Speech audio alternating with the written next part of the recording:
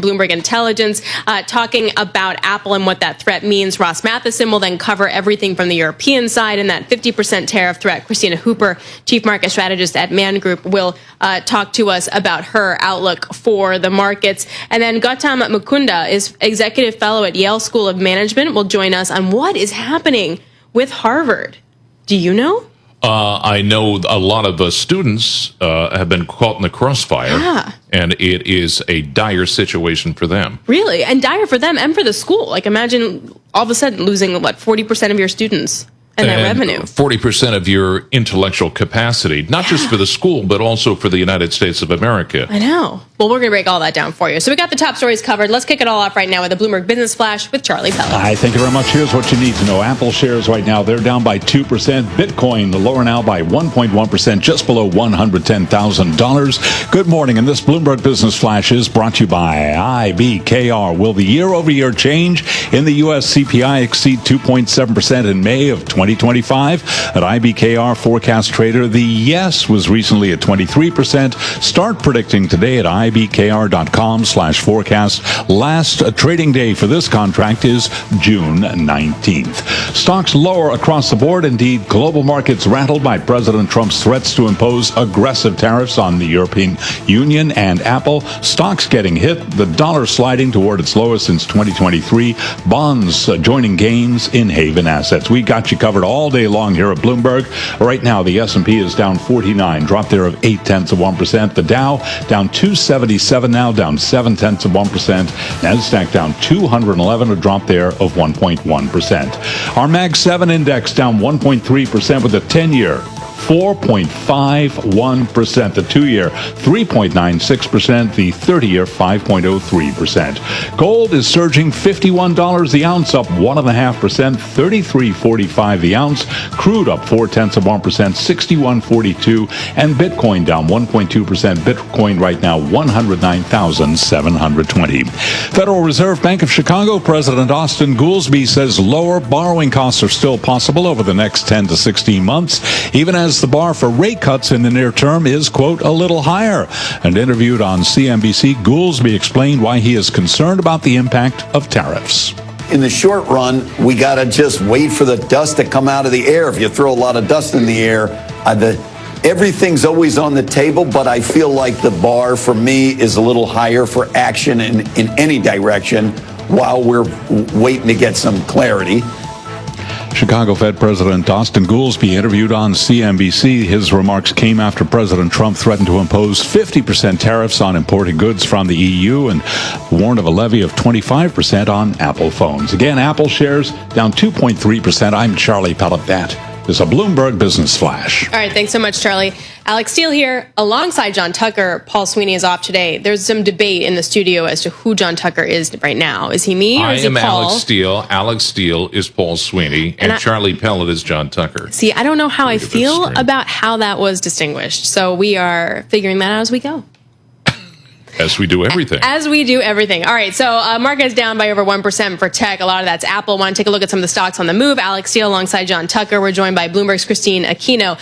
So let's kick it off with what you're watching. Apple. Let's dig more into it. Yeah, we absolutely have to dig into Apple, Alex. Again, as you mentioned, shares down over 2% at the moment. That's actually pairing some of those pre-market losses. We saw those shares sink as much as 4% before the cash open. And as we all know, the Apple stocks are, of course, at the forefront of the latest tariff threat from President Donald Trump. He threatened a 25% levy on the company if it failed to move iPhone production and manufacturing to the U.S. Now, of course, we have Bloomberg Intelligence analysts crunching the numbers. Is that even possible? What does that mean? And they estimate that the immediate impact is going to be a 300 to 350 basis point cut to their gross margin for fiscal 2026. And we have analysts at Wedbush also estimating that if this happens, then that would translate into iPhone prices of, hold on to your seats, $3,500. $3,500. Yeah, and essentially building it overseas is a labor arbitrage. Now they got a pass in with the first round of tariffs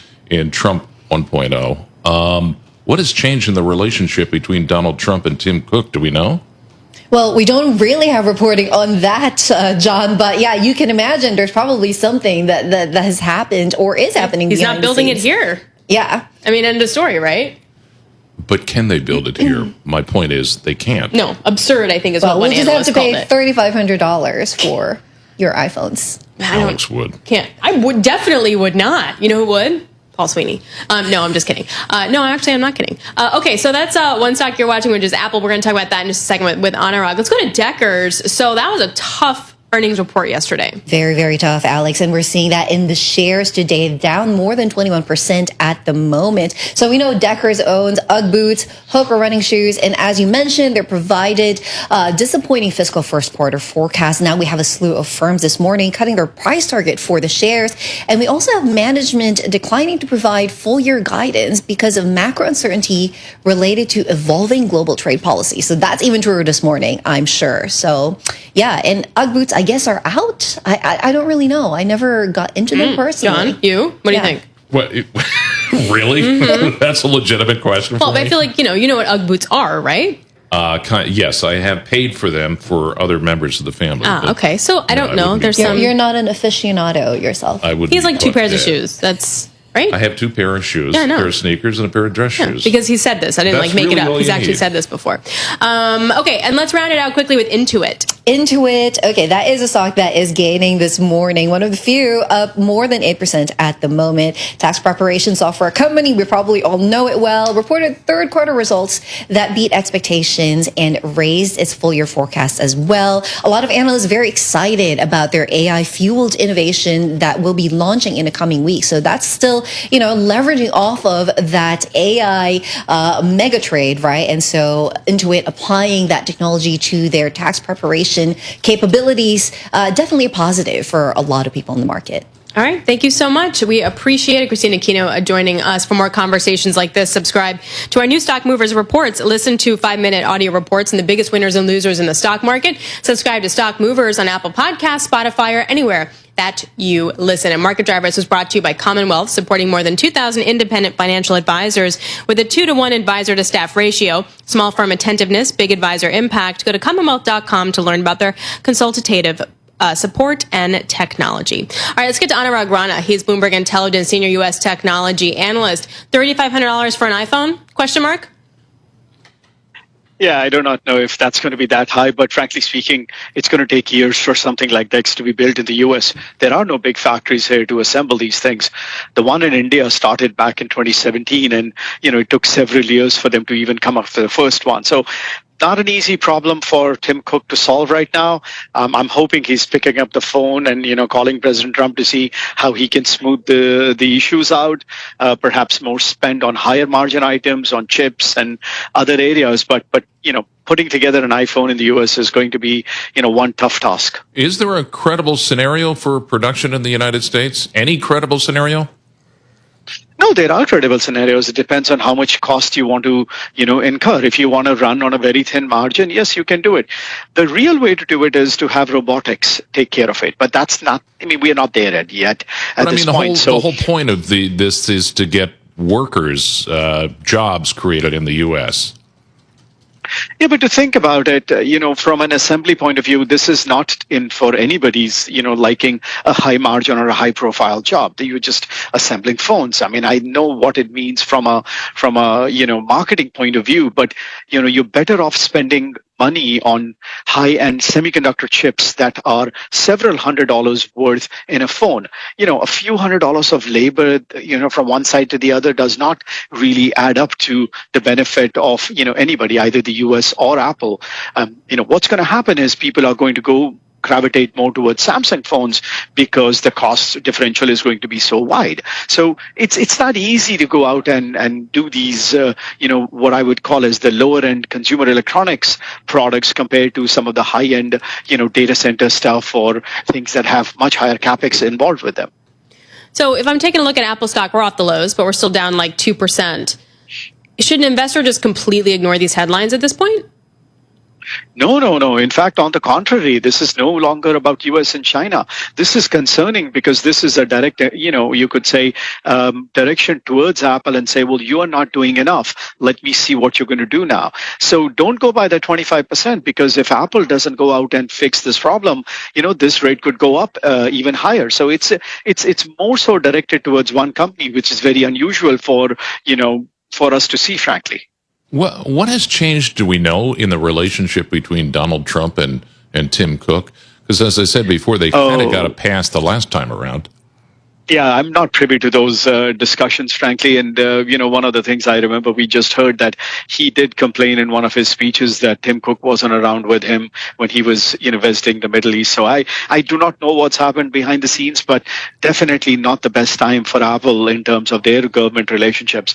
So that's why I'm saying I'm hoping that they, pick up the phone, figure out whatever the deal is, they make it, they spend the extra money, and take care of whatever the big, lingering issues are. So now no one's been able to answer your question. So that leads me to believe that you need to go research this, Tucker. Nobody knows what has changed between Tim Cook and President Trump. Again, I was filling it for you. He's just going to rub salt in this wound. So Anurag, just, for you to know, Paul's out today. So John Tucker comes in and says, I'm going to be you. Alex, you're Paul. You do all the work, and I just sit here. And I am continually offended by this. We really started off on the wrong foot. We really did. Anurag, see, he's laughing. He knows that's not true. Anurag, I appreciate you. Anurag Rana, Bloomberg Intelligence Senior Technology Analyst, joining us. Apple off the lows of the session. We don't have to air our dirty down by laundry 2%. in public. You brought it. It's here. Mom and Dad are fighting on radio. Okay, coming up on the program, we are going to break down the other side of the Trump tariff tumult today, and that comes on the side of Europe. A potential 50% increase on tariffs in Europe doesn't seem to like the pace of negotiations. That was sort of the comment behind President Trump. Ross Matheson, Bloomberg News Director for Europe, Middle East, and Africa, will join us. Then we'll get the market action with Christina Hooper, Chief Market Strategist at the Man Group. So as a market participant, what do you do, particularly when that curve gets out really steep this week with that 30-year around 5%? This is Bloomberg. Today, David Weston sits down with U.S. Treasury Secretary Scott Bessent. We are deregulating across all industries every day. What are his thoughts on the economy, the tax bill, and tariffs? With the tariff program, we had a plan, we have a process. U.S. Treasury Secretary Scott Bessent. Today at 11:30 a.m. Eastern. Over the next 90 days, we can accomplish a lot. On Bloomberg Radio, Bloomberg Television, and the Bloomberg Podcast page on YouTube. Context changes everything. I'm Barry Ritholtz, and I'm excited to tell you about my new podcast, At the Money. Each week, I sit down with an expert to have a 10-minute conversation on a single topic involving your money. Investing tends to reward simple. We weren't wired for this. Use that volatility to your advantage. Spend the money, for heaven's sakes. What's it for? Listen to At the Money every week in the Masters in Business podcast feed on Apple, Spotify, YouTube, or wherever you get your podcasts. When it comes to making plans, you are the best. What about those round trips, which are perfect on your way there and perfect on your way back? Or those meetings with friends, surprise parties, camps, birthdays. The same way you plan for the important moments, start planning to protect you and your loved ones from a natural disaster. Sign up for local weather and emergency alerts. Prepare an emergency kit and make a family communications plan. Get started at ready.gov/plan. Brought to you by FEMA and the Ad Council. Bloomberg Radio, on demand, and in your podcast feed.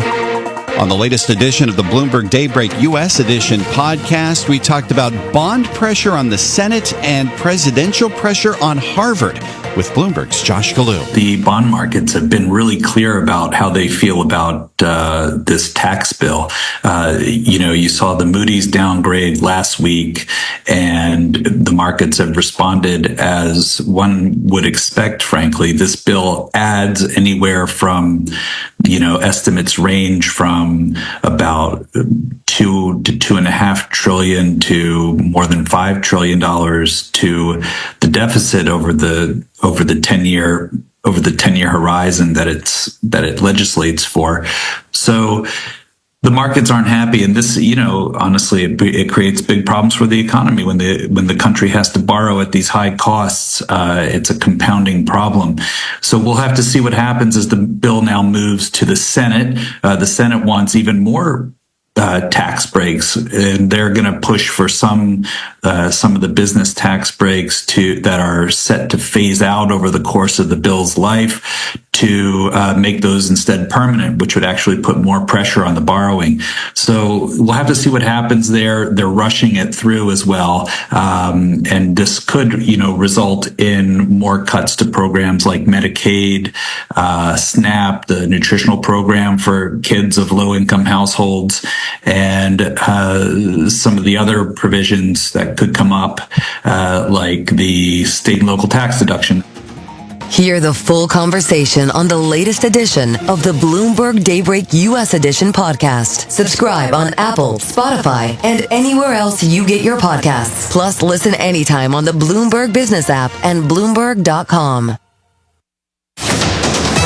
Markets, headlines, and breaking news 24 hours a day at Bloomberg.com, Bloomberg Television, and the Bloomberg Business app. This is a Bloomberg Business Flash.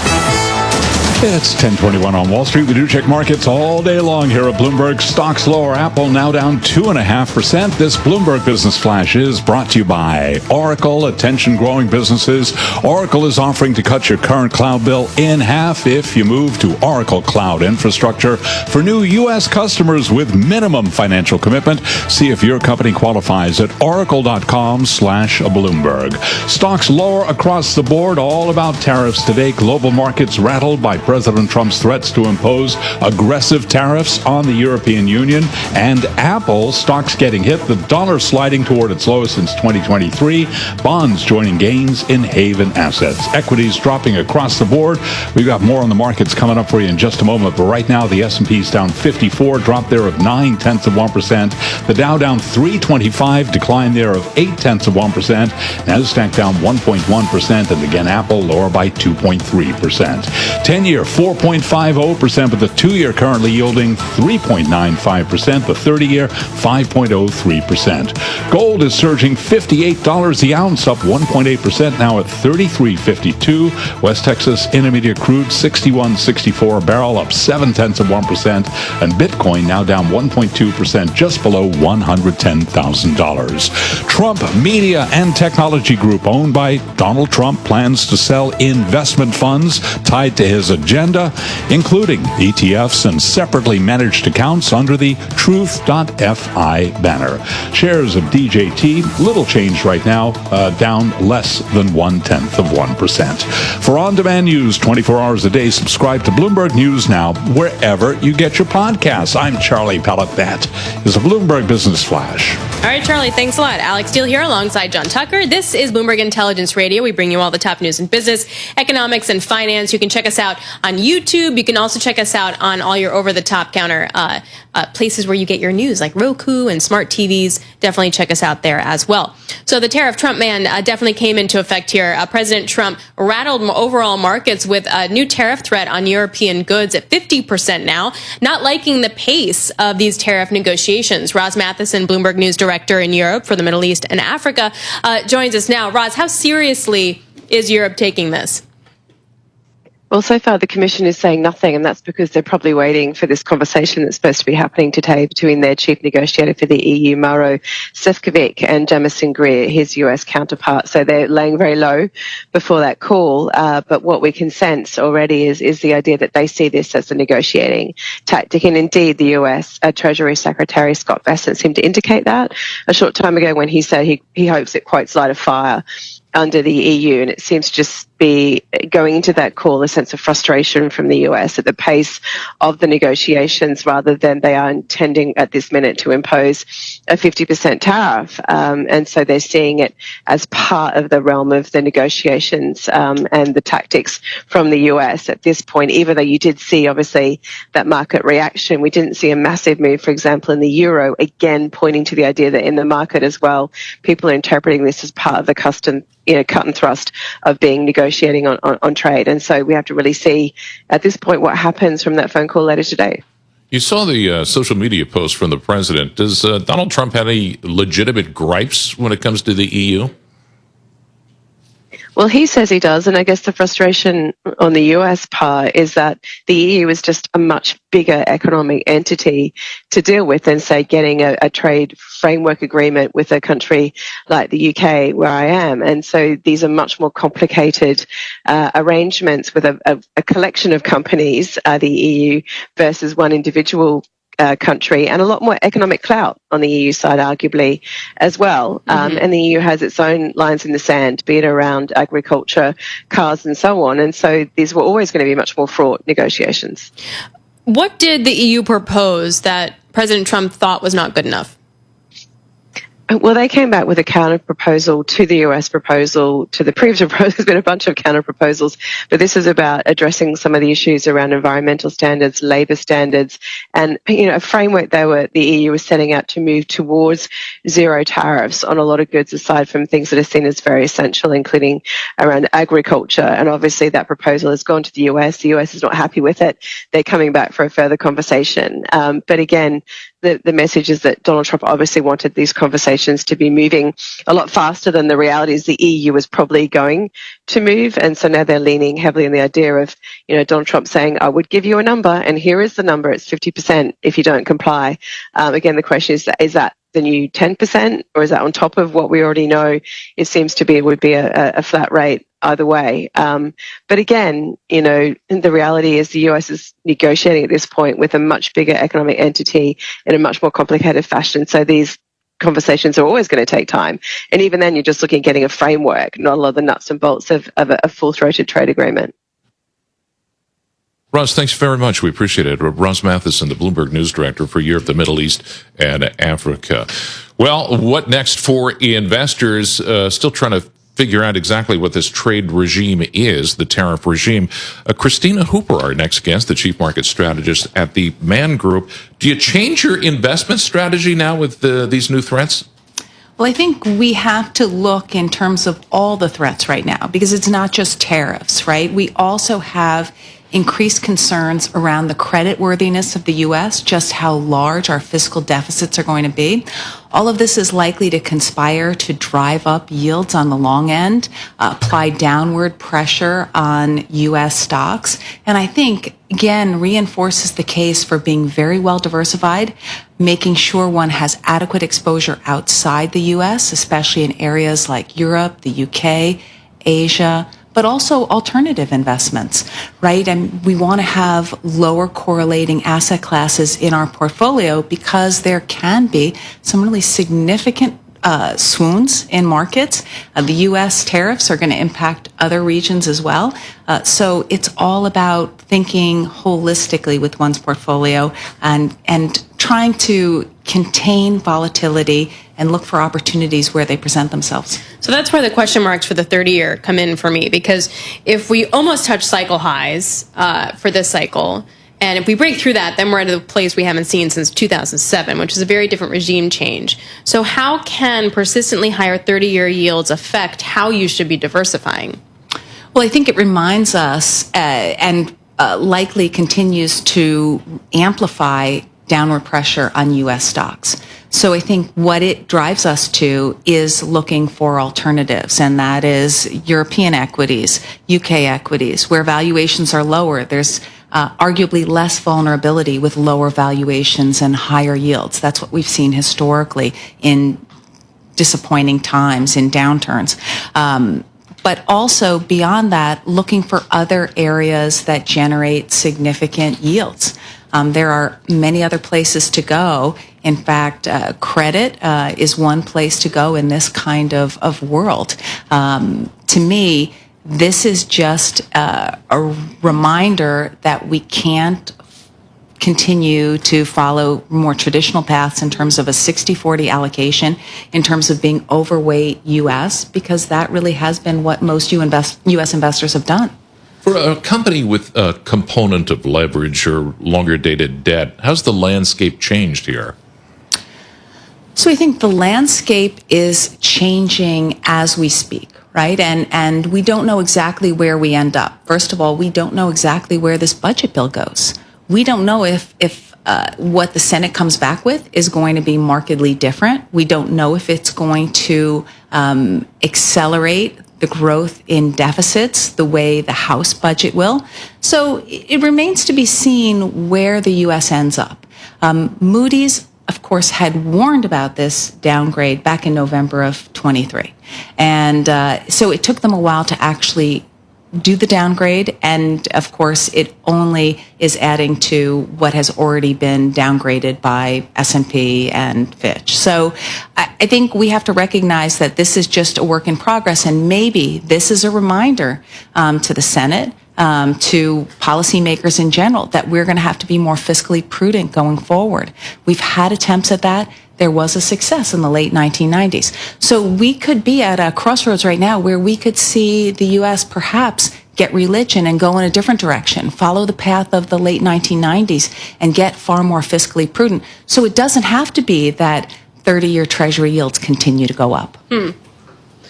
So I guess that's your point, though, that who knows if that's going to happen. That feels like a coin flip. But to your point, that's why you need to be diversified, because you just don't know. So you need to be prepared for sort of all circumstances.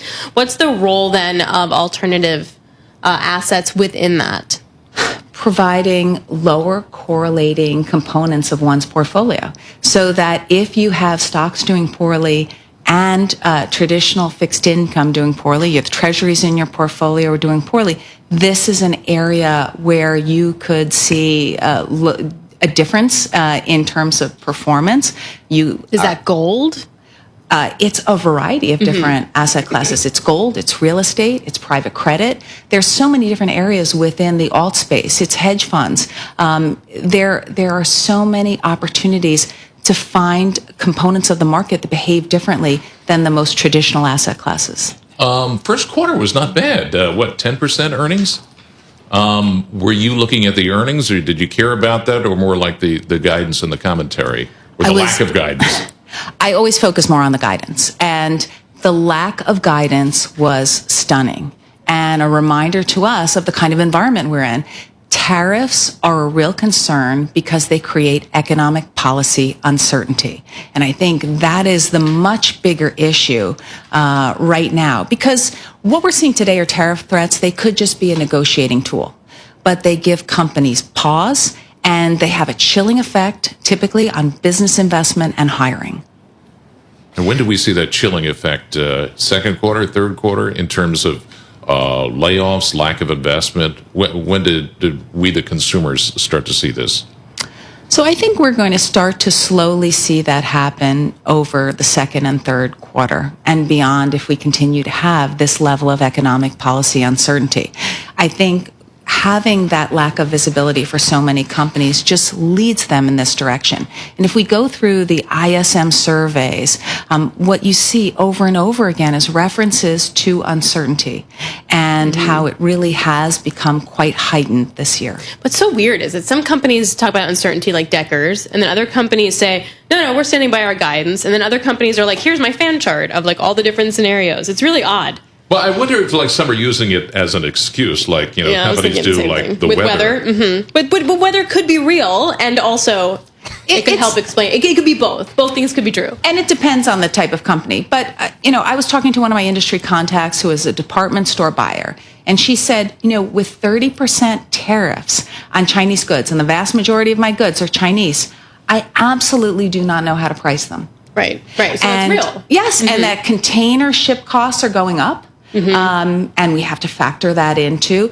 So it could very well be not that dissimilar to the kind of pandemic environment we saw, where it was just container ship prices were going up, and there was a real lack of understanding of how we can price this for profitability. What department store does she buy for? Well, I can't say. Wow, God, I was looking for that in there. That sounds fun. Okay, thanks a lot, Christina Hooper, Chief Market Strategist at the Man Group. I'm going to go shopping with Christina after this. Oh, yeah. Okay. We're going to do that. All right, coming up. Don't believe me, though. No, you're done. You're going to be Paul and Alex. So I don't know what that means for you. All right, coming up, Guta Mukanda is Executive Fellow at Yale School of Management. CBS News Brief. They're already expensive, and President Trump's making a new threat to slap 25% tariffs on Apple product. if Tim Cook doesn't start making iPhones in the U.S. Tech contributor Ian Scher. Apple's brand is not known for cheaper products, and there have been a lot of questions over the years about whether or not the company will raise prices to protect its comparatively strong profits. Harvard went to court today to sue the Trump administration for revoking the university's ability to enroll international students. CBS's Natalie Brand. It's the second suit that we've seen Harvard file. In a statement by the university, it says it condemns this unlawful and unwarranted action. AAA expects a new record of more than 45 million Americans traveling more than 50 miles this Memorial Day weekend. Brady Cork and his family are planning to drive to Kentucky. We are hanging out at Grandma's pool all weekend. We've got 2 college-age kids, and we hope to lounge by the pool. CBS News Brief. I'm Deborah Rodriguez. The stories that moved markets today. Concerns about iPhone sales in China. And the insight that will shape trading tomorrow. Traders are waiting to hear from Fed Chair Jay Powell. The Bloomberg Business Week Daily Podcast with Carol Massar and Tim Stenbeck. Technology and consumer staples among the biggest winners. The rally taking a bit of a breather. Bloomberg Business Week Daily. Listen live weekday afternoons at 2 Eastern on Apple CarPlay or Android Auto with the Bloomberg Business app and anywhere you get your podcasts. Bloomberg Radio. Context changes everything. Stacey Vanek Smith here from Bloomberg's Everybody's Business. This week on the podcast, we talk about the big, beautiful bill. The bill gives out a lot of tax cuts and doesn't really think through how to pay for them. A lot of the idea is that, maybe tariffs will cover some of those costs, or the cuts to Medicaid and Medicare will cover some of those costs. I think it's a pretty short-term look. Listen to Everybody's Business from Bloomberg Business Week, wherever you get your podcasts. This is a Bloomberg Money Minute. Stock in Apple is falling nearly 3% following a threat by President Trump to slap a tariff of at least 25% on the company if it builds the iPhones it sells in the U.S. anywhere other than the U.S. Apple has pledged that most phones for the U.S. market will be Indian-made by the end of next year. The company lacks engineering and manufacturing capacity to begin quickly building any hardware stateside, and any eventual U.S.-built phones will cost far more to build. Apple's news is creating red coattails for many other tech stocks, pulling the Nasdaq down nearly 1.5%. Dow and S&P 500 each losing 1%. Discount retailer Ross is joining the growing list of companies warning of tough times ahead thanks to economic and geopolitical uncertainty. The company's earnings for the just finished quarter fell short of forecasts, and Ross has withdrawn all sales and profit forecasting for the full year. Shares are down 12%. Andrew O'Day, Bloomberg Radio. Bloomberg Radio, on demand and in your podcast feed. On the latest edition of the Bloomberg Surveillance Podcast, from T. Rowe Price, Sebastian Page. Valuation and momentum, when they align together, historically, that is a much stronger signal than either signal working alone. And that's been studied across markets. Well, I just think it's about growth expectations here in the U.S., right? I mean, they really are falling. And so, the question is, how far do they go, or how far before the Fed catches up and wakes up to this? So I'm just curious to hear what, your rate expectations are, your Fed expectations are, through the end of this year, but more importantly, in the first half of next year. Just how deep do we think the terminal Fed funds rate can go? You have to account for the possibility of an upside surprise in inflation when you answer that question. It's not just about growth. That's why it's tough to be the Fed right now. That's right. I'm going to stop the show, folks. I'm interviewing Damian Sassar and Sebastian Page. Sebastian, very importantly here, do Americans get more inflation because of what we see now in currencies and with the Build Better America BBB bill and all that? It's part of it on imports. So year to date, we're running at 2.4% inflation if you analyze the monthly prints. That's not too bad. The one-year swap is looking at 3.3. So the expectation is that inflation's coming up. I think there's a risk to the upside because of commodities. Some commodities are trending up. So, Tom, this is like we're having our mini asset allocation committee here, because in our asset allocation committee, we have bulls and bears and we have debate. And now we're neutral or close to neutral between stocks and bonds. Hear the full conversation on the latest edition of the Bloomberg Surveillance Podcast. Subscribe on Apple, Spotify, and anywhere else you get your podcasts. Plus, listen anytime on the Bloomberg Business app and Bloomberg.com.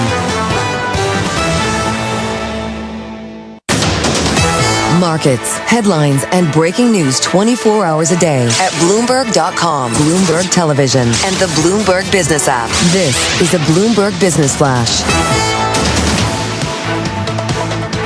Check markets all day long here at Bloomberg with the Dow, the S&P, Nasdaq. They're all in the red right now. Concerns about tariffs. Apple shares moving lower by 2.4%. We've got the S&P down 46. That is a drop right now of just about 0.8%. Dow Industrials down 254. Decline right now of 0.6%. While the Nasdaq Composite Index is lower now by 178 points. For Nasdaq, a decline of just about 0.9%. Our Mag 7 Index down 1.1%. 10-year 4.51%, the 2-year 3.96%, gold up 1.8%, 33.52 the ounce, and West Texas Intermediate crude up 0.6%, 61.59 a barrel on WTI. Bitcoin now at 109,760. Bitcoin lower today by just about 1.2%. Global markets rattled by President Trump's threats to impose aggressive tariffs on the European Union and Apple. Apple, as we mentioned, moving lower. Christina Hooper is with the Man Group, and she was a guest moments ago right here on Bloomberg Intelligence. We also have increased concerns around the creditworthiness of the U.S., just how large our fiscal deficits are going to be. All of this is likely to conspire to drive up yields on the long end, apply downward pressure on U.S. stocks. Christina Hooper of the Man Group interviewed right here on Bloomberg Intelligence. So again, the Dow, the S&P, Nasdaq all lower. S&P down 0.8%. The discount retailer Ross Stores now plunging by 14.5%. It is pulling its full-year profit outlook because of heightened uncertainty caused by tariffs. Recapping, Apple shares lower, down 2.5%. For on-demand news 24 hours a day, subscribe to Bloomberg News now wherever you get your podcasts. I'm Charlie Pellet. That is a Bloomberg Business Flash. All right, Charlie, thanks a lot. Really appreciate it. Alex Steele here alongside John Tucker. Paul Sweeney is off today. This is Bloomberg Intelligence Radio. We bring you all the top news in business, economics, and finance. We are broadcasting to you live from our interactive broker studio right here in Midtown Manhattan. Check us out on Roku, on our smart TV, our originals content, as well as YouTube.com. The stunning headline, I sound like Tom Keene, but the stunning headline from yesterday that really truly was a jaw dropper all across the newsroom was Harvard University in its latest conflict with President Trump. Harvard now suing the Trump administration over the Trump administration's decision to block the school from enrolling international students, and that affects 27% of the student body. Gautam Mukunda is executive fellow at Yale School of Management. You just put this into context of what this could mean for a school like Harvard that not only relies on the brain power of the 27% of the student body, but also the money of the 27% of that student body. So this is potentially very damaging for Harvard, which of course relies not just on the money and the brain, right? These are money and brain power. So these are some of the best students in the world. But there will be a Harvard for a long time after this. Universities are incredibly resilient. Oxford, if you go to Oxford and Cambridge, you will see niches in the walls that are empty. And if you look into the back of the niche, you see shattered remnants of sculptures because Oliver Cromwell's soldiers stormed the universities and shattered the images. Universities survive lots of things. The damage here is not to Harvard, it is to the United States. Just back up for a second and think about this. Imagine that the Chinese government decided to attack an American asset that generated tens to hundreds of billions of dollars in economic value every year. That was the single most important institution in securing American leadership in science and technology, and that also took in the next generation of global leaders, exposed them to the best of the United States, and indoctrinated them in American values, and then sent them home. If the Chinese government decided to attack an asset of that value, we would expect the United States government to go to war to defend it. And instead, it is the United States government that is doing it to us, to itself. And beyond the economic contribution of these students, there are other components too. This is sort of like, I mean, would you think that it's sort of like the United States shooting itself in the foot? The United States shooting itself in the foot would be kind compared to that. This is the United States shooting itself in the stomach. Let's put this in perspective. Just recently, Nature identified the 10 top research universities in the world. So the 10 universities in the world that contribute the most to science and technology. Only 2 of those 10 were American. The other 8 were Chinese. 8th was MIT, and 1st was Harvard. There is no way to be globally competitive without leadership in science and technology. And the Trump administration is attacking the institution of the United States that is most successful at doing that. So how does this then play out? Clearly, this will be tied up in the courts forever, and there was a stay from a California judge overnight. But if I'm an international student, why would I even take the risk at this point? Like, the brain drain can start now. Yeah, I mean, so this is clearly lawless by the administration. It is clearly pretextual. So in Kristi Noem's letter to the Harvard, there is not a claim of any laws being violated. It is simply a bunch of demands. And I note that in Secretary DeVos's letter to Harvard explaining why they were taking earlier actions, anti-Semitism, which is supposedly the reason all of this was done, was not even mentioned, right? This is clearly pretextual. This is not to say that Harvard hasn't made mistakes. Of course it has. It's not to say that Harvard hasn't handled issues badly. Of course it has. But none of this is about that, right? And so from the perspective of not just students, but also top-tier researchers, right, who are dependent heavily on federal funding, they're going to be thinking about leading. And here's the irony of all ironies. Hong Kong Technology has already announced that they will accept students and researchers who are refugees from Harvard on favorable terms. The Trump administration is taking the best minds in the world and trying to make them flee to China. Is there time for them to even transfer, as Kristi Noem or whomever in the administration said they should do? You know, it depends on the person. It depends on the student. But there are people who are devastated right now. I'm getting emails from former students who are in tears, who don't know what's going to happen to them. And surely the cruelty is part of the point. I mean, let's be clear. This is not, Kristi Noem said it herself, this is not about Harvard. This is about an attempt by the administration to break American higher education to its will, right? It is trying to seize control of American universities and get them to become organs of indoctrination. And that's not me claiming it. That is literally what Kristi Noem has stated in her statements, right? So yeah, this is going to go a lot beyond Harvard. And, you may leave Harvard and find out that it chases you to wherever you go next too.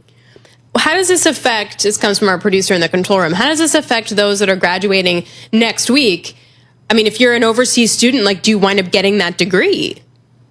I mean, my guess is that Harvard will be able to get a stay in place for the next week, but no one knows that the cruelty and the chaos this is imposing is not accidental.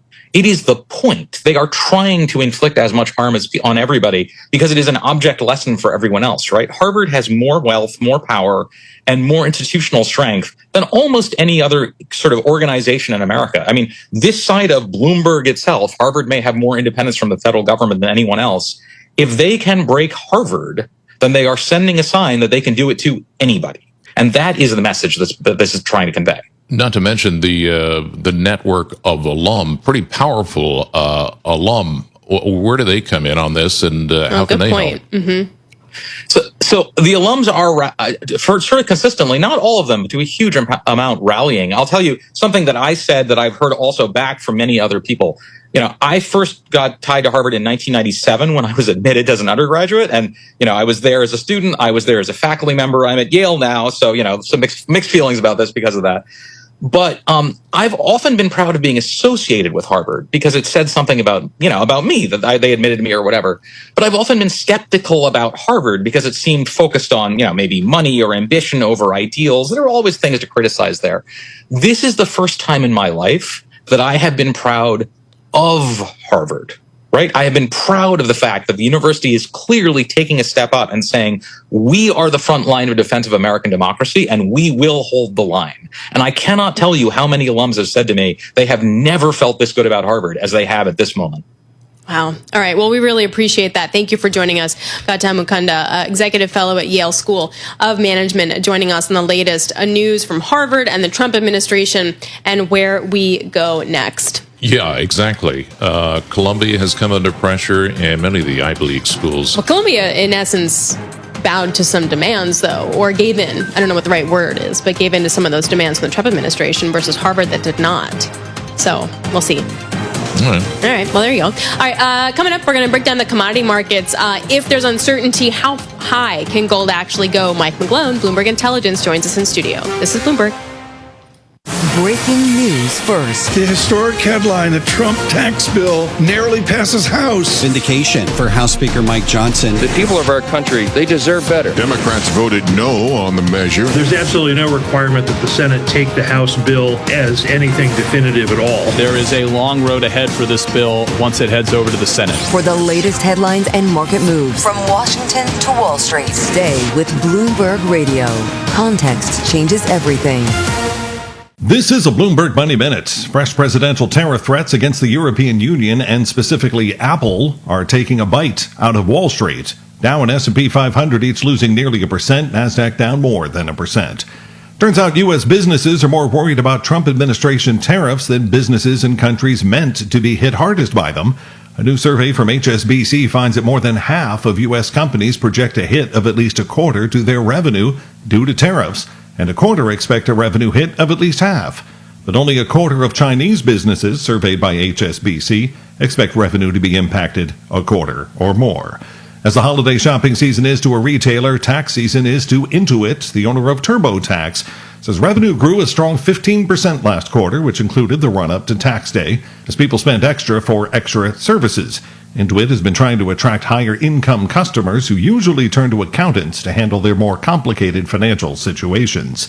Andrew O'Day, Bloomberg Radio. Economics. A slower inflationary environment is what we're seeing here. Finance. How do you frame the Magnificent Seven? Investment. We're seeing a market move here and yields higher. Bloomberg Surveillance. Tom Keene, Paul Sweeney, and the names that shape the world's markets. My conversation with Christine Lagarde. Listen live weekday mornings at 7 Eastern on Apple CarPlay or Android Auto with the Bloomberg Business app. Watch us on YouTube. Go to the Bloomberg Podcast page and click on the live feed, or catch us on Bloomberg Originals.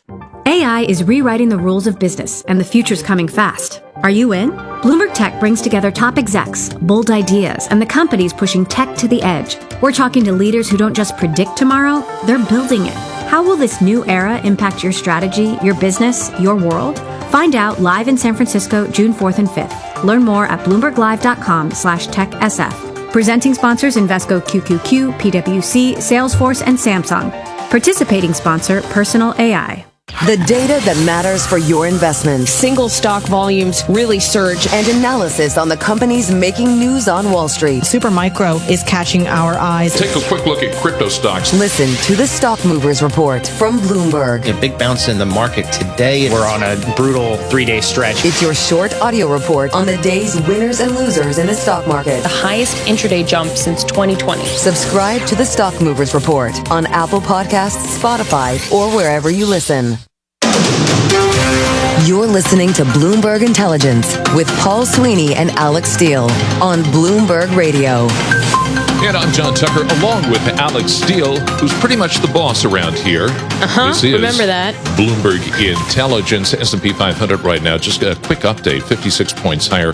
That is 56 points lower. That is down 1% with all the news that's happening on this Friday before the long holiday weekend. So what do you get when you combine gold and Bitcoin?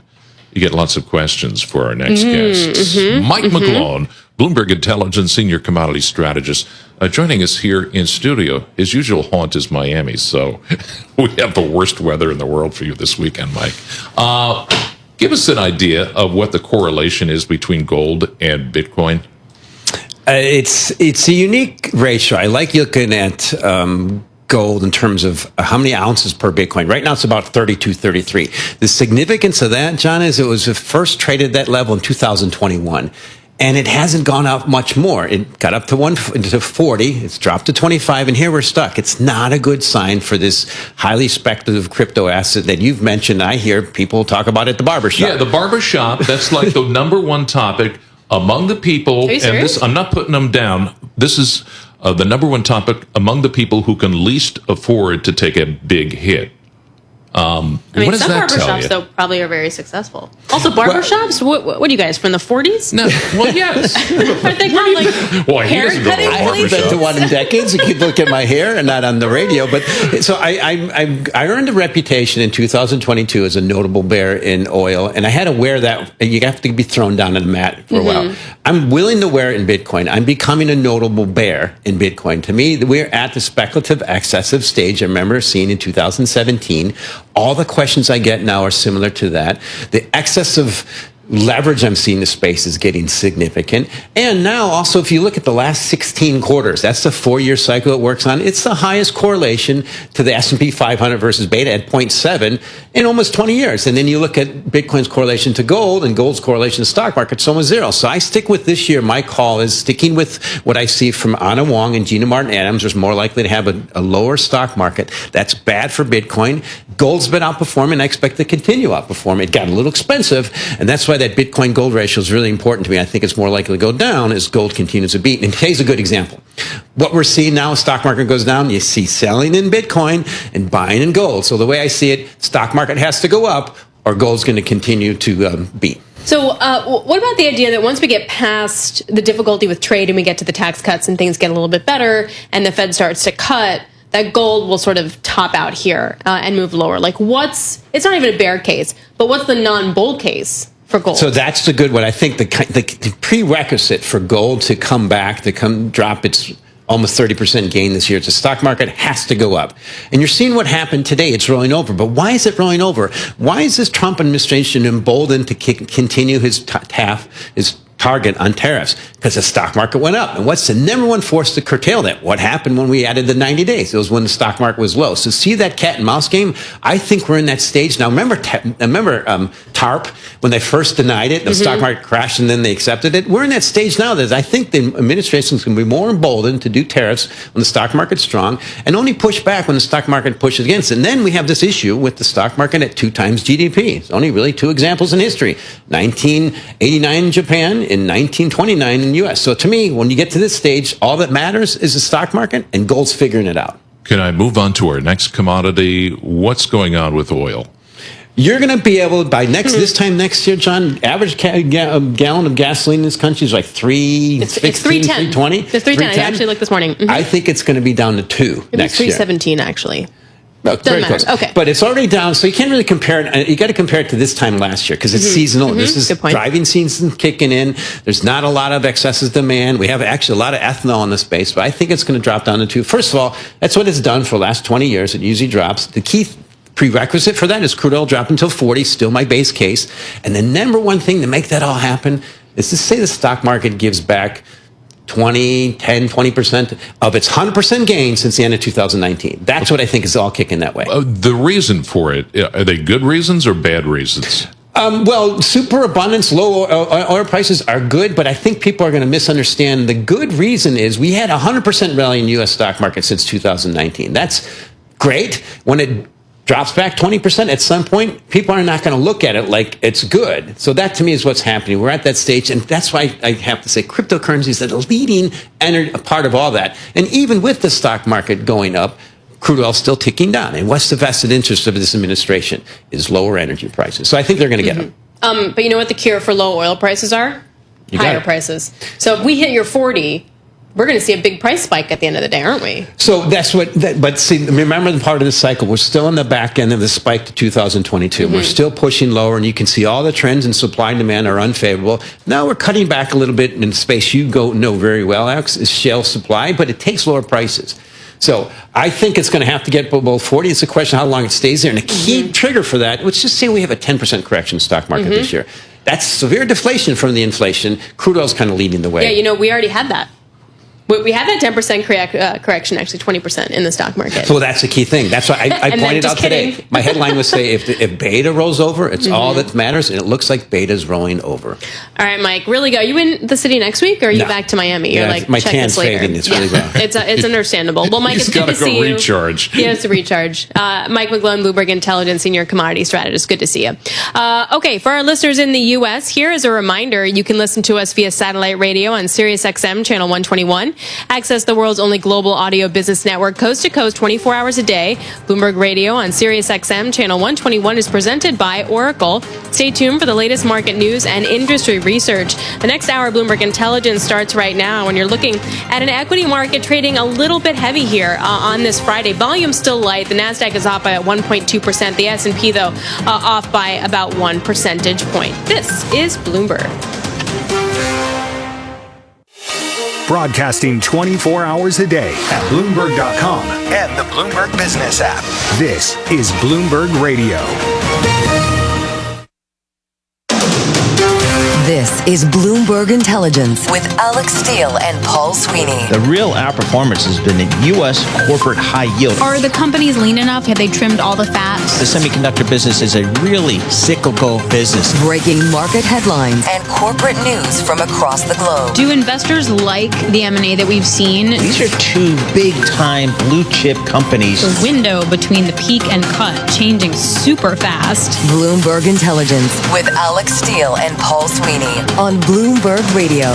Happy Friday, everybody. We made it to the end of the week, and we're not done yet. Heavy news flow on this Friday from President Trump, and we have a great lineup for you. We're going to be speaking to Chile's finance minister in just moments in town for a Chile Day event, but we're going to get deeper also into what it means for copper production and trade. Chilean ministers in town for the Chile event? Chile Day event. Chilean. Yeah, Chile Day event. Okay. Anywho, all right. We also have a great interview lined up for you with Scott Bessent. David Weston will be talking to him, the Treasury Secretary, coming up at the half-hour mark. That actually is must listen, considering the headlines that we got today. First of all, the whole show is must listen. Well, yeah, but yes, definitely want to tune in for Scott Bessent. Also, we're going to be talking about munis.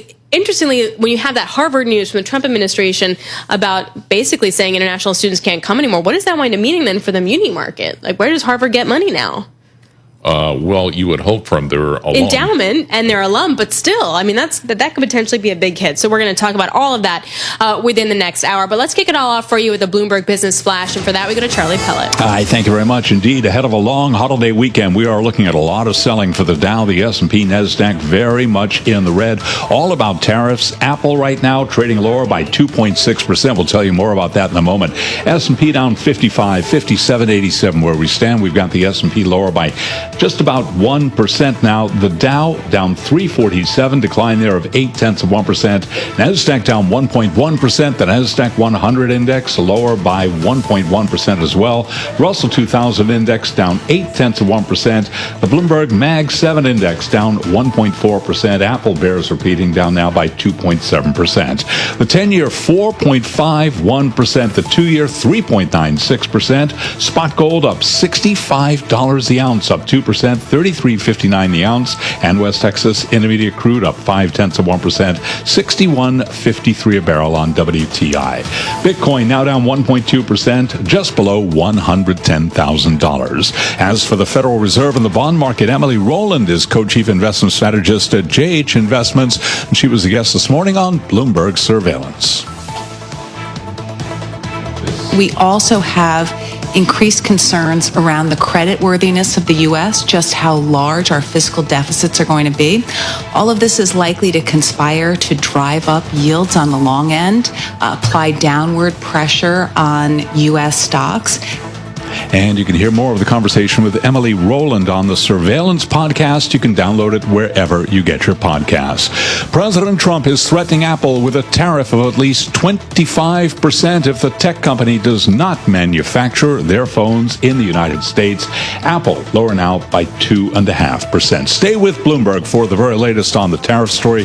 We got you covered on markets, and again, ahead of a long holiday weekend. For on-demand news 24 hours a day, subscribe to Bloomberg News now wherever you get your podcasts. I'm Charlie Pellet. That is a Bloomberg Business Flash. All right, thanks so much, Charlie Pellet. Appreciate that. Alex Steele here alongside with John Tucker. Let's take a look at some of the stocks in the move today. We're joined by Bloomberg's Christine Aquino. All right, let's kick it off with Ross Stores. Yeah, Ross Stores, Alex, that's not doing well today, down more than 14%, and that's after we got the second quarter earnings per share forecast. That missed the average analyst estimate that we saw at Bloomberg. The company also withdrew its full year sales and earnings guidance, citing all this uncertainty that we're seeing in what does Ross Stores sell? I've never been in there. Discount retailer. Well, I know stuff, but clothes, like what kind of shoes? stuff? That kind of stuff. Remember Ross, like dress Kohl's. for less.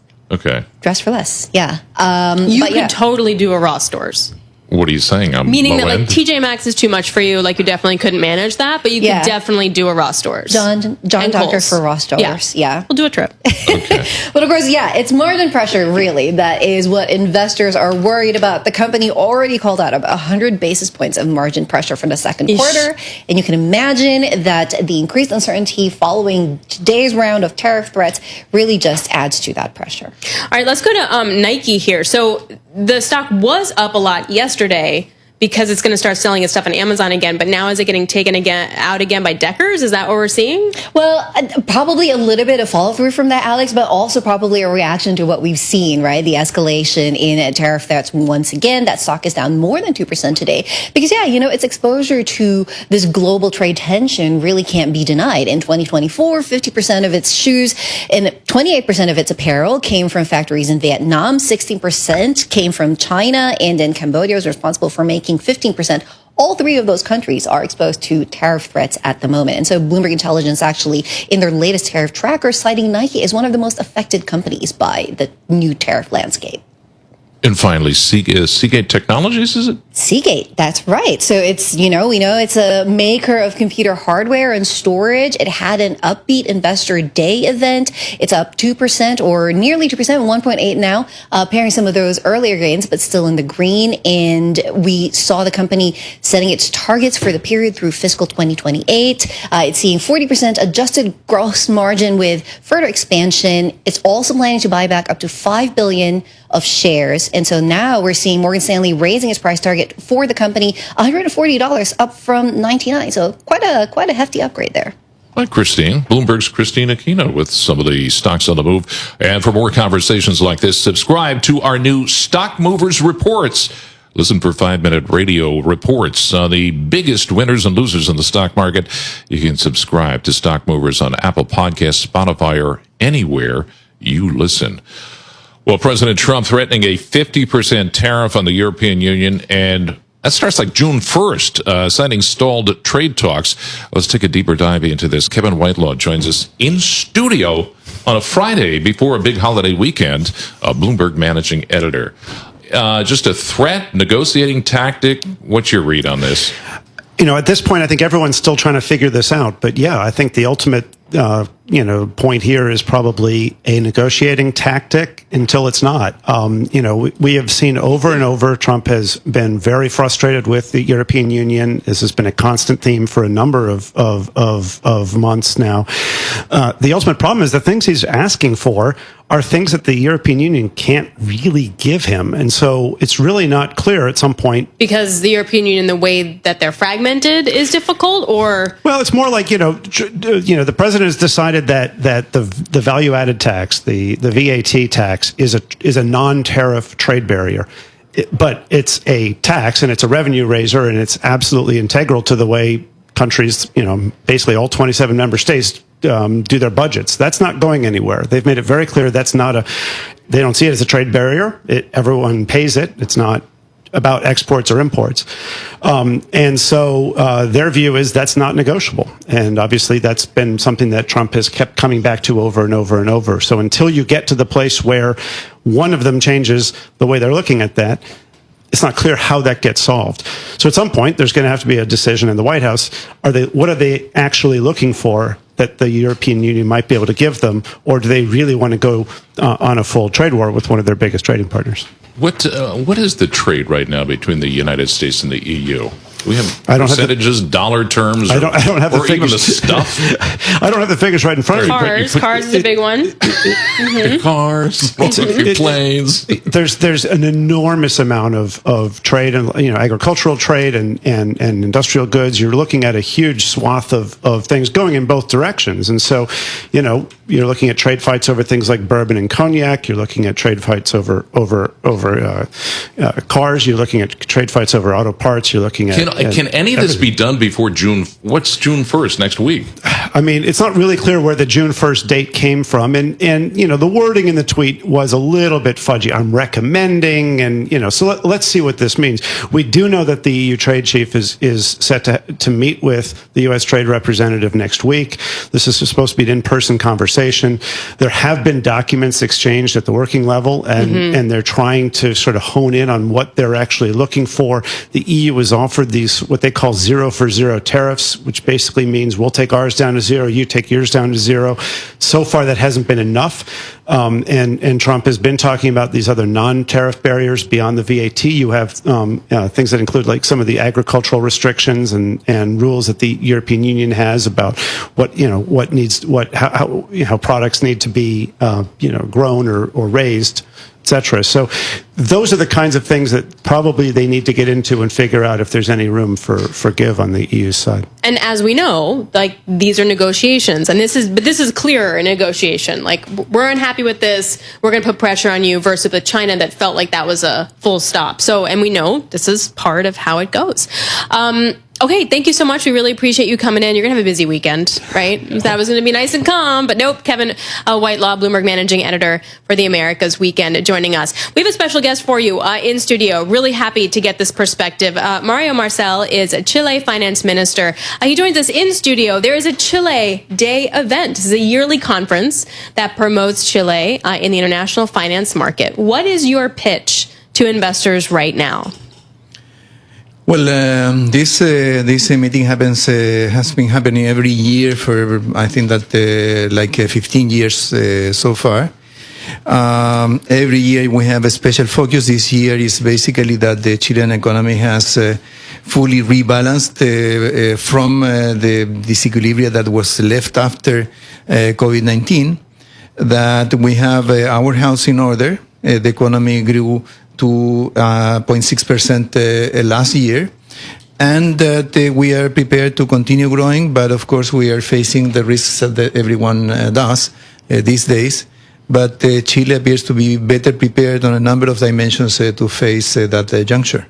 All right, now be honest with this next question. You just heard Kevin Whitelaw talking about, does the rest of the world think the United States is nuts? That's a legitimate question. It is. Can I use the Fifth Amendment? Okay. All right.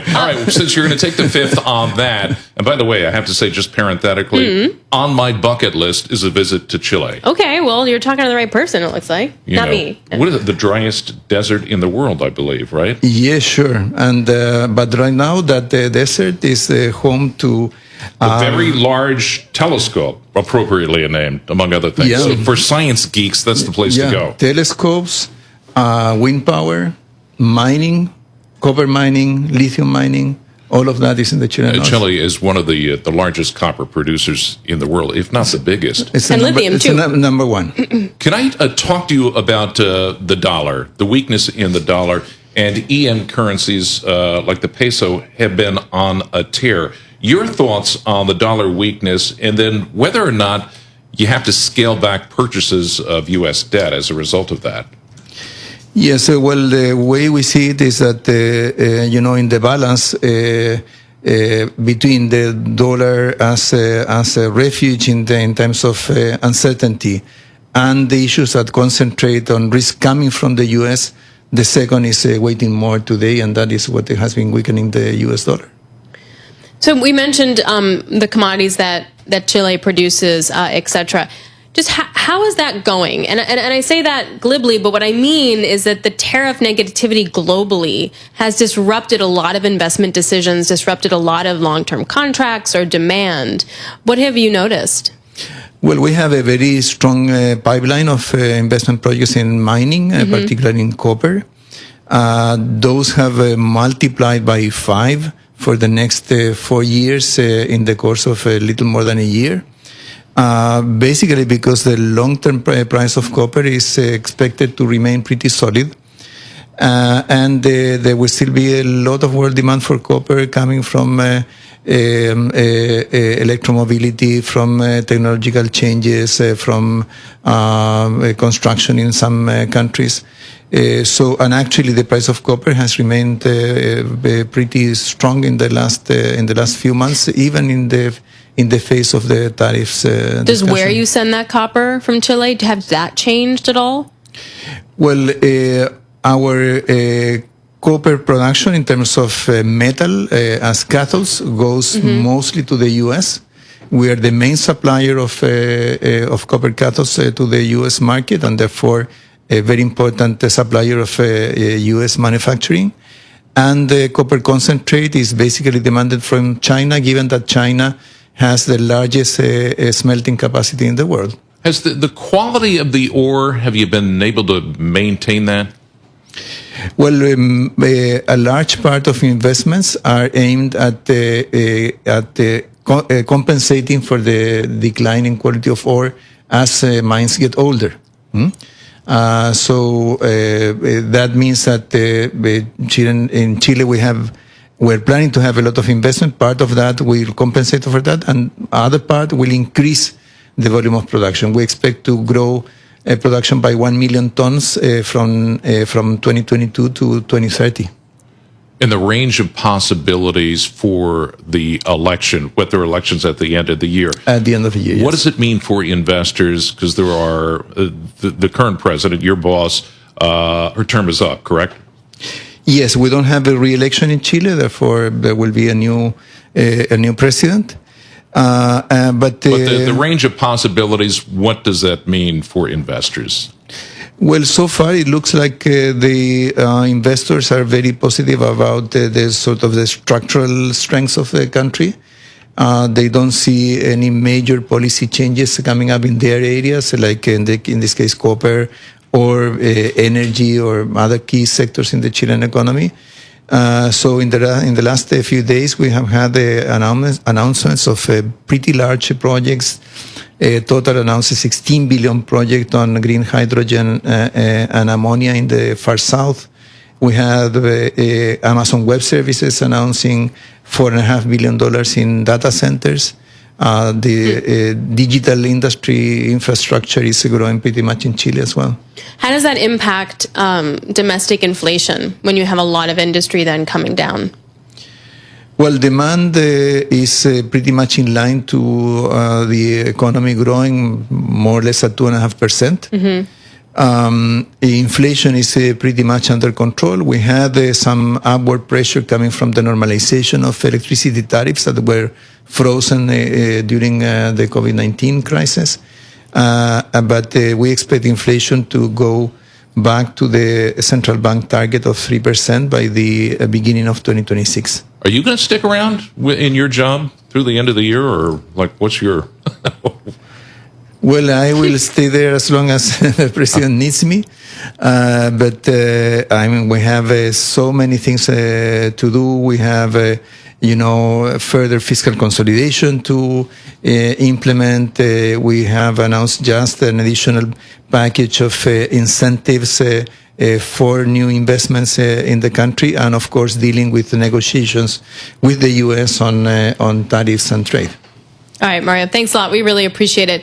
Thank you so much for joining us, Mario Marcel, Chile finance minister. And on the way home, I will be stopping to get some Chilean wine because it's very good.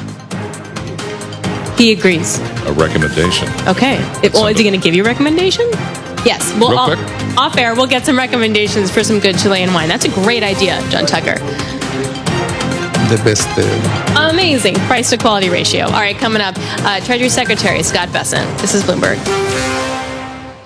Today, David Weston sits down with U.S. Treasury Secretary Scott Bessent. We are deregulating across all industries every day. What are his thoughts on the economy, the tax bill, and tariffs? With the tariff program, we had a plan, we have a process. U.S. Treasury Secretary Scott Bessent. Today at 11:30 a.m. Eastern. Over the next 90 days, we can accomplish a lot. On Bloomberg Radio, Bloomberg Television, and the Bloomberg Podcast page on YouTube. Context changes everything. Extraordinary films are found on Jolt, Available now for a limited time, Can't Look Away exposes disturbing truths uncovered by Bloomberg's Olivia Carville about social media's harmful impact on kids. We are in the midst of a fentanyl crisis. These companies have upped the stakes. They're now in your children's bedroom. It's not a fair fight, is it? Can't Look Away challenges everything you think you know about the dangers kids face online. Watch now at jolt.film. That's JOLT.film.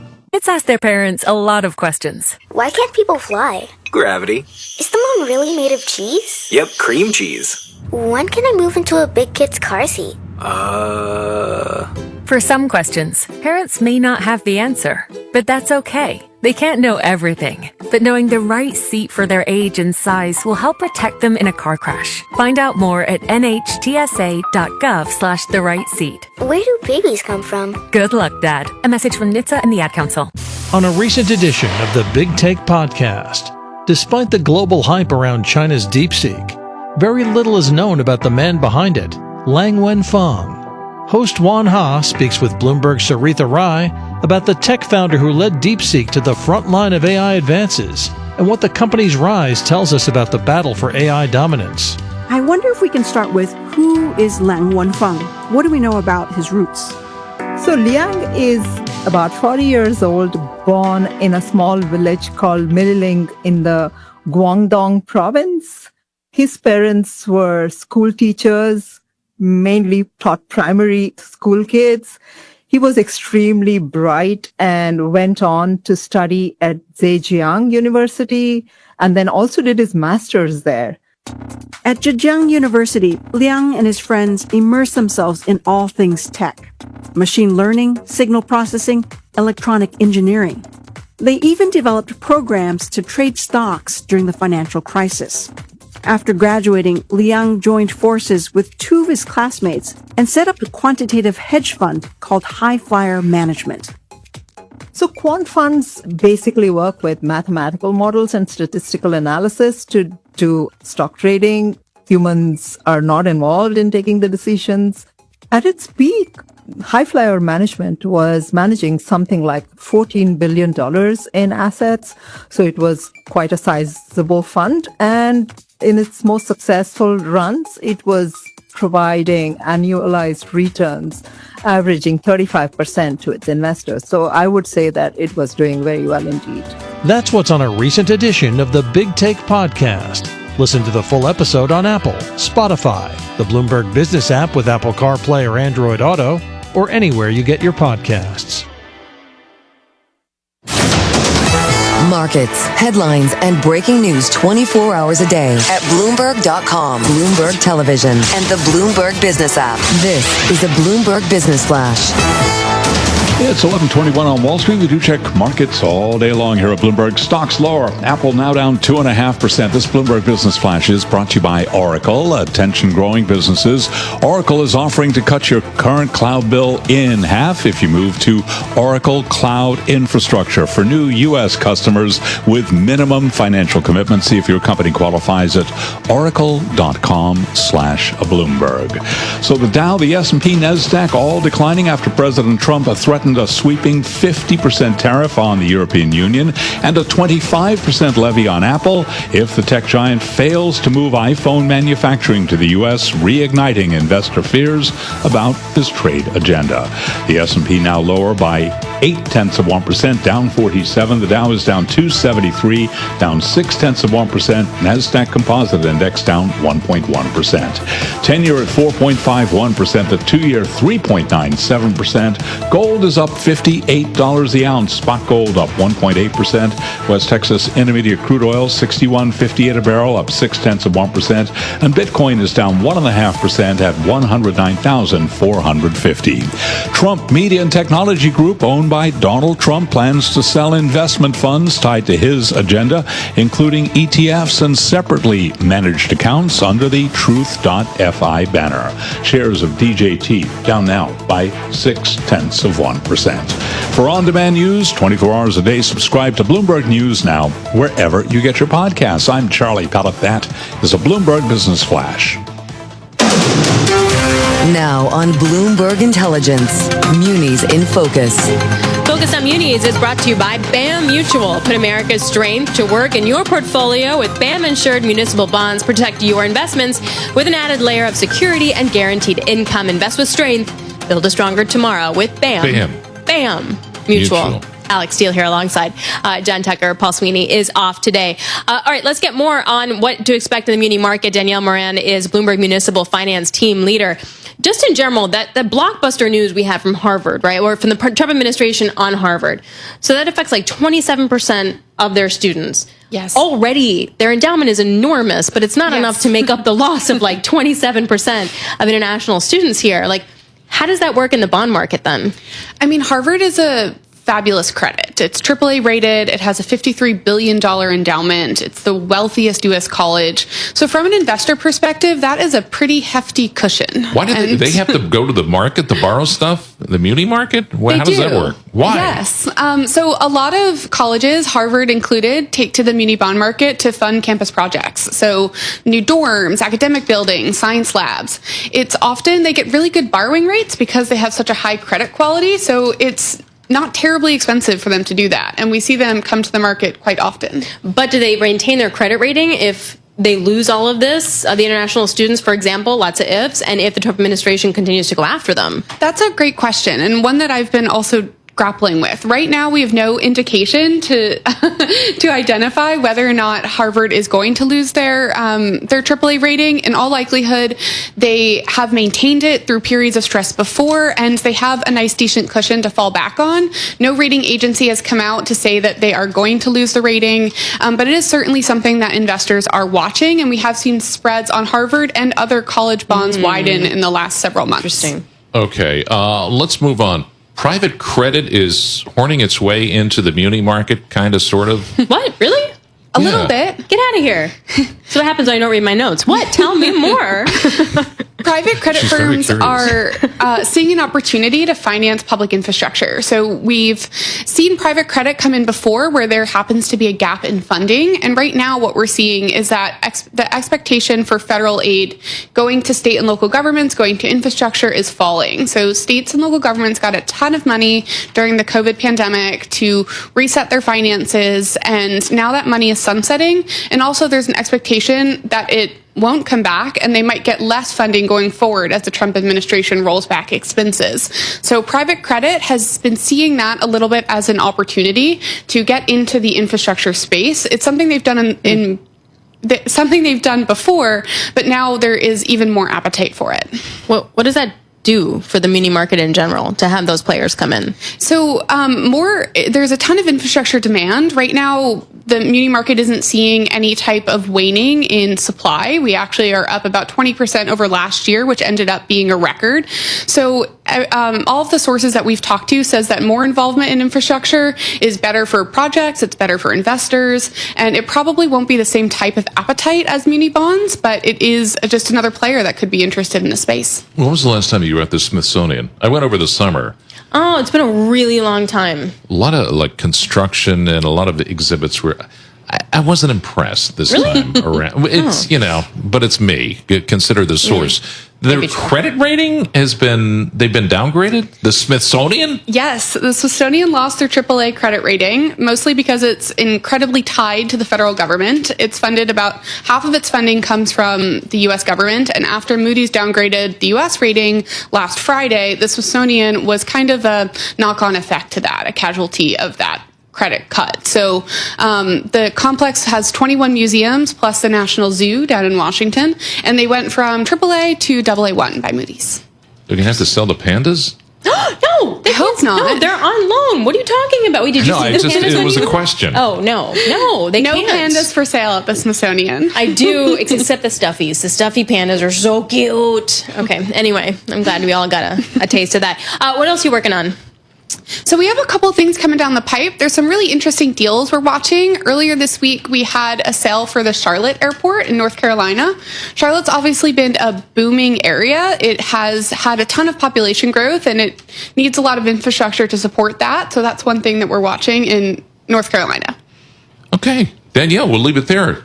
Thanks for stopping by. Danielle Moran, the Bloomberg Municipal Finance Team Leader, discussing the latest on the muni market.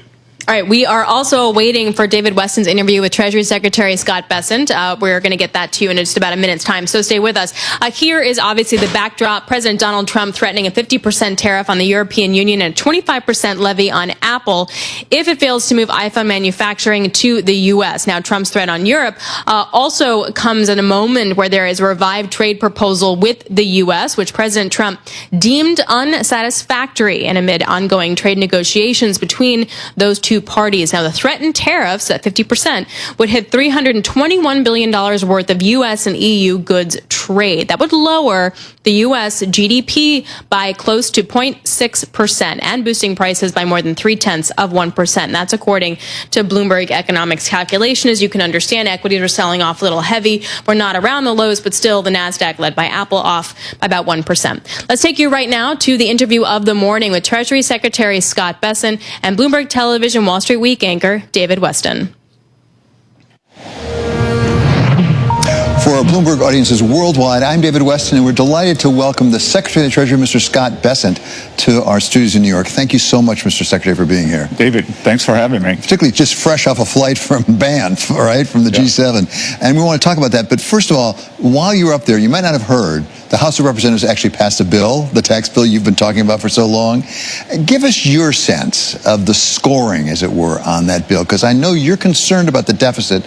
A lot of people are concerned it's not helping us that much in the deficit. Well, David, I think this bill is very important because, as I've said, our economic policies, Trump had economic policies, really a three-legged stool. So it's trade, taxes, and deregulation. So this tax bill, first step, making it through the House, I think the permanence in the bill from 2017 is going to give, everyone's talking about, oh, there's not enough certainty now. Well, what I can tell you is this permanence is going to give great certainty. And I think the scoring, you and I have talked about it quite a bit. It's Washington-style scoring, and it's not real-world scoring. What I am concerned about, or have been concerned about, are we controlling expenses? Yes. Are we going to grow the economy and accelerate the economy and stabilize and then bring down the total debt to GDP? And I think this bill does a great job of that. As you told us more than once, one of your goals is a deficit that's no greater than 3% of GDP. The scoring, the predictions on this bill as it's written right now is 7%, maybe 6.5% next year, not anything close to 3%. Now, you said we won't get there right away, but when will we get there? Well, David, what I've talked about is something with a 3 in front of it by 2028. We didn't get here overnight. We're not going to get there tomorrow. But what we've got to do is change the trajectory and start moving it down. So, could we get down to 6%, something below there with a 5 handle? Because what the scoring doesn't include, we have substantial tariff income coming in, so that's not included. We have DOGE savings in the hundreds of billions, that's not included. And then President Trump has made this very bold proposal on prescription drug pricing, which could save HHS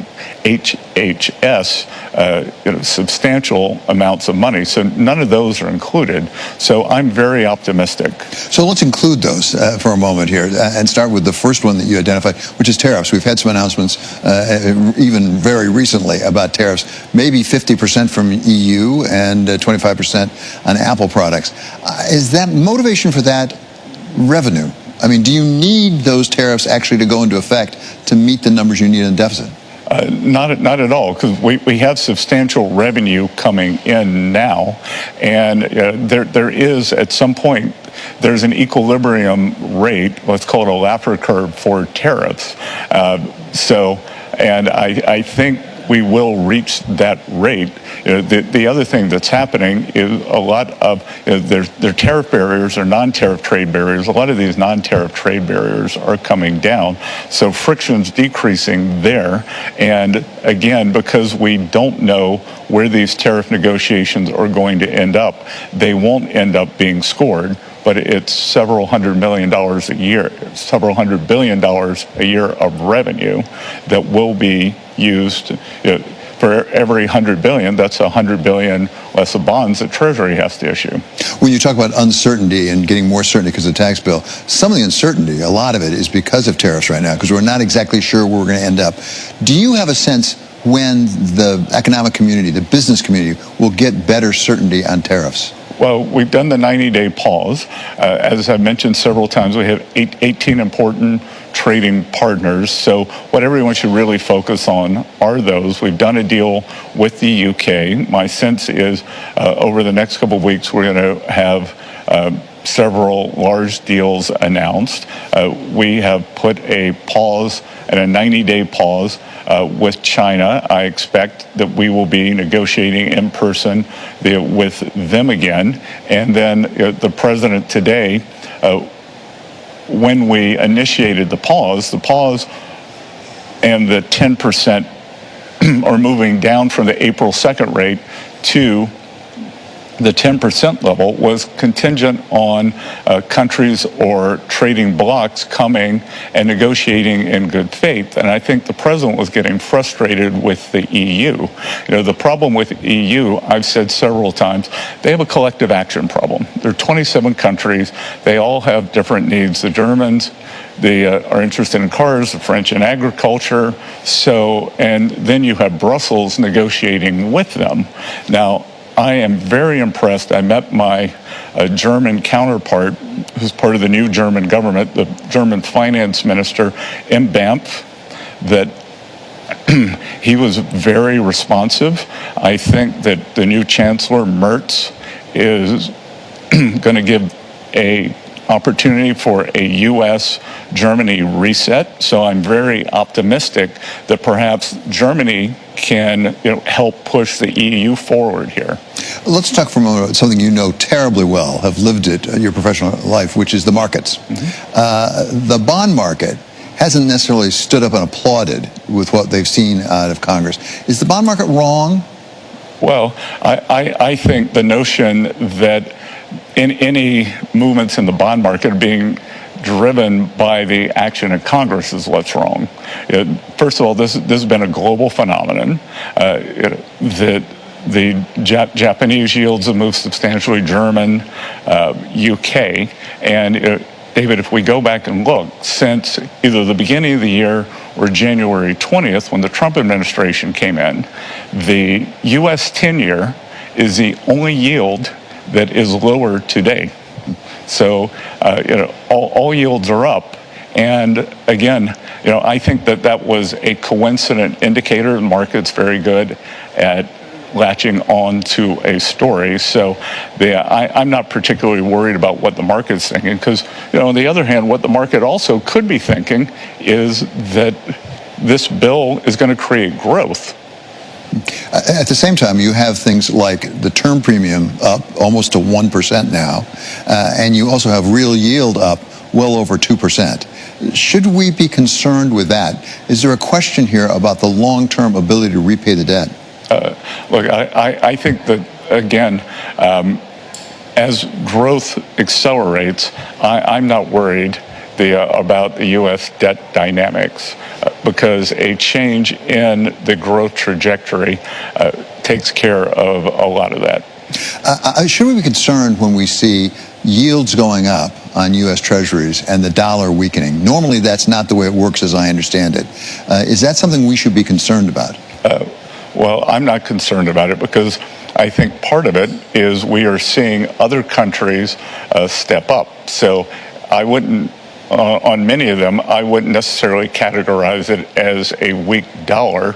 It's, for the first time in much of my career, Europe is actually going through a fiscal expansion.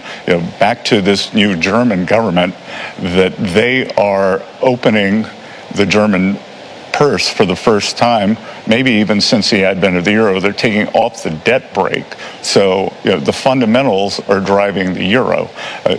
Japan is seeing a large increase in interest rates driven by the Bank of Japan. So, I think a lot of this is other countries strengthening, or other currencies strengthening as opposed to the dollar weakening. You have said you're concerned certainly about the deficit and getting it under control, and that President Trump, and what you says that's really a priority for him to get down to something with a 3 beginning it, at least, if not 3.0%. How high a priority is that? And let me push you on a little bit, like Mario Draghi. Will you do whatever it takes to get it to that level so that if the present plan does not work the way you hope it will, you'll take other steps? Well, I think what we've been trying to do, especially on the cost-cutting side, whether it's DOGE, whether it's OMB, is go line by line. And on a lot of this, the Democrats are fighting us, the courts are fighting us. So let's see where that ends up. And of course, we can keep coming back in terms of making government more efficient. I think I've been there 3.5 months now, and I can tell you the amount of waste, fraud, and abuse is startling. Yeah, I think most of us who have dealt with Washington would not disagree with that at all. The question is, where do you trim and how do you go about it? There was a $2 trillion number thrown out at a rally here in New York City, as I recall, by Elon Musk and Howard Lutnick. Was that a wrong number? Are you going to come close to $2 trillion out of costs? Well, we'll see over what the scoring window is. Could we end up with 150 billion a year in savings, over the CBO window? That'd be $1.5 trillion. But you're on track, you think, on the cost-cutting side? Well, again, there's a lot of resistance that the DOGE and Elon were criticized for the pace they did. But I tell you, just in my 3.5 months in Washington, if you don't move fast, then the swamp kind of grabs you and you start sinking, and the vested interests kick in. What other tools do you have in your toolbox to apply to the deficit if the present plan doesn't deliver all that you hope? Look, I think it's... Why don't we wait and see how this works out? Because I think we can see, as I mentioned, it's a three-legged stool. So I think it would be the third part, trade, tax, and deregulation. So deregulation is the slowest moving part. I would expect that to substantially kick in to the economic growth in the third, fourth quarters and really accelerate next year. Also, one of the most powerful economic parts of the tax bill is the immediate expensing of capital goods, 100% for capital goods. And what we have added to that is 100% expensing of factory structures. So I think that could really accelerate the growth. And as you look at this problem right now, what is your approach to making sure that we bring the U.S. economic machine into line, and particularly the business community, and investment, most importantly? Well, let's talk about two pieces. So before I was with you just now, I was with a group of community bankers. So we are doing a substantial amount of financial deregulation to make sure that the benefits are more evenly distributed across the U.S. economy. That, as I said before, Wall Street's done great. Now it's time for Main Street to do well also, and they can both do great together. It's not an either or. So when I was with these community bankers, they were talking about the substantial amount of regulation that's been crushing them over the past 10, 15 years, and a huge amount of small business loans, huge amount of real estate loans, ag loans are made by these community banks. So we are really focusing on that. On U.S. business, we want to make the U.S. the most attractive location for capital. You and I were talking, I was just with the president in the Middle East. We were in Saudi, we're in Qatar, and we're in the UAE, and there are trillions of dollars that are going to be pushed into the U.S. One form of regulation that gets a lot of attention in New York and on Wall Street is banking regulation. Let's talk about the supplemental leverage ratio, which seems like an obscure thing off to the side, but it has been the subject of much discussion.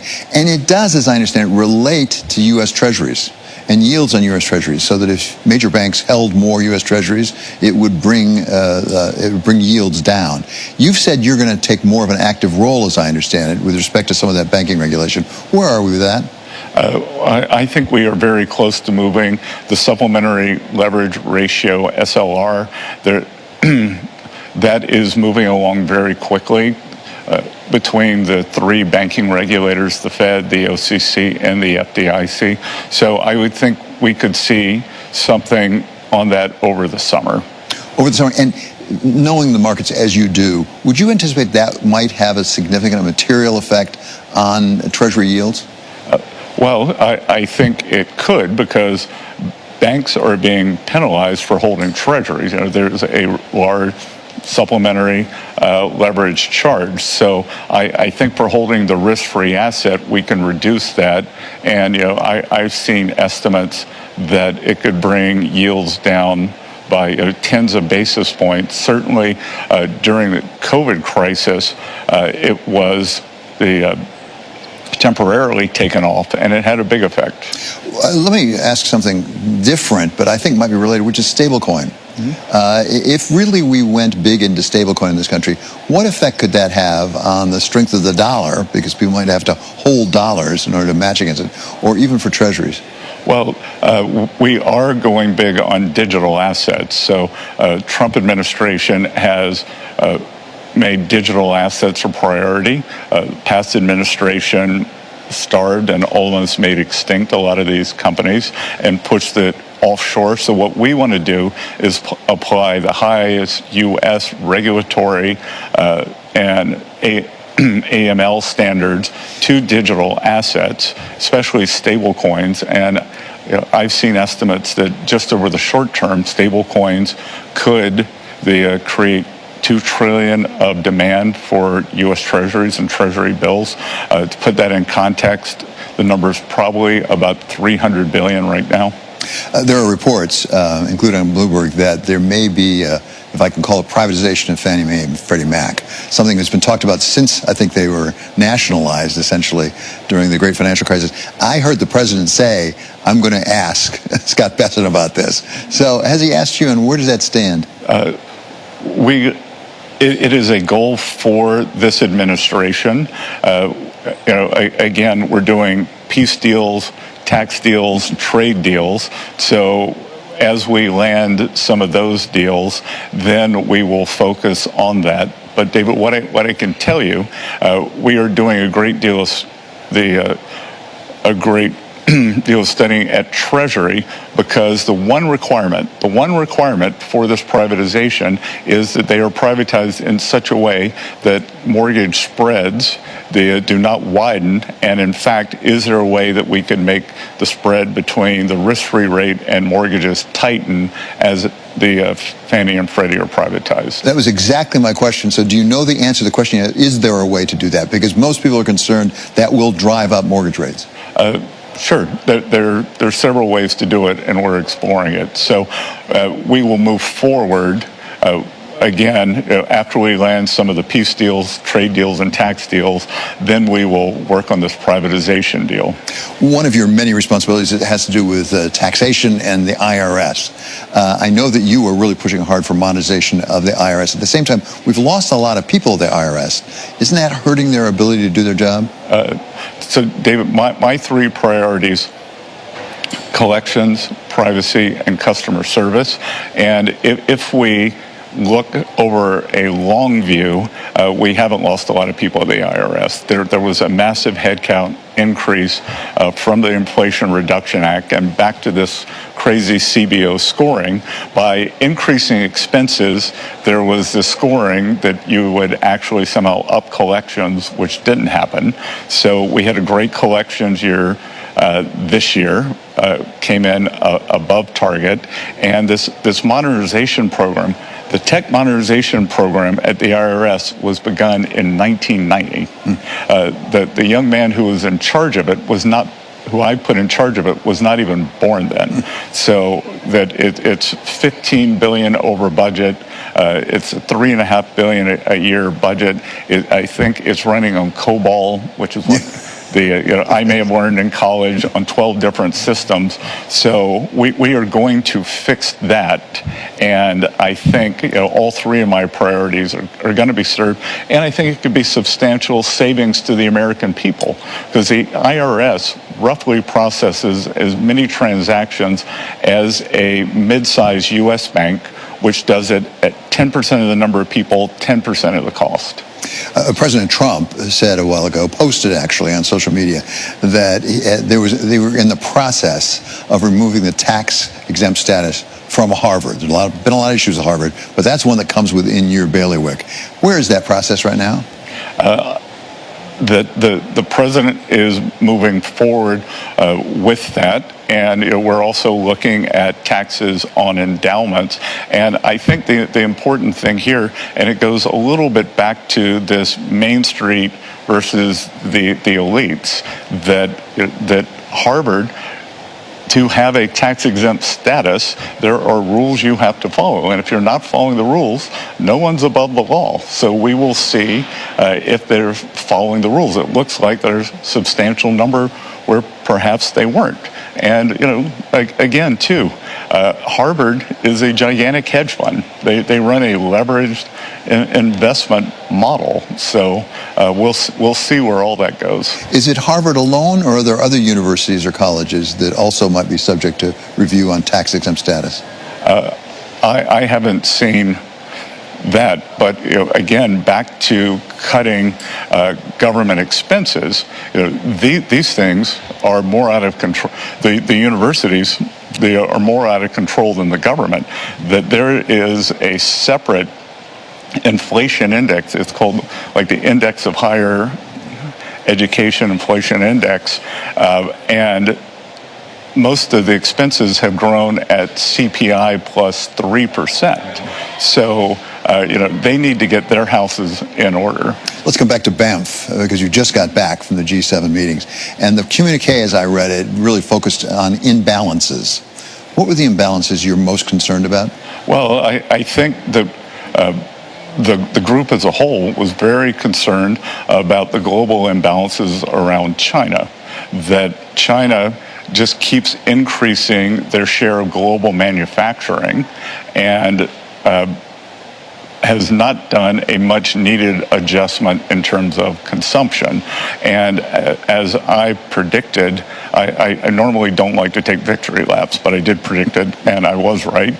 I said when the U.S. put up the tariff wall, that all those Chinese goods would go somewhere, and I think the G6 has seen that these Chinese goods are starting to permeate into their economies.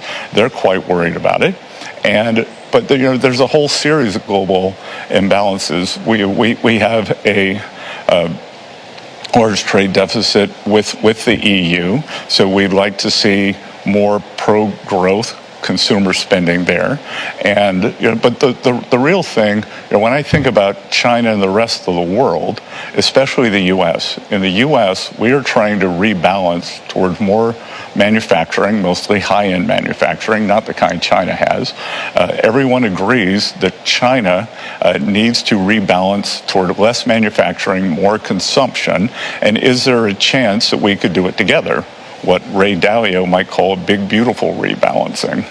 So as I understand, I'm not a macroeconomist, as you know, but so as I understand it, when you have these trade imbalances, it means we're importing, buying more things, and we're exporting dollars, essentially, overseas. A lot of those dollars have been coming back to us in various forms, particularly in U.S. treasuries. Can you have a rebalancing, for example, with China, or with Europe for that matter, that doesn't necessarily raise the yield on treasuries, because there are less dollars overseas to be invested in U.S. treasuries? Oh, sure. I mean, these balances weren't always like this. In 2000, before the China shock, we've historically had big inflows into treasuries. But what used to happen was in the old days, trade would come in, and then we would sell the other country a GM. Now we are selling them either a treasury bond, private equity, or Google stock, and that has a lot of distributional problems within the U.S. So that's how we've ended up with the coast or Wall Street doing very well, middle of the country manufacturing being gutted. So, I think it's the composition of the flows coming back in. And then, as you mentioned, I think we can see more bond buying by U.S. citizens, U.S. institutions. But the other thing that I will say is, I have access to the data, and we've actually been seeing foreign national entities, whether it's reserve managers, sovereign wealth funds, or pension funds, have been buying more treasuries in the latest auctions. So when we talk about trade, we talk about goods, sometimes services. What about capital flows and how capital flows work? There seems to be a movement in parts of the world toward stopping capital flows. I mean, we've had Macron in France say Europe can make it on its own. We've had Australia take certain actions requiring pension plans to invest domestically. Are we moving toward autocracy? I don't think we have to. There's certainly nothing the U.S. is doing to prevent capital flows.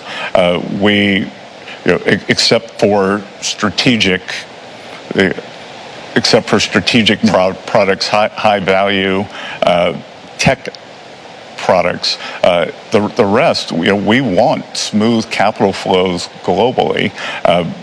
Could we see more people being more nationalistic? Maybe. But again, as we saw with these trillions of dollars from these Middle East countries coming into the U.S., the U.S. is the premier destination for capital. We are working to do everything we can on that. And David, back to your question on the money coming back into the bond market, that a lot of it's going to come back in the form of foreign direct investment, which is actually a much more stable kind of investing. Let's talk about the dollar for a second and where the dollar is. I've seen some charts actually about the nominal value of the dollar versus purchasing power parity. And in fact, that there's been a growing difference between those, where the nominal value is well above PPP. I mean, almost at historical levels.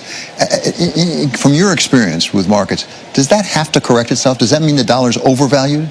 It doesn't have to mean it's overvalued, and lots of times that levels can stay versus PPP, which is just an academic measure.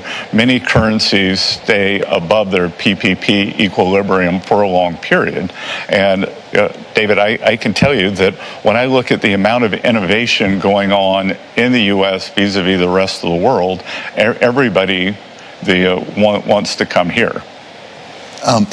So as you look forward, what is the thing that worries you the most? That we are not able to, that somehow our agenda gets slowed down. That whether it's the courts, whether it's the Democrats, that's really what worries me the most. And on deregulation, how long will it take till we actually see it in productivity? Well, I think we're going to see it in the economic numbers in the third and fourth quarter. In the third and fourth quarter of this year? Yep. That's fascinating. Yeah, because again, that when you ask me what worries me is this. Look, we need this substantial permitting reform, that we aren't able to build things, that we have, because of this AI boom, we're becoming the AI superpower. Well, that's going to take a lot of electricity. So you're going to need energy pipelines. You're going to need transmission. And the fact that that it takes 3, 6, 7 years for the permitting. So what worries me is that somehow we get bogged down in a legal morass, because this administration is really trying to get America back to building again. One of the things that people are interested in is the sovereign wealth fund. I remember, actually, as I recall, seeing President Trump sign an executive order with you in the Oval Office and talking about it at the time. Where does that stand right now? Because some people say, you know, if you're really going to try to build the wealth of the United States, you're better off cutting the deficit than borrowing money to put it in a sovereign wealth fund. Yeah, I think the president's decided that it's on pause while we work on everything else that we're doing now. So, and he said the other day that we'll probably spend more time paying down debt. You know, he is laser focused on paying down debt. And you're prepared, if it doesn't go the way you want it to do other adjustments to make sure we are paying down the debt? Because some people are a little skeptical. Well, again, David, let's talk about can you grow the denominator faster than the numerator? Like the reason we got here was, you know, think about taking out a home mortgage. It's fine if the value of your house is stable or growing faster than the debt. What's happened is, you know, that previous administrations took out a big mortgage. We didn't grow our way out of it. Now, I actually think that there is a chance that we can constrain the spending, up the growth, and that changes the trajectory. Because, you know, going back to this CBO scoring, which is alien to anything that makes sense, that if you cut taxes, they still score growth at 1.7, 1.8%. If we raise taxes, and if this tax bill didn't go through, it would be the biggest tax hike in history, then growth stays at 1.8%. So, you know, I think that we can accelerate growth here. So, you know, my worry would be that somehow you know, there is a glitch and the tax bill did not get passed soon enough. So, you know, I would encourage our colleagues in the Senate to push for the July date that Leader Thune has. Last question. Growth is critical to your approach and the president's approach. What growth are we talking about? What are you projecting and when? Because right now we're not close to 3% growth. Look, I think we can get to 3% pretty quickly. Well, okay. How quickly is pretty quickly? Months, think, quarters, years? Quarters. In quarters, we'll be at 3%, you believe? Yes. Sustainable. Yeah. Look, I think we were in the middle of, you know, as I talk to industry, this U.S. innovation edge, we are starting to see real productivity increases like no other country is. I think with the deregulation, with the certainty from taxes, and with this full expensing, which from 2018, 2019, going into COVID, for the industrial economy really gave it big impetus. So, you know, I'm expecting that by, you know, certainly by this time next year, we will be north of 3, and that we will be turning the corner toward the end of the year. Mr. Secretary, I can't thank you enough for being here. Really appreciate it. That is the United States Secretary of the Treasury. He is Scott Bessent. Back to you. Big thanks to our colleague Bloomberg's David Weston for a conversation with Treasury Secretary Scott Bessent live here on Bloomberg Radio. Thanks for joining us. I'm Joe Matthew in Washington. Welcome to Balance of Power as we take the baton from David following a fascinating conversation on a very busy news day when it comes to trade. What a day to have the Treasury Secretary as President Trump threatens a 50% tariff on the European Union starting the 1st of June, along with, as I'm sure you've heard by now, and the markets are moving on this, a 25% tariff specifically on Apple if it does not move iPhone production to here in the United States. We had a number of different headlines coming from this very newsy conversation with Scott Bessent saying that we could see several large trade deals in the next couple of weeks, a redhead on the terminal, as we looked as well to the idea of reconciliation here in Washington and the addition by trillions of dollars to the debt and deficit with the tax and spend plan that's making its way from the House to the Senate right now. Very optimistic on the outlook for the deficit, says the Treasury Secretary. He referred to crazy CBO scoring and said tax permanence from this Republican bill will offer some certainty.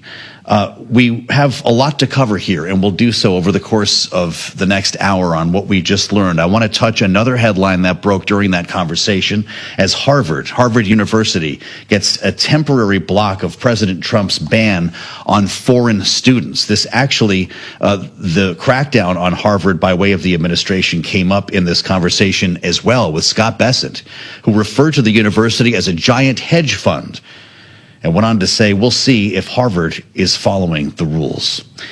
Much more to follow here and insights from our political and economic teams. Glad you joined us here on the fastest show in politics. With me in Washington, Laura Davison, Bloomberg's Washington Deputy Bureau Chief, and in New York, Stuart Paul from our Bloomberg Economics team, U.S. economist. Great to see you both here, and welcome. Stuart, I'm going to start with you on some of the economic headlines that we heard from Scott Bessent. Very optimistic on the outlook for the deficit. Has he talked to Moody's recently? Has he talked to...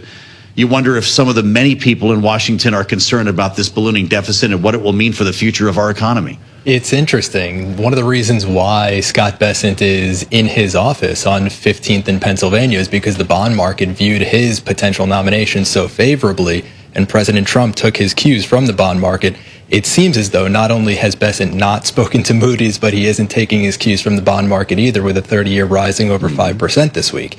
I think that when you break down what the one big beautiful bill looks like, and you discount the potential for DOGE cuts to materialize in any significant way, and you keep in mind that we're likely to see relief from the current tariff regime, we are on an unsustainable fiscal trajectory. And while the Secretary of the Treasury has acknowledged previously that one of his major jobs is to be the U.S. government's bond salesman around the world, it does sort of ignore fiscal reality to just say that all is fine and well.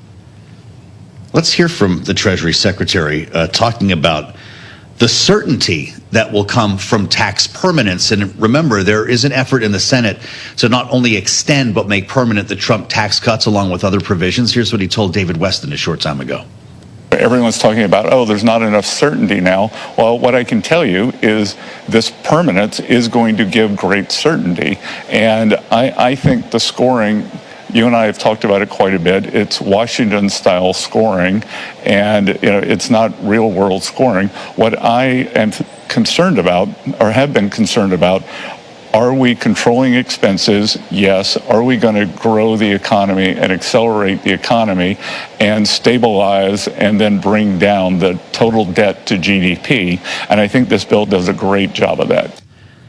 To Laura Davison, on the political side of this, Laura, it's great to see you. They're putting all their eggs in this basket here. If we do not see deficit reduction, actual reduction in the national debt, what is the political liability? It could be huge. We saw that with the reaction from the bond market saying that they do not love this one big beautiful bill.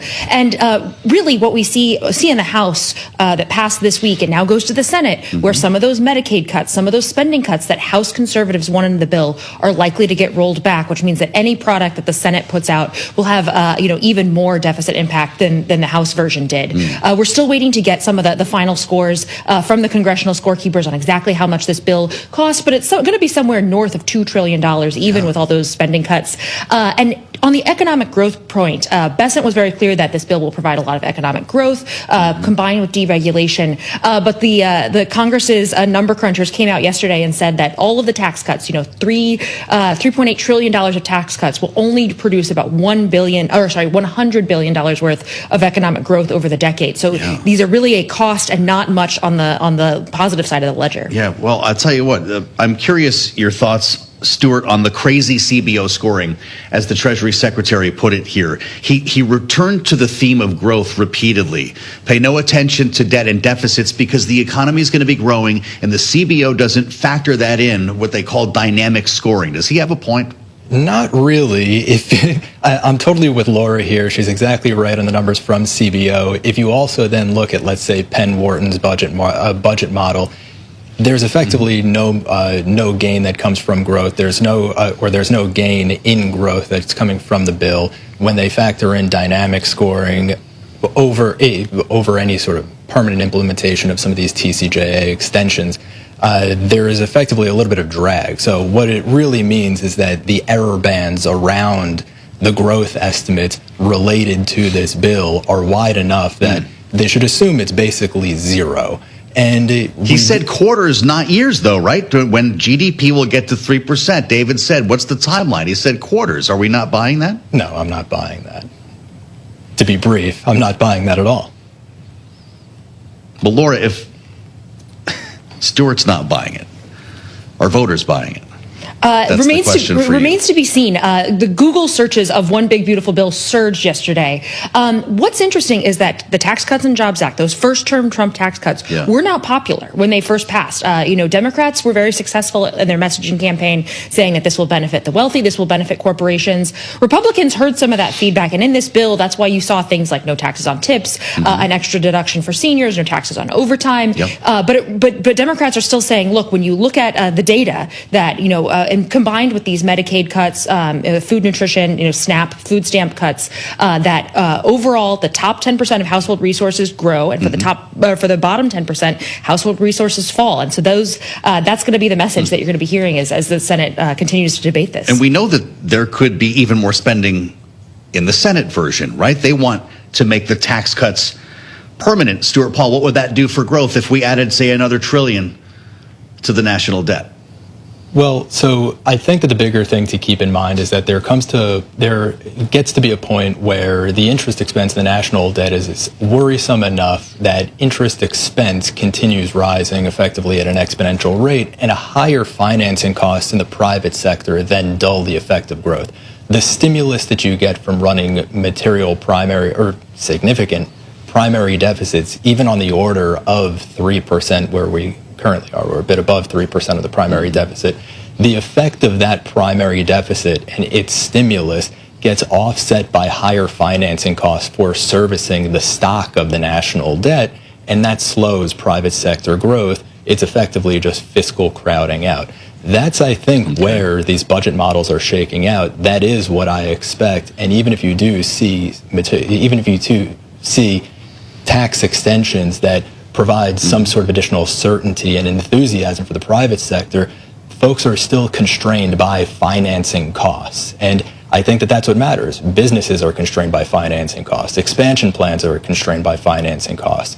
And so this is a moment where leaning on the idea that we're going to get stimulus in the form of extended tax cuts is not enough. You do need to see significant reductions in the national debt at some point. Well, this has been sobering, Stuart. Laura, with regard to tariffs, what do you make of the timing today? There's apparently a meeting with the EU and the U.S. Trade Representative this afternoon. Is this just a threat? This is 50%? The most kind of distilled into just a couple of hours of this overall trade negotiation of the role that Trump and Bessent are playing in this. Yeah. Trump comes out this morning with 2 fresh threats, 25% on Apple products, 50% on EU goods. And then Bessent, just a couple of hours later, says, well, look, but there may be some deals coming. So you're seeing all of that play out in the market in real time. It's clear, though, that Bessent is trying to cast these threats, particularly on EU, as sort of a way to light a fire under EU to get them moving on a deal. Yeah. This has been his line, all throughout this process, is that these very high tariff rates are a negotiating tool and will pull down from there. What markets, businesses, foreign leaders are trying to figure out, though, is where's kind of this equilibrium going to fall? Everyone has sort of come to terms with the fact that 10% tariff rate is probably here to stay, but it's that question of, is it going to be 20, 30, 40? Yeah. And that's a huge unknown and makes, a lot of trade going from being viable to not viable. Well, he kicked the nest again today, and so we're going to update the markets right now. And many thanks to Laura Davison and Stuart Paul. Great conversation, helping us get to the nuts and bolts of what we just heard with Scott Bessent. Let's see what Wall Street thinks. The great Charlie Pellet standing by at World Headquarters in New York. Charlie, what do you see? Right now, looking at a lot of red ahead of a long holiday weekend for a lot of people. Joe Matthew with the Dow, the S&P, Nasdaq, all declining. Apple, the big story, something we've been talking about, with Apple now down by 2.8%. Apple dropping $5.58, all part of a broader sell-off here.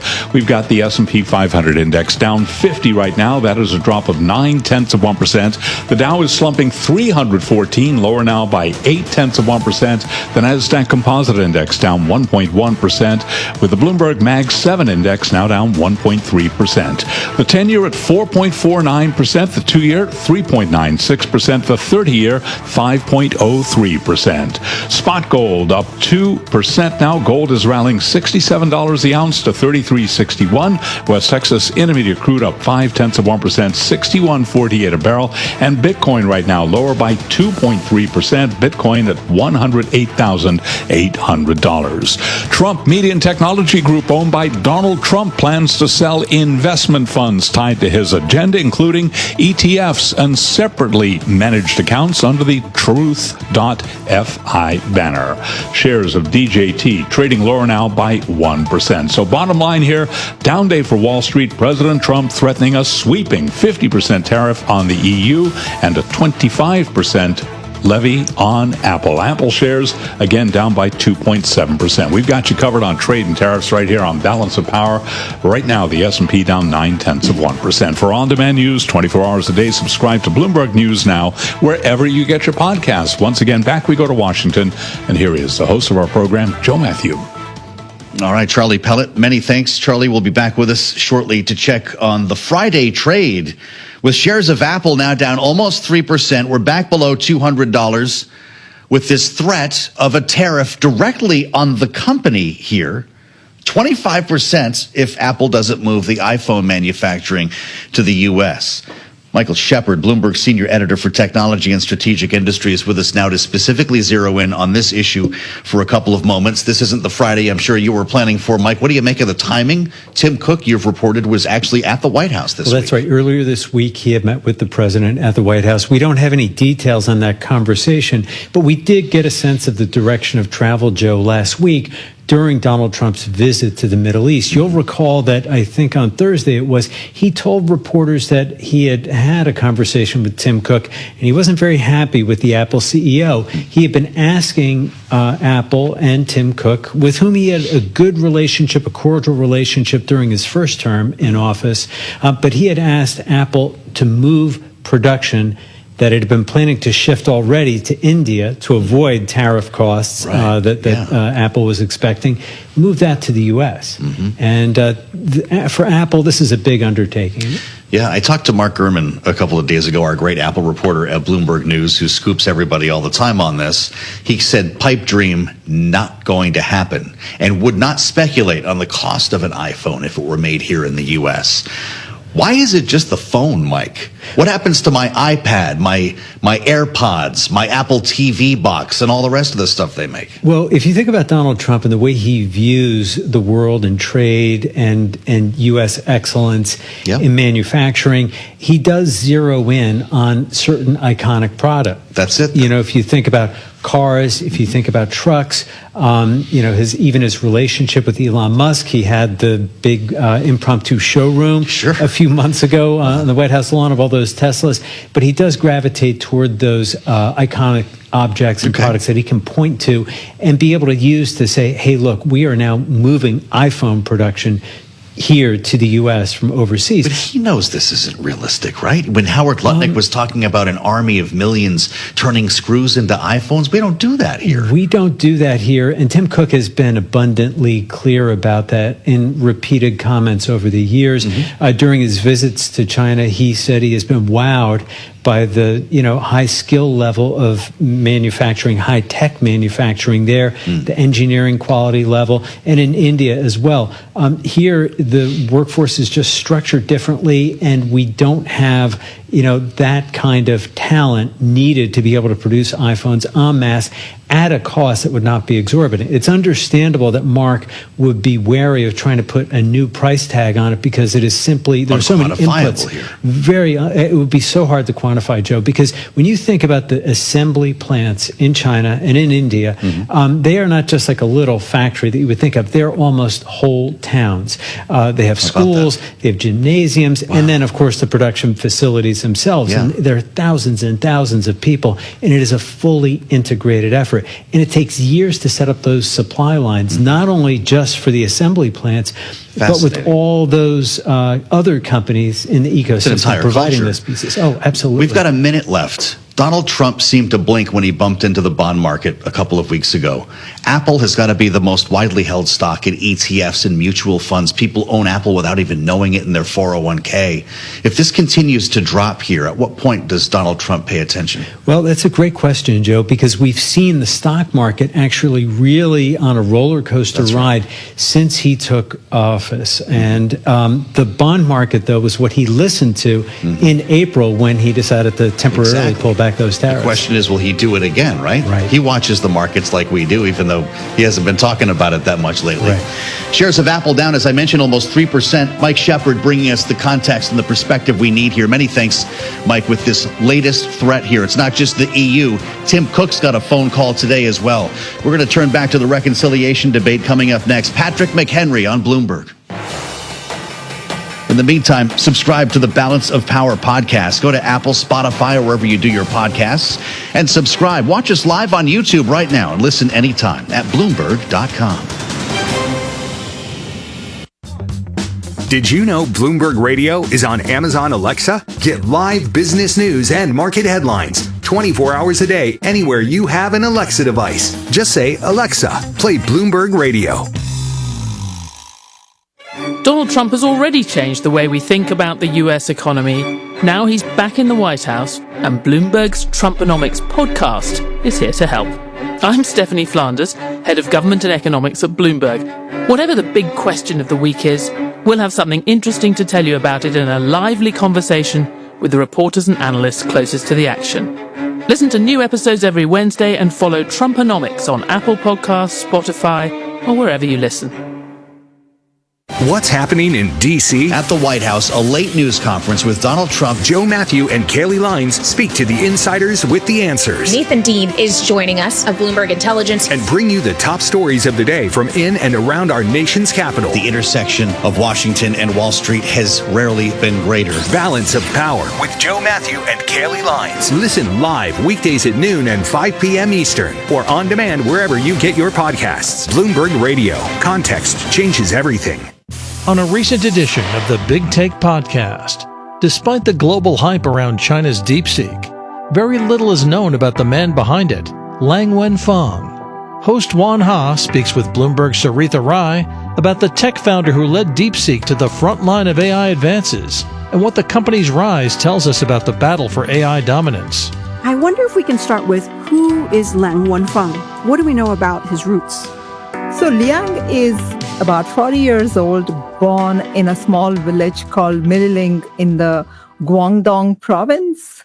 His parents were school teachers, mainly taught primary school kids. He was extremely bright and went on to study at Zhejiang University and then also did his master's there. At Zhejiang University, Liang and his friends immerse themselves in all things tech: machine learning, signal processing, electronic engineering. They even developed programs to trade stocks during the financial crisis. After graduating, Liang joined forces with two of his classmates and set up a quantitative hedge fund called High Flyer Management. So quant funds basically work with mathematical models and statistical analysis to do stock trading. Humans are not involved in taking the decisions. At its peak, High Flyer Management was managing something like $14 billion in assets. So it was quite a sizable fund. And in its most successful runs, it was providing annualized returns averaging 35% to its investors. So I would say that it was doing very well indeed. That's what's on a recent edition of the Big Take podcast. Listen to the full episode on Apple, Spotify, the Bloomberg Business app with Apple CarPlay or Android Auto, or anywhere you get your podcasts. It's 12:21 on Wall Street. We do check markets all day long here at Bloomberg. Harvard University has won a temporary court order blocking the Trump administration from preventing the school from enrolling international students, giving it a win in a high-stakes legal fight with broad implications for higher education in the United States. Global markets being rattled by President Trump's threats to impose aggressive tariffs on the European Union and Apple. Stocks getting hit, the dollar sliding toward its worst worst since 2023. Bonds are joining gains in haven assets. Here's where we stand now for the equity markets. S&P down 44, drop there of 0.8%. The Dow is down 274, down 0.6%, while the Nasdaq Composite Index lower now by 188 points, down by 1%. The 10-year at 4.50%, with the 2-year currently yielding 3.97%. Gold up $64 the ounce to $33.59. That is an advance for gold now of 2%. West Texas Intermediate crude up 0.3%, $61.37 a barrel. And Bitcoin today is slumping by 2.3%, 108,450 now on Bitcoin. Bloomberg News is out with its monthly U.S. economic survey, and the details now from Bloomberg's Vinny Del Giudice.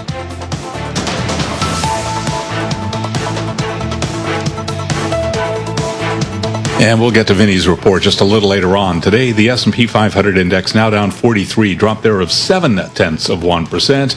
Again, the 10-year 4.50%, with the 2-year 3.97%. Earnings news: Intuit posted strong revenue growth following the end of the U.S. tax season. Intuit up now by 7.8%. Autodesk higher after the software company boosted its billings guidance for the full year. Autodesk lower now, actually trading higher. Autodesk down by 0.8%, reversing earlier gains. Recapping, S&P down 0.7%. Apple, the big story today, down 2.7%. Balance of power continues right now. And back we go to Washington once again. Your host, here he is, Joe Matthew. All right, Charlie, thank you so much, and welcome to the Friday edition of Balance of Power. It's great to have you here at the threshold of what I hope is a long weekend for you. Memorial Day weekend straight ahead. And if you're a lawmaker, you're just getting home, reconnecting with the family, marching in parades, maybe holding a couple of town hall meetings. I don't know. We'll find out, because there'll be plenty of tape next week if they do. As the reconciliation bill, or the big beautiful bill, goes from the House to the Senate, we've been talking about this for a couple of days. It was this time yesterday. We had just the recent passage of the bill in the House, and now a lot of questions about what the Senate will do after this very careful balancing act. Mike Johnson threads the needle again, only to have the whole thing torn up in the Senate, or so they say. We're going to find out together. There are Republicans in the Senate who don't want the cuts to Medicaid spending, who oppose the repeal of IRA clean energy tax credits. Some of them want deeper spending cuts. Ask Mike Crapo. He wants the tax cuts to be permanent. That's going to cost more. Nobody likes the SALT cap, we keep hearing. And so what it will be like this weekend to be a lawmaker back home, as we said, maybe going to the local barbecue, hearing from voters on this, knowing that a lot of things just agreed upon could soon change.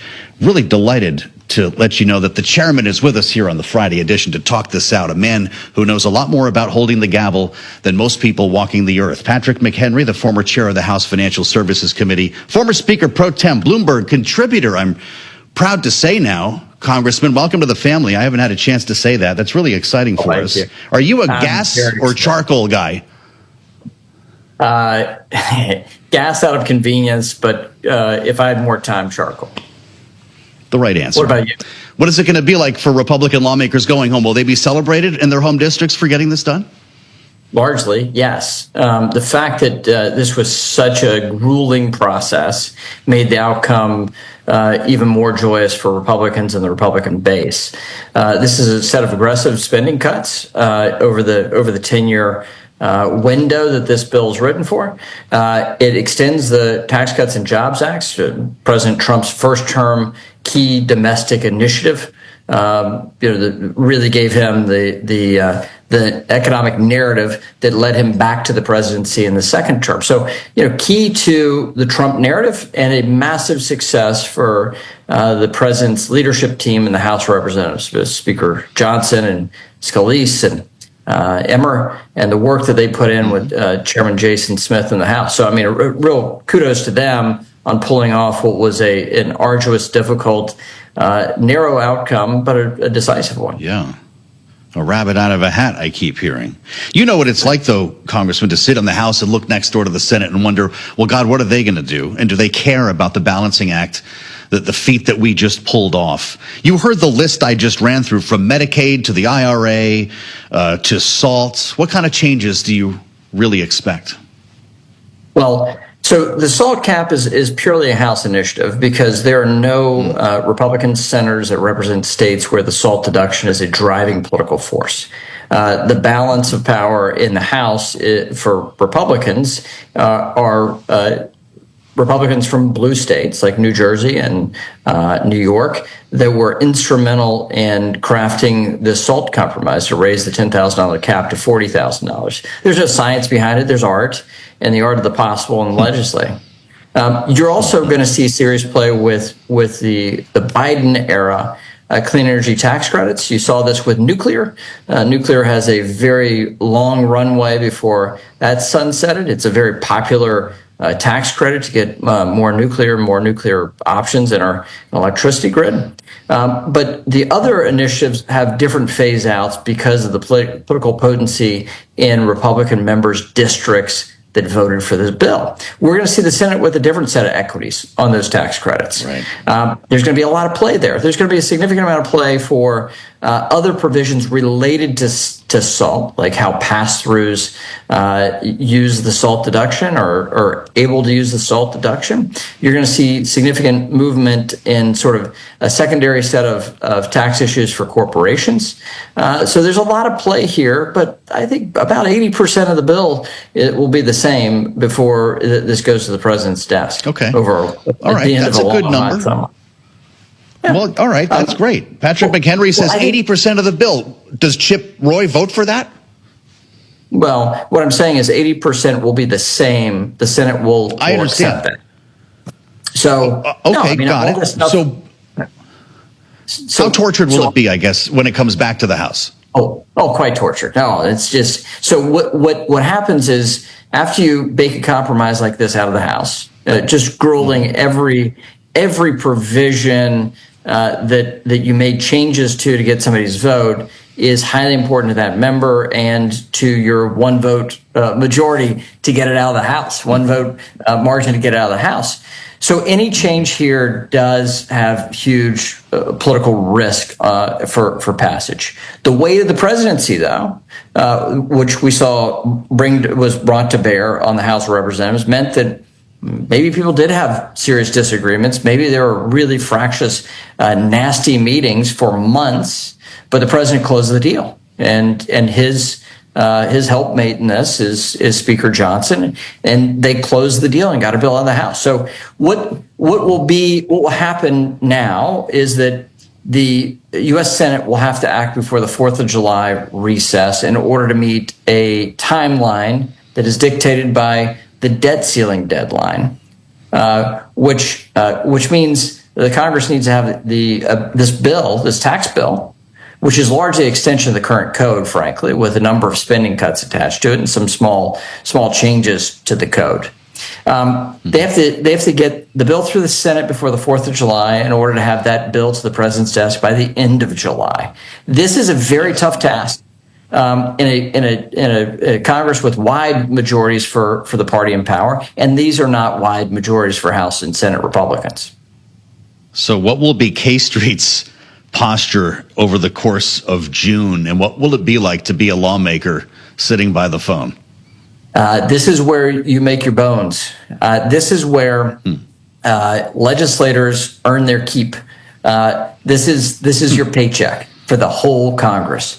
You got to get the president's signature legislative item through the Congress with the main points of his domestic agenda. The defense plus up is a big part of this conversation in this bill, and the spending cuts and all the tax provisions that the president pledged in the campaign are in this bill. It is go time, and if you're a lobbyist on K Street, you're not making summer plans. Because your summer just got sucked away by the House and the Senate grinding this thing out, and it will be a hell of a nasty grind. Wow. What's the moneymaker on K Street? Is it the clean energy tax credits, the incentives? I think that's a huge driver of the conversation, serious driver of the conversation. There's so much that the Biden administration put into the code And there's so much economic interest aligned with those provisions. Some of them are being significantly used. Others are not used as much. But the political potency across red states, and which will matter for the U.S. Senate Republicans, and red districts across the country, these things do matter. And frankly, they're largely popular with the voting populace and the business community. So it makes it a really challenging thing to bring fiscal discipline at the same time that you have very popular provisions you have to take away in order to get some fiscal discipline back into this bill. As a man who's actually held the gavel, stood in the speaker's rostrum, you know as well as we do that this didn't need to just be a one-vote margin. Could have had a couple more Republicans. What do you do when you're holding the gavel and Andrew Garbarino falls asleep in the back of the room? Are you telling me nobody could wake him up? There are a couple of folks that slept across the last 2 weeks in Congress. Some Democratic members, some Republican members. I don't begrudge them for this, but it sure is embarrassing. Now, having said that, I didn't have a problem with falling asleep. I in my early going in Congress, had a problem with my mouth, and I would say things that would get me in trouble. So far better to fall asleep than to say inflammatory things. Fair enough. If you're with us on YouTube, you saw a great reaction. I'm not sure anyone heard it on the radio. Congressman, do they get this done before we hit the debt limit? In other words, this will remain part of the package. Yes. And the way to think of this bill is that I mentioned this, it's an extension of the current code. They're taking as base text the Tax Cuts and Jobs Act of 2017. In 2017, we created a whole new tax regime. We didn't use any of the previous tax codes. So what you're talking about here is a set of changes that are modest in scope. You can look at them online, and you can see what the provisions, and you can actually see for yourself the provisions that they're altering and changing or adding. Yeah. And they're adding, for instance, no tax on tips, a few other items that the president's pledged in the campaign. But it's not a dramatic set of new things added to the code. It's revisions down, not really a great deal of additions to.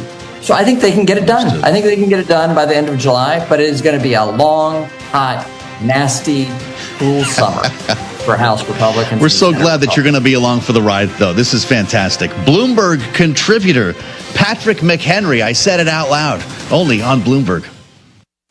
CBS News brief. A federal judge has blocked the Trump administration's move to stop international student admissions at Harvard. CBS's Nikki Batiste. Homeland Security Secretary Kristi Noem warned yesterday that similar steps could be taken against other universities that don't cooperate. President Trump has threatened Apple with a 25% tariff on all products if it doesn't produce the iPhone in the U.S. CBS News contributor J.D. Durkin. Apple may be in the unenviable, very difficult position that a lot of publicly traded companies find themselves in. And they ask themselves the question, do we absorb this cost, or are we forced to pass it down to the consumer? The travel push is on for the Memorial Day weekend. For some, it's a time for parades and cookouts. This guy has a plan in Louisville. We are hanging out at Grandma's pool all weekend. Well, that was the original plan until we saw the forecast. But we've got 2 college-age kids, and we hope to lounge by the pool. CBS News Brief. I'm Steve Kathan. Up-to-the-minute market headlines. We have a massive rally in the bond market. We have a massive sell-off in the equity market. Along with in-depth research on more than 2,000 global companies. Some of these big tech names, are these entry points? When do you buy the dip and where do you buy the dip? The Bloomberg Intelligence Podcast with Alex Steele and Paul Sweeney. Interest rates go up, bond prices go down. That's all I need to know, right? Bloomberg Intelligence. Listen live weekday mornings at 10 Eastern on Apple CarPlay or Android Auto with the Bloomberg Business app or on demand wherever you get your podcasts. Stay connected with Bloomberg wherever you are with Bloomberg Podcasts. On The Circuit with Emily Chang, Inside Stargate with OpenAI CEO Sam Altman. On Elon Inc., Elon Musk speaks with Bloomberg's Michelle Hussein at the Qatar Economic Forum. And on Everybody's Business, wrestling with taxes, robots, and gold. Listen to Bloomberg Podcasts on Apple CarPlay and Android Auto with the Bloomberg Business app or anywhere you get your podcasts. Bloomberg Podcasts. Context changes everything. This is a Bloomberg Money Minute. Some much-needed good news in the housing market. Sales of newly built homes unexpectedly rose in April, shooting up nearly 11% from the month prior to the highest level in more than 3 years. Part of the reason, more builder incentives and a slight dip in median prices, trying to sell more of those homes. Wall Street rattled this morning after President Trump threatened to slap 50% tariffs on goods coming into the U.S. from the European Union and 25% duties on Apple for all goods that are made outside the U.S. and sold here. Well, that's got shares of Apple down almost 3%, while elsewhere on Wall Street, the Dow is down 0.2%, the S&P 500 down 0.8%, and the Nasdaq down a little more than 1%. Booz Allen, the consulting and defense contracting firm that gets almost all its revenue from the federal government, is cutting upwards of 2,500 staffers in response to the Trump cuts and reorganizations at federal government agencies. Tom Busby, Bloomberg Radio. Bloomberg Radio, on demand and in your podcast feed. On the latest edition of the Bloomberg Surveillance Podcast from T. Rowe Price, Sebastian Page. Valuation and momentum, when they align together, historically, that is a much stronger signal than either signal working alone. And that's been studied across markets. Well, I just think it's about growth expectations here in the U.S., right? I mean, they really are falling. I mean, and so, the question is, how far do they go, or how far before the Fed catches up and wakes up to this? So I'm just curious to hear what, your rate expectations are, your Fed expectations are, through the end of this year, but more importantly, in the first half of next year. Just how deep do we think the terminal Fed funds rate can go? You have to account for the possibility of an upside surprise in inflation when you answer that question. It's not just about growth. That's why it's tough to be the Fed right now. That's right. I'm going to stop the show, folks. I'm interviewing Damian Sassower and Sebastian Page. Sebastian, very importantly here, do Americans get more inflation because of what we see now in currencies and with the Build Better America BBB bill and all that? It's part of it on imports. So year to date, we're running at 2.4% inflation if you analyze the monthly prints. That's not too bad. The one-year swap is looking at 3.3. So the expectation is that inflation's coming up. I think there's a risk to the upside because of commodities. Some commodities are trending up. So, Tom, this is like we're having our mini asset allocation committee here, because in our asset allocation committee, we have bulls and bears and we have debate. And now we're neutral or close to neutral between stocks and bonds. Hear the full conversation on the latest edition of the Bloomberg Surveillance Podcast. Subscribe on Apple, Spotify, and anywhere else you get your podcasts. Plus, listen anytime on the Bloomberg Business app and Bloomberg.com.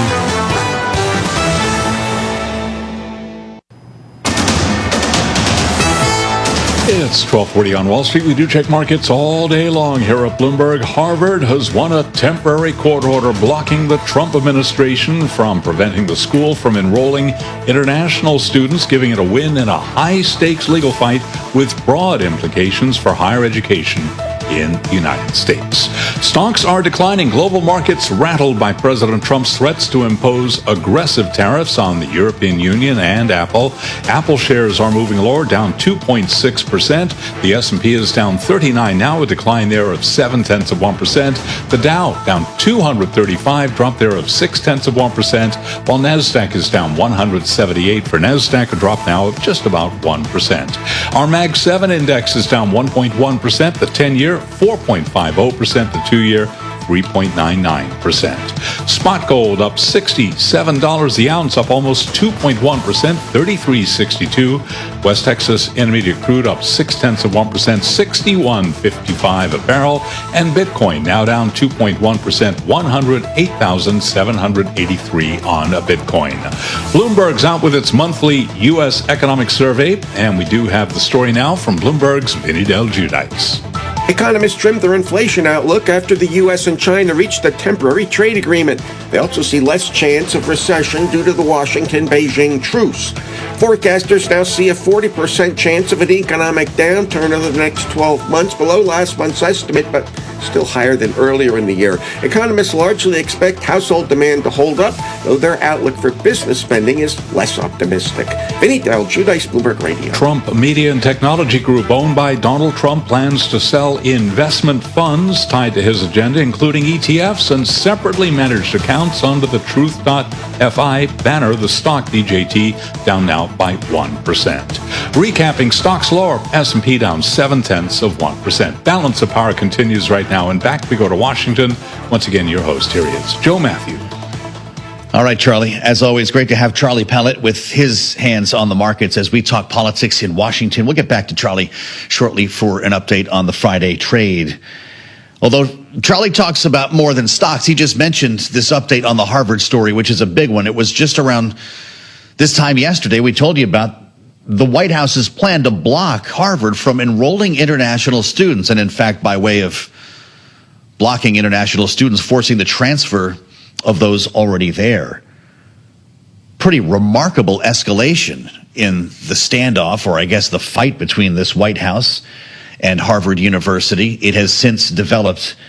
Less than 24 hours later, Harvard has won the temporary court order blocking the administration from preventing the school enrolling international students. Bloomberg TV talked about this with Larry Summers, who, of course, was not only Treasury Secretary, but the former president of the university. Here's what he said. This is vicious. It is illegal. It is unwise. And it is very damaging. Why does it make any sense at all to stop 6,000 enormously talented young people who want to come to the United States to study from having that opportunity?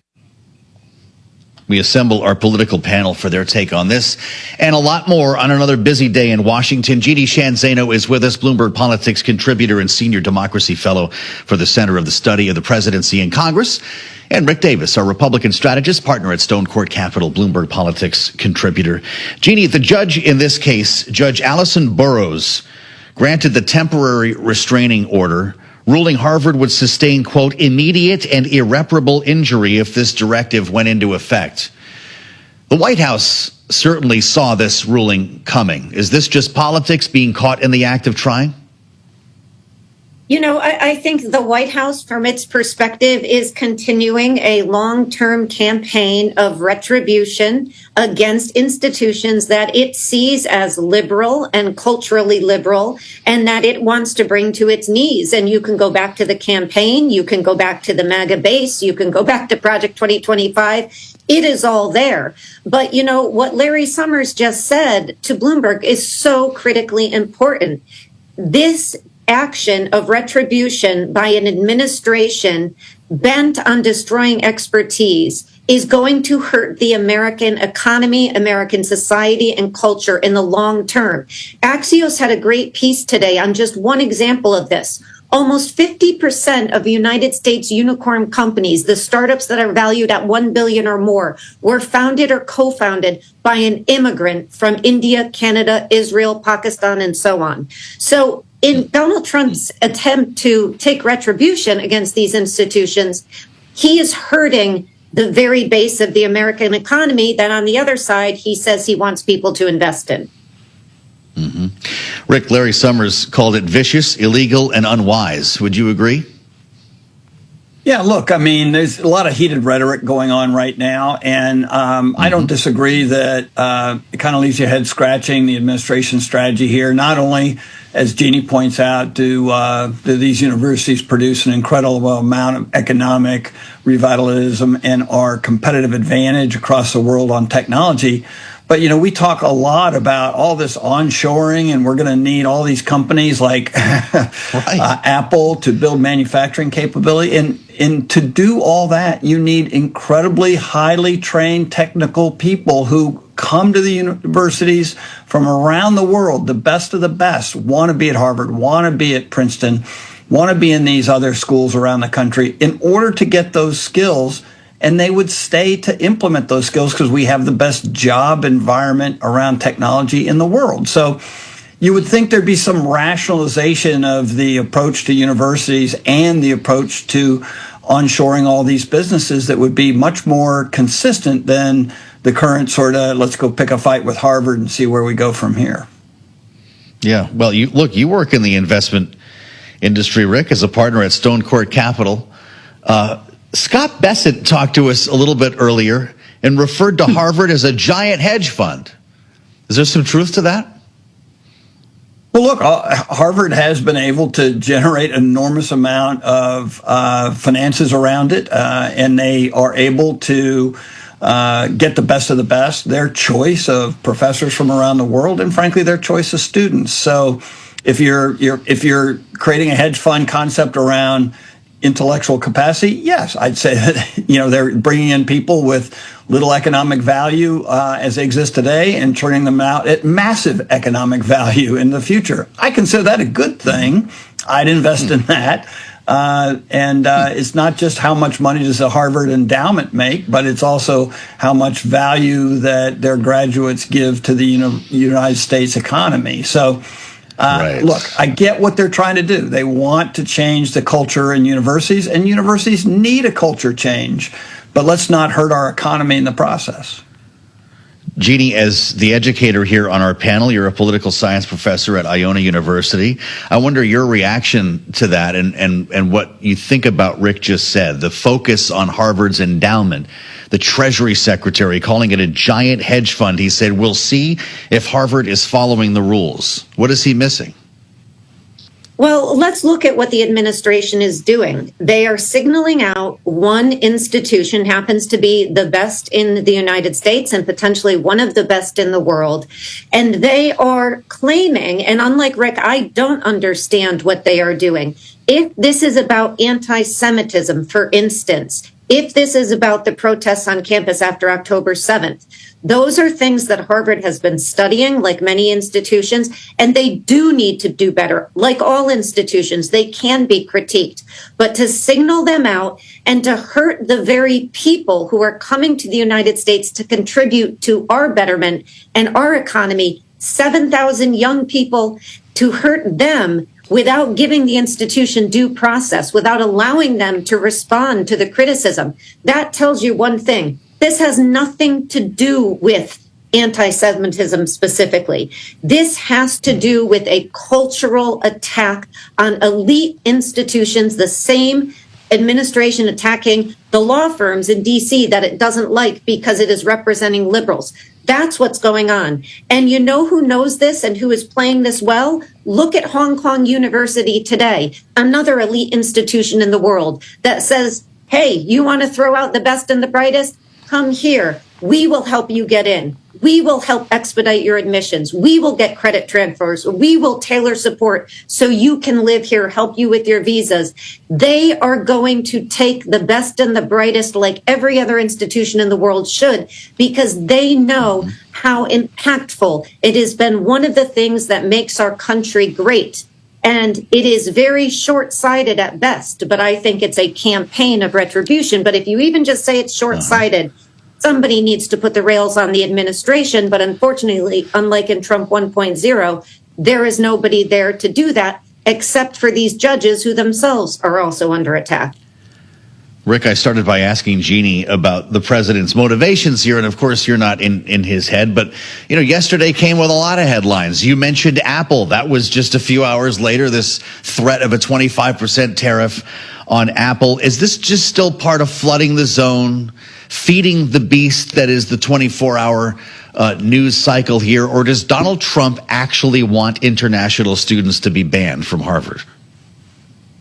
Yeah, look, I think that it's hard to follow that string, right? I mean, if he wants to create this economic engine of technology by forcing Apple to produce in the United States, the only way that makes sense is through robotics and AI and high tech, because we're never going to have workers screwing screws in the United States. And so the reality is you need those real experts in technology to be homegrown. You've got to have a capacity to fuel that kind of massive investment that would be required. So you take a step back from the threat of tariffs and you say, what are we going to need to make this a reality? in 3 to 5 years? Well, you're going to need a pipeline of people coming through your education system who are going to be trained on how to, really create the kind of robotics and capabilities that it takes to mass produce this kind of high technology. And so you would think that there's someone in the White House saying, hey, look, if we say this today, we're undercutting our message tomorrow. And I think a lot of this is just, we've talked about this before. Donald Trump sees what Tim Cook says about manufacturing in India, and he's like, that's not the deal. That's not bringing jobs home to the United States. Just because you're getting out of China doesn't mean you're coming back into the United States. And then that results in a 25% tariff on companies, and we haven't seen a lot of that.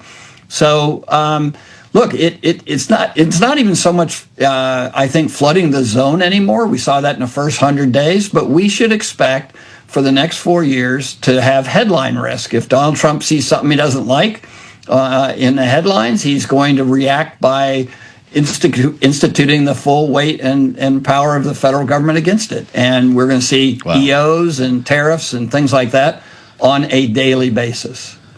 Yeah, incidentally, we're going to get more just minutes from now, actually, 1 p.m. Eastern time, Jeannie. The president is scheduled to sign executive orders. It'll be in the Oval Office. I don't know that they're going to let reporters in, but we'll have more clarity on that as we get closer. Do you appreciate Rick's point, though, that these initiatives seem to disagree, banning international students from Harvard hours before you threaten a 25% tariff on Apple because you want to reshore this type of high-end manufacturing? Jeannie, how do you get both? You don't. I mean, I started off by quoting what Axios is reporting today, and they are absolutely right. If you want investment in this country, if you want to grow the economy, if you want us to be the best and the brightest and make America great again, how does it make any sense to destroy one of the great or try to destroy one of the great institutions and the young people that are coming here to do just that? Those are the 44% of founders and co-founders of some of our greatest, startups that we've seen in the last several years. So no, it doesn't make sense. And of course, the tariffs don't make sense because he's never been consistent on what the goal is. And all I can think about is Howard Lutnick ringing in my ear, talking about an army of millions and millions of people screwing in to make iPhones and say that's coming to America. I'm not sure that's the American people voted for when they voted in 2024, but that seems to be what Lutnick and Trump have in mind. Well, yeah, and of course that would be like the low-end manufacturing. To Rick's point, if we're going to actually do this in the United States, it's going to take some pretty slick technology, including a lot of AI and robotics, to make that work. Maybe we'll have an army of robots turning screws. But if you kick everybody out of Harvard, I don't know. This is obviously where we're going here. Great conversation with Rick Davis and Jeannie Shanzano on this one you're not going to hear anywhere else. Bloomberg Politics contributors, many thanks to both of you. They will be back, of course, in our second hour with a lot more to talk about here as we follow the ball on Capitol Hill with regard to reconciliation and also dissect more of what we heard in that incredible interview with Scott Bessent that David Weston brought us a bit earlier today. Bloomberg's Tyler Kendall on the North Lawn of the White House says they're blasting YMCA. It's all you can hear at 1600 outdoors. We'll join Tyler at the White House for an update later, and we're going to speak with the commander of the U.S. Fleet Forces Command, Navy Admiral Daryl Caudle, as Fleet Week gets rolling in New York. It's all ahead right here on Bloomberg. Bloomberg Radio brings you influential voices on the stories that matter. U.S. Treasury Secretary Scott Bessent. I'm not worried about the U.S. debt dynamics. Tesla CEO Elon Musk. Yes, we've lost some sales perhaps on the left, but we've gained them on the right. J.P. Morgan CEO Jamie Dimon. I think it's a mistake to think we can go through all the things we're going through and the volatility itself will come down. The names that matter on the news you need. Listen on Bloomberg Radio or anytime on the Bloomberg Talks podcast.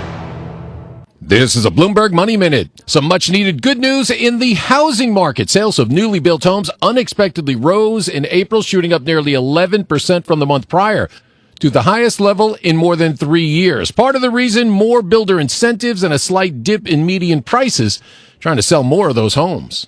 Wall Street rattled this morning after President Trump threatened to slap 50% tariffs on goods coming into the U.S. from the European Union and 25% duties on Apple for all goods that are made outside the U.S. and sold here. Well, that's got shares of Apple down almost 3%, while elsewhere on Wall Street, the Dow is down 0.2%, the S&P 500 down 0.8%, and the Nasdaq down a little more than 1%. Booz Allen, the consulting and defense contracting firm that gets almost all its revenue from the federal government, is cutting upwards of 2,500 staffers in response to the Trump cuts and reorganizations at federal government agencies. Tom Busby, Bloomberg Radio.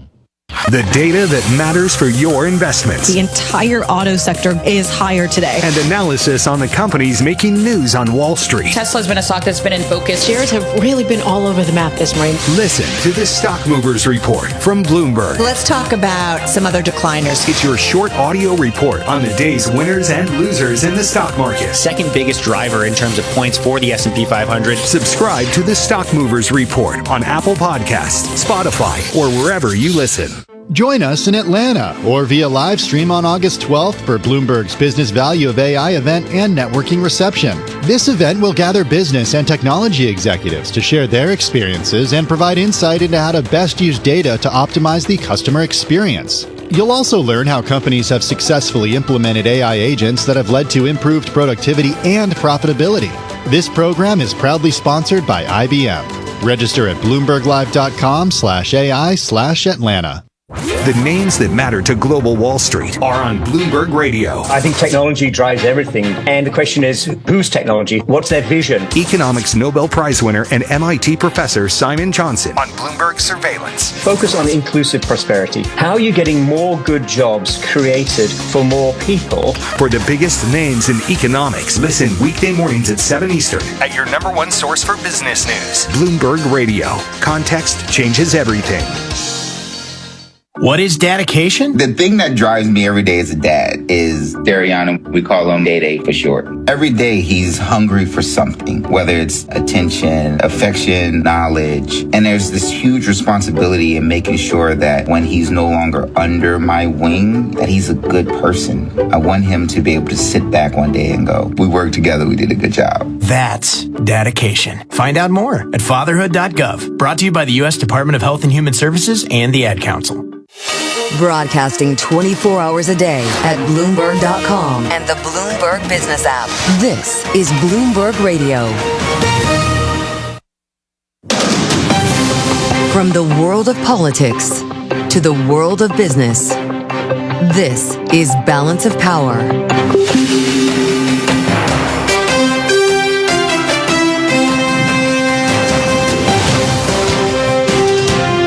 Live from Washington, D.C.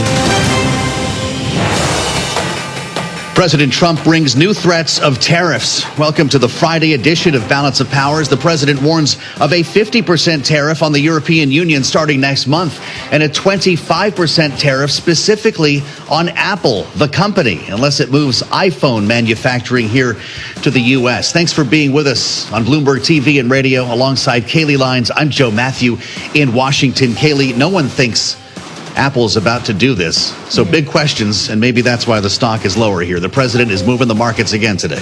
Yeah, it might not be not only financially, but technically possible for Apple to be moving all of its manufacturing supply chain for the iPhone to the United States when we consider the different components, also the labor it actually requires to assemble these smartphones. And knowing that Tim Cook has tried to ingratiate himself with this White House, personally donating to the inaugural fund, being in touch with President Trump directly, very interesting to follow that, as we also, of course, are dealing with a 50% tariff threatened on the EU starting next Sunday. The question is this once again just negotiating in public as the U.S. wants to see a better deal coming from our European trading partners? Well, it is interesting. The European Union's trade chief going to be meeting with the USTR later this afternoon. Is the timing here a coincidence as they try to lay down a marker before that conversation?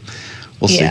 Well, we did hear from the Treasury Secretary Scott Bessent about this. While it might not be with Europe, he did say to our colleague David Weston that the U.S. is expecting that we could see a number of large trade deals in the coming weeks. In the coming weeks, he also said 3% growth would be in quarters, not years. Fascinating dive with David Weston earlier. We're going to talk about that later this hour with our political panel. We'll also get an update from Tyler Kendall at the White House on exactly what it is that the White House is threatening here. And you know, it's Fleet Week in New York. We've got a special conversation coming up this hour as well. We do. The commander of the U.S. Fleet Forces Command, Admiral Daryl Cottle, is going to be with us. So we certainly have a packed hour. as we deal with all of this news and the impact it's having on financial markets, as we just saw the U.S. dollar declining to the lowest level since December of 2023. On that and what else is happening in markets, Charlie Pellet has a look from New York. Hey, Charlie. Hi, thank you very much, Kaylee Lyons. Indeed, anything but smooth sailing ahead of Fleet Week here in New York with the Dow, the S&P, Nasdaq, choppy waters right now with the S&P down 39.50, 802 where we stand, looking at a loss of 0.7%. The big story, though, Apple getting hit hard. Apple right now down 2.7%. Keep it locked into Bloomberg Radio and Television for the latest, and of course to see how these markets shake out ahead of a long holiday weekend. The Dow right now down 0.6%, Nasdaq down 1%, with the Bloomberg Mag 7 index now slumping by 1.2%. The 10-year, 4.50%. The 2-year, 3.98%. Gold up $65 the ounce. Gold surging now by 2%, $33.59 the ounce. West Texas Intermediate crude up 0.3%, $61.36 on WTI. And a retreat from records for Bitcoin down 1.8% at $109,140. President Trump threatening Apple with a tariff of at least 25% if the tech giant does not manufacture their iPhones in the United States. Again, Apple shares down by 2.8%. A lot more coming up on Balance of Power. And for on-demand news 24 hours a day, subscribe to Bloomberg News Now wherever you get your podcasts. Back we go to Washington. Once again, your hosts. Here they are, Joe Matthew and Kaylee Lyons. All right, Charlie Pellet with a look at the Friday trade. Thank you so much. Of course, it isn't a quiet Friday here in Washington. It seems we never get to have one of those these days, even ahead of a holiday weekend, at least while President Trump is active on Truth Social with new threats of tariffs. 25% potentially on Apple if they don't make their iPhones in the United States, and 50% being threatened to be implemented on all goods coming out of the European Union next Sunday.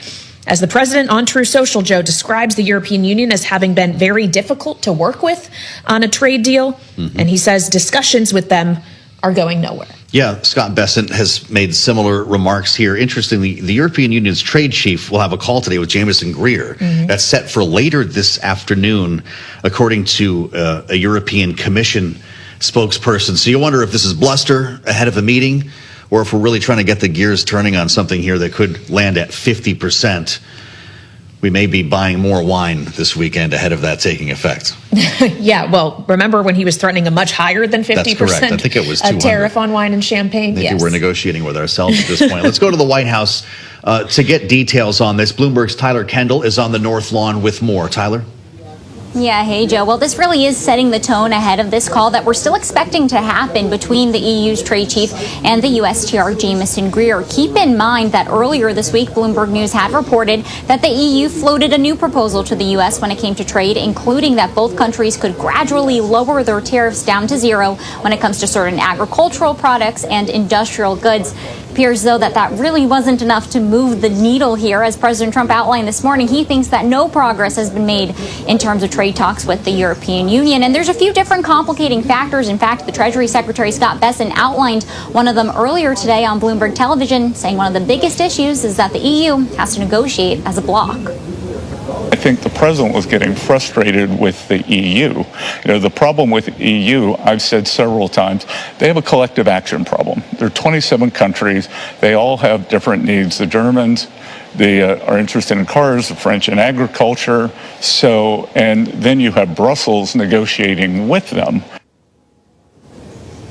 That can also make it difficult to address some of this White House's demands when it comes to what they like to call those non-monetary trade barriers. President Trump highlighted them in his post on Truth Social earlier today, including the VAT, value-added taxes, which the European Union really has said is fair and that isn't going to really be up for negotiations when it comes to trade talks. So we're going to have to see how this develops. Of course, Joe and Kaylee, if this escalation did go into effect, it would be a pretty big one. Bloomberg Economics estimates that if that 50% tariff went into play, it would ultimately cut EU exports to the U.S. by more than half.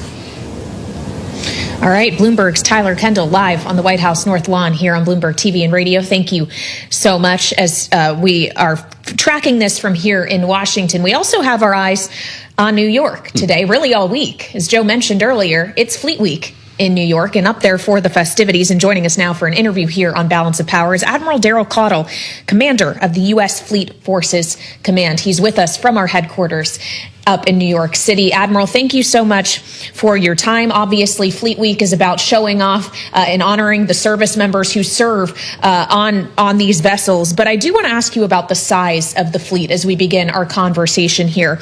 As we look at specifically the comparison with China, the U.S. Navy as of now has 296 ships in its fleet. China's is on pace to surpass 400 this year. Is there any way for us to possibly catch up? Well, first of all, thank you for having me. I really do appreciate it, being on Balance of Power. I just love the title of the show and being a Navy commander and having a chance to talk with you today, Kaylee. I get this question a lot about the difference in size of the Chinese fleet versus the U.S. fleet, shipbuilding capacity differences. And I just want to assure you and others that will be listening that I don't worry about it too much. We do consider China to be our pacing threat. We are concerned with their shipbuilding capacity, but, there is nothing that beats the quality of the U.S. Navy warship. There's nothing that beats our capability, our technology, and most of all, our sailors that are on board and crew those ships. That just really is our true advantage. So while, we are playing a bit of catch-up on shipbuilding capacity, I don't think a strategy for the U.S. should be trying to match that.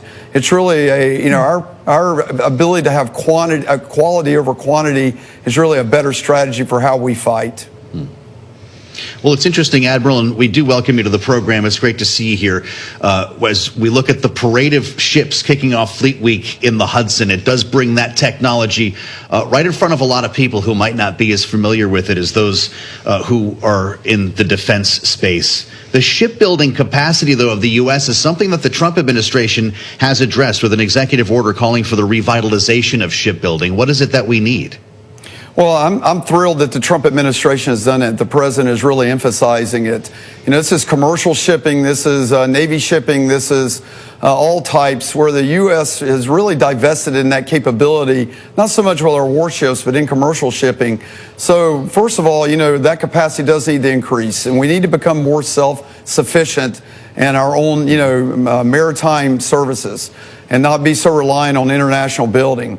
But, from our warships in particular, we have a lot of ships on contract, and we are working hard to emphasize with those defense industrial partners that build those for us to actually deliver those on time and get back on track, as well as the maintenance contracts that we have. Those need to improve in their performance as well.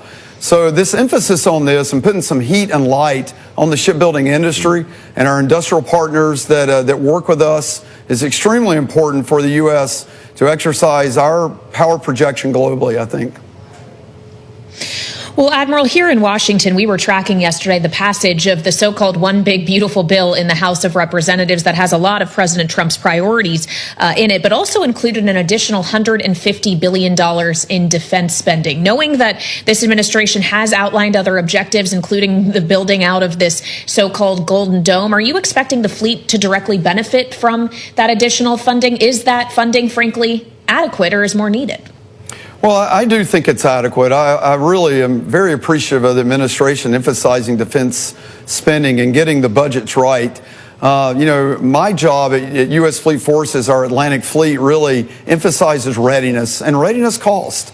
And to have a military that's expeditionary like the Navy, on call, ready to go worldwide, globally, requires a high level of readiness. And that's across our ordnance capacities, our parts, supplies, and of course the training of our sailors.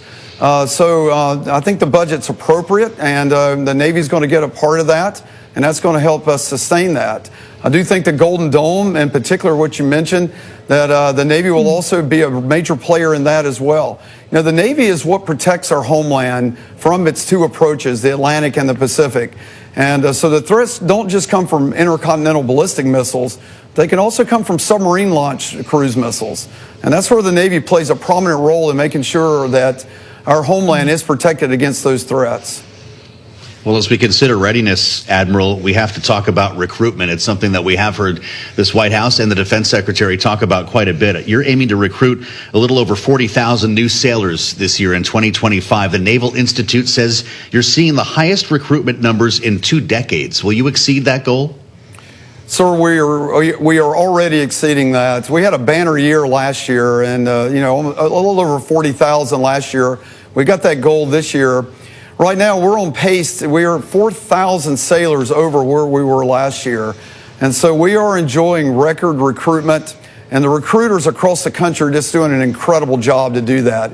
It's very hard work. We are all in the same demand for this talent in our country. And when only less than 1% of everyone in our country serves, you can imagine a population of those that can do what we do for a living is quite small. And across the armed forces, we're all in demand for those. So I'm very proud of our Navy recruiters to achieve that. I would also mention to you that our retention is at a record high. So when we get folks in, they really enjoy what they're doing in the Navy. And I think that's tied to our incredible mission. And the Navy is out there, their away team, and so I think we're enjoying record retention as well. When you combine those, we're going to put a real dent in some of the gaps at sea that we have had over the last few years and really chip away at that to get our wholeness back with respect to manning our ships. I feel like I should disclose, Admiral, that I am the daughter of a naval aviator, and I know that he loved nothing more than flying F-14s. He spent a lot of time on these very vessels we're talking about themselves. But I want to talk about active service members who are finding that they have had their deployments on carriers and other supportive vessels extended, specifically in the Red Sea, as the U.S. has been engaged up until recently with Houthis, an Iranian proxy that, of course, was quite disruptive in the Red Sea in particular in recent years. The Truman is now heading home, but as we considered the multiple F-18s that actually fell off that carrier, tens of millions of dollars in aircraft lost, was there an over-deployment problem with the Truman or with anyone else stationed in the Red Sea? Is that why a truce had to be reached with the Houthis? All great questions. Our carrier strike groups project power and dominate and control sea lanes like no other thing there is. I mean, that's why the president, when a crisis happens, where's the nearest aircraft carrier and the nearest strike group? And so high demand for aircraft carriers. Because of that, in our force structure currently, we have essentially about a 3.0 presence worldwide, globally, all the time. And so we shoot for about a 7-month deployment. So every 36 months, we'd like to see our carriers and the strike group, cruisers and destroyers deploy for about 7 months every 36 months. When those get delayed, that does take a toll on our readiness. It makes the return maintenance availabilities, as we call them, maintenance periods, longer. It's harder on the ships. It's hard to recoup from that extended deployment from the impact it has on that readiness level. It impacts people's lives as well. People think they're coming back at 7-month point and they get back at the 8 and 9-month point. They had weddings planned and trips planned and that kind of thing. So there's quality of life impacts as well. But make no mistake about it, there is no bigger compliment on earth than to be extended, to know you are the force across the joint force, that the President and the Secretary of Defense needs to be there to ensure we are deterring aggression, making sure the sea lanes of communication remain open. And these sailors willfully and understand that. We communicate that to them, and they put their life on hold to do those extensions. Regarding the loss of aircraft on board, the extension of the Truman those are not related in any way. When you fly thousands of combat sorties, on occasion there are going to be material failures. There are going to be things that happen in real combat that's happening in the Red Sea. It's going to result in some combat losses of those aircraft. And when those happen, and if there's human mistakes, they get thoroughly investigated. We look hard into that. We hold people accountable if that's necessary. But most importantly, we learn. And we grow as a force, and we put those lessons learned back into the system on each training cycle to make sure we're understanding what went wrong, to make sure we never make those mistakes again. And I don't want you to think that being extended had anything to do with the loss of the F-18s. Well, we appreciate your answering that question, Admiral. They've been busy out there, certainly, according to the Pentagon and what you're telling us now. A massive drawdown in missiles specifically and rockets. What do we need? How much have we expended, and what do we need to replenish the munitions used against Yemen? Well, high-end munitions like Standard Missile Series, Standard Missile 2, SM-2, SM-6, SM-3, the missiles we shoot from our destroyers and cruisers are critical offensive and defensive weapons. And they're expensive, And we like to make sure when we expend one of those that it's against a target that really it required that level of capability to take out. So because of that, when low-cost drones are being shot at our ships, one-way UAVs, if you will, we want to make sure we have matched the right response capability weapon system against that threat. So the Forward Strike Group, which is about to replace the Truman, it's still finishing up its final deployment preparations. We'll be deploying with a couple new missile systems. You can think about missiles about the size of a Hellfire missile. There are two program of records called the Coyote and the Roadrunner missile systems that they'll be on our destroyers. That missile is significantly cheaper, has great standoff capability. It'll be the first time we've employed them, and that strike group will be certified to actually use that weapon system. And what that does is saves our main weapons battery. And so the offensive weapons that we're having to use typically to defend ourselves won't be as needed. So we're really happy about that. It's more cost effective, it's more appropriate, and the ship's captains have a lot of confidence they can defend them ships properly with a lower cost weapon system. Really interesting, Admiral. Daryl Caudle with us live from World Headquarters in New York. In Manhattan for Fleet Week. He's the commander of the U.S. Fleet Forces Command. Admiral, really great pleasure to talk with you.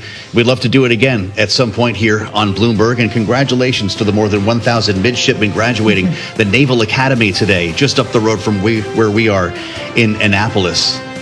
Go Navy. Well, with the daughter of a naval aviator. I'm Joe Matthew. Did we learn a lot there? That was pretty good. Yeah, it was a great conversation, and we still have more of them ahead here on Balance of Power on Bloomberg TV and radio. Make sure to subscribe to the Balance of Power podcast on Apple, Spotify, anywhere else you get your podcasts. You can bring us with you to Fleet Week. Watch us live on YouTube and listen anytime at Bloomberg.com. Everything you love about Bloomberg Radio is now inside your car. The new Bloomberg Business app featuring Apple CarPlay and Android Auto. All your favorite Bloomberg Radio shows right on your dashboard. Download it free in the Apple App Store or on Google Play. Audiences are calling Can't Look Away a must-watch documentary of 2025. Based on investigative reporting by Bloomberg's Olivia Carville, filmmakers Perry Peltz and Matt O'Neill confront tech giants, exposing how social media is addicting our kids and impacting mental health. You say goodnight and you think your kids are safe. These are children that have been addicted by these apps. Every parent in America is terrified. Stream Can't Look Away now on Jolt.film. That's JOLT.film. Watch today. Get instant access to the financial and political news of Europe every business day. We watch sterling now shooting up. Wake up with Bloomberg Daybreak Europe Edition. The European Central Bank's fight to tame inflation isn't over. Available now on your podcast feed each weekday morning by 7 a.m. in London. Get the news you need to start your day in just 15 minutes. A cautious ECB. Subscribe to Bloomberg Daybreak Europe Edition today on Apple, Spotify, and everywhere you get your podcasts. Bloomberg Podcasts. Context changes everything.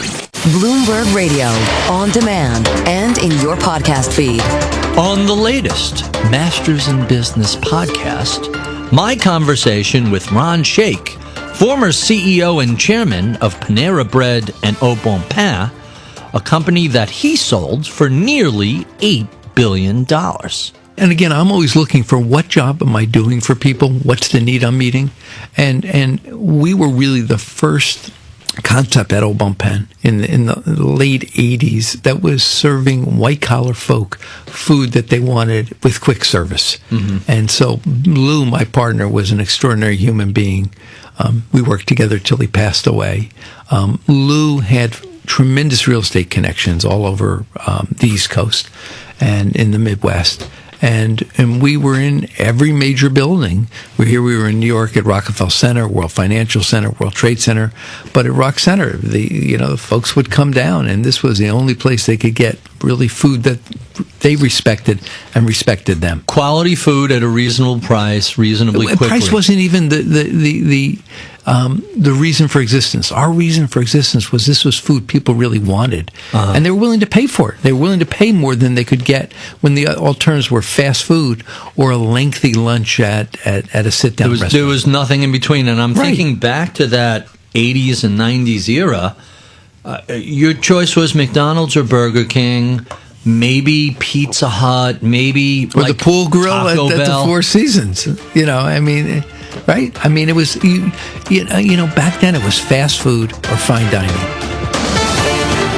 Hear the full conversation on the latest edition of the Masters in Business podcast. Subscribe on Apple, Spotify, and anywhere else you get your podcasts. Plus, listen anytime on the Bloomberg Business app and Bloomberg.com.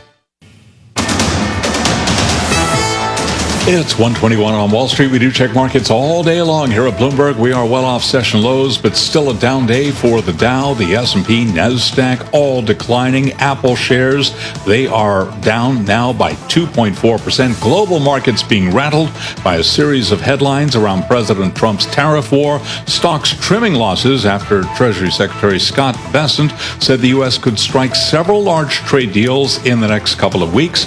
Those remarks coming in a conversation with Bloomberg Television and Radio.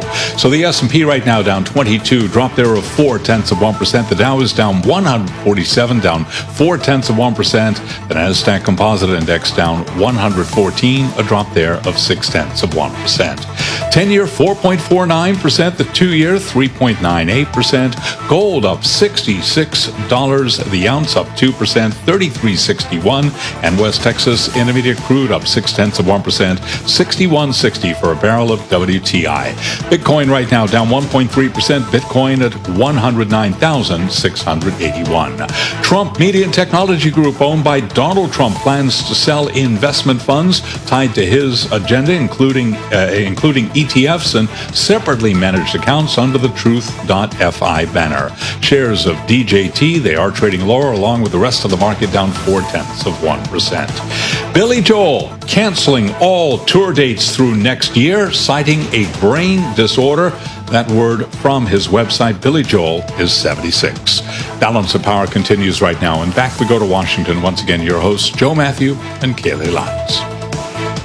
All right, Charlie Pellet, thank you so much. Running us through the latest on the markets, but also the latest market-moving headlines, of course, as Charlie mentioned there. The Treasury Secretary, Scott Bessent, telling Bloomberg earlier today that we could see a number of trade deals in the coming weeks, but perhaps President Trump isn't convinced one of those will be the European Union, as he today threatens a 50% tariff on the EU effective June 1st and says discussions with them are going nowhere. This was quite the deep dive with the Treasury Secretary. They spoke for about a half an hour, talked about a lot of what's happening in Washington right now, but we do want to bring you into the conversation specific to tariffs, because it was today that President Trump threatened this 50% levy against the EU. Reaction from the Treasury Secretary. Let's watch and listen. We have substantial revenue coming in now, and there is, at some point, there's an equilibrium rate, let's call it a Laffer curve, for tariffs. And I think we will reach that rate. The other thing that's happening is a lot of their tariff barriers or non-tariff trade barriers. A lot of these non-tariff trade barriers are coming down, so friction's decreasing there. And again, because we don't know where these tariff negotiations are going to end up, they won't end up being scored. But it's several $100 million a year, several $100 billion a year of revenue that will be used. For every $100 billion, that's $100 billion less of bonds that Treasury has to issue. When you talk about uncertainty and getting more certainty because of the tax bill, some of the uncertainty, a lot of it is because of tariffs right now, because we're not exactly sure where we're going to end up. Do you have a sense when the economic community, the business community, will get better certainty on tariffs? Well, we've done the 90-day pause. As I mentioned several times, we have 18 important trading partners. So what everyone should really focus on are those. We've done a deal with the UK. My sense is over the next couple of weeks, we're going to have several large deals announced. We have put a pause and a 90-day pause with China. I expect that we will be negotiating in person with them again. And then the president today, when we initiated the pause and the 10% are moving down from the April 2nd rate to the 10% level was contingent on countries or trading blocs coming and negotiating in good faith. And I think the president was getting frustrated with the EU. The problem with EU, I've said several times, they have a collective action problem. There are 27 countries.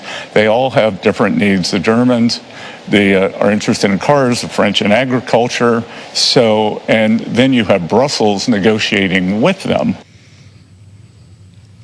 The Treasury Secretary, Scott Bessent, in conversation with Bloomberg Wall Street Week host David Weston. You can, of course, find that on Wall Street Week later tonight, but also on the Bloomberg terminal and online. Interesting to hear the Treasury Secretary specifically calling out the fact that this is a multi-nation bloc we're talking about when it comes to the European Union in particular. 27 countries have to agree, maybe making these negotiations harder. Of course, President Trump, in his True Social post, contending today that bloc was formed for the primary purpose of taking advantage of the United States on trade. He has repeatedly made this claim, Joe, even though it's not necessarily factually accurate. You wonder how all of this plays into the meeting today that our U.S. trade representative will have with Trade Minister for the European Union. That'll take place apparently this afternoon. A lot of this is said to be bluster or a negotiating tactic. Now we're at 50%. We'll see where we are tomorrow. The markets seem to be taking this so far in stride.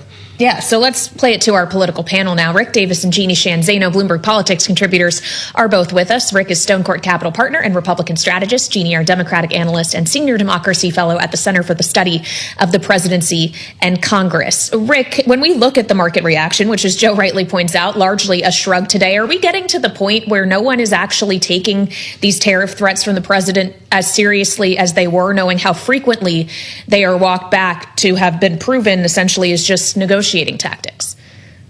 Yeah, I think to a large degree, the shock appeal to the market is over. There is a sensibility that what Donald Trump says on day one is not necessarily what goes into effect day 90. And so I think there's some reasoning. There's some rational actors now starting to look at this and saying, okay, we now have a pattern. We're going to follow the pattern rather than the rhetoric. And by the way, that was smart money in his first term. It wasn't what he said. You had to wait and see what he actually did. And so I think we're just sort of now relearned the Trump cycle, and people are starting to adjust to that. I would say what's interesting about the latest conversation with the secretary is this notion that they're now applying sort of the Laffer curve to tariffs. Arthur Laffer, popularized in the Reagan administration for his work around tax cuts, is basically got the theory that there's a certain level of tariff that gets you the most revenue. And so the question is, what do we think those levels are? And is that what Donald Trump is trying to achieve? So I guess it's just wait and see what happens. But this next G7 meeting is going to say a lot about where we are with European tariffs, I'm sure. What do you think about this, Jeannie? It's not a very useful negotiating tactic if it's not taken seriously. Wall Street is giving its answer here. Does the president become the boy who cried tariff? I think he'd be very frustrated to hear this conversation, and that's how it's being taken on Wall Street. And I think one of the dangers with Donald Trump is he will frequently do what you don't expect him to do. So he very well could pull the trigger on some of this. I think it's very curious, though, and interesting that when Giorgia Meloni was over here, not just a few weeks ago as the representative of the EU bloc, we really believed that those conversations were going well, but we can hear both from the president and also Scott Bessent that they are frustrated. And of course, as we all know, when you are negotiating with a federation, states with wildly different interests, it is very, very complicated, but it's hard for me to believe that either Scott Bessent or the president could be surprised that Germany and France and Italy and all the other EU countries have very different interests. That's what makes this complicated, and which is why most people don't pull the trigger on this kind of thing and then negotiate. They do this in a more methodical manner than the president has been keen on doing so far. Well, of course, it's not just countries that are at play here. It's specific companies as well, Jeannie, is it's not just a 50% tariff he's threatened on the European Union, but also 25% on Apple if they don't make their iPhones in the United States. Knowing Tim Cook personally donated to his inaugural committee. He attended the inauguration. He's met with Trump at the White House. President Trump has told us repeatedly he's been in conversations with Tim Cook. Is all of that for nothing? Is no tech company able to ingratiate itself enough for the president to feel that they can still make their products anywhere but the United States of America? Yeah, poor Tim Cook, and he was actually at the White House on Tuesday. I actually shouldn't say poor Tim Cook. I don't think he's that poor, but he's been trying to ingratiate himself. Even as I mentioned on Tuesday, he was there. But as we recall, when the president was in the Middle East, he vocally said he still has a little problem with Tim Cook, and that was his building all over India. And he said, "I don't want him building there. I want him building here." Of course, that is far easier said than done. And so, I think the question now is, does Tim Cook, do Apple try to wait out this president? Because the idea that they could move manufacturing over here and kick it up in the way the president and, people like the Commerce Secretary would like to see is very, very difficult to believe. In fact, some of the reports say that if that happened, we'd all be paying $3,500 or more for an iPhone. I can't do it, Kaylee. I just can't do it. So please don't do that to us. We talked to Bloomberg's Mark Ehrman about this, our Apple reporter who's dropping more scoops than anybody on this company, wouldn't even try to put a number on it.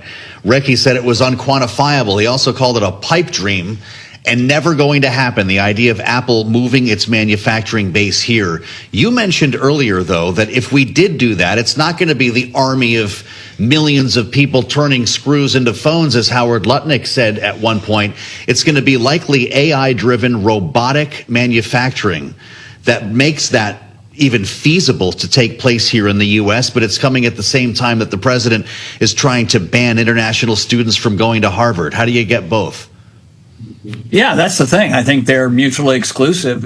You've got to have people who have that technical skill if you want to have manufacturing of these kind of technical items. And by the way, we need that for everything else we're doing. We're not even talking about quantum computing or AI. We're just talking about manufacturing. But when you go to Detroit, when you go to around the country where people are manufacturing, it's robotics that matter. It's AI that matters. It's not, sort of the typical labor that we're used to. I've been to a Foxconn manufacturing facility. I mean, it's very few people and a lot of mechanical activity going on, all of which coordinated through, very, very sophisticated computer programming. So unless we have that capacity, we are never going to be able to achieve the kind of, quote, second industrial revolution that Donald Trump wants. But it still doesn't satisfy the fundamental supply chain needs and where we're going to find all the component parts to this. So we are a long way away from putting up a sophisticated and well-equipped and supplied Apple manufacturing facility here. But look, what Tim Cook has learned is you can rent Donald Trump, but you can't buy him. Wow.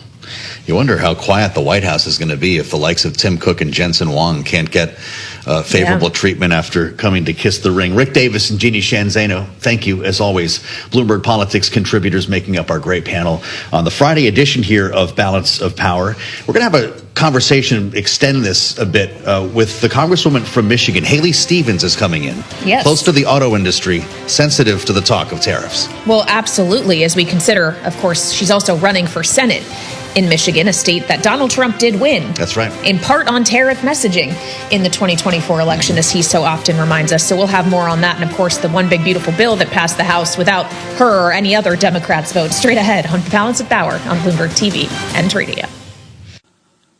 CBS News Brief. A federal judge has temporarily blocked the Trump administration from barring Harvard from enrolling international students.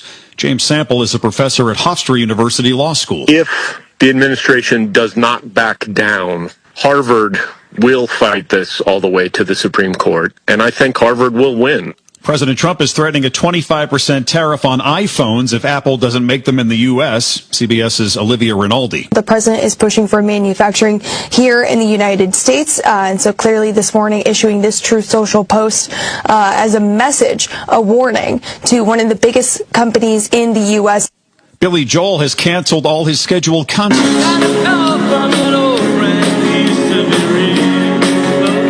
The 76-year-old piano man says he's been diagnosed with normal pressure hydrocephalus, a rare brain disorder that causes hearing, vision, and balance issues. He's undergoing physical therapy.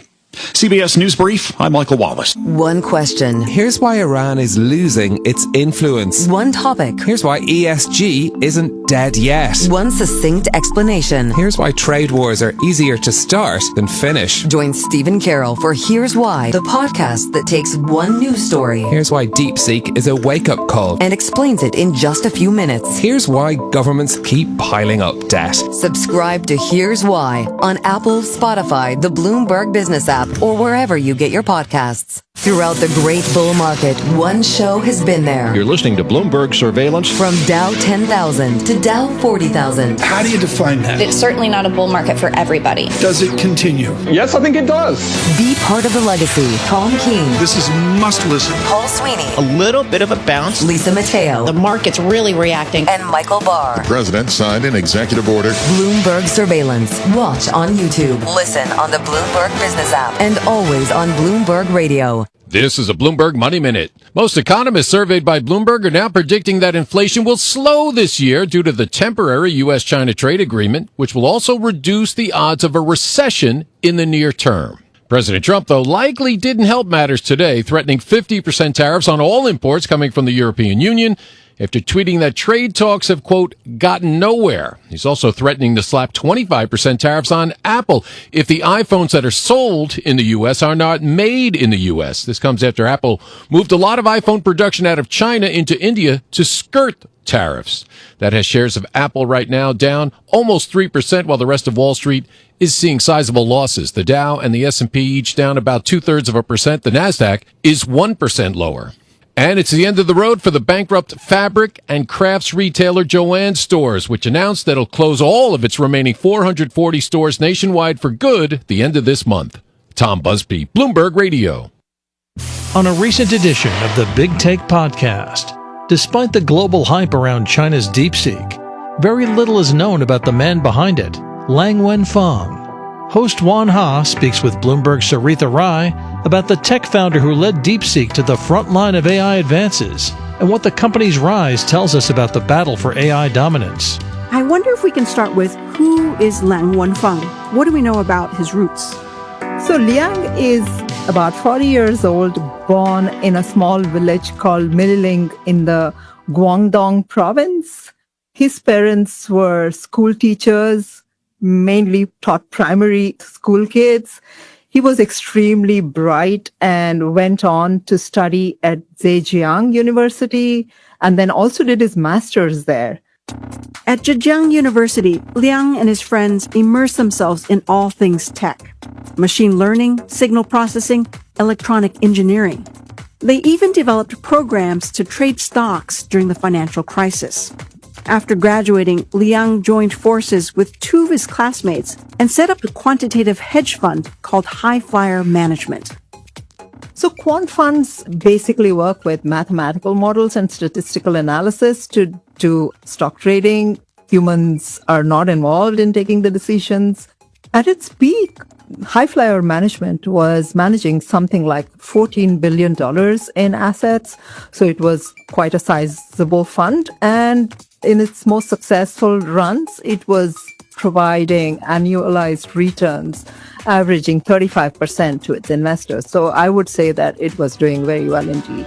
That's what's on a recent edition of the Big Take podcast. Listen to the full episode on Apple, Spotify, the Bloomberg Business app with Apple CarPlay or Android Auto, or anywhere you get your podcasts.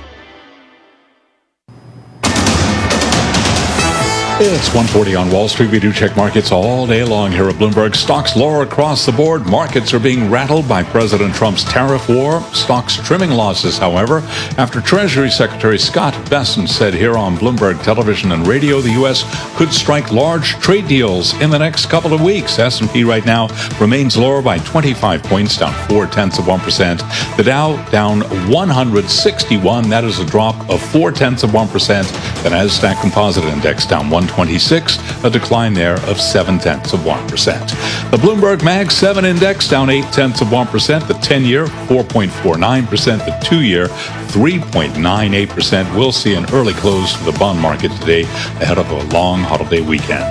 Right now we've got gold up 2.1%, $33.65 the ounce. West Texas Intermediate crude up 0.7%, $61.65 a barrel. And Bitcoin now down 1.4%, just under $110,000. The discount retailer Ross Stores trading lower by 10%. Ross is pulling its full-year profit outlook because of heightened uncertainty caused by tariffs. Apple now down by 2.7%, recapping S&P lower by 0.5%. Balance of Power continues right now. Back we go to Washington. Once again, your hosts, Joe Matthew and Kaylee Lyons. All right, Charlie Pellet, thank you so much. With a look at how Wall Street is reacting to the latest tariff threats from President Trump. Of course, largely the reaction isn't too negative, at least looking at equity markets overall. But as Charlie was running us through, you are seeing some pressure on Apple, down 3% as he threatens a 25% tariff on non-U.S. made iPhones and also 50% on all European goods beginning next Sunday. But not immediately, Joe, which in theory leaves a window of potential negotiating room here, in theory, raising the question of if this is all part of a negotiation. That's right. So 50%, which is less than the 200% he suggested or threatened against wine and champagne. So I guess maybe the wine will be a little bit less expensive if this takes effect. But there is an important meeting today. The European Union's trade chief will be meeting with Jameson Greer, the USTR, his U.S. counterpart here. So maybe there's news later today, maybe over the long weekend. And it's where we start our conversation with Haley Stevens, the Congresswoman, Democrat from Michigan, is with us right now. And it's been a long time, Congresswoman. We have a lot to catch up on. So welcome back. I want to start with your relationship, your close relationship with the auto industry, your history with the auto industry, having helped to save it in the throes of the Great Recession in the Obama administration. You hear about a 50% tariff on the European Union.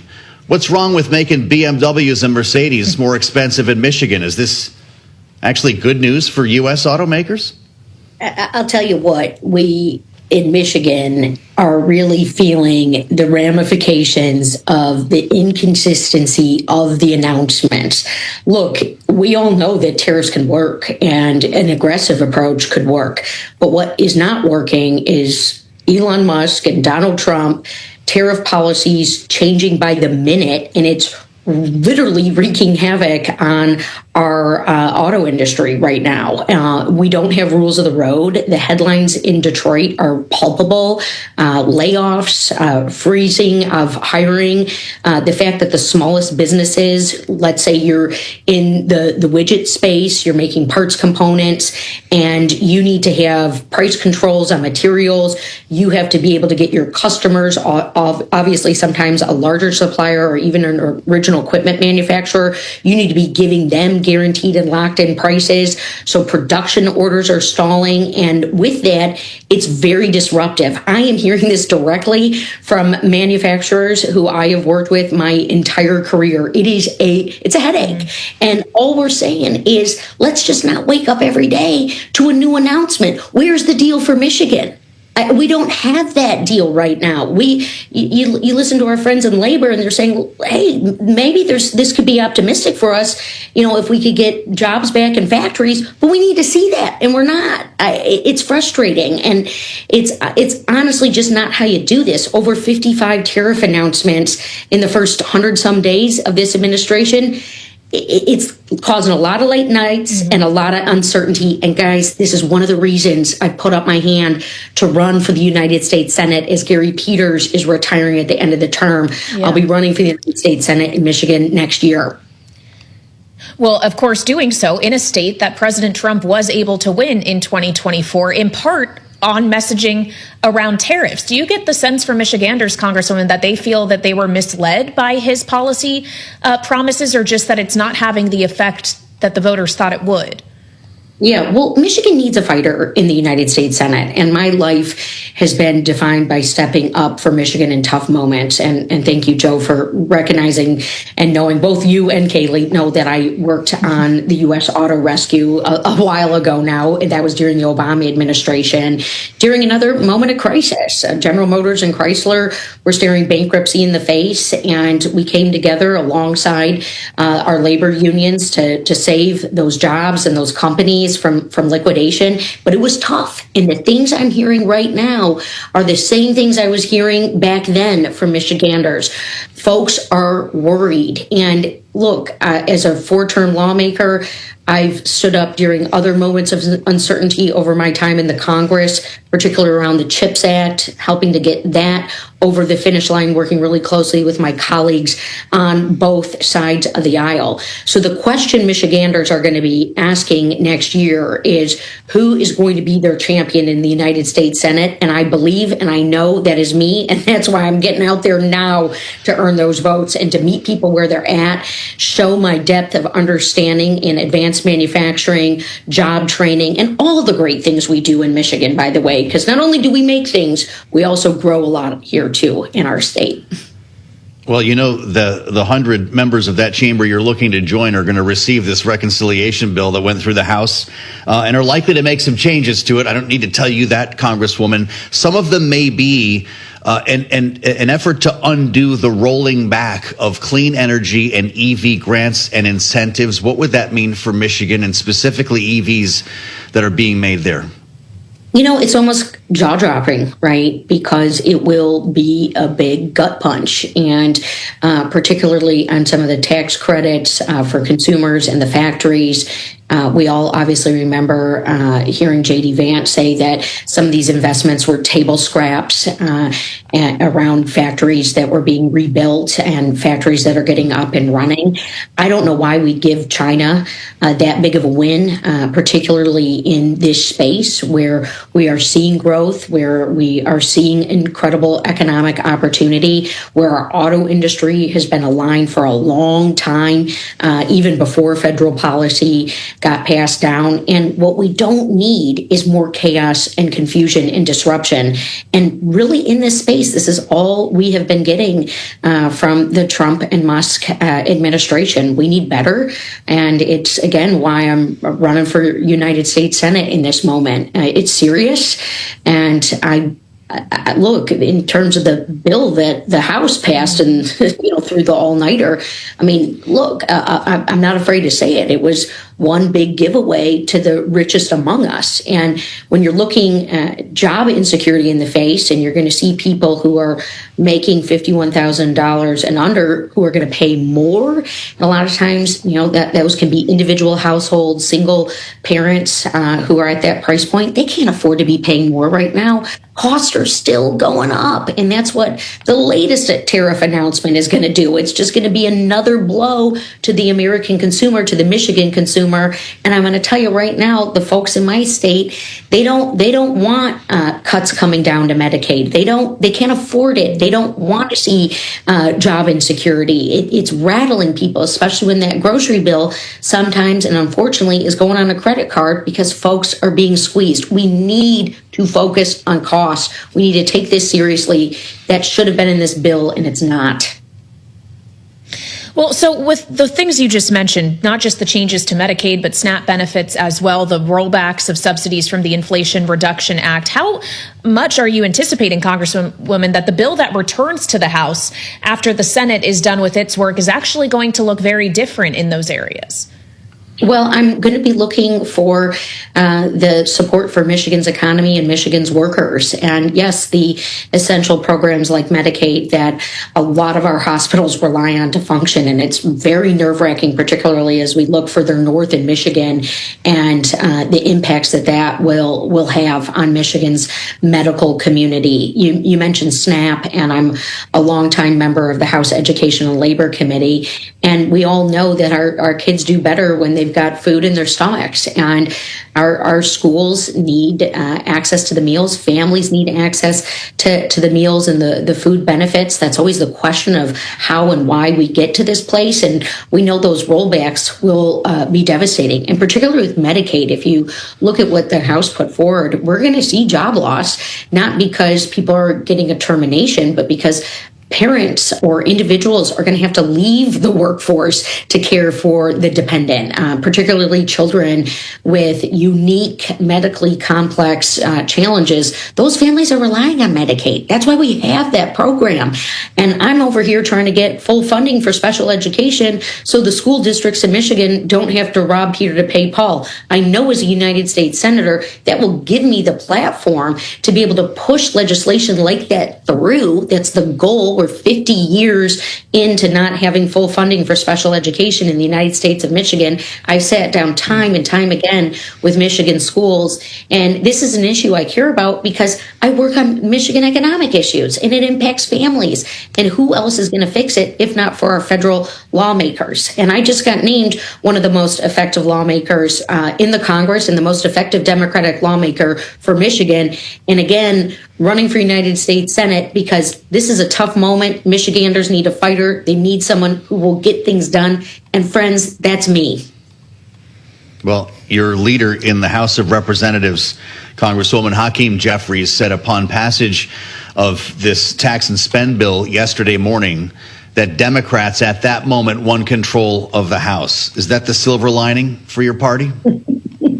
You know, we certainly feel very bullish that when Republicans go after folks' Medicaid and health care, that ends up turning out very favorably for Democrats and people who want to not only preserve programs like Medicaid, but see Medicaid get expanded and costs get lowered for folks. And I remain really enthusiastic about a record of standing up for people's health care, people's jobs, particularly manufacturing jobs. And look, we've got a real opportunity here to send a message to the Trump-Musk chaos agenda that Democrats can lead the way. And it's something that we're seeing here in the state of Michigan.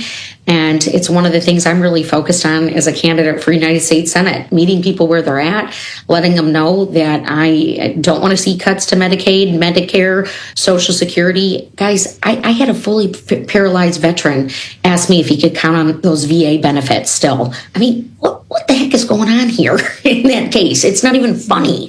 And so we need some common sense. The abuses of power that we're starting to see rear their head, that needs to be clamped down, and we do need checks and balances. So yeah, let's roll up our sleeves for some tough elections. I know how serious the race I'm entering is going to be, and I'm really proud to see leaders like Hakeem Jeffries putting forward a vision for the future for folks because it's a serious moment for us.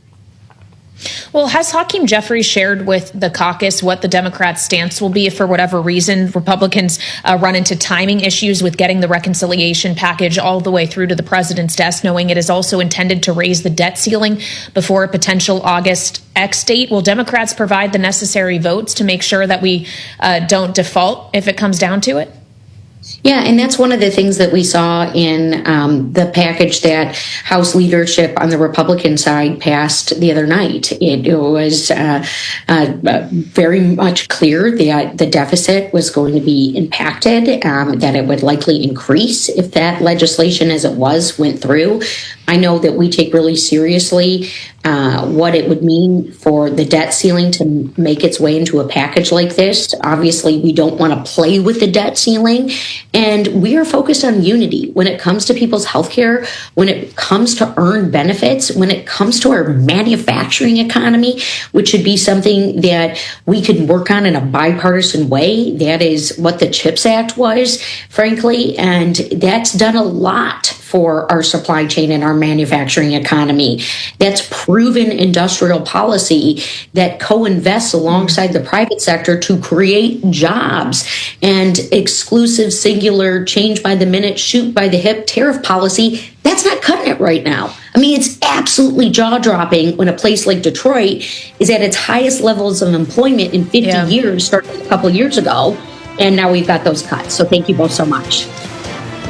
All right, Congresswoman, thank you for your time. The Democratic Congresswoman Haley Stevens of Michigan running for that U.S. Senate seat. We should also mention we've had two of her opponents, Mallory McMorrow and Abdul El Sayed, on this program as well. We'll be back for more Balance of Power later today on Bloomberg TV and radio. The Fed's top names are on Bloomberg Radio. Atlanta Fed President Raphael Bostic. Right now, I would say in my SEP, I have one cut only for this year. Fed Governor Christopher Waller. The tariffs are a one-time price level effect that's going to pass through. New York Fed President John Williams. Having well-anchored inflation expectations is very important for price stability and also for economic stability. For the latest headlines from the Fed, listen on Bloomberg Radio or anytime on the Bloomberg Talks podcast. This is a Bloomberg Money Minute. The U.S. dollar falling to its lowest level since 2023 after President Trump threatened a new round of tariffs on goods imported from the European Union and on Apple products that are sold here in the U.S. but not made here. And that's affecting Wall Street today. Although the major averages are off their lows of the session, right now the Dow and the S&P are each down about 1/3%, the Nasdaq 2/3% lower. Harvard winning a temporary court order blocking the Trump administration from preventing the school from enrolling international students. The latest effort by the White House to retaliate against Harvard for refusing to capitulate to President Trump's demands to change its curriculum for allegedly failing to crack down on anti-Semitic demonstrations. And the piano man, the singer Billy Joel, has been forced to cancel all upcoming concerts, even a large-scale tour that was scheduled for this year and next, after being diagnosed with a brain disorder called normal pressure hydrocephalus that leads to problems with hearing, vision, and balance. Tom Busby, Bloomberg Radio. The global leader in business and financial news is now live on YouTube. The live chat yesterday was very kind. Watch Bloomberg Radio all day. There are no such things as slow news days. For market news, conversation, and insight from Bloomberg's signature radio shows, Surveillance, Bloomberg Intelligence, Balance of Power, and Business Week. This story is among our most read. Bloomberg Radio. Watch us every business day live on YouTube. Go to the Bloomberg podcast page and click on the live feed. Bloomberg Radio. Context changes everything. The business news of Australia is more important than ever. Australia is a leader in renewable energy and critical minerals, and its strong global ties and resilient economy make it a prosperous trading nation. I'm Rebecca Jones. Join me and my team of reporters every week for the Bloomberg Australia podcast. Get an insider's look into the biggest Australian stories, all in under 15 minutes. The Bloomberg Australia podcast. Listen on Apple CarPlay or Android Auto with the Bloomberg Business app, or wherever you get your podcasts.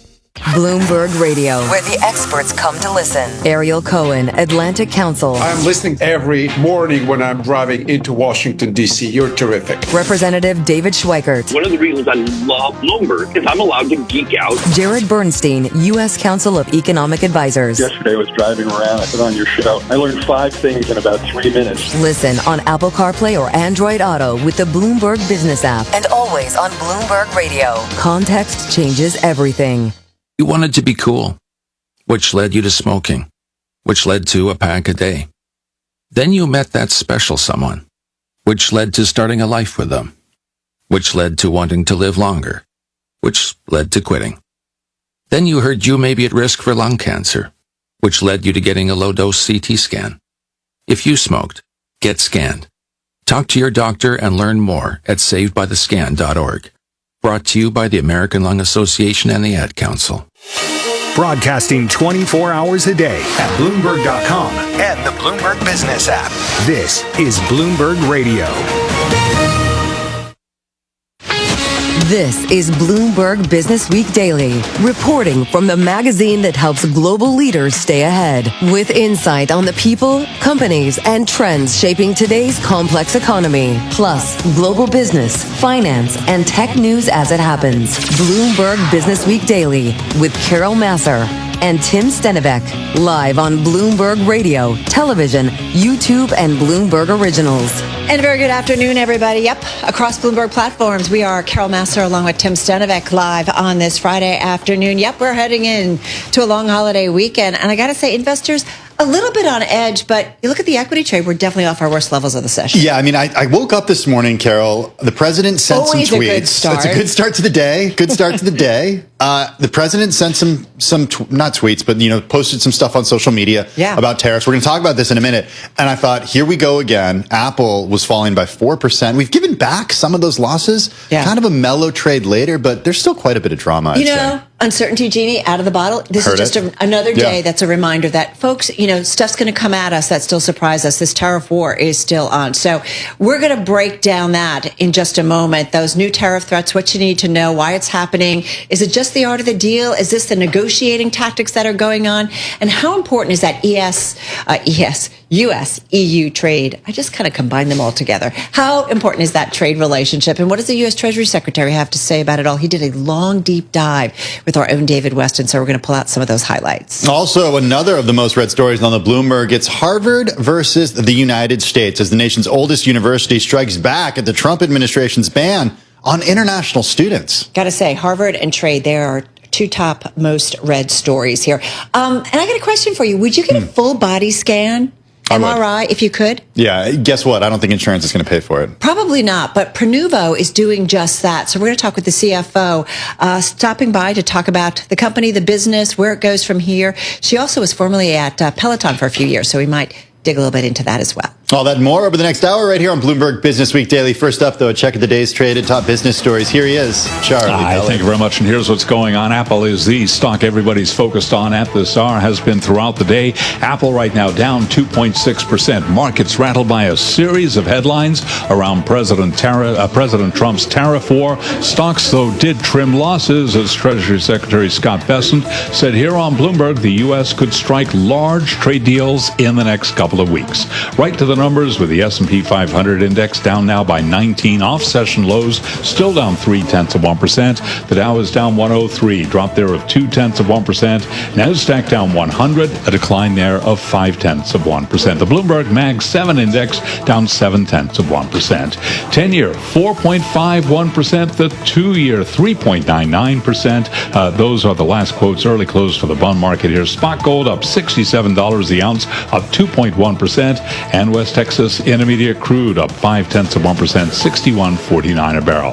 Bitcoin remains lower by 1.5%, trading at just under $110,000. The Apple story. Again, Apple down 2.6%. The president threatening Apple with a tariff of at least 25% if the tech company does not manufacture their phones in the United States. Recapping, stocks lower, S&P down 0.3%. Keep it locked into Bloomberg Television and Radio to see how things shake out at the close. I'm Charlie Pellet. That is a Bloomberg Business Flash. All right, folks, you are up to date on the markets on this Friday. All right, you know our big story. There's a couple of them, but this is really the big one, is certainly when it comes to investors. President Trump threatening a sweeping 50% tariff on the European Union, a 25% levy on Apple. Of course, Charlie digging into this as well throughout the day. If the tech giant failed to move iPhone manufacturing to the United States, we're talking about Apple here, reigniting investor fears about his trade agenda. U.S. Treasury Secretary Scott Bessent speaking earlier with Bloomberg Wall Street Week host David Weston. They talked about the overall tariff strategy, but they also talked about what already he is seeing as a result of these tariffs. Check it out. We have substantial revenue coming in now, and there is, at some point, there's an equilibrium rate, let's call it a Laffer curve, for tariffs. And I think we will reach that rate. The other thing that's happening is a lot of their tariff barriers or non-tariff trade barriers. A lot of these non-tariff trade barriers are coming down, so friction's decreasing there. And again, because we don't know where these tariff negotiations are going to end up, they won't end up being scored. But it's several $100 million a year, several $100 billion a year of revenue that will be used. For every $100 billion, that's $100 billion less of bonds that Treasury has to issue. When you talk about uncertainty and getting more certainty because of the tax bill, some of the uncertainty, a lot of it is because of tariffs right now, because we're not exactly sure where we're going to end up. Do you have a sense when the economic community, the business community, will get better certainty on tariffs? Well, we've done the 90-day pause. As I've mentioned several times, we have 18 important trading partners. So what everyone should really focus on are those. We've done a deal with the UK. My sense is over the next couple of weeks, we're going to have several large deals announced. We have put a pause and a 90-day pause with China. I expect that we will be negotiating in person with them again. And then the president today, when we initiated the pause and the 10% are moving down from the April 2nd rate to the 10% level was contingent on countries or trading blocs coming and negotiating in good faith. And I think the president was getting frustrated with the EU. The problem with the EU, I've said several times, they have a collective action problem. There are 27 countries. They all have different needs. The Germans, they are interested in cars, the French in agriculture. And then you have Brussels negotiating with them.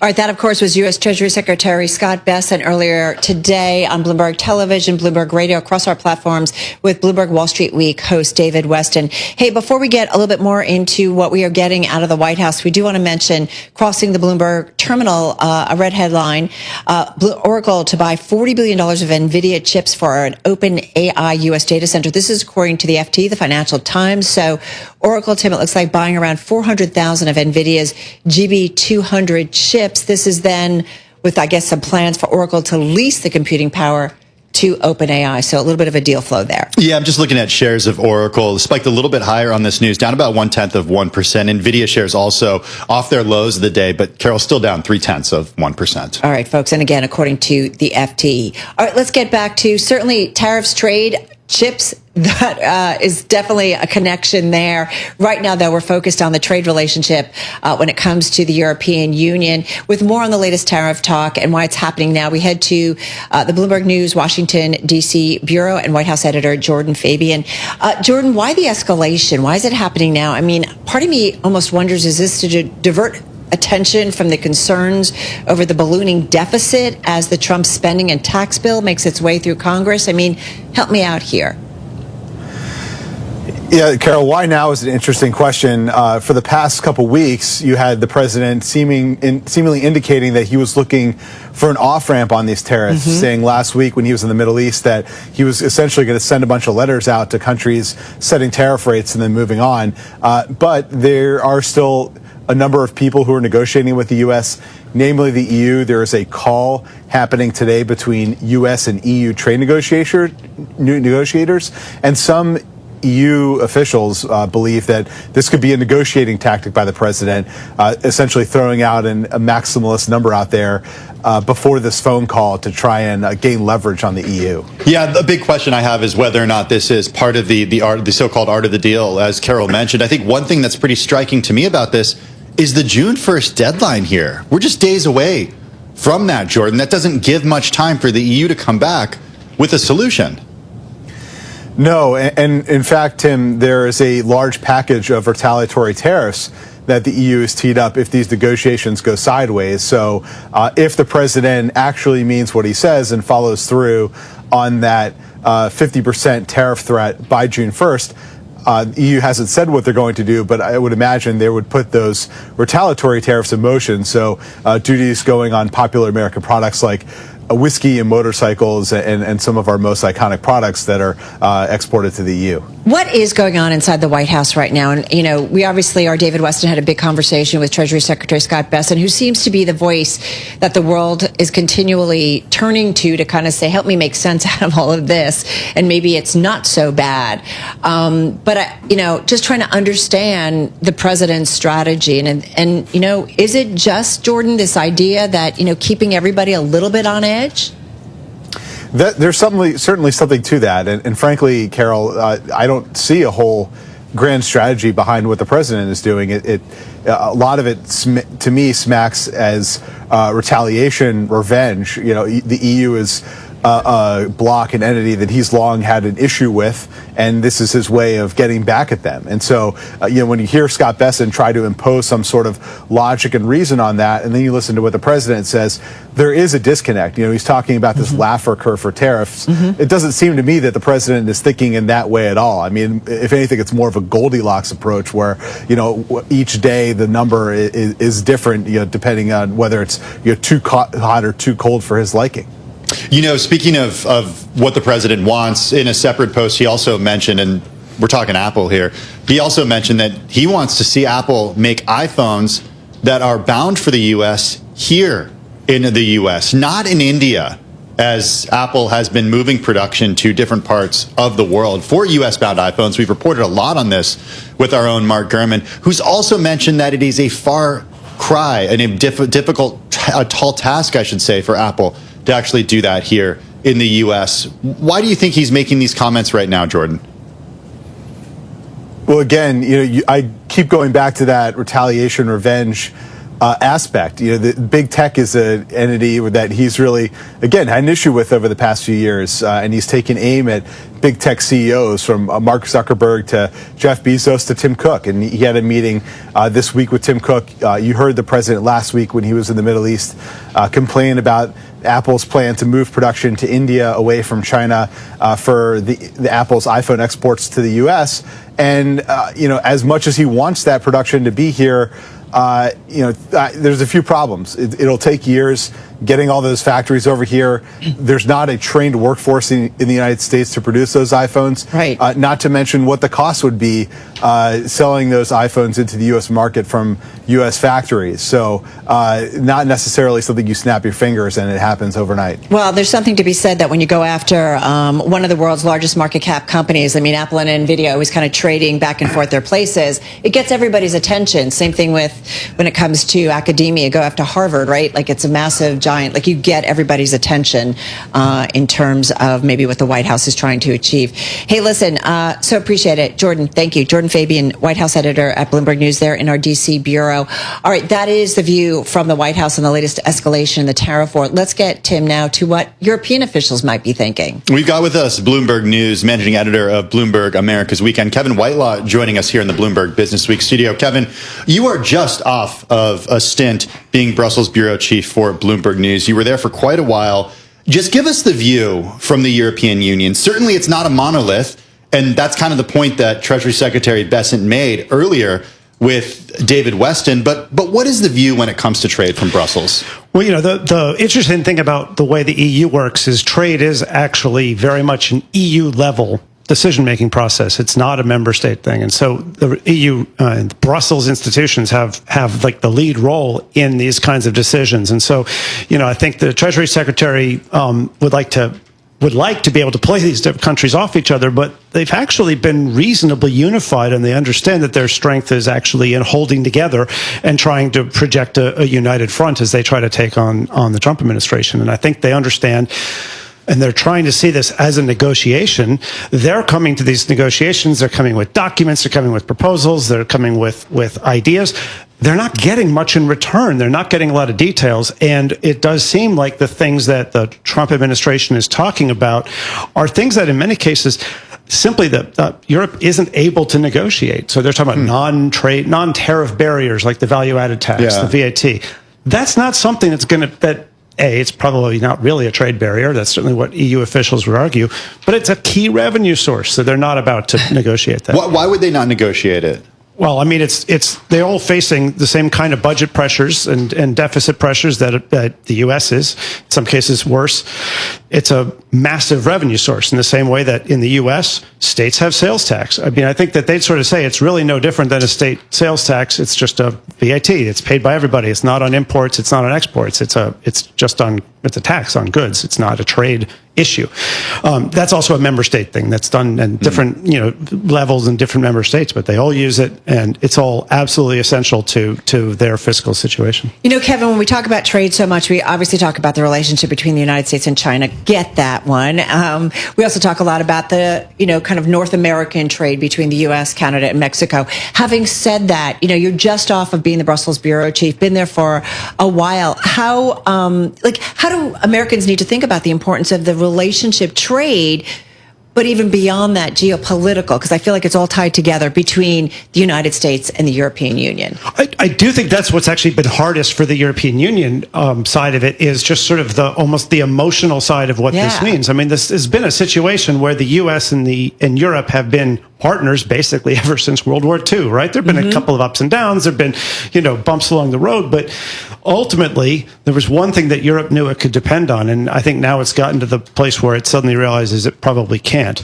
On the flip side, the Trump administration would argue that the Europe had taken the U.S. for granted a little for too long and had sort of gotten a little bit lackadaisical when it came to defense spending and other issues. And so, a rebalancing was in order. It's been a very, very jarring rebalancing conversation. Well, having said that, though, I keep thinking a lot about soft power. And, after World War II and all that the United States was doing to help Europe come back after that, it also gave them incredible privilege and leeway in the region, whether it was for their companies, for building out their own companies. I mean, it really gave them a lot. And I feel like that historical perspective is important at a time like today.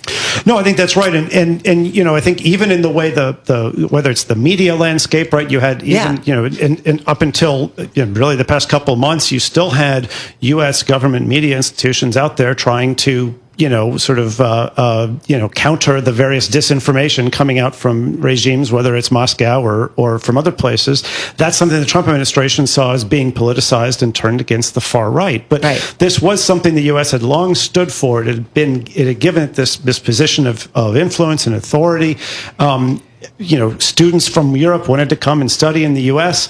That obviously was a huge cultural thing, but it also was a technological and engineering and a whole other set of challenges that were there. All right. We unfortunately have to leave it there because we've got to head back to the White House. Kevin, thank you so much. Really appreciate it. Kevin Whitelaw, he is managing editor of Bloomberg America's Weekend, Bloomberg News, and of course, as we said, Brussels bureau chief for Bloomberg News for a bunch of years. The president just signed some executive orders in the Oval Office, including a directive to revive U.S. leadership in nuclear power. He's taking questions from the press. We'll go there now. They have tremendous shut-off power and other powers that, and it's very redundant, as I understand it, like at a level that nobody's ever seen before. So it's safe. And we're going to do a lot of the small ones, and we're going to do some of the big ones. But yeah, very safe and clean. And on let's keep it on this for a little while. Let's keep it on the nuclear, and then if you want to ask something else, which you might, we'll do that. On nuclear, Mr. President. Yeah, please. What did you say to folks who are concerned that speeding up licensing or even doing fuel reprocessing raises safety and proliferation? Yeah, we're going to get it very fast, and we're going to get it very safe, and we're going to get the people in and out. And they're going to do plants. In many cases, they'll do 3 or 4 smaller ones and put them together. That's what France has done. France has done a good job of this for years. And they, as I understand it, they had basically one plan. And if they needed more, they'd do 3 or 4 or 5 of them. I don't know we have to go that far, but, there's something about building one big one. But we'll build the big ones, too. We're going to have, I would say we'll be second to none because we're starting very strong. But it's time for nuclear, and we're going to do it very big. Yeah, please. Mr. President, what about the European Union? You said that negotiations are going nowhere. Where are the kind of points where they're slow moving? I've been saying to everybody, they've treated us very badly over the years. It was formed in order to hurt the United States, in order to take advantage of the United States, and they've done that. We have a big deficit with them. They sell millions and millions of cars, as you know, Mercedes and BMW and Volkswagen and many others, and we were essentially restricted from selling cars into the European Union, which is not nice. And I just said it's time that we play the game the way I know how to play the game. They've taken advantage of other people representing this country, and they're not going to do that any longer. Yeah. Mr. President, you are a deal maker, deal breaker. What are you hoping to achieve with a 50% tariffs on the? Well, I think this is there is no tariff, because what they'll do is they'll send their companies into the U.S. and build their plant. We have I guess over $12 trillion practically committed. You look at other presidents; they haven't had $1 trillion for a year, for 2 years, for 3 years. We have numbers. Nobody's ever seen numbers like we have. And if they build their plant here, then they have no tariff at all. Are you looking for a deal in 9 days? Will you be able to do that, sir? I'm not looking for a deal. I mean, we've set the deal. It's at 50%. But again, there is no tariff if they build their plant here. Now, if somebody comes in and wants to build a plant here, I can talk to them about a little bit of a delay. But, while they're building their plant, which is something I think that would be appropriate, maybe, we'll determine that. Is there anything they can do, sir? Is there anything the EU can do? I don't know. We're going to see what happens. But right now it's going on June 1st. And that's the way it is. No, they haven't treated us properly. They haven't treated our country properly. They banded together to take advantage of us. And the people behind me know because they had some of that with their industry. But generally, we signed a great deal with United Kingdom. We have numerous other deals that are ready to be signed. We've signed a deal with China. We have some really amazing deals. But the European Union, the sole purpose was really not to hurt us, but to take advantage of us. And we're not going to be taking advantage. Mr. President, on Apple, you said this morning that if they don't make their iPhones in the U.S., you're going to hit them with a 25% tariff. Right. Do you have the power to tariff one single company? And why would you want to hurt an American company in that way? It would be more. It would be also Samsung and anybody that makes that product. Otherwise, it wouldn't be fair. So anybody that makes that product, and that'll start on, I guess, the end of June. It'll come out. I think we have that appropriately done by the end of June. So if they make that product. Now, again, when they build their plant here, there's no tariff.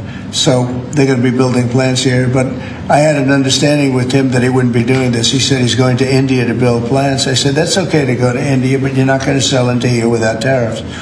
And that's the way it is, yeah. Well, why would you hurt an American company? What makes you confident, sir, that Apple can build in the United States at a price that American consumers? Oh, they can. No, they can. And a lot of it's so computerized now. These plants are amazing if you look at them, but they can do that. And actually, as you know, Apple's coming in with $500 billion. So are the chip companies. We have all of the chip companies coming in. The biggest, $500 billion, $200 billion, $250 billion they're spending.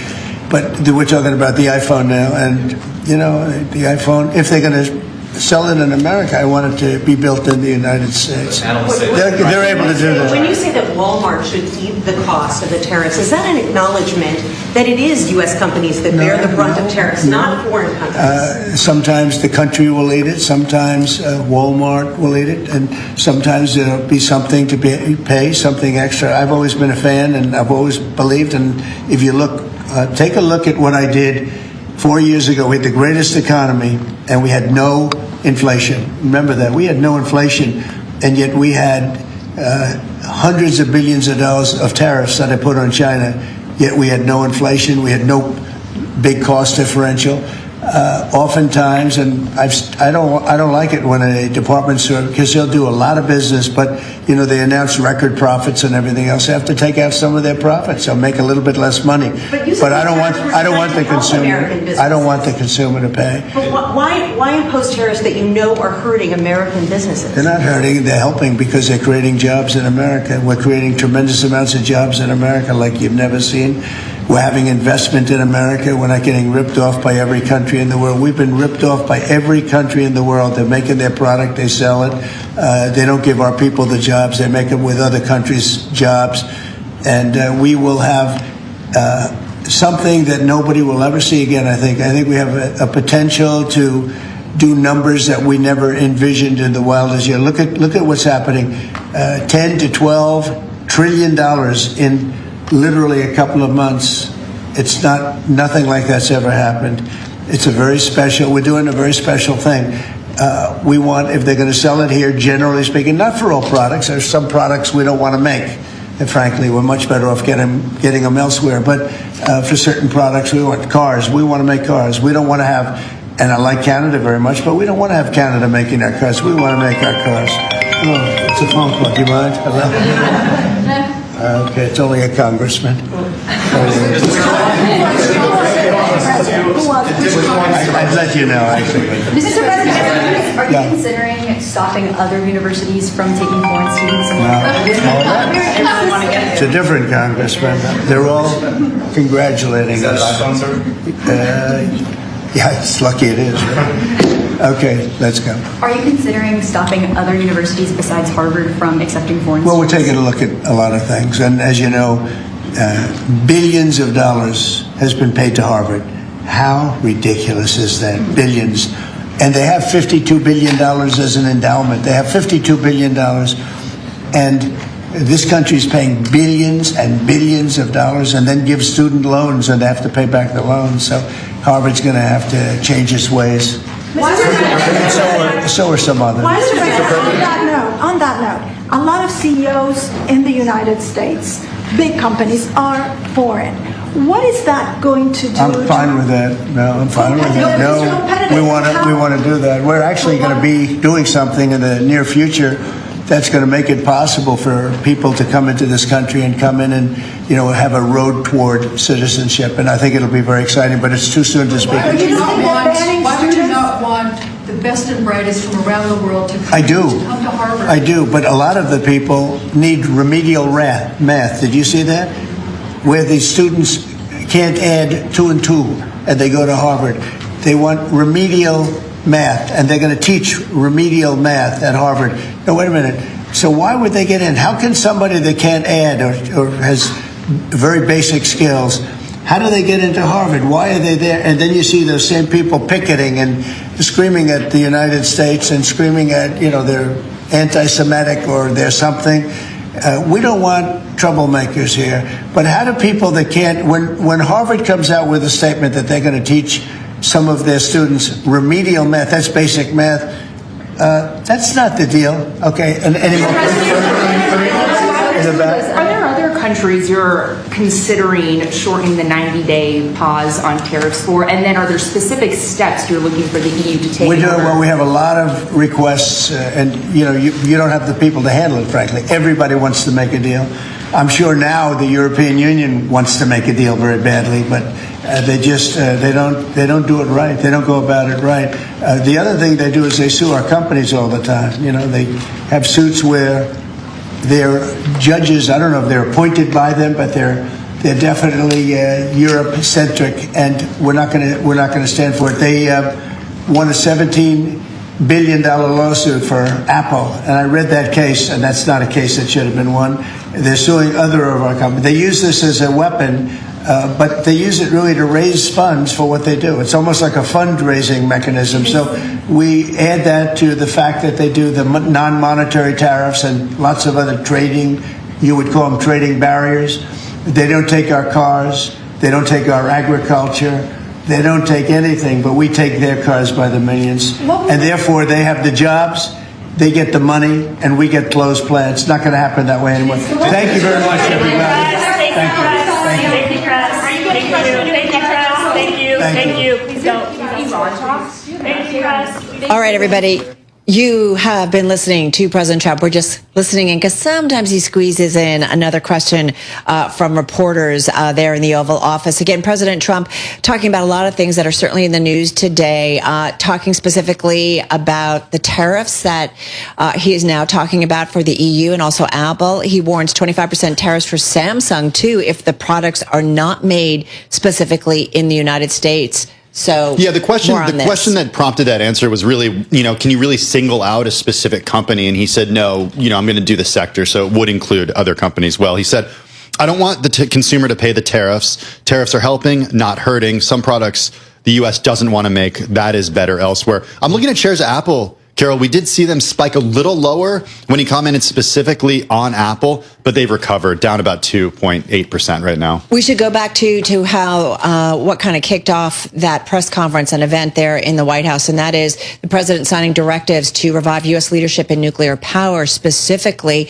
if you take a look at a lot of the energy stocks that play into nuclear power, like a Constellation Energy, these are stocks that are outperforming in today's session. So again, we have generally seen over the last couple of years, again, a new increase interest in terms of nuclear power. So that is definitely happening as well. Yeah, I think the big takeaway is the headline that you mentioned, the president warning that 25% tariffs on all phones not produced in the U.S. He warned all phone makers, including Samsung and Apple, that they will face a 25% tariff for products that aren't made in the U.S. We spent a lot of time talking with Mark Gurman over the last few months about what it would take for Apple to actually make an iPhone in the U.S. I go back to this anecdote that he shared based on somebody with experience with Apple's supply chain, Carol. He said basically you'd have to get the entire city of Boston to stop what they're doing and start making iPhones if you want to do it at the scale that is happening in some areas of China. It's scale, it's size, it's also expertise, right? That Mark would say is in terms of the skill for some of the work that's being done. In the meantime, the president also talked about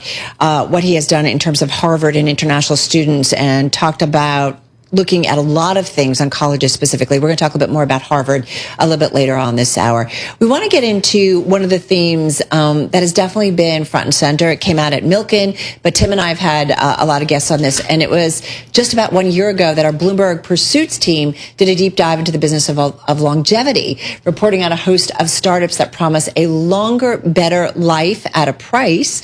And they also asked about this health span movement, asking whether it was just more than just a money grab or something much more instrumental for individuals and a better way of living. Celebrities are certainly into it. We know wealthy folks are into it. I mean, who doesn't want to live longer? A key to living longer, many would argue, is preventative care, catching illness and disease early. And Carol, it's safe to say, our next guest certainly falls into that category. All right, with us is Jill Woodworth. She's former CFO of Peloton. She recently joined Prenuvo as Chief Financial Officer. The company makes MRI scanning for early detection of health problems, think body scans and more.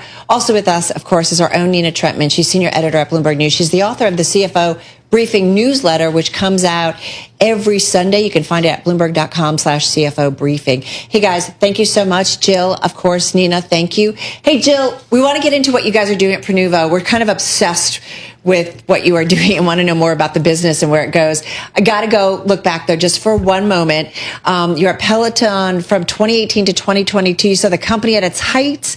You saw that in under pressure. A lot of buying during the pandemic. I've got one, full transparency, bought it before the pandemic. Tell us about that ride though. Well, thank you for having me, and very pleased to be here and to talk about what Prenuvo is doing, and absolutely happy to talk about Peloton. I think very similarly, both are changing people's lives. With Peloton, it was introducing physical and mental well-being, and obviously with Prenuvo, extending my passion for health and wellness into early detection of disease. But at Peloton, you know, prior to COVID, it was actually a fairly predictable but high-growth business. And as you probably know, we scaled from, $200 million in revenue to over $4 billion during COVID. And it was a black swan event. And, Peloton seemed to be at the center of the storm. And we had to make a lot of investments to serve the backlog of customers. Just to give you a sense of scale, overnight, it felt like when COVID hit, our sales increased 9-fold. Wow. Literally no overnight. Pressure there. And we had a decision to make. It was serve those customers who wanted some outlet during those very dark days for physical and mental well-being. And so we scaled every part of the organization. It was a highly vertically integrated model. We delivered our bikes, we made our bikes and treads, and every part of the organization had to change. We even had to move cameras into our instructors' homes for a couple of months so that we could continue to make fresh content, which our members loved. So it was certainly, looking back, an incredible time. And I feel like we just tried to serve our members as best as we could. And of course, it did, with all of those fixed costs getting implemented, for those 18 months where we had very, very high sustained demand. It did take some time to unwind that. But I think as we look back, we did it for the members. Yeah, Jill, thanks for joining us, and maybe I can jump in here. Talk to us a little bit about your new role. Prenuvo, if I'm understanding it correctly, is privately owned at this point. Like, what are your plans as a CFO for the company, and could you at some point look towards an IPO? So I think everybody knows what Prenuvo does. I think just very basically, I'd like to say what we're trying to do is reimagine the annual physical and bringing MRI to the mainstream. And, part of the reason why I joined was actually going through the diligence process. I had my own scan. It was incredibly eye-opening. Thankfully, nothing serious, but a lot of things that I need to keep an eye on and things that I can proactively do, not necessarily to increase my longevity, but really increase my quality of life. And so what I think the company is doing is important. And right now today, the company, is still small. It's private. We have 20 clinics across the U.S. And what I'm excited to partner with the management team on is the various vectors for growth. So we are going to continue rolling out clinics across the United States. We're looking at some international locations as well. We see demand from people coming overseas to visit our clinics as well. So that is one vector, that I think we can responsibly grow and scale pretty efficiently.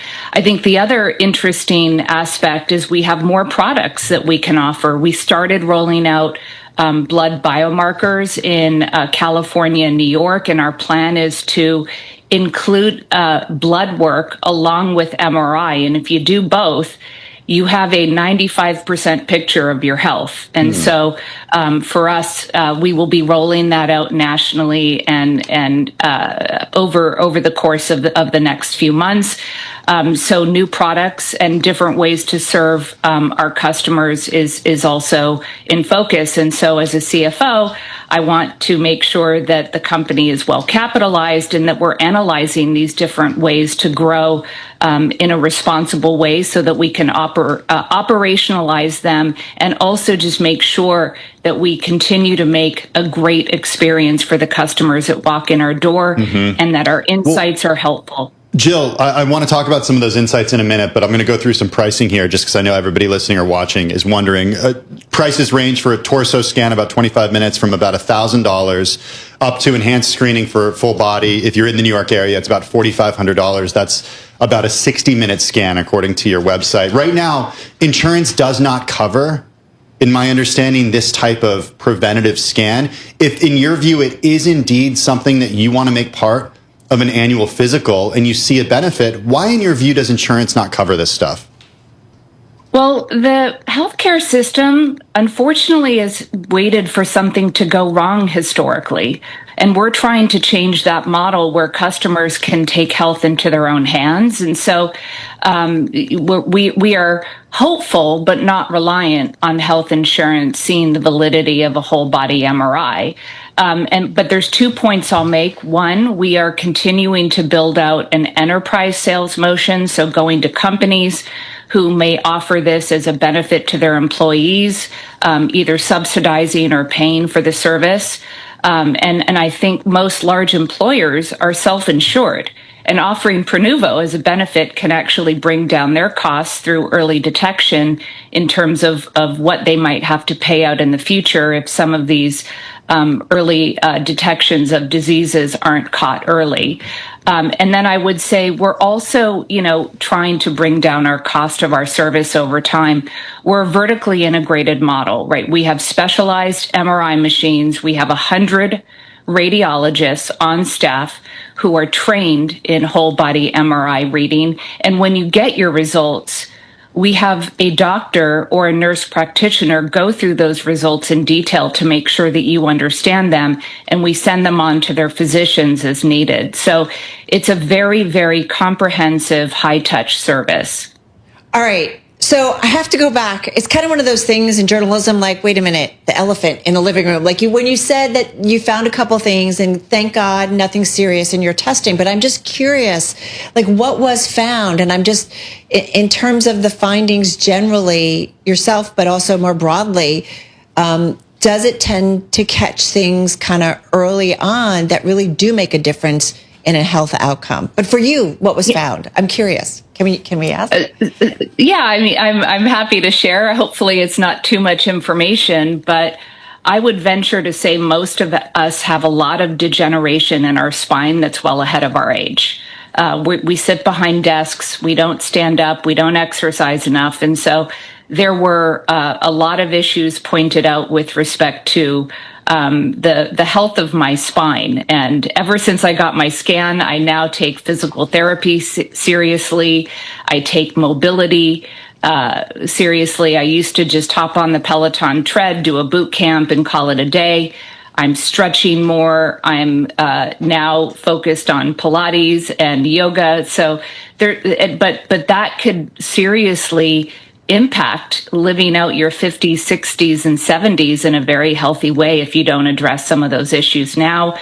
We look at every organ. We can detect small aneurysms. I found out I have some mild arthritis in my shoulders, which probably isn't abnormal for my age, but I'm learning different ways to compensate for that now with respect to my fitness training. So again, nothing alarming, but it was really helpful to know. I think most of us would probably be surprised to get the scan and realize how much you can actually slow down that degeneration. Jill, talk to us a little bit about the journey for the company. You said you have 20 clinics right now. You're looking to open new clinics across the U.S. and potentially also outside of the U.S. Like, in how far is preparing this company for a public listing one of the goals that you have as a CFO? Yeah, that's not on the roadmap now, but I think what we'd like to do is prepare for every optionality, and so I want to make sure the company is capitalized today, whether that be debt or equity in the private markets, so that we have every option to be available to us over time. But right now, IPO is not necessarily on the table. But again, it's all about keeping options open. Hey, Jill, last question, because we got to run only 30 seconds here. You mentioned 100 radiologists on staff at this point. I think of radiology, I think that's prime for disruption by AI. When do those radiologists get replaced by AI? Well, we disrupt ourselves, right? We already have AI embedded into a lot of the reports that we're generating. We think of it right now as an efficiency tool. And could there be a day where AI could read an MRI report? 100%. But from our perspective, that's a long way off. But for us, it's about just improving their efficiency so that we can bring down the cost over time. And those are things that we're already implementing and will continue to implement. Listen, so cool. We hope you will come back. We know you're getting settled in, and we really appreciate you giving us some time. But do come back and let us know how the business is going and growing. Look forward to it. Jill Woodworth, she is Prenuvo Chief Financial Officer, joining us on this Friday from New York. And of course, thanks to our own Nina Trentman, Senior Editor at Bloomberg News, author of the CFO Briefing newsletter.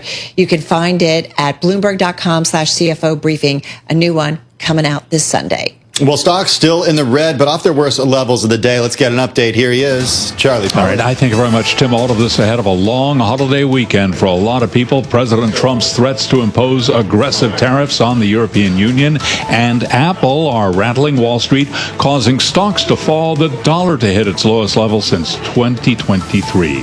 Right now, Apple is down 2.8%, the S&P down 19, well off session lows, still down 0.3%. The Dow down 113. Down 0.3. Nasdaq lower by 115, a drop there of 0.6%. Our Mag 7 index, of which Apple is a part, down 0.8%. The 10-year 4.51%. The 2-year 3.99%. Spot gold now higher by almost $70 the ounce, up 2.1%. Gold at $33.64 the ounce. West Texas Intermediate crude trading higher by 0.7%, $61.65 a barrel. And Bitcoin now down by $2,000, $109,050. That is a drop of 1.8% on Bitcoin.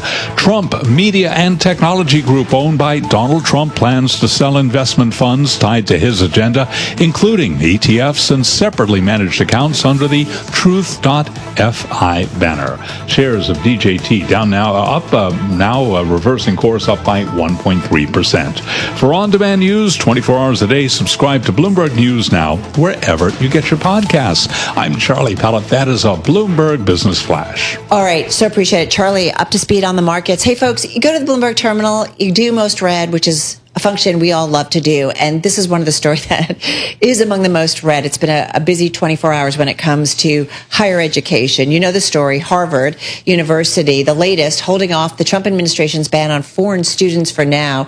A district judge ruling against the White House in one part of the elite university's high-stakes legal fight. As we said, this is a story that Bloomberg Terminal users are reading big time. Let's get to it. It's been a big story since it hit late yesterday.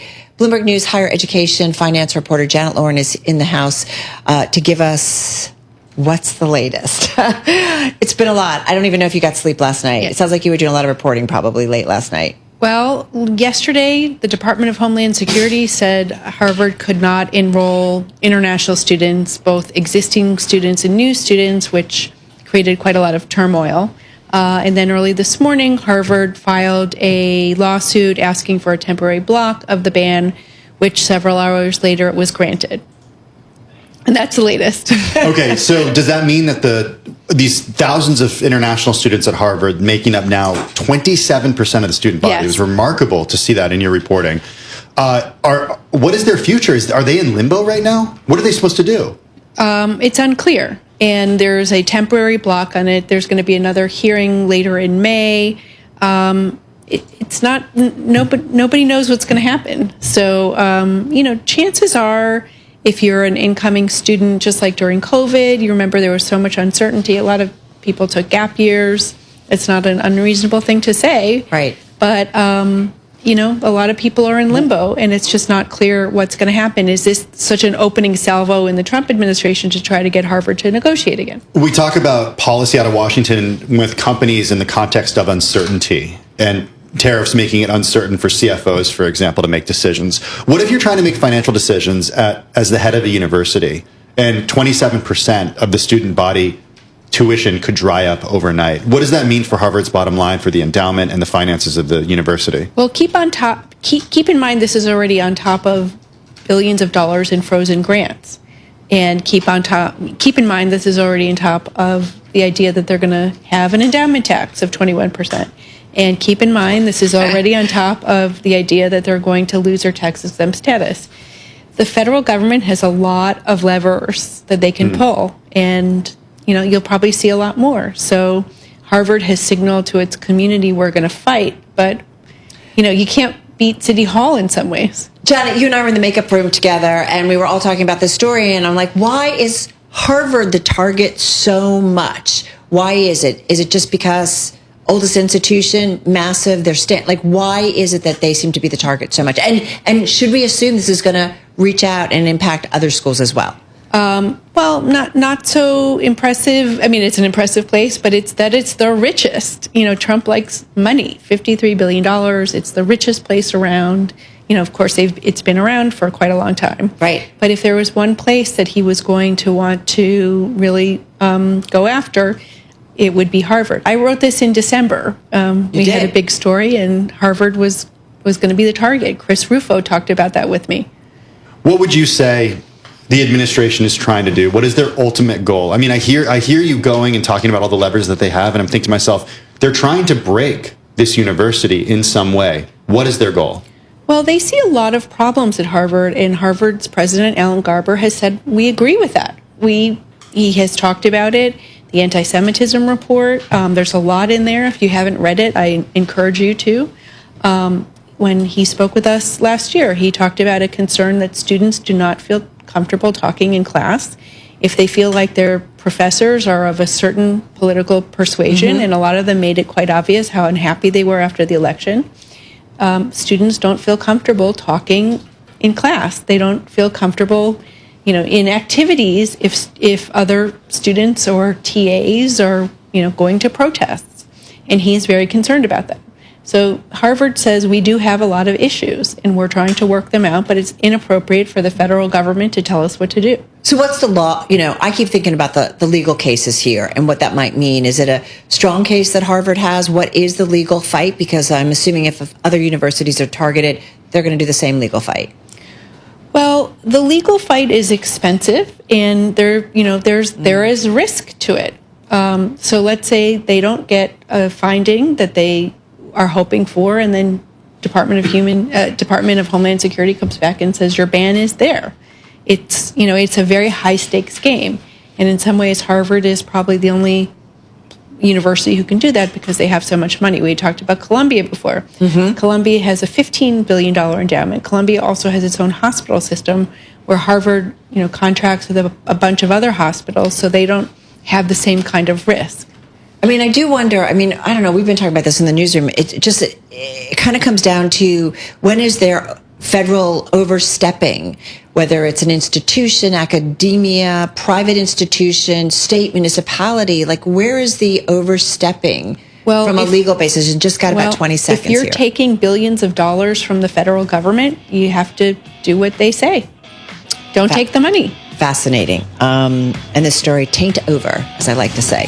Bloomberg News higher education finance reporter Janet Lauren right here in our Bloomberg studio. Check out her reporting. It is among the most read on the Bloomberg terminal. Also check out her December story because she really did lay out this stuff way back then. Hey, coming up.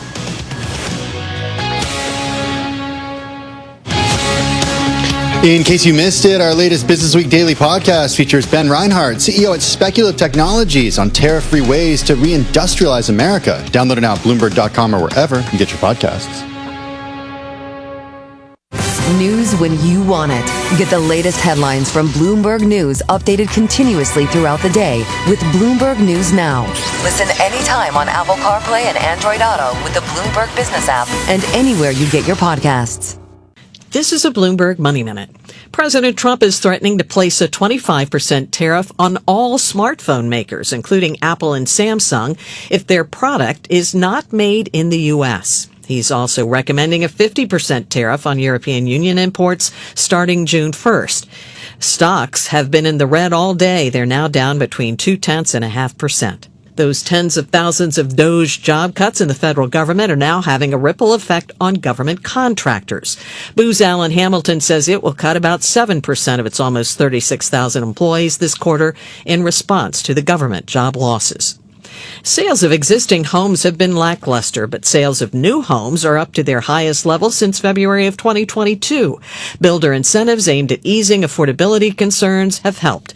Purchases of new single-family homes increased nearly 11% last month. Sales were especially brisk in the South and Midwest.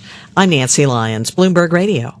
From the state courts. Tell us a little about the facts of the case. To the Supreme Court. Can Congress force a judicial code on the justices? June Grosso delivers your legal intelligence. Multiple lawsuits were filed against the emergency rule. The Bloomberg Law Podcast. Is the toughest hurdle for prosecutors proving Trump's intent? Listen live weeknights at 6 Eastern on Apple CarPlay or Android Auto with the Bloomberg Business app or anywhere you get your podcasts. Bloomberg Podcasts. Context changes everything. This is Caroline Hyde. And I'm Ed Ludlow. Join us for Bloomberg Technology, a daily podcast focusing exclusively on technology, innovation, and the future of business. We bring you the latest headlines from Silicon Valley and conversations with tech's biggest decision makers. You have to have a pro-innovation mindset. We were partnered with OpenAI. We've all experienced this incredible revolution. Bloomberg Technology. Listen on Apple CarPlay and Android Auto with the Bloomberg Business app and anywhere you get your podcasts. Bloomberg Podcasts. Context changes everything. Get the news you need to start your day in just 15 minutes. House Republicans passed President Trump's signature tax bill. The U.S. and China have agreed to cool off their trade war. Wake up with Bloomberg Daybreak U.S. edition. Israeli forces have taken over large areas of Gaza. Aaron Judge, yet another home run. Available now on your podcast feed. Each weekday morning at 6 a.m. Eastern. President Trump's push to end the war in Ukraine. Subscribe to Bloomberg Daybreak U.S. edition on Apple, Spotify, and everywhere you get your podcasts. Bloomberg Radio. Context changes everything. This is Bloomberg Business Week Daily with Carol Massar and Tim Stenovec on Bloomberg Radio and Television. All right, everybody, getting ready to wrap up on this first hour of Bloomberg Business Week Daily. I teased it so well. I was like, coming up. Oh, nobody knew. Nobody knew. Nobody knew that actually stock movers were going to be asked. This is on a day, just quick check on the markets, folks. Let me start there. We're up about 19, off about 19 on the S&P 500, down about 105 on the Dow Jones Industrial Average, down 121 on the Nasdaq 100. We're definitely, though, off our worst levels of the session. So tone was a little bit more negative early on. All right, I'm looking at some stocks on the move. I'm Tim Stenovec, joined by Carol Massar. Let's take a look at some stocks on the move today. Carol, I want to start with the big one, and that, of course, is Apple. I got my eye on what's happening with Apple because really from the get-go this morning, shares moved lower. The president threatened and then reiterated a little earlier on a Friday, a levy of 25% on Apple if it does not make its iPhones in the U.S. It's not just Apple that has to be concerned. It's anyone who imports telephone into the United States, including a company such as Samsung as well. Apple's been under a lot of pressure. It's like 7-8 days, I think, down. We haven't seen that in a few years, such a consecutive downward trend. So interesting to see that. I'm going to give you a gainer, folks. This happens to be the number one gainer in the S&P 500. It is also the number one gainer in the Nasdaq 100. We're talking about Intuit. Ticker's INTU. The tax preparation software company came out with its latest quarterly update and reported third quarter results that beat expectations, raised its full year forecast. So we're looking at a stock that's up about 8.6%. So you're looking for some outperformance? Intuit's giving it to you. All right. How about some underperformance? In fact, at one point today, the stock fell the most in history since it went public back in 2010. We're talking about ticker BAH, Booz Allen Hamilton. Wow. Shares falling right now by 15.4%. Ouch. The company is set to cut almost 7% of its nearly 36,000 employees this quarter. This is in response to the Trump administration's move to shrink government spending. Get this. Booz Allen gets almost all of its revenue from the U.S. government. The company said it expects 2026 adjusted earnings per share below analyst estimates of $6.85. Shares fell as much as 19.4% earlier in the session. It's interesting. I've been learning as of late, and maybe I guess I kind of knew this, but even more so, that how many consulting companies, how much business is done regularly, annually, with the U.S. government. Have you seen some of the home prices around the Washington, D.C. area? Going up? Historically. Going down. Going down, but historically, these have been very expensive. There's some very expensive places to live in the Washington, D.C. area. And you look at the work that they're doing, it's certainly government adjacent. Yeah, really interesting. Hey, listen, speaking of stuff out of Washington, we just talked and covered the president making some comments from the Oval Office, and he is signing an executive order, has to do with nuclear energy, and specifically looking to really kind of supercharge it, if you will, here in the United States, looking to revive U.S. leadership,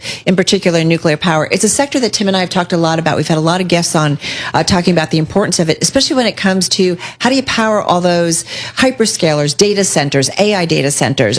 You're going to have to look for lots of different energy sources. So anyway, the president, that executive order, reviving U.S. leadership in nuclear power. So definitely seeing some outperformance. A top name in the S&P 500 and the Nasdaq 100 is CEG. We're talking about Constellation Energy. Stock's up about 2.5%. This company, according to our BI team, apparently controls more than 20% of U.S. nuclear capacity. So big player. All right, another decliner for you. Decker's outdoor shares are tumbling. This is the parent company of Uggs, of Hoka, of Teva, and more. You wear them all, don't you? Just you have Hoka. I don't have Uggs. You don't have Uggs? I don't have Uggs. How could you not have Uggs? I had Uggs when I was a kid. Big in Southern California. This is a Uggs. company that's actually based in the Santa Barbara area. It's in Goleta, California. The first time I saw Uggs, it was Goldie Hawn's daughter. Why can't I think of her name? Come on, guys. Help me. I have no idea. But that said, big with surfers in the 90s in Southern California. Shares fell as much as 24% earlier in the session, now down about 19.4%. It's the most intraday going back to March of 2020. The company provided a disappointing fiscal first quarter forecast. They declined to provide full year guidance due to the current macro uncertainty out there. Once again, shares down about 19.4%. She was wearing Uggs. I think it was in Style magazine, and it was like the first time. And then all of a sudden, it was like a wave. You never forget, beyond the skiers. You never forget the first time you see Uggs, I guess. I've had many pairs, so I have my daughter. All right, let's get to another gainer. Folks, energy stocks. First Solar. This has been an outperformer in today's session as well. Enphase Energy, another one too, in the solar space. It's up about 3.8%. Enphase Energy. And for solar, let me just pull it up on my Bloomberg. It is up about 1.2%. This is after there was some pressure on this group yesterday because of the spending tax bill that would roll back clean energy initiatives and support. We'll tell you that today there's some reporting that those clean energy cuts in the House bill may not actually fly. You also had Jeffrey raising its price target on First Solar to $157 a share. Quick one. Last one? No, that's it. I gave all mine. You did all yours? Yeah, I started, so I ended early. So. It's funny that how that works. Yeah, it's if you okay. happen to hear these gainers later on, you'll know. We're going to repeat There's them. a little secret about how it works. Maybe we'll come up with some different ones in the next couple of hours. Exactly. I'm Carol Master along with Tim Standovich. Check out our new Stock Movers podcast, 5-minute episodes, biggest winners and losers in the stock market. You can find Stock Movers on Apple, Spotify, or anywhere you get your podcasts. Hey, coming up next on Bloomberg Business Week Daily, if you're sticking with us, we are going nuclear with a guy who's said he's figured out a way to dispose of nuclear waste. The close next on TV. Get the best in finance, investment, and economics with the Bloomberg Podcast channel on YouTube. We are seeing stocks rise around the world. We have a massive rally in the bond market. Record revenue out of Apple. We've got inflation moderating. I'm Tom Keene, inviting you to watch and listen to the best analysis on business and investment. Visit the Bloomberg Podcast channel on YouTube to hear from the smartest names on Wall Street. Just head to YouTube and search Bloomberg Podcasts today. Broadcasting 24 hours a day at Bloomberg.com and the Bloomberg Business app. This is Bloomberg Radio. This is CBS News on the Hour, your home for original reporting. I'm Michael Wallace. More tariff talk from President Trump. In the Oval Office minutes ago, he said he's planning 25% tariffs on iPhones and other smartphones. It would be more. It would be also Samsung and anybody that makes that product. Otherwise, it wouldn't be fair. So anybody that makes that product, and that'll start on, I guess, the end of June. It'll come out. I think we have that appropriately done by the end of June. Trump also plans to slap 50% tariffs on goods from the European Union. He says he's not looking to deal with the EU. He's already decided on 50%. A federal judge has temporarily blocked the Trump administration's plan to bar Harvard from enrolling international students. Trump says the university still isn't doing enough to combat anti-Semitism. They have $52 billion, and this country is paying billions and billions of dollars and then gives student loans, and they have to pay back the loans. So Harvard's going to have to change its ways. CBS's Christina Rex says the administration's assault on Harvard is wearing down students. Basically, there's just been a somber and uncertain mood around many of the events happening on campus this week. A record 45 million Americans are expected to travel this Memorial Day weekend. Rose Meyer is driving from North Carolina to Dallas. Gas prices, kind of figured they were going to go up a little bit before the holiday. They usually do.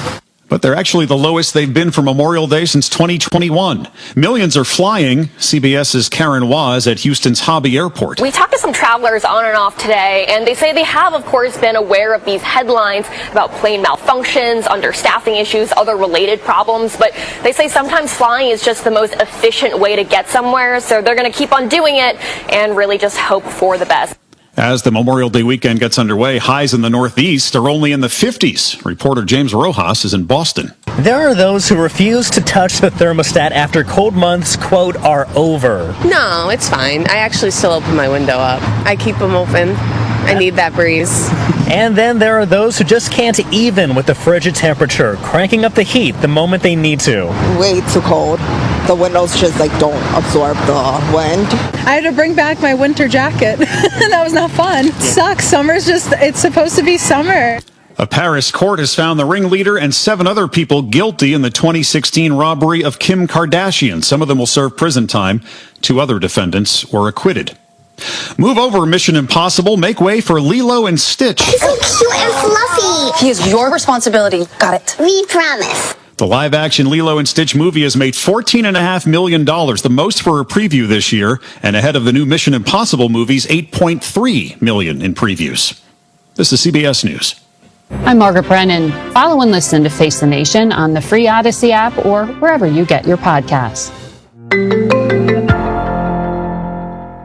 Okay, we are running a car drive right now to help veterans all across America. So if you have an old car, truck, or van, even a motorcycle or an RV sitting around, you can right now give it away and help the vets. They really need your help. And your car will help support the vets and their families. And guess what? You even get a tax donation. Plus, we'll even come and pick up your car for free. And all you've got to do is pick up your phone right now and make a free call. Now is the perfect time to do something good for the vets. Give back to the vets right now for all they've done for this country. And your old car can really help them. So call the Veterans Car Donation Program right now for free pickup of your vehicle. Help the vets and help your taxes at the same time. Call right now. 800-640-9509. 800-640-9509. 800-640-9509. That's 800-640-9509. Hearing.com.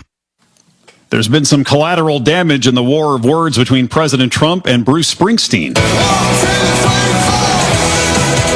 Sounds like Bruce Springsteen and the E Street Band, but it's the Springsteen cover band called No Surrender. A Jersey Shore bar has canceled its show set for May 30th. The owner texted the lead singer saying it was too risky for the show to go on. The place has a conservative customer base, and Springsteen's been critical of President Trump, and Trump has fired back. The band says they're not about politics, and they stand to lose financially.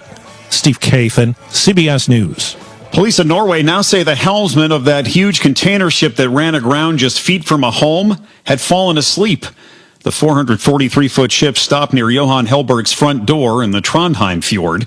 A neighbor says the ship was going full speed when it ran aground. No one was injured. Crews are still trying to refloat the ship. Michael Wallace, CBS News. This is Bloomberg Business Week Daily, reporting from the magazine that helps global leaders stay ahead, with insight on the people, companies, and trends shaping today's complex economy, plus global business, finance, and tech news as it happens. Bloomberg Business Week Daily, with Carol Masser and Tim Stenovec, live on Bloomberg Radio, television, YouTube, and Bloomberg Originals.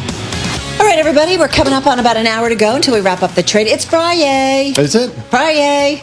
I thought it was Monday. It's a long weekend. Oh, you are ready. It's the start of summer, kind of ish. Did you get an ice cream It's earlier? ice cream upstairs. That's the official start to summer. It is. It is Bloomberg here. brings out the ice cream on Did you get one? Friday. No, I didn't. Did you have one? No. It happens right before our program. I don't want to eat an ice cream right before. Dairy is not It's okay. It's all good. Ice cream later. I wish we could just put it on the side, put a little freezer here and just hold it. Hey, ask and you shall receive. Charlie Pellet is on it. We're going to hear from Charlie in just a minute. The S&P 500 lower, but off its session lows. We'll get an update from Charlie soon. Hey, Apple is dragging the major indices lower. This after President Trump threatened tariffs. Mandeep Singh is going to join us with some details. Yeah, I was just pulling up the Mag 7, just seeing what was going on. We got 7 names to the downside. Apple's the biggest decliner, but everything's down. Tesla the least, just down about 0.25%, but everything is down across the board. All right, we're going to talk Apple. We're going to also go nuclear. We've got a CEO who says he knows what to do with that nuclear waste. I'm always like, yeah, I get the nuclear. I get how we probably need it. I know outside the U.S. a lot's going on, but what do we do with that waste? Do you have a yard we could put it in? I have a yard. Yeah, we could put it there. Small. No, thank you. No? No, thank you. All right, maybe if you drill very, very deep. No, thank you. Okay, well, we'll talk about it. Also, a little later in our program, hard to believe it has been 5 years since the murder of George Floyd. The president of the National Urban League stops by to answer the question, has anything changed? It's a really important question. Hey, folks, let's get a check on the markets for you. We're definitely off our lows on the equity side of things. Let's bring in Charlie Pellet. Hi, thank you very much. We got 53 minutes to go ahead of the closing bell with the Dow, the S&P, Nasdaq, all in the red. The big story surrounding Apple today, potential tariffs down 2.9%. We got the S&P down 23, drop there of 0.4%. The Dow down 132 right now. That is a drop of 0.3%. And Nasdaq lower by 132 points for the Nasdaq Composite Index down 0.7%. The 10-year 4.51% last quoted there. Early close for the bond market. The 2-year 3.99%. Spot gold up $70 the ounce, up 2.1%. West Texas Intermediate crude up 0.8%. Wall Street rattled by President Trump's threats to impose aggressive tariffs on the European Union and Apple. Stocks fell. The dollar hit its lowest since 2023. Again, Apple down by 2.9%. As for the the economic landscape. Emily Rowland is co-chief investment strategist at JH Investments, and she was interviewed this morning on Bloomberg Surveillance. You look at the macro backdrop in the United States, growth is holding in. The City Economic Surprise Index is actually perking up. The hard data is coming in positive. We're seeing the opposite happen in Europe as their data is coming in weaker. Growth is struggling overseas. Yet you've seen this massive capital rotation out of the U.S. into Europe. We would fade it. Emily Rowland, a co-chief investment strategist at John Hancock. Just getting word that Boeing has reached a tentative agreement with the U.S. Justice Department that would allow the plane maker to avoid criminal prosecution for 2 fatal crashes of its 737 MAX jets more than 6 years ago. Boeing down 0.4%. Again, recapping, S&P down 0.4%. Apple now down 2.9%. For on-demand news 24 hours a day, subscribe to Bloomberg News now wherever you get your podcasts. I'm Charlie Pellet. That is a Bloomberg Business Flash. Hey, thanks for that update, Charlie. Do appreciate it. You heard Charlie mention Apple down 2.9%. The president threatening to oppose tariffs on Apple and other device makers, including Samsung, to encourage them to move their manufacturing to the U.S. We're going to speak to Mandeep Singh. He's Bloomberg Intelligence Senior Tech Industry Analyst. He joins us from New Jersey. Mandeep, we're going to get to Apple in just a second. We got some breaking news, though, in the last hour about Oracle and NVIDIA. Looks like a big number here. According to the Financial Times, Oracle is set to buy $40 billion of NVIDIA chips for OpenAI U.S. data centers. NVIDIA shares down about 0.7%. Oracle shares on the day today, they were little changed, now down about 0.3%. That's the market reaction to news like this. $40 billion seems like a big number to me. How are you looking at it?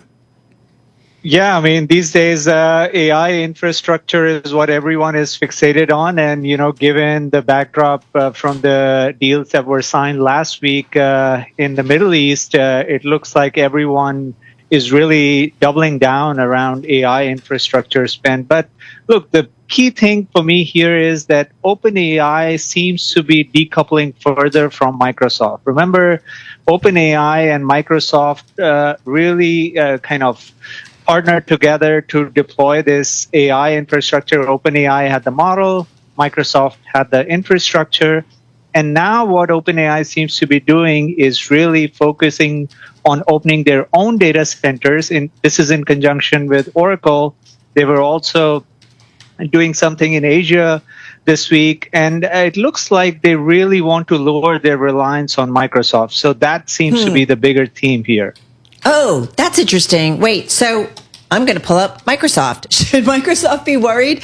Mandeep, I'm just pulling it up on the Bloomberg. Now, all the Mag 7 are down. It's down about 0.5%, so I don't know if there's been any reaction. But should Microsoft be worried? Not really, no. Yeah. Should Microsoft be worried? Yeah. The reason why Microsoft shouldn't be worried is because they have that $13 billion investment, which gave them that 49% stake in OpenAI. So there is that contractual binding. They still have access to OpenAI's models.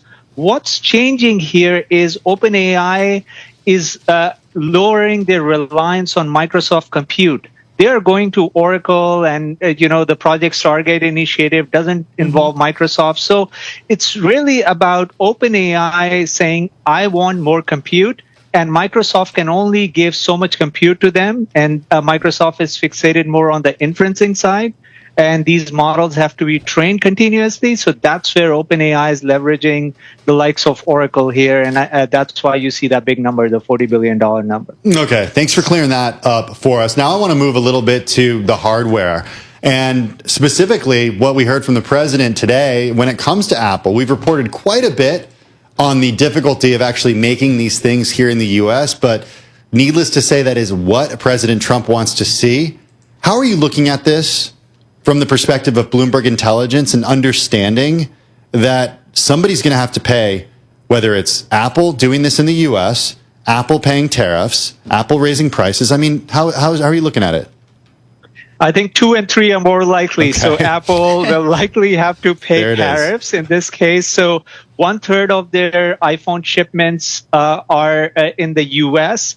And they tried to diversify away from China by doing the final assembly in India. Well, it looks like that won't suffice because India is also tariffed, and President Trump doesn't really want Apple to expand in India. So in this case, I think Apple will have no choice but to eat the higher costs or ask their suppliers, Foxconn or someone else to take part of it, as well as raise prices. So look, with a 25% tariff, we are talking about at least $10 billion in, tariff revenue that they may have to pay here for shipping these, 70 to 75 million units that they do every year in the U.S. So $10 billion hit. I mean, they could raise the prices by 15 to 20% to offset that $10 billion. But clearly, there is a gross margin impact, and they will have to figure out whether they want to raise prices right away or wait or really work it out with the administration, which was the case the last time, tariffs were imposed. So, Mandeep, are you looking at this moment in time for Apple and what's going on with the administration and, kind of as a turn in its business or just kind of a temporary blip? I mean, look, Tim Cook had traditionally had a very good relationship with President Trump. So if I had to bet, I would say, the tariffs would be backtracked and Apple would get an exemption. Although for Samsung, I think it will be hard. They may have no choice but to pay tariffs. I mean, I don't see, these companies setting up any assembly plants in the next couple of years. It took them a while to do that in India. And look, they may have to start doing that here in the U.S. as well. But as you know, construction of these plants takes a long time. I mean, we are seeing that even with the data center build out, the Texas build out that's happening. It's going to take 2 to 3 years before, things are fully functional. So an iPhone assembly is even more complicated in terms of supply chain. So from that perspective, even if they lay the groundwork and, construction starts, we're talking about a pretty long timeline before, things actually get assembled here. But clearly they may have to do something because Apple has pledged about $500 billion in investment here in the U.S. It just remains to be seen how it manifests, and I think that's where they may have to do something. Well, so Mandeep, given the relationship that the president has traditionally had with Tim Cook, we saw what happened in Texas during the first term. President Trump was certainly seemed happy about that. Do you think that Apple is ultimately going to have to pay these tariffs, or the president will somehow reach a deal with Apple? Maybe Apple could potentially say, listen, we're going to do what we can to do this in the U.S. It's going to take years, like you said, Mandeep. In the meantime, can you not put tariffs on us until our facility here is done? And maybe they can wait it out until the end of the term?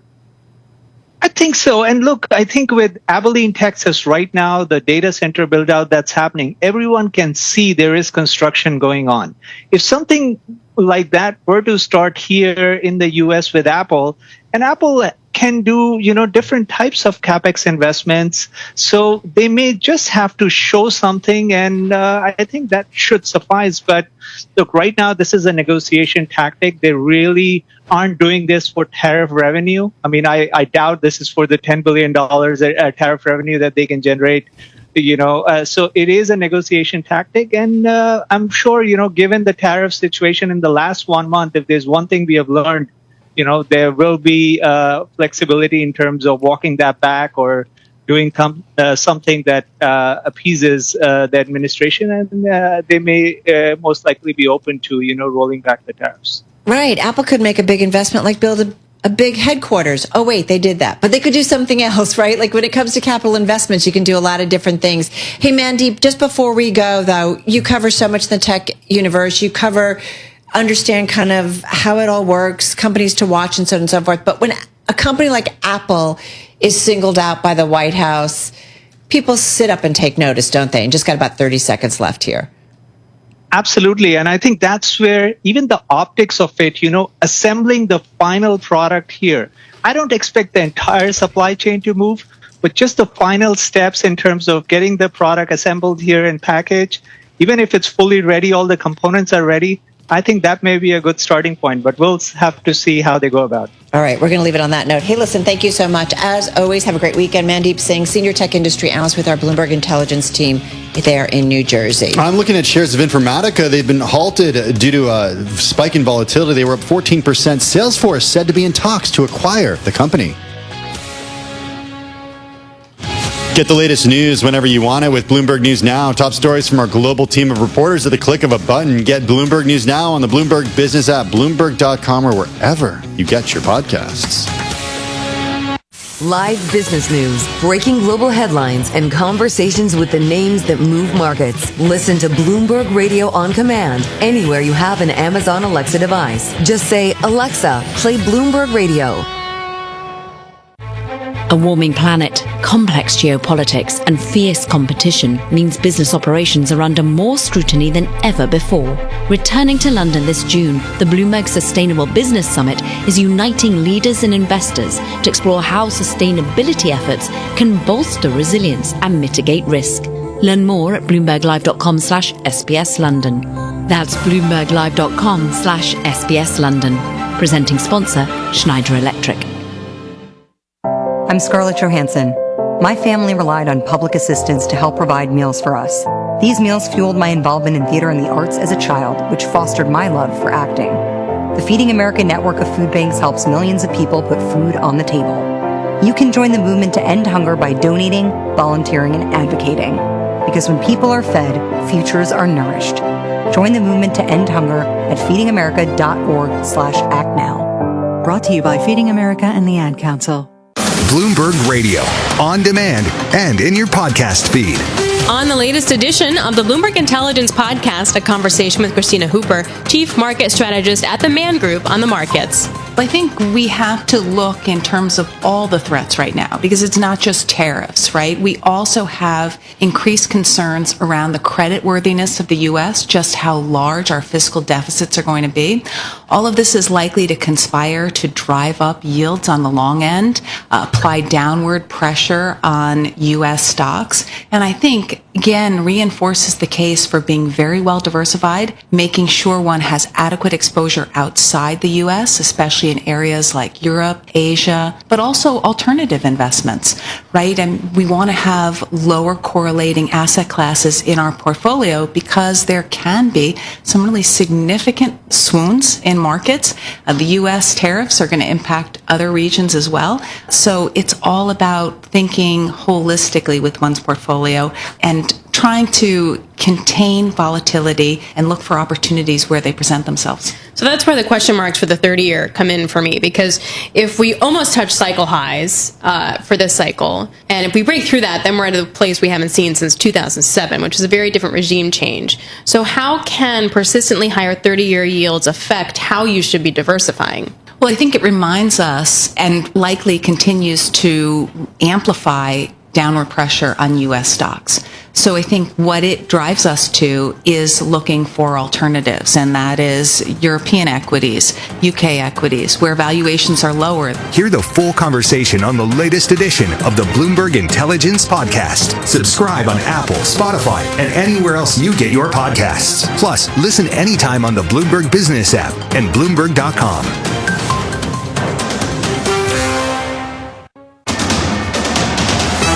It's 3:21 on Wall Street. We do check markets all day long here at Bloomberg. Stocks lower. Apple now down by 3%. This Bloomberg Business Flash brought to you by ShipStation. Calm the chaos with the shipping software that delivers. Use code Bloomberg for a free trial at ShipStation.com. That's ShipStation.com with the code Bloomberg.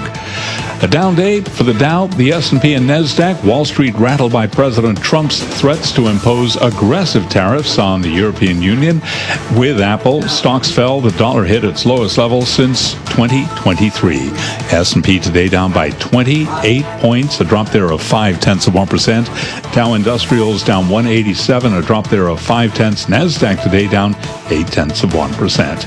10-year 4.51%, the 2-year 3.99%. Last quoted there, early close for the bond market. Spot gold up $70 the ounce, up 2.1%. West Texas Intermediate crude up 0.8%, 61.71 a barrel. Stocks came off session lows after Treasury Secretary Scott Bessent told Bloomberg he does see more trade deals coming. We've done a deal with the UK. My sense is over the next couple of weeks we're going to have several large deals announced. Treasury Secretary Scott Bessent, and you can watch the full conversation on YouTube on the Bloomberg podcast channel. Again, recapping, stocks lower, S&P down 0.5% for on-demand news 24 hours a day. Subscribe to Bloomberg News now wherever you get your podcasts. I'm Charlie Pellet. That is a Bloomberg Business Flash. Hey, thanks for the update, Charlie. Certainly do appreciate it. Well, you know this if you've been watching or listening to us over the last 90 minutes. President Trump Friday signing orders meant to accelerate the construction of nuclear power plants, including small, untested designs that offer the promise of rapid deployment, but have yet to be built in the U.S. It certainly makes sense, given the increase in demand we are set to see for energy. The question that a lot of people have, though, is what are we going to do with all that nuclear waste?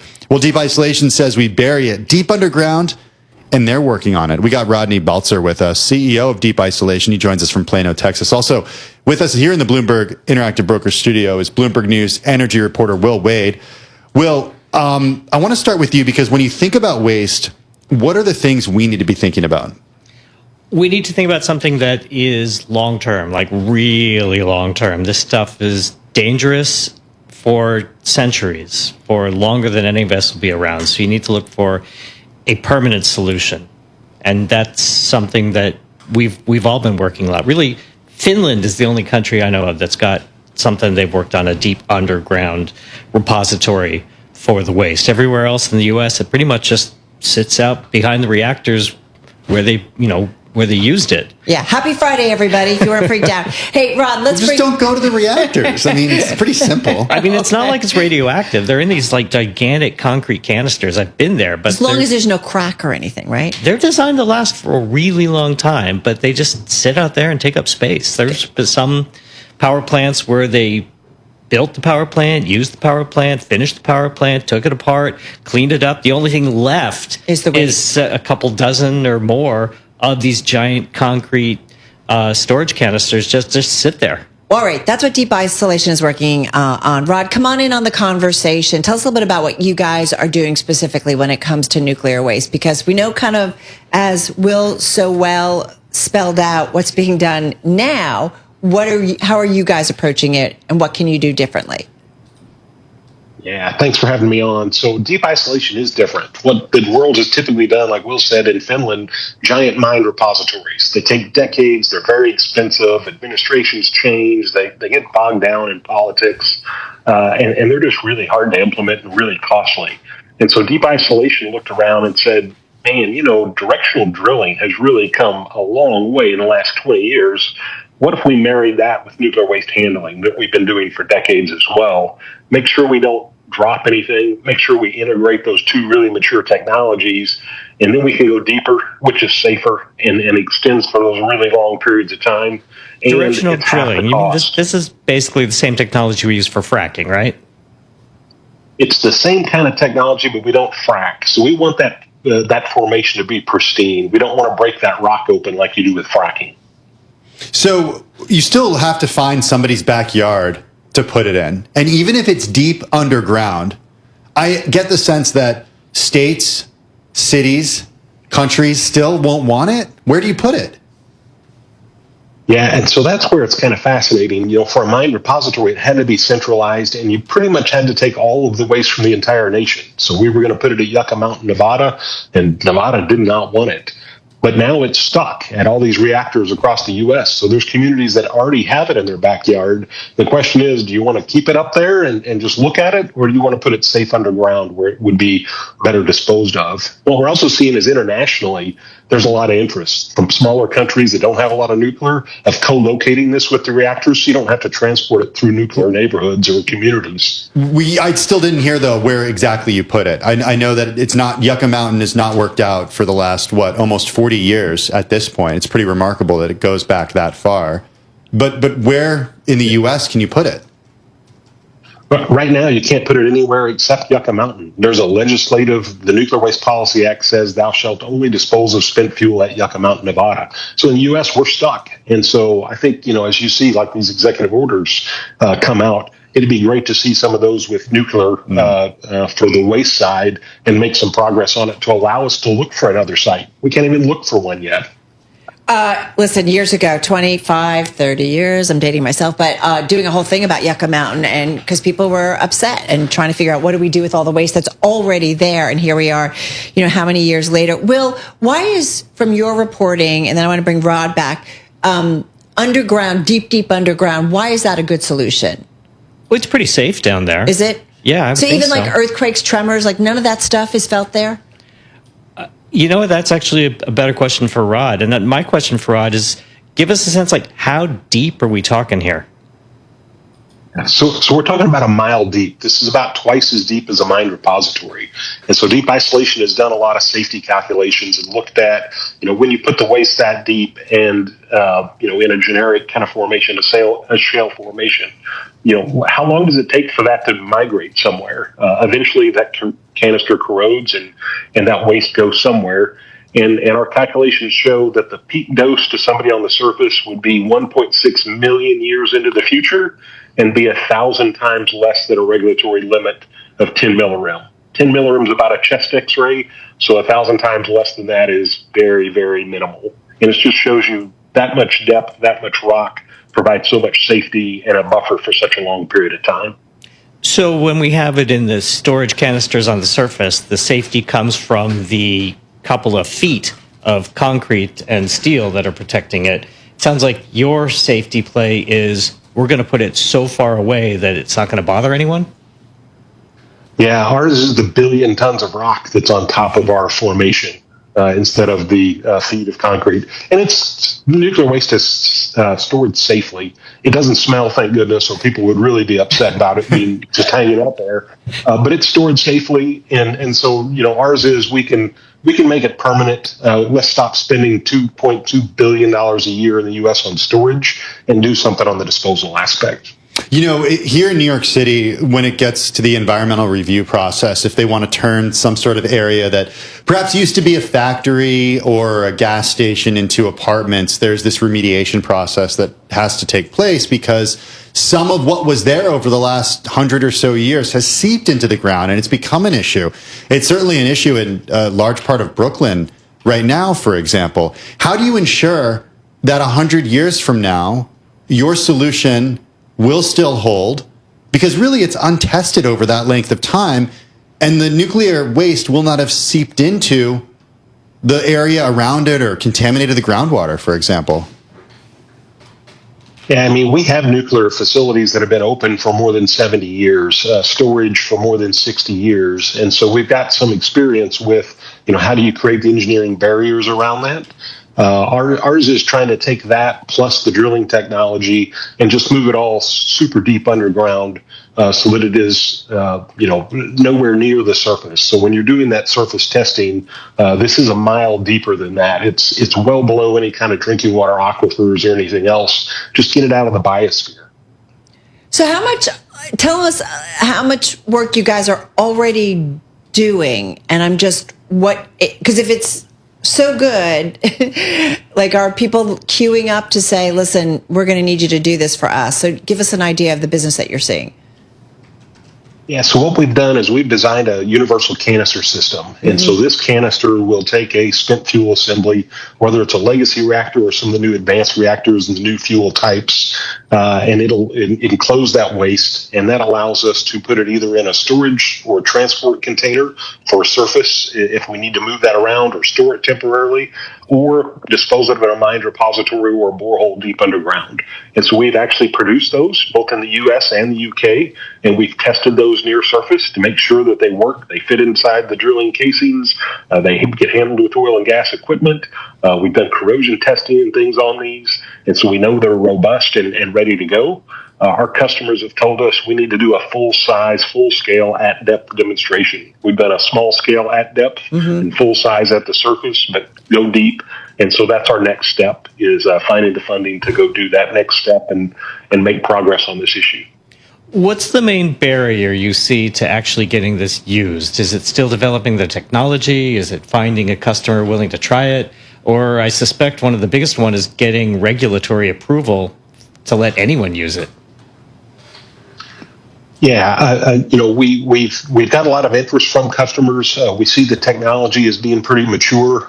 We do think it's the first mover and the regulatory aspect alongside that. So, like we said, in the U.S., there's some complications. We do think our technology is probably exported and done internationally first, but we do see that there's openings for that, and that there can be progress made in the next 3 or 4 years. What does it cost to do this? How expensive is it? So this is less than half the cost of a mined repository. So it's, general rule of thumb is probably about $1 billion per reactor for spent nuclear fuel disposal as you look at kind of reactor sites, and we're less than half that cost. And so when you're a small country or you're looking at new nuclear or anything and you want to have an economic solution, this is one that you could afford to implement. One last question I'm also curious, Rod, is how do you keep it safe? Like what's the procedure for checking on it, making sure that once it's built, it continues to be safe? And if there's a problem, is it easy to fix it? Yeah, so we do build retrievability into our product. So if you found out after the fact that for whatever reason you missed something and it wasn't safe, you could retrieve it and pull it back to the surface. So it is retrievable, it's reversible. Likewise, if new technology came along and you really wanted to reprocess this, you could do that as well. But for us, we also have a lot of monitoring. We've got a lot of patents and IP around monitoring both during operations and post-closure. So what is that temperature, pressure, the radiation like at depth over a long period of time? Cool stuff. Thank you so much. Rod Balzer, he's CEO of Deep Isolation, and our thanks to Will Wade, also weighing in there, Bloomberg News energy reporter. Thanks to you both. Hey, some breaking news. Shares of U.S. Steel surged, but they are halted right now. They were as high as 16%. Before they were halted, the president announced his support for a partnership, that's what he calls it, between U.S. Steel and the Japanese firm Nippon Steel, which he said would keep the iconic American firm in the United States. You're listening to and watching Bloomberg Business Week.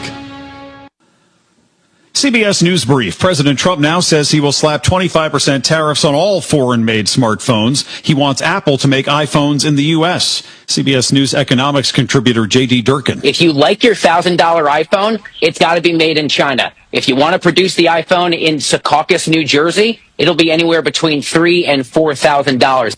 A judge has temporarily blocked the administration from barring international students from Harvard. Trump says Harvard needs to do more to combat anti-Semitism. Harvard's going to have to change its ways. There's been a stabbing spree at its train station in Hamburg, Germany. The BBC's Gurvinder Gill. Local media are reporting that 12 people have been injured, 3 of them critically. Hamburg police said they've arrested the suspected perpetrator. Billy Joel is canceling all his concert dates. Moving out. He's battling a rare brain disorder that impacts his hearing, vision, and balance. CBS News Brief. I'm Michael Wallace.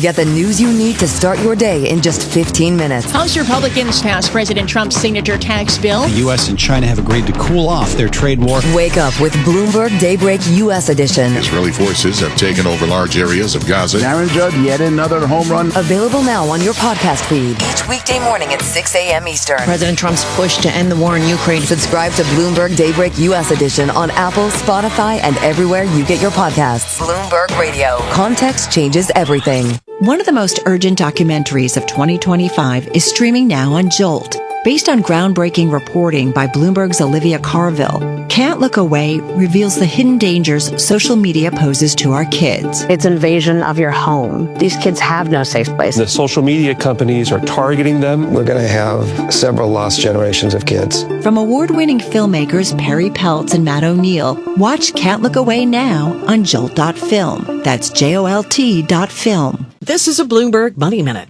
U.S. new home sales rose unexpectedly in April to the highest level since February of 2022 on a surge in the South and Midwest. Purchases of new single-family homes increased nearly 11% last month, according to the latest government data. Builders have been trying to cushion some of the blow from tariffs and higher interest rates by offering more incentives. The Memorial Day getaway is now well underway. TSA officials are preparing to screen 18 million passengers at the nation's airports as the summer travel season kicks off. The AAA is predicting more than 45 million people will be venturing at least 50 miles from home this year. That's 1.4 million more than last year. Many foreigners are opting to spend their summer vacation someplace other than the U.S. In the latest forecast from Tourism Economics, Europeans are planning 10% fewer trips to the U.S. For Canadians, the trips are down 33%. Stocks are down between 0.2% and 0.6%. I'm Nancy Lyons, Bloomberg Radio. Bloomberg Radio, on demand and in your podcast feed. On the latest edition of the Bloomberg Surveillance Podcast from T. Rowe Price, Sebastian Page. Valuation and momentum, when they align together, historically, that is a much stronger signal than either signal working alone.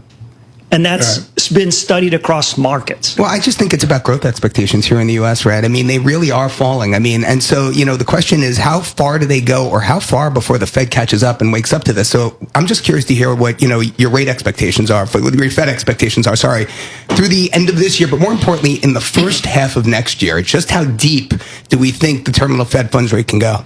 You have to account for the possibility of an upside surprise in inflation when you answer that question. It's not just about growth. That's why it's tough to be the Fed right now. That's right. I'm going to stop the show, folks. I'm interviewing Damian Sassower and Sebastian Page. Sebastian, very importantly here, do Americans get more inflation because of what we see now in currencies and with the Build Better America BBB bill and all that? It's part of it on imports. So year to date, we're running at 2.4% inflation if you annualize the monthly prints. That's not too bad. The one-year swap is looking at 3.3. So the expectation is that inflation's coming up. I think there's a risk to the upside because of commodities. Some commodities are trending up. So, Tom, this is like we're having our mini asset allocation committee here, because in our asset allocation committee, we have bulls and bears and we have debate. And now we're neutral or close to neutral between stocks and bonds. Hear the full conversation on the latest edition of the Bloomberg Surveillance Podcast. Subscribe on Apple, Spotify, and anywhere else you get your podcasts. Plus, listen anytime on the Bloomberg Business app and Bloomberg.com.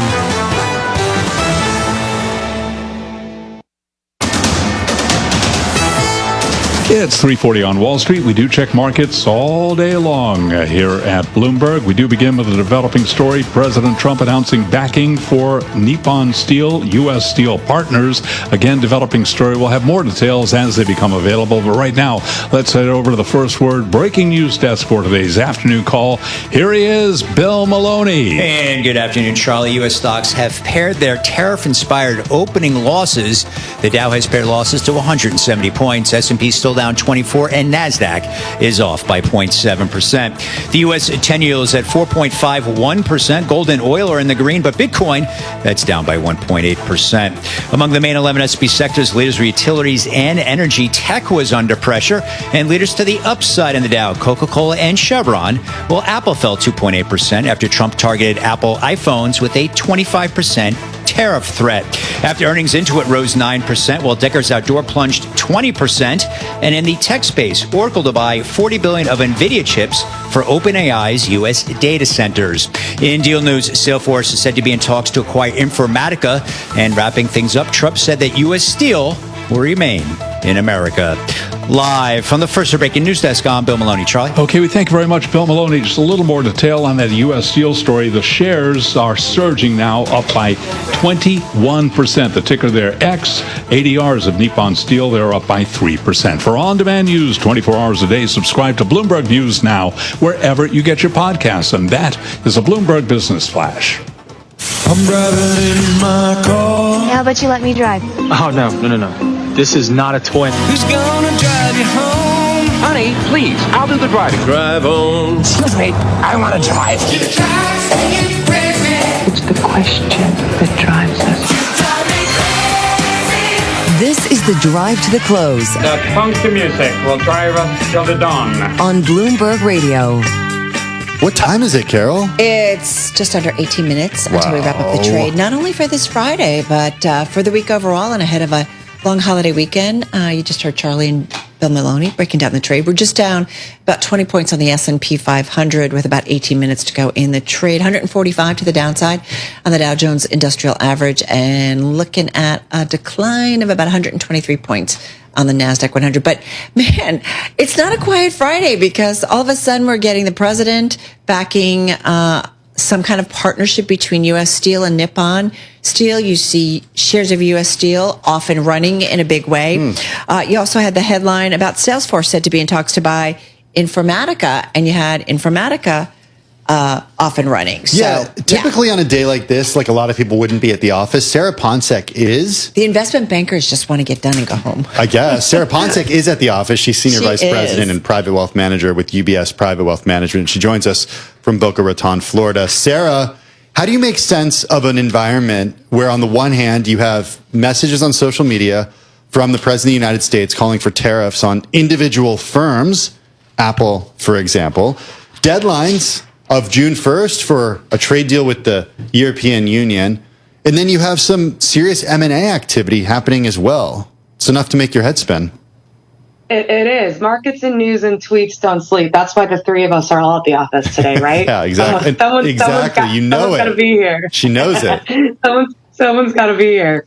But no, I think this is the new normal that we are living in. And I don't want to say get used to it, but we've been dealing with this all year long. You know, there's no day where we can say for certain that a headline isn't going to drop or the president isn't going to make news of some sort that's market moving. We see it all the time. And if we think about the environment that we are just sitting in right now, yes, we're heading into the summer. There are a lot of deadlines ahead of us, as you mentioned, Tim, but we're coming off a more than 15+% rally off the S&P 500 ever since the pause in tariffs was announced. So yes, that's fantastic. That's great. But we still need to see proof that there are more permanent deals in the works as it relates to tariffs. And until we know what the end all be all is going to be, we're going to see more days like today. It's just it's just the nature of it. Hey, listen, I think it's kind of interesting that we've been kind of focusing in the last few minutes just on some of the headlines, Sarah, coming out of one out of it looks like from the White House about President Trump seeming to be supporting a partnership between U.S. Steel and Nippon Steel. And then you also had Salesforce coming out, or we should say a headline about Salesforce said to be interested in buying Informatica. So it's like interesting going into a holiday weekend, but there's just kind of stuff moving. And I just wonder, would Salesforce be willing to do a deal if they were upbeat about the environment? Like when you see things like that from someone like yourself who watches the markets overall and you look for different kinds of metrics, what does that possibly say to you? I know that U.S. Steel thing is a different thing because it involves the White House, but I'm just curious. We also had IPOs this week that actually did okay. It does make you more optimistic. Think about the first few months of the year. Deal making had essentially shut down. You know, when it comes to acquisitions, M&A, private equity, there wasn't much action because there was so much uncertainty regarding tariffs and business and, what operations could even move forwards. There has been an opening. There's been an opening of the curtains to allow more clarity, which has been allowing some deal making to resume. And, we work with a lot of clients who own businesses who may or may not be thinking about, selling a portion of their business or going through an acquisition. And I would say in the last month alone, it does sound like people are more optimistic that there will be more deal making to be had. So from a market's perspective, yeah, that does make you a little bit more optimistic because it means things are a little bit more business friendly. And, maybe there isn't as much cloudiness or uncertainty on the horizon as there was, as we were entering the month of April. What are your clients saying when they're calling? Are they calling as much as they were calling when we last spoke to you over concerns about so-called Liberation Day? What are they calling now? Certainly not. In April, it was multiple conversations every day, without a doubt. Now we're entering the summer. Everyone feels pretty good. We're off a 50% rally. People are going to go on their summer vacations. So I will say it's a little bit quieter. This week in conversations with clients, there were some, questions about the bond market. There were questions about the downgrade of U.S. Treasuries. And I know you guys have probably discussed it on the program too. This isn't new news. They're the third shoe to drop. We're not worried about the U.S. repaying their debts.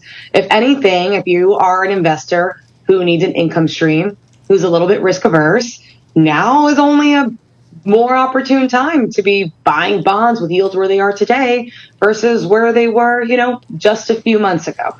So if you need that income stream, no, you don't want to go all the way towards the end of the yield curve, maybe stay more intermediate duration. Right. But now's a good time to be locking in that income stream for yourself. All right, good stuff. Hey, Sarah, have a great holiday weekend. Sarah Ponczak, she's Senior VP of Private Wealth Manager, with UBS Private Wealth Management, joining us there from Florida. Hey, folks, since we're heading into the close, got about 12 minutes to go, and we've got some headlines that have crossed, really over the last 10, 15 minutes, just thought we should kind of rehash. First of all, you have seen shares of U.S. Steel kicking up. We did see a trading pause. President Trump announcing his support for partnership between U.S. Steel and Japanese firm Nippon Steel, which he said would keep the iconic American firm in the U.S. He said on Truth Social, the president, that is, I am proud to announce that after much consideration and negotiation, U.S. Steel will remain in America and keep its headquarters in the great city of Pittsburgh. So we will see. We need to know what the particulars are about what this partnership means, because initially we were looking for these two firms essentially to come together, but there was a lot of pushback. It was a very political issue during the campaign. Absolutely.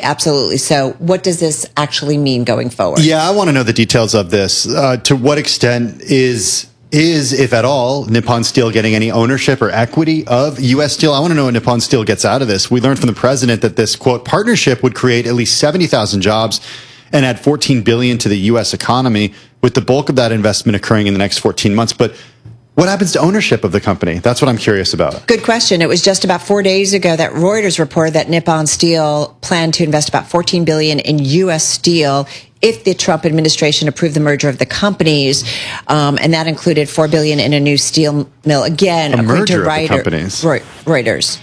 That's if the president approved a merger. So this is why the particulars will matter. Okay. One more headline: Oracle to buy.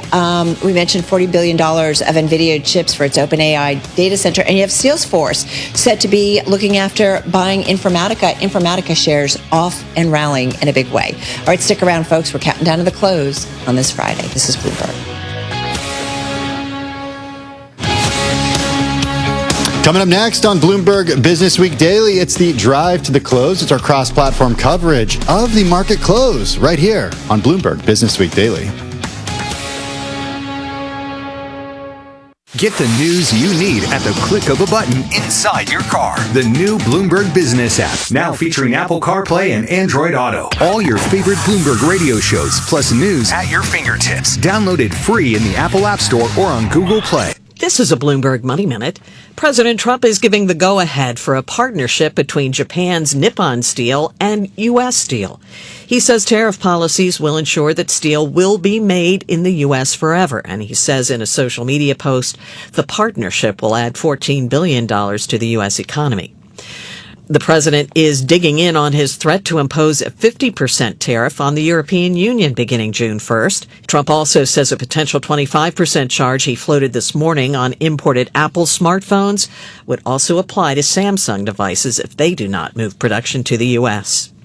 McDonald's says it's planning to close down all standalone pilot Cosmic locations and wind down the Cosmic app. The concept launched in December of 2023. The menu focused on hot and cold specialty drinks. Those drinks will now be tested in a pilot in regular McDonald's locations.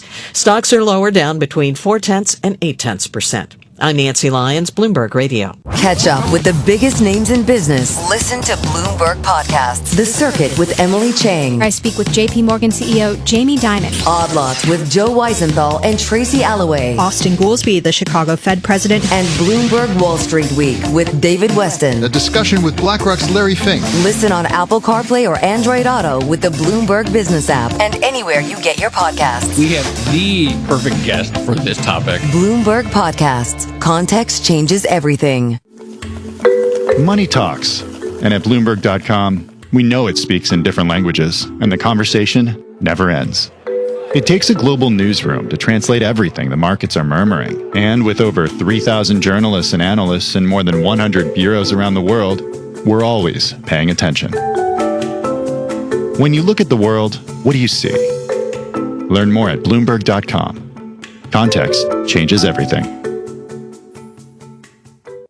When news breaks across the globe, Bloomberg Radio is there. From the Middle East, the fragile ceasefire between Israel and Hamas is over. To Europe, Keir Starmer and Donald Trump have discussed trade. And anywhere in the world news happens. Well, let's go now to the climate talks in Dubai. The luxury reporter in Paris. Bloomberg's Stefan Kufner has more from Ecuador's capital. Listen on Apple CarPlay or Android Auto with the Bloomberg Business app. And always on Bloomberg Radio. Context changes everything.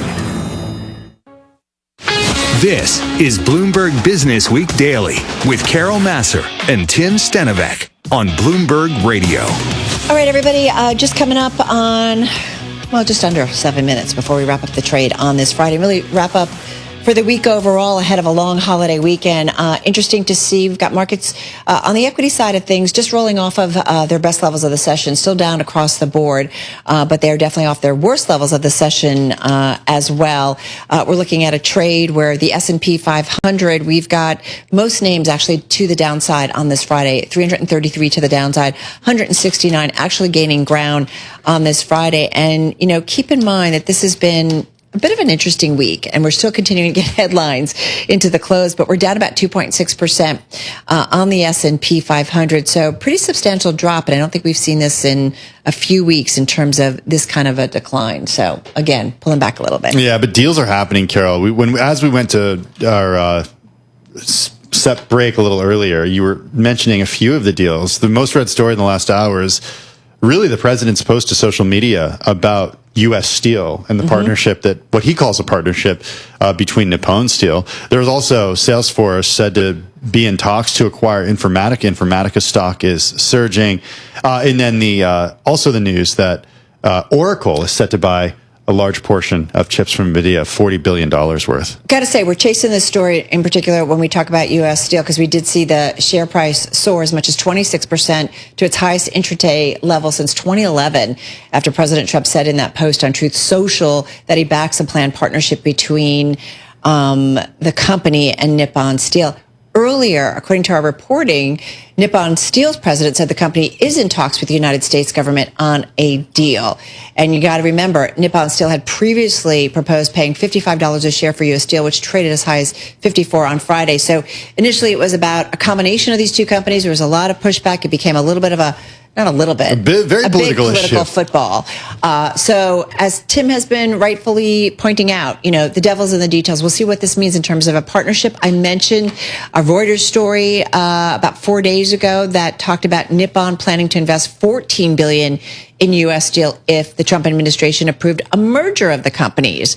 And that included investing $4 billion in a new steel mill. Again, according to Reuters, citing a document and people familiar with the matter. So we're trying to chase in the details and trying to find out exactly what this means. Well, some other numbers in the president's statement, including that he said a partnership would create at least 70,000 jobs and add $14 billion to the U.S. economy. I'm curious about those numbers, given that U.S. Steel right now only has 22,000 employees in total. Yeah. So how does this deal add more than triple the number of employees that are already at U.S. Steel right now? And what's the time frame there? I don't know. It's a lot of questions. That's a lot of jobs. 70,000 jobs? In terms, yeah. So I don't know. I don't know what this means. As Joe Doe has reminded us, the steel industry in the U.S.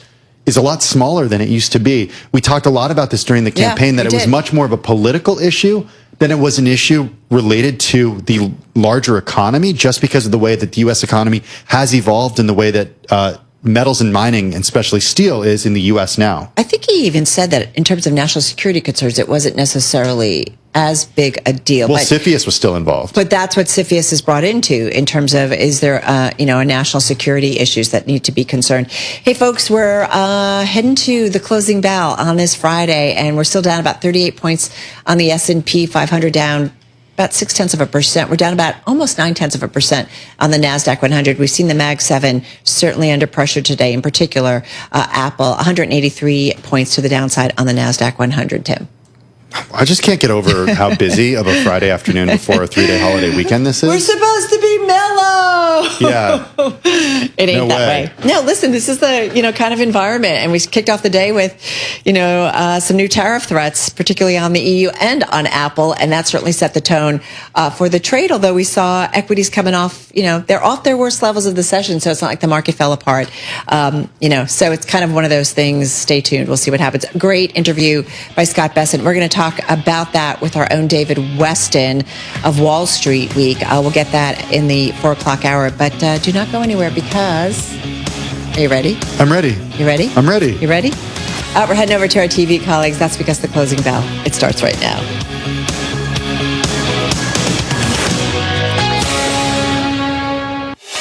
Broadcasting 24 hours a day at Bloomberg.com and the Bloomberg Business app. This is Bloomberg Radio. The Closing Bell, Bloomberg's comprehensive cross-platform coverage of the U.S. market close, starts right now. And right now, we are 2 minutes away from the end of the trading day. Romaine Bostic here with Alex Steele, taking you through to that closing bell with a global simulcast. It starts right now. Scarlett Fu in the TV studio, Carol Master and Tim Stenovic in our radio booth as we welcome our audiences across all of our Bloomberg platforms, including our partnership with YouTube. Right across the screen here on this Friday afternoon, right across the screen on a weekly basis as well. Carol Master, the volume is light. Yeah, and I feel like, absolutely. We're heading into a long holiday weekend, the official, start to the summer, you might say. So no surprise to see light volume. I think it's interesting, just kind of the headlines, though, the flurry of headlines. No, I thought it's supposed to be nice. No. It rained earlier, so it's not going to rain. I saw my weather app. It said Saturday and Sunday is going to be nice. I heard that too. Not nice enough for the beach, but not raining. How's that sound? Do we have a weather person here? We need a Bloomberg. Yeah, we do. It's not going to rain. That's the weather report. We have weather people. We have weather people. All right. We have weather people. We are do. in a fishbowl. Correction. Anyway, it's kind of interesting. I feel like the Salesforce news, Informatica off and running, and then more news out of the White House, maybe about U.S. Steel and Nippon Steel. So, God, it's not quiet, guys. It's really quiet because it's the Friday before a long weekend, and we know that people don't want to be too long or too short heading into any weekend these days because who knows what the president might say or tweet or post on social media. But maybe people got all their positions cleared on Wednesday when the 20-year bond auction didn't do well, and we saw stocks and bonds tumble. The S&P 500 losing 1.6% that day, and the next day, nothing much really happened. I just want to point out my app on my iPhone here, Carol, says it's a high of 62. That's nice. But does it show rain? She said the rain. But no rain. Where was that? Where was your iPhone made? I don't know. How much is this app going to cost me in about Where was your phone made? I'm going to hold on to this phone for like the next 20 years. Oh my All right, we get the closing bells in New York. Let's walk you through them here. Right across the screen, fractional losses across the board. The Dow Jones Industrial Average down about 250 points or 0.6%. The S&P dropping about 0.7%. It is going to hold, though, right at that 5,800 level, 5,802.83, though it takes a while for these numbers to settle. The Nasdaq Composite lower by about 189 points or 1% even. And the Russell 2000, that's actually a relative outperformer on the day, only lower by 0.3%. All right, quick check on the S&P 500, guys. Most names in the index to the downside. We've got 329 names losing ground on this Friday. 172, Scarlett, to the upside. All right, let's take a look at our IMAP. 11 sectors in the S&P 500. 4 managed to finish higher. Unfortunately, they're all the smaller indexes, so that's why there's a lot of red on that screen. Infotech, communication services, and consumer discretionary. Those are the 3 sectors that the Mag 7 are distributed throughout, and they're down by at least 0.9%. Your better performing sectors, utilities. I heard Alex give them a shout out earlier. What does it say when utilities are the best performing sector on a day like today? A lot of movement to the defensive sectors. No, I'm sorry. President Trump has signed executive orders on nuclear. That too. 31 members of the S&P 500 utilities index are higher. You can hear my snoring? Oh, okay. Yeah, but there was some fundamental news here. Okay, whatever. There was fundamental news. I mean, I got to tell you, I was changing my gainers to the last minute. Just ask our producer Meredith, because I was like, wait, can I do this? Can I do this?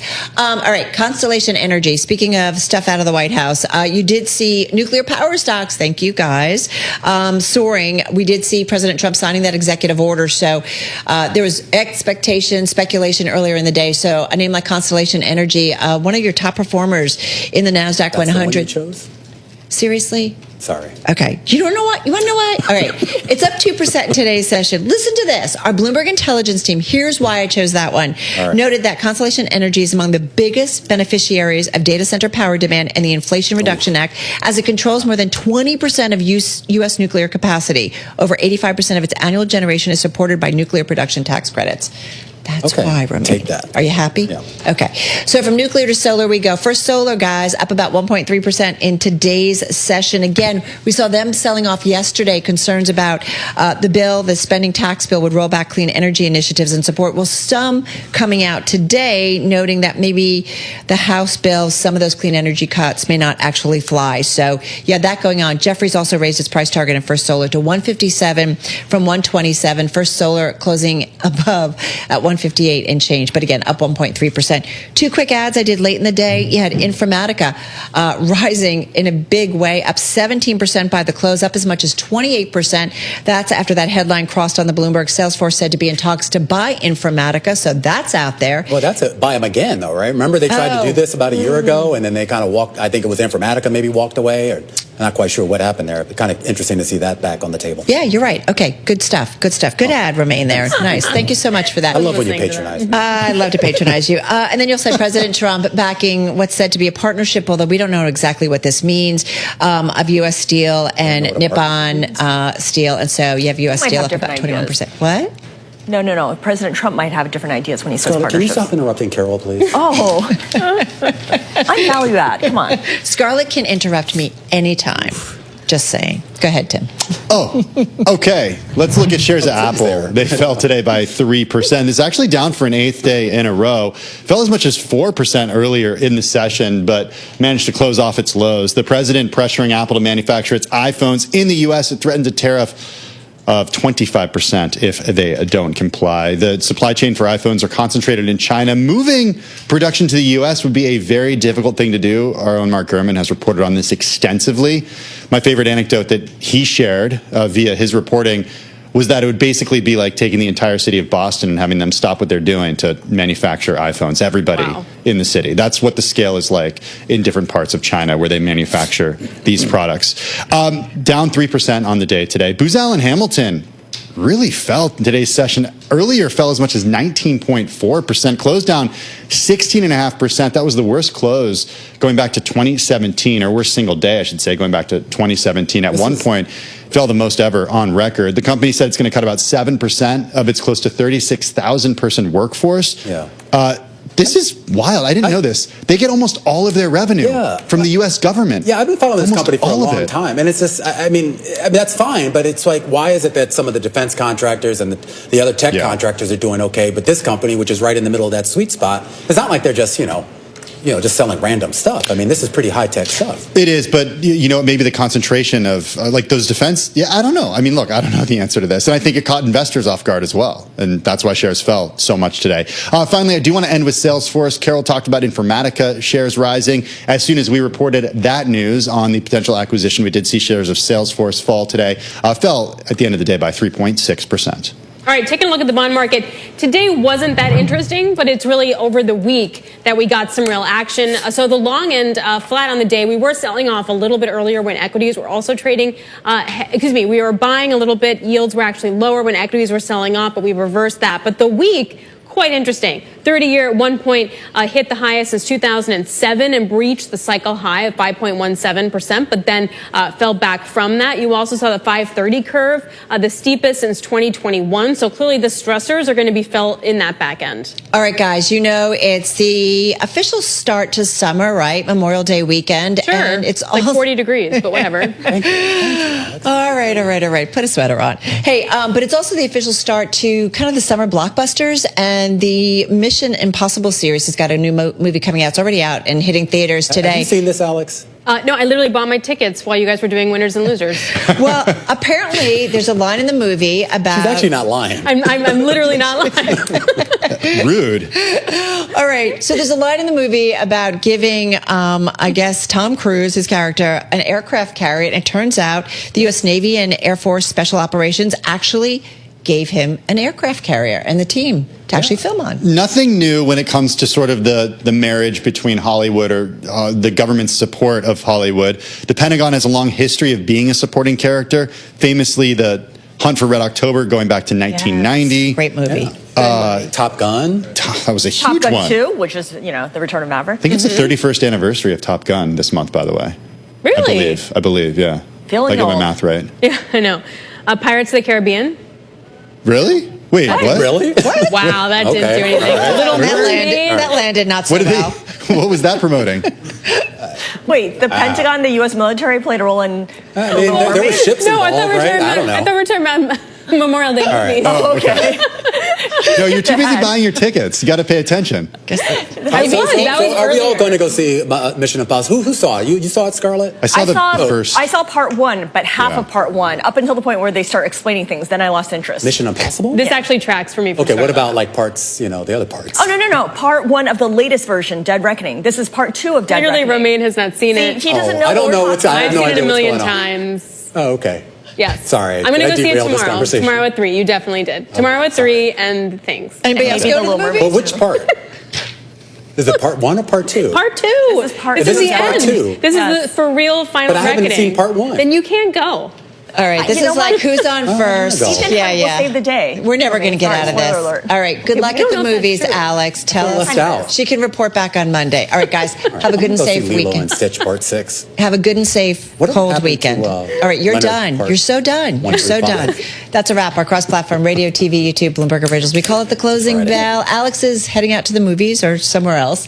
And of course, Romaine and Scarlett finishing up on TV. Tim and I right here on Bloomberg Business Week Daily. Guys, see you on Monday.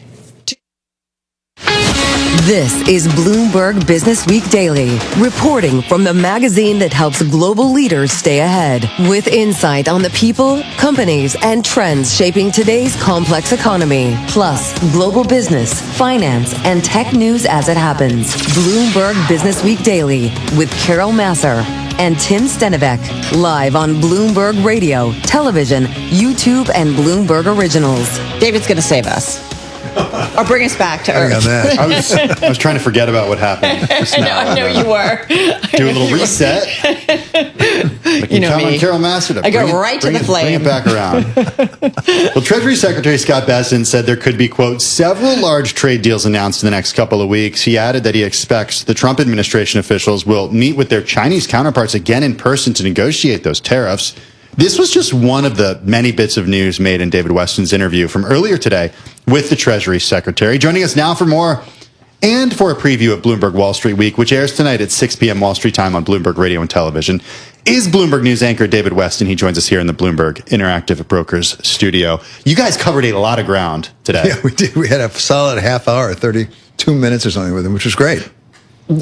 Before we get to what was covered, I'm just curious, in your view, you've spent many years working in media, in management, as an executive, now on the side of the person actually asking the questions on TV. What's the media strategy with him getting out there so much? I don't know. He hasn't told me that. So now I'll speculate, which is what we do, right?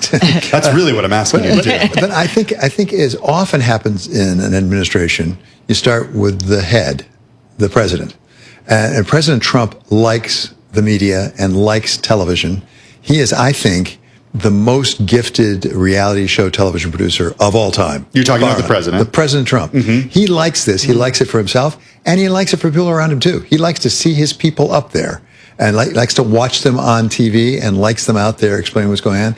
And, he is willing to take risks. And he's willing for his people to take risks. Now, as I say, that's speculating on my part, but that seems consistent with what we're watching.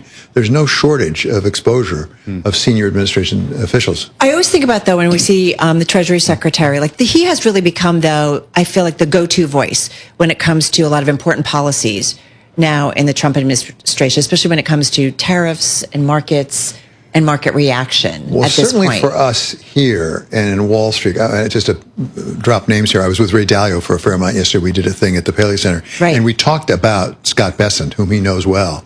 And he said something that you hear, I think, a lot on Wall Street is we are very fortunate to have him there. We on Wall Street in the business community, because he's a grown up in the room. He knows the markets. He's a sophisticated, smart person.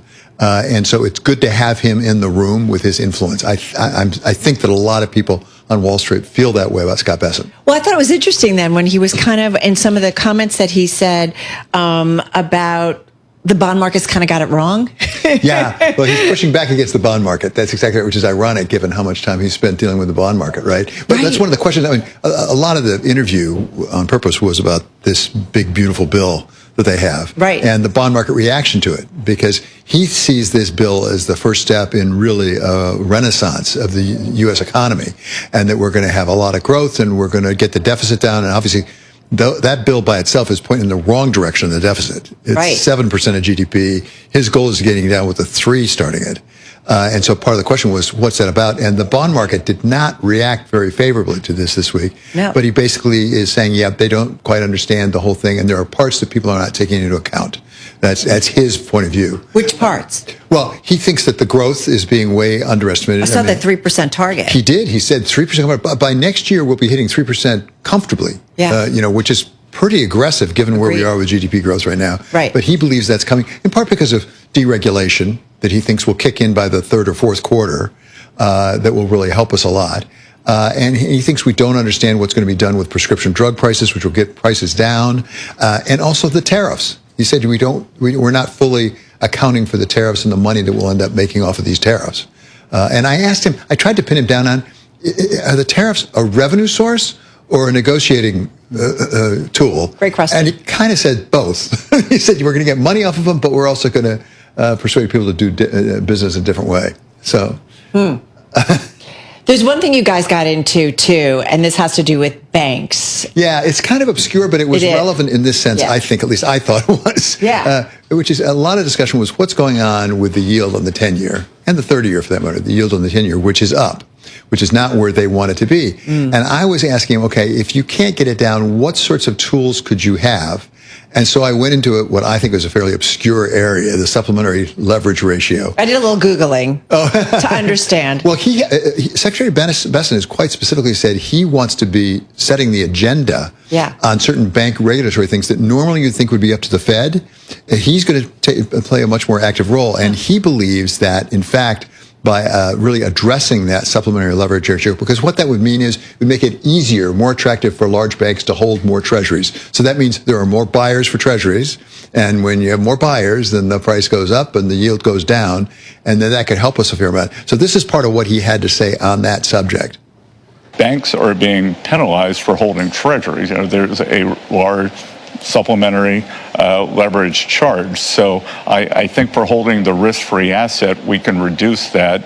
And I've seen estimates that it could bring yields down by tens of basis points. Certainly during the COVID crisis, it was temporarily taken off, and it had a big effect. Let me ask something different, but I think might be related, which is stablecoin. If really we went big into stablecoin in this country, what effect could that have on the strength of the dollar? Because people might have to hold dollars in order to match against it, or even for treasuries.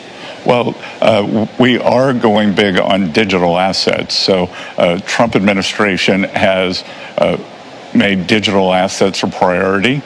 Past administration starved and almost made extinct a lot of these companies and pushed it offshore. So what we want to do is apply the highest U.S. regulatory and AML standards to digital assets, especially stable coins. And I've seen estimates that just over the short term, stable coins could create $2 trillion of demand for U.S. Treasuries and Treasury bills.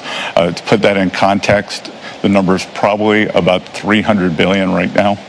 There are reports, including on Bloomberg, that there may be, if I can call it, privatization of Fannie Mae and Freddie Mac, something that's been talked about since I think they were nationalized, essentially, during the great financial crisis. I heard the president say, I'm going to ask Scott Bessent about this. So has he asked you, and where does that stand? It is a goal for this administration.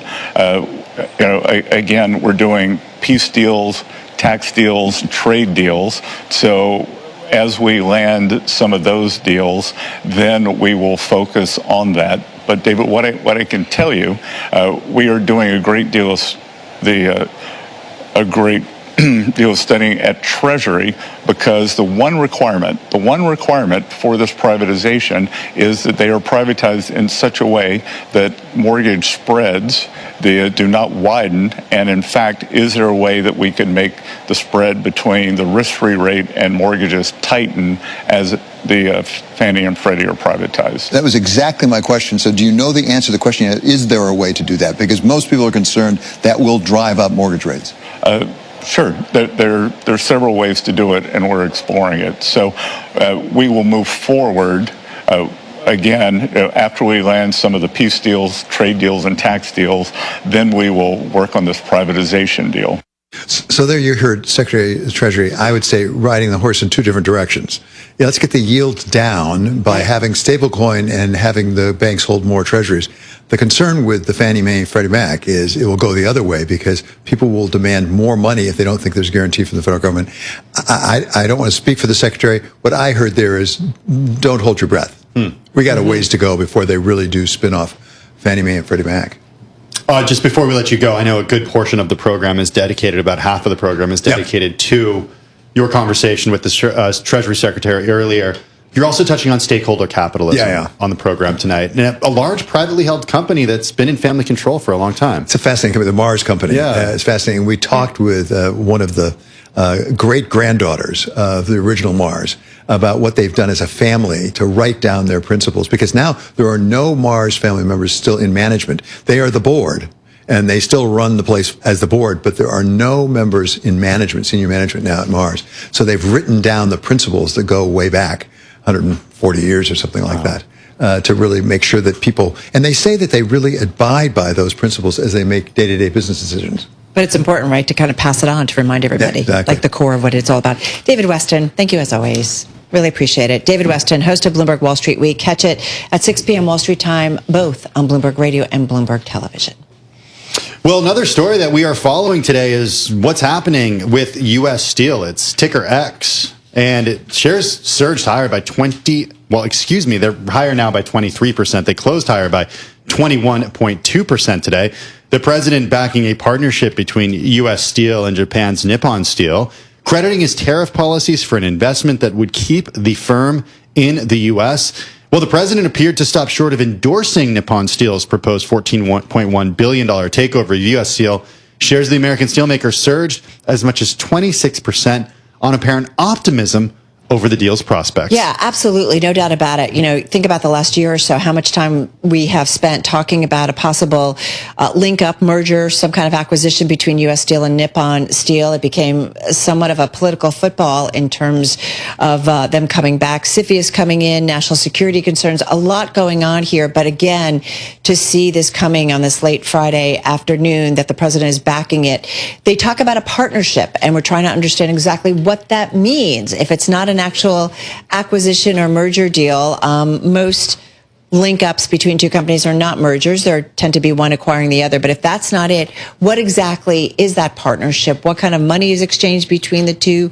How does it all work out? And so what kind of entity is it going forward? So I think there's a lot to be determined. But having said that, investors bought into it because, man, they just sent shares of U.S. Steel, as Tim mentioned, up as much as almost 26% intraday when that headline crossed, but finishing the day with a gain of about 21%. My interpretation of that is investors are bullish on some sort of takeover by Nippon Steel. As Joe Doe wrote, well, Trump appeared to stop short from endorsing Nippon Steel's proposed $14.1 billion takeover of U.S. Steel. Shares of the American steelmaker surged as much as 26%. On apparent optimism over the deal's prospects. The president noted, my tariff policies will ensure that steel will once again be forever made in America. It doesn't necessarily mean, though, and look, this is just, I'm trying to understand details here. We don't have the details of this. No. Just because something is made in America doesn't necessarily mean it's owned by an American firm 100%.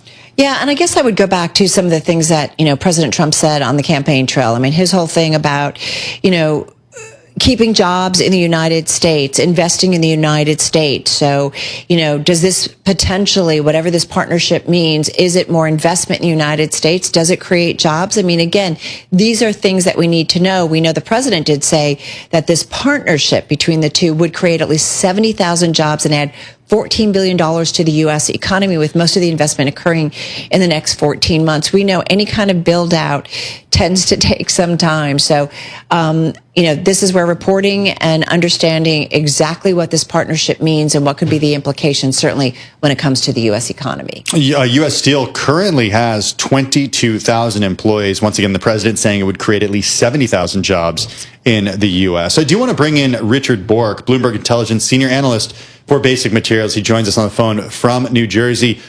Richard, I know there are still a lot of questions, maybe more questions than answered about this so-called partnership, but what exactly does it look like to you?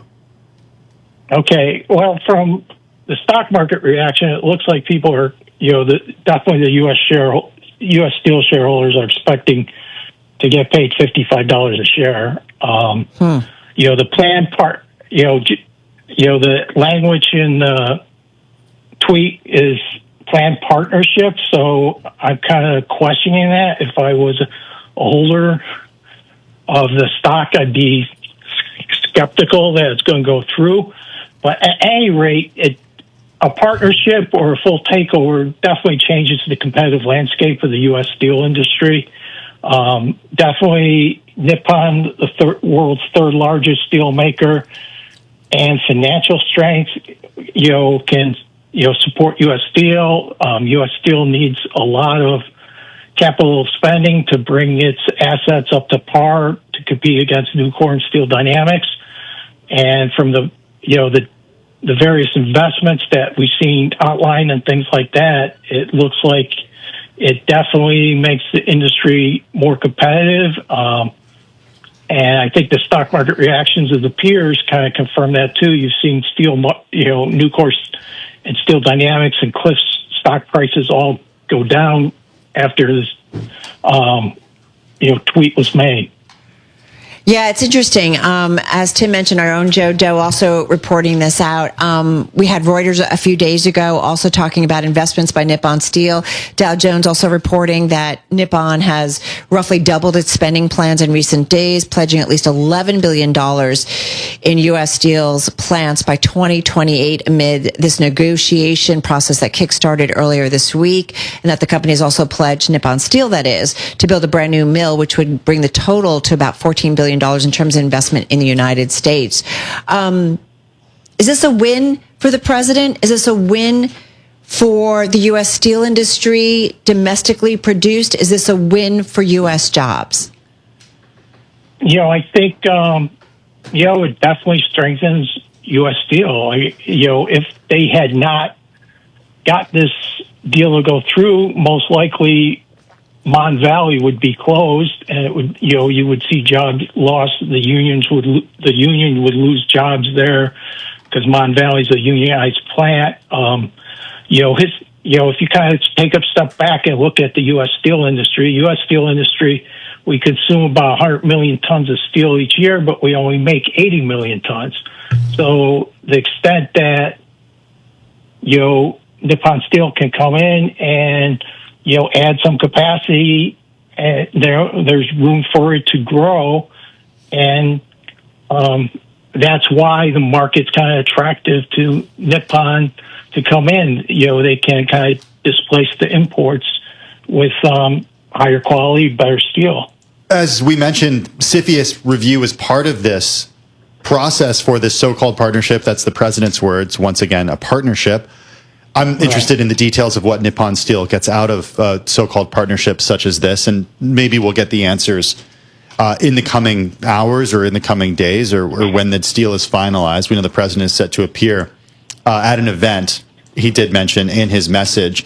But from a national security perspective, what do we need to understand about U.S. steel and the steel industry? Japan's the leading foreign direct investor in the U.S., so I think the whole security concern was kind of overblown. The bigger question is, I find it hard to believe that Nippon Steel's going to pay 14.9 billion to the shareholders, and then invest another 14 billion. So that's why I'm kind of skeptical that, and also the language doesn't say an acquisition; it says partnership. So I'm kind of skeptical that it's going to be a partnership, an outright acquisition where the shareholders should expect to get paid $55. Yeah. The other thing is Nippon Steel in the past had said they wouldn't, they want, majority control. And, again, the old saying that the devil's in the details, it's definitely going to be interesting to figure out what's going on. As a long-time security analyst, it's hard to read tweets rather than read documents. Yeah. And signed off by the SEC and blessed and things like that. So, it's funny that you say that. I'm kind of looking for some kind of official filing or document. I haven't seen anything. You did mention, though, we know U.S. Steel shares rallying, I think, more than 20% in today's session. But you did mention some of the others in the industry. Nucor finished the day down about 2%, not at its lows, but nonetheless 2% lower. But Cleveland-Cliffs, which is a steel producer, that stock finishing near its lows of the day, and that was down about 7% as a result of these headlines. Richard, really appreciate it. I feel like, as we said, we're going to wait for some more details to understand exactly what this partnership is about and whether or not it is ultimately some kind of merger or really realistically some kind of acquisition between the two. But we'll wait to see that. Richard, thank you so much. Richard Bork, he's Bloomberg Intelligence Senior Analyst for Basic Materials, joining us here on Bloomberg Business Week Daily. Again, shares of U.S. Steel finishing up about 21% a share. And we're looking at the stock closing at $52 essentially a share. Well, it is the 5-year anniversary of George Floyd's killing. That happens this Sunday. That's the anniversary. Hard to believe that. Since then, we've seen a pendulum, I think it's fair to say, swing back and forth. When it comes to the way companies talk publicly about race, when it comes to the way that we hear administrations talk about it, the National Urban League is out with a new report, and we're joined by Mark Morial, President and CEO of the National Urban League. It calls itself, quote, the nation's largest historic civil rights and urban advocacy organization devoted to empowering communities and changing lives since 1910. Mark joins us here in the Bloomberg Interactive Brokers studio. Mark, welcome. Hey, I'm glad to be here. And, I want to take a minute, if you will, to talk about U.S. Steel. Oh, please. Because we took a position against this transaction. And I think people should be reminded that both Biden and Trump, during the election cycle, opposed what, in effect, was an acquisition by Nippon Steel of U.S. Steel. Cleveland-Cliffs wanted to buy U.S. Steel. Right. Both Biden and Trump opposed it on the theory that it would lead to the loss of American jobs.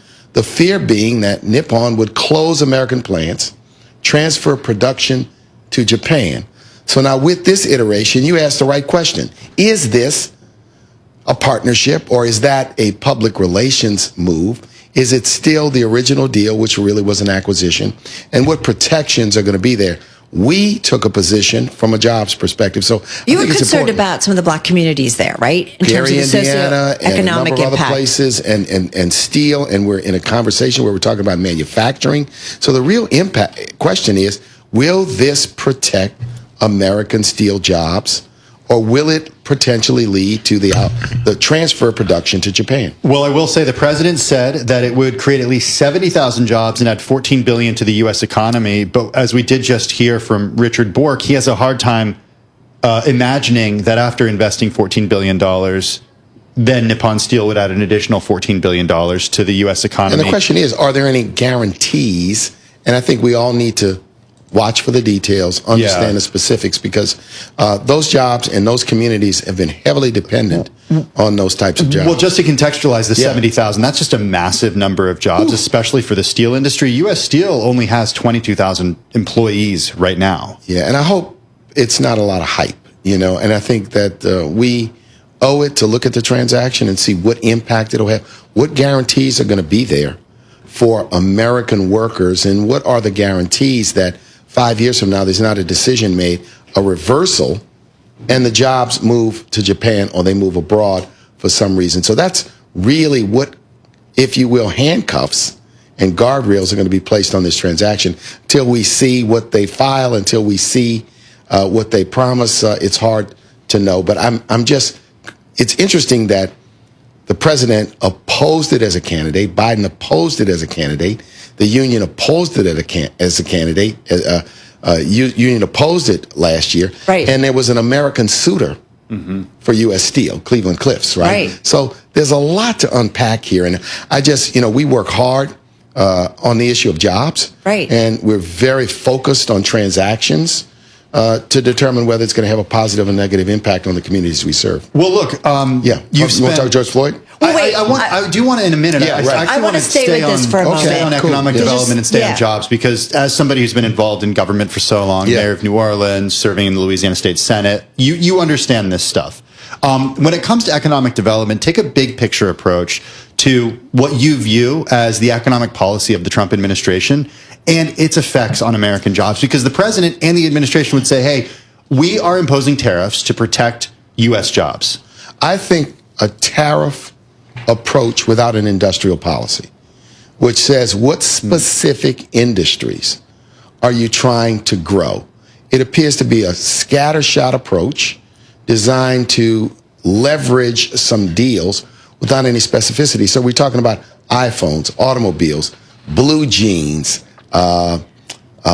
toys. What specific? So I can buy the selective use of tariffs, the selective use of trying to rebuild an American industry, but you need an industrial or economic development policy that matches the tariffs in order to give certainty to American business and consumers. So I am curious, Mark, when the president putting pressure on a company like Apple to kind of increase its investment here, and we've talked a lot with our reporters who cover it and our team that covers it, that they say, it's going to be a while before we can do it, that maybe there isn't the skill of the workers, the type of automation, so on and so forth. But is that the kind of thing that you think would create jobs that would actually benefit Black communities, middle-class communities, which we have just kind of carved out in a big way? Look, the outsourcing of jobs that took place in the 80s and the 90s to really Reagan-era free trade policies, which were continued in the Bush and the Clinton era. Republicans, Democrats alike, communities, right? They did damage communities. The benefit was cheaper goods on the consumer side. Right. So there were some benefits, but it hurt. The issue today is what jobs are the jobs of the future? Is it rebuilding automobile component parts? I would say that what people have not paid attention to is the disinvestment through the NIH cuts in biomedical research and technology, where we do have a bit of a competitive advantage, we ought to be pouring more investments into that. What's the impact of that from your view? Well, the impact of that is long-term damaging, because what happens is the scientists and the investments go abroad. And once they go abroad, just like manufacturing, you can't get them back. So our economic policy ought to be focused on where do we have a bit of some tailwinds and how can we grow it. But then on manufacturing, I agree with the notion that we ought to try to rebuild manufacturing, but we need to be more specific about it. If someone said, I want to bring jobs to Detroit, Newark, Gary, New Orleans, Atlanta, I'm all for it. But I need some specificity as to how this policy is going to generate that type of response. Are you getting time at the White House? We've not been in any direct discussions with anyone in the administration, but as always, if it's about the benefit for the community, I'm open to discussions with anyone. Is that different than other administrations? Do you typically have a direct line to the White House? In the Clinton, the Bush, the Obama administrations, the Biden administrations, I think there was a much more candid, open working relationship with civil rights leaders, with African American leaders, and they were frank and candid, and they were not performative. You see, many of these meetings took place without cameras, without press, without performance, without posturing. So, my view of meetings is I want to talk business. I don't want to play games. What's interesting is the communities that you represent at the National Urban League in the last election moved further to the right. for the most part. And I don't want to paint every community Some with a broad moved, brush. and many didn't vote. And there was a cynicism about whether government can make a difference. And why was that? I think that people's objective economic conditions, the difficulty of COVID, the depression of wages, inflation, a whole host of factors, and the idea that politicians come and go and make promises and never keep them. So how does the Democratic Party get these voters back? It's going to be up to a specific candidate. I think people will rally around the right person. I don't know if it's so much about a party. Think Trump, right? Trump remade, quote unquote, the Republican Party. I think the Democratic Party is, the Democratic coalition is poised for a makeover. It's poised for a group of people who are going to come and talk about how they're going to change and disrupt, but build a vision for the future. So who are some names that are on your mind? I wouldn't offer any names now, because right now the horses have not gotten out of the stable. So we got to see them on the practice track. Well, was Kamala Harris the wrong candidate at the wrong time? I thought she was a good candidate. She was given a tough lane to run in, 60 to 90 days to get known amongst the American people. But remember, she came within 1 point of defeating someone who was on their third run for president. So we got to remember, there was no landslide, there was no mandate, right? But there was a victory for Donald Trump. So I would love to say, speaking of victories, that we've made a lot of progress in the last 5 years, considering the tragic killing of George Floyd. And I think, it was COVID, we were all home. We had a lot of conversations, really frank and real, with CEOs and leaders about the importance and the racism that still is in this country, and blacks being targeted around the country, and just the injustices. And I feel like we've slided back. Tell me how you see it. 5 steps forward and 3 steps back. On 2 issues we cover in this report, I encourage people to go to NUO.org. You guys have a report out, yes. On policing, many communities, many police departments, many cities, supported by the Civil Rights Division of the Justice Department, made strides. We didn't pass a comprehensive federal law. The George Floyd law did not pass. But 180 police officers were in fact convicted. Dozens of police departments ended up in agreements to reform themselves. A number of states like Maryland passed statewide police reform measures. That was good. Now, what's the obstacle now? The current administration has walked in and said, we're freezing all civil rights investigations, regardless of merit, regardless of the basis of those. That puts headwinds into this effort to continue to do reform. On the other hand, there were these incredible commitments by many great American institutions, businesses, philanthropies, etc. And now some are walking them back. And there are 3 categories. Those that have just abandoned them, some who've held firm, and those that are making cosmetic changes because they know they need to be committed, but they're under the pressure of the administration, which is using its regulatory power to force their hand. Do you think, which one do you think happened more? Do you think these are just cosmetic changes and they're committed to these so-called DEI policies? Or do you think they are actually making fundamental changes and moving away from them? And look, I it would depends on the company, encourage obviously. American business to demonstrate a sense of courage. And the reason why that courage is important is to recognize the marketplace for both employees and customers of the future, which is becoming far more diverse. Black, brown, Asian, women. That's the workplace of the future. The customers of the future. I mean, you've seen Target get really, really hammered, right? And they had an incredible record. They've walked it back. Now they'll tell you, no, the changes we made were really around the edges. But people today, if you look at DE&I, diversity, equity, and inclusion, equal opportunity, and you poll it, the lowest polling numbers I've seen in any publicly available poll is 50%. See, the American people are not on the side of the loud anti-voices. American business knows deep in their soul, they know and they understand, but they're being, I think, pressured They're being intimidated. And I think that's just the reality of today. We're squeezed for time, 25 seconds. Are you surprised by the fear of corporate leaders to speak out? And I apologize that it needs to be quick. I am, but there are exceptions. Jamie Dimon, Roger Goodell, two people with whom I've spoken and two people who've made important statements. And I think others should do the same thing. Are you done with public service? Never done with public service. So is there a chance you would run for something else? There's always a chance. But I love my job. I love what I do, but there's always a chance. Like what? Stay tuned. All right, TBD. We'll come back and tell us. You can break it. Mark, thank you so much. He's, of course, President and Chief Executive Officer of the National Urban League, joining us in studio. Mark, thank you.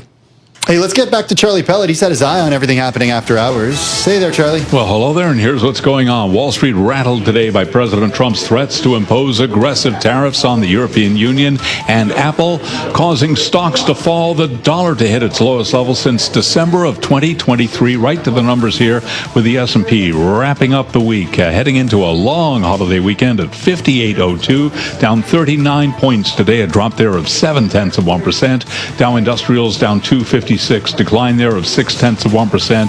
Nasdaq down 188, a decline of 1%. Apple, by the way, today lower by 3%. The 10-year 4.51%, the 2-year 3.99%. Early close for the bond market today, last quoted there. Spot gold up $63 the ounce, up 1.9%. West Texas Intermediate crude up 0.8%. And Bitcoin now at 108,000, retreating further from a record, falling today by 2.4%. To be clear, Bitcoin at 108,465. Sarah Ponzik is Senior Vice President and Financial Advisor with UBS Private Wealth Management. And right here on Bloomberg Business Week Daily, she told us the rapid-fire news flow isn't going away. This is the new normal that we are living in. And I don't want to say get used to it, but we've been dealing with this all year long. You know, there's no day where we can say for certain that a headline isn't going to drop or the president isn't going to make news of some sort that's market moving. We see it all the time. Sarah Ponzik of UBS. And speaking of which, President Trump announced today that U.S. Steel will remain in the U.S. and keep its headquarters in Pittsburgh, crediting his tariff policies for the investment. U.S. Steel today up 21%. I'm Charlie Pellet. That is a Bloomberg Business Flash. Thanks so much for that update, Charlie Pellet. Summer weekend is getting underway, although it's kind of like, cold here. Yes. I don't know why. That's New York for you. You know what that means, though, Carol? Yeah. Summer blockbusters. Woohoo, woohoo. Yeah. And that includes the latest installment of Tom Cruise's Mission Impossible series, the movie already in theaters. Everything you are, everything you've done, has come to this. We gave him an aircraft carrier. Oh, The answer is yes. Yes. Yes. The U.S. Navy and Air Force Special Operations decided to accept the mission. Yes, indeed. Help Tom Cruise's secret agent, Ethan Hunt, save the world, or at least make a movie about it. So here with more on how that all kind of came together. I can only imagine that conversation about how we're going to do this and how they helped Tom or Ethan in his mission. With us is Bloomberg News, Pentagon, and National Security reporter Tony Capaccio. He joins us here in studio, usually in D.C. In the Pentagon in Virginia, and D.C. How does this happen? Carol, it's top secret, okay? Don't talk about it. Don't ask. You're another one of those secret agents. I'm so convinced, all you guys down in D.C. I look like a secret agent, which I am. Yeah. How does this come about? Yeah. So Tom Cruise has been remember Maverick, Top Gun? Yes. He's built up quite a reputation with the Pentagon. He's got a good relationship with them. Apparently, he treats them pretty well. And Top Gun was a massive hit. So this kind of a natural evolution. I don't recall this level of support in the past films. And Top Gun Maverick, he was in the backseat of an F-18. He couldn't touch anything, and they charged him a good chunk of per hour. But this one was it seemed like a confluence of a circumstance where the carrier was on a deployment, kind of a training deployment. Come on along with us. Yeah, it was kind of like that. And it was a kind of a no-brainer if you're the Pentagon because it's a do no harm. Right. He's not doing any suicide missions off the plane or doing some reckless stuff that's going to make the public think, Jesus, this is what the Navy does? Keep them away from pushing planes off of the aircraft carriers. You know what? He'd probably be one of the guys dressed in either purple or red. These are the crew on the carrier, or green, depending on their mission, to help arrest the jet as its tail hook hits the wire. He'd probably be there helping pull the wire back in. He's that kind of a grunt, from what I understand. So, look, there's no such thing as a free lunch here, Tony. The Pentagon wants to get something out of this. They certainly got something out of it with Top Gun. And, you can look at the recruitment numbers. 1986, I believe, is when that movie came out. So it was the 39th anniversary earlier this month. What do they want to get out of it? You know what they get out of it is showing the public that their massive investment in the Pentagon spends half of the discretionary dollar that the Congress approves. It's a hell of a lot of money. So this is one way you want to at least control how your image is portrayed and your equipment is portrayed and your personnel are portrayed. I think because they have control over that, the public gets a more realistic portrayal versus a Rambo portrayal of how the military operates. I mean, you could argue this is propaganda, we shouldn't be doing it. And the other side of the coin is these filmmakers who would do it anyway, right? And they could make these soldiers, men, women, and the superheroes that they're really not in terms of the way the military is portrayed. So this way there's some control over it so the public doesn't think, man, they can do the X, Y, Z when there's limits on their capability and their training. But it's a more realistic portrayal for, I would argue, a somewhat benign amount of money or expenditure. Look, these are global films now in a way that they weren't in the 1980s. And I'm wondering if there's also an element of I guess I don't want to call it soft power because it's not really, I guess it still is soft power. No, that's a good term. Soft power. American blockbusters are soft power. And that's why they've been sort of at this tension with the trade war. And the president has put Hollywood in his crosshairs and imported films. So is there any of that happening with a film such as this? Hey, look at us. I think it's soft power in terms of if you see this film, and I haven't seen it, just to be upfront. If you're in Asia, it just came out. Yeah, it just came out. We didn't get a sneaker. We didn't get a copy slipped to us like a document. But if in fact, people in the Philippines see it, allies we're trying to cultivate in Asia to counter China. This is a relatively useful tool to show this is American power for the good, for saving mankind from an AI threat that I'm not sure how insidious it is, but it sure seemed like that from the movie. If it wasn't Tom Cruise, you think this would have happened? Say that again? If it wasn't Tom Cruise? It sounds like he's got such a great relationship with the military, the American military. He does have a good relationship. He was down in Fort Sam Houston there yesterday talking to troops. He's showing in the movie, and I know this because some of the Pentagon officials who were involved in helping with this movie were down there escorting him. I love when you include in the story Top Gun Maverick. The Navy was paid as much as $11,374 an hour to use its FA-18 Super Hornets, which to me sounds like a deal. It's a deal. He was in the back seat. He wasn't flying the plane. But these were not on training. Got it. These were actual mission, actual use of it, not in the training. Not in training. Got it right, Tony. Thank you. Thomas Wall Street Week with David Weston tonight at 6 p.m. Wall Street time on Bloomberg Radio and Television. Wall Street Week, it's more than what you need to know, it's what you need to think about. Tonight at 6 on Bloomberg.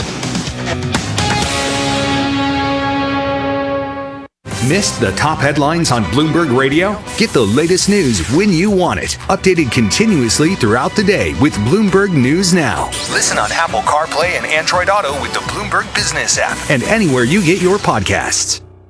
This is the Bloomberg Money Minute. Everything must go. The bankrupt retailer Joann Stores, for 80 years, the go-to place for fabrics and crafts, announcing it's closing all remaining stores for good. 440 of them nationwide at the end of this month.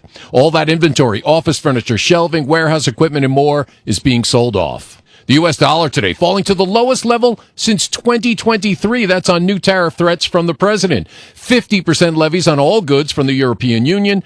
25% tariffs on all Samsung and Apple smartphones that are sold in the U.S. but not made here. That sent stocks lower. And at the close, the Dow down 256. The Nasdaq lost 189. The S&P down 39. Sales of newly built homes last month jumping to the highest level in over 3 years, up 11% as builders offered more incentives. And First Lady Melania Trump releasing an audiobook version of her memoir, Melania, but the voice is not hers. It's entirely a product of artificial intelligence. Tom Busby, Bloomberg Radio. The data that matters for your investments. We had the Nasdaq 100 fall into correction. And analysis on the companies making news on Wall Street. The biggest driver, NVIDIA. Sales firms are also higher. Listen to the Stock Movers Report from Bloomberg. A big bounce in the market today. Pharma stocks are taking the biggest beating. It's your short audio report on the day's winners and losers in the stock market. The largest one-day drop on record. Subscribe to the Stock Movers Report on Apple Podcasts, Spotify, or wherever you listen. I'm Shanali Basak, and I hope you'll join me alongside my co-host David Inglis and many of Asia's most important institutional investors and money managers at Bloomberg Invest Hong Kong, June 10th and 11th. We'll discuss China's growing economic influence, AI's use cases for financial services, recent shocks to the geopolitical status quo, and more with financial newsmakers and deal makers. Title sponsor, Invesco QQQ. Register now at BloombergLive.com/InvestHK. Every weekday, Bloomberg brings you the best in politics twice a day. There will be a bilateral meeting in the Oval Office. Join Joe Matthew and Kaylee Lines for Balance of Power. Every weekday at noon and 5 p.m. Eastern. Major questions still around the president's tariff policies. Are we looking at a master at work here or an economic arsonist? Balance of Power with Joe Matthew and Kaylee Lines. It's all about the legislative path forward. Weekdays at noon and 5 p.m. Eastern on Bloomberg Radio. Context changes everything. You're listening to Bloomberg Business Week Daily with Carol Masser and Tim Stenovec on Bloomberg Radio. Are you going this weekend to the movie? I got other things to do. Really? I want to be outside. What are you doing? I'm tired of being inside. I want to be outside, even if it's a little bit cooler. I want to be out in the fresh air. Weather, New Jersey. What? All right, you got a high of 64 tomorrow and a low of 51. Who says I'm going to be in New Jersey? Oh, really? Oh, okay. I don't know. I don't know what it's like to be Carol Masser. I got the F-15 like firing. Wow. Carol's going to go jump on the F-35. Me and Tom. Yeah, exactly. No, exactly. Not going to happen. Bring Tony. Oh, man. Tony Capaccio. I have a new favorite reporter at Bloomberg. Sorry, everybody. Usually based in Washington, D.C. He's holed up in the Pentagon. It's a secret. So cool. It's a secret. Another private. Here. Another agent. In New York City today. Yeah. What? For a very cool conversation. We're just so lucky. We are so lucky. I mean, wow. Got Kevin. Yep. Right? Like talking Europe. Okay. Anyway, I'm Carol Masser along with Tim Stenovec. So a lot going on this past week. Let's take a look at some of the stocks that had some significant moves this past week. With us to do that is Christine Aquino, managing editor of Markets Live here at Bloomberg News. Christine, let's start with Moderna. Let's start with Moderna. Of course, we know that we got vaccine guidance from the FDA this week, and investors were actually viewing that as better than expected, right? We got that article in the New England Journal of Medicine from the top officials at the FDA, their vaccine czar, if you will, and basically the article said that they're not necessarily against COVID vaccinations for adults who are over 65 and for anyone over the age of 6 months who do have comorbidities. And so Bloomberg Intelligence's own Sam Fazeli saying that guidance might actually increase the uptake of shots, encourage people with comorbidities to go and get it. So yeah, Moderna up 5% this week. Yeah, they were kind of tossed around, right? Because I think there was concerns and then the good, like better or not as bad news, as you said. So interesting to see. They were one of the top gainers in the S&P 500 this week, Tim. All right. What about Dollar Tree? Dollar General, I should say. Oh, Dollar General. Yeah, Dollar General. So Dollar General actually not necessarily gaining because of news specific to that company, but because on Tuesday, Walmart said that it will raise prices in order to combat tariff-related headwinds. And so where would people go if things get too expensive at Walmart? To the dollar stores, right? So I'm sure Dollar Tree also got its own lift from that. But yeah, Dollar General, one of the best performers in the S&P 500 this week. Number 2, yeah. Exactly, yeah. And yeah, again, it is very much a tariff play, right? Investors are betting that move by Walmart could push customers to seek cheaper alternatives, and Dollar General is going to be one of them. And, you know, analysts at KeyBank also looking at some early data ahead of its results on the 3rd of June, and shows that there's strong spending from customers of Dollar General in April. So that bodes really well. You also had Morgan Stanley raising that price target to $85 from $80 previously. Wait, what did they do? They raised their price target to $85 from $80 previously. It's 101 and change. Okay, so maybe still at a discount. Well, it's for a year out, right? Yeah. So they're and what's their rating? Is it a hold? Is it a buy? Wow. Is it a sell? Coming in hot with the hard questions. I'm just saying, if you're expected to go down, $20. That's not great, but maybe they're expected to go down less than other competitors. I just like having fun with It's like glass half full story, Carol. You're not getting Uggs at Dollar Tree or Dollar General, Carol. I am not, but I am at Decker's.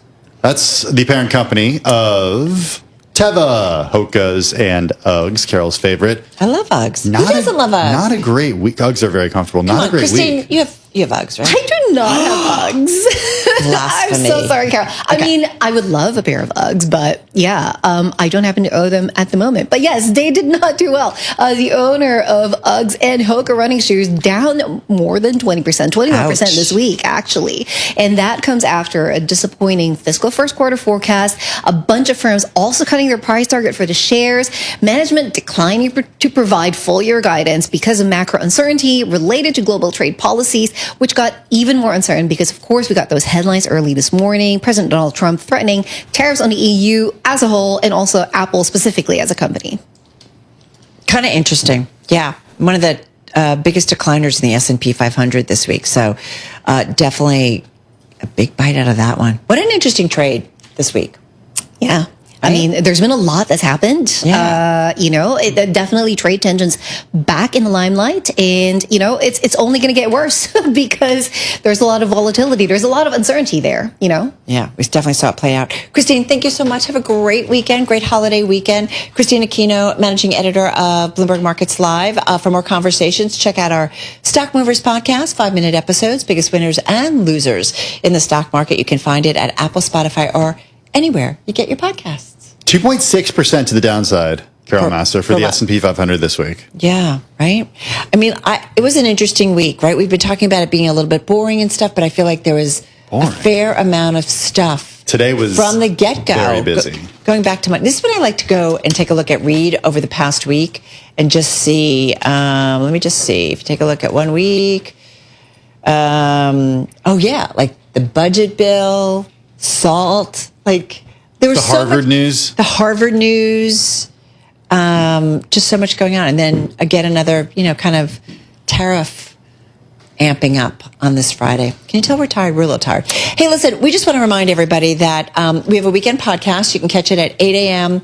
tomorrow on Bloomberg Radio. You can also catch it on our podcast feed, so be sure to check it out.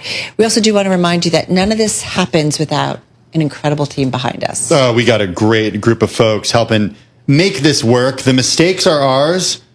Everything we do well, they're Tim's, is because of them. Anthony Mancini, Colin Tipton, Steve Lanzone, Meredith Frank, Sarah Livesey, Justin Milliner, Avalon Purnell, Cece Charendoff, Elizabeth Sedrin, Ariel Agami, and Sebastian Escobar. In the house. Who else is back there? Did I forget anybody? Yeah, we did. I'm sorry. If we did, thank you. We really appreciate it. Truly, truly. Have a good and safe week and holiday weekend. Balance of Power starts right now. Broadcasting 24 hours a day at Bloomberg.com and the Bloomberg Business app. This is Bloomberg Radio. From the world of politics to the world of business, this is Balance of Power.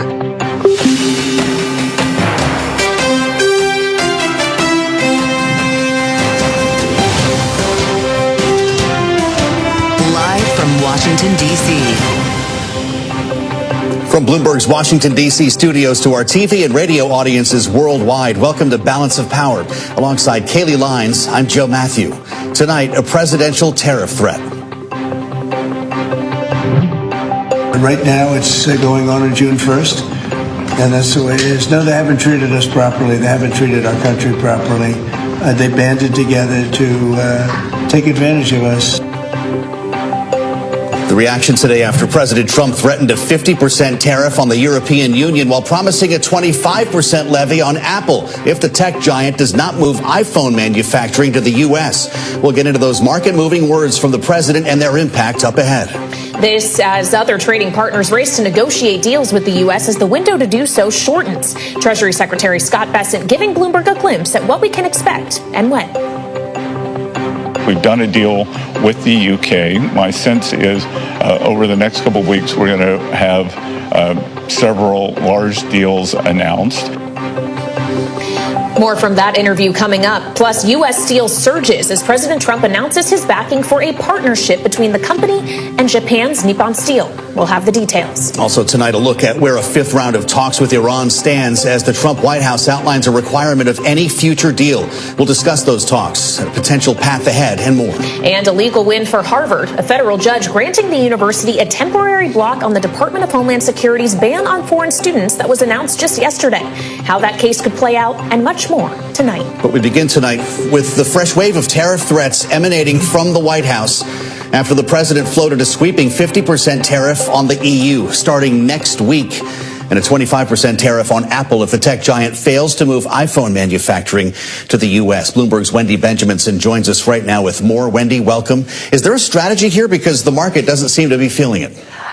If there is a strategy, it is known only to one man, and that is President Donald Trump. I mean, just when it seems like the one thing we can count on with Trump, especially in the second term, is chaos upon chaos being the one certainty. So just when we thought the chaos was over, that Liberation Day had settled down, and that he was now going to take those really scary tariffs and negotiate deals with various groups, including the EU, that then there would maybe high tariffs, but there would at least be some sense to it. And apparently he didn't like what he was hearing from the EU. Howard Lutnick, the Commerce Secretary, who Trump listens to very closely, had sort of thrown up his hands about the EU and said it's going to be impossible to make a deal with them. Trump seems to have taken that to heart, and this morning smacked a 50% tariff on them and now says that's it, talks are over, it's a deal.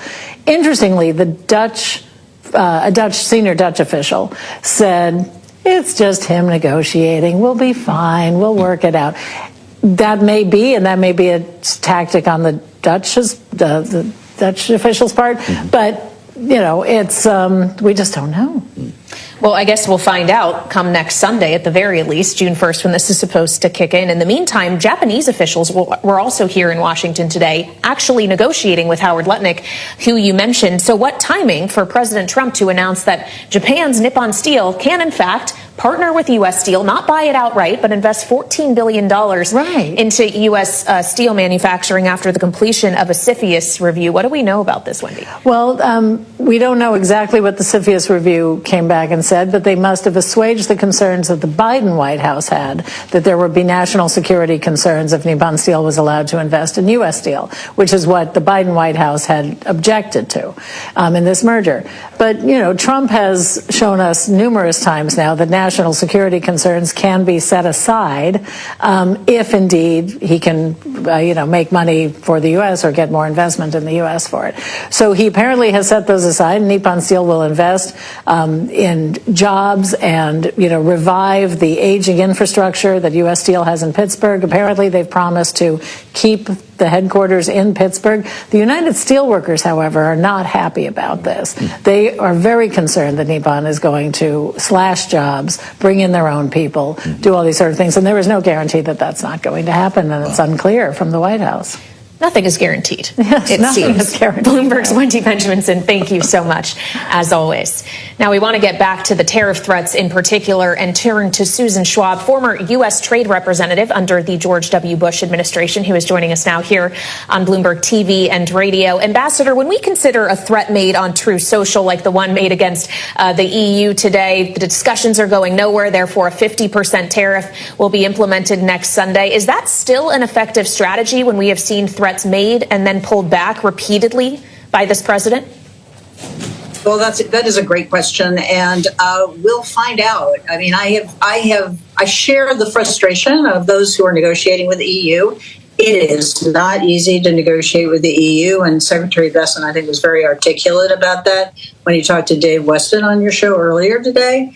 But I'm not so sure that threatening to shoot the hostage over and over and over again is necessarily going to generate the results that you need when you're dealing with as complex a decision-making environment that those democracies are dealing with, including Brussels and the Commission. So I think part of the challenge of dealing with the EU is making them understand that we're serious. I think the president's clearly doing that, and that they ought to be looking inward and, for example, to the Draghi report and see how they can leverage the current situation and the negotiations to get them closer to what they should want to do for themselves. And many of them do want to do for themselves.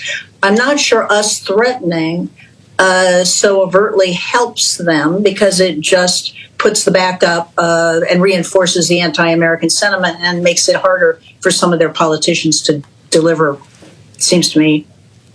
Yeah. Let's hear what Scott Bessent had to say in that conversation with Bloomberg TV earlier today and the posture this administration is taking toward the EU. I think the president was getting frustrated with the EU. You know, the problem with EU, I've said several times, they have a collective action problem. There are 27 countries. They all have different needs. The Germans, they are interested in cars, the French in agriculture. So, and then you have Brussels negotiating with them.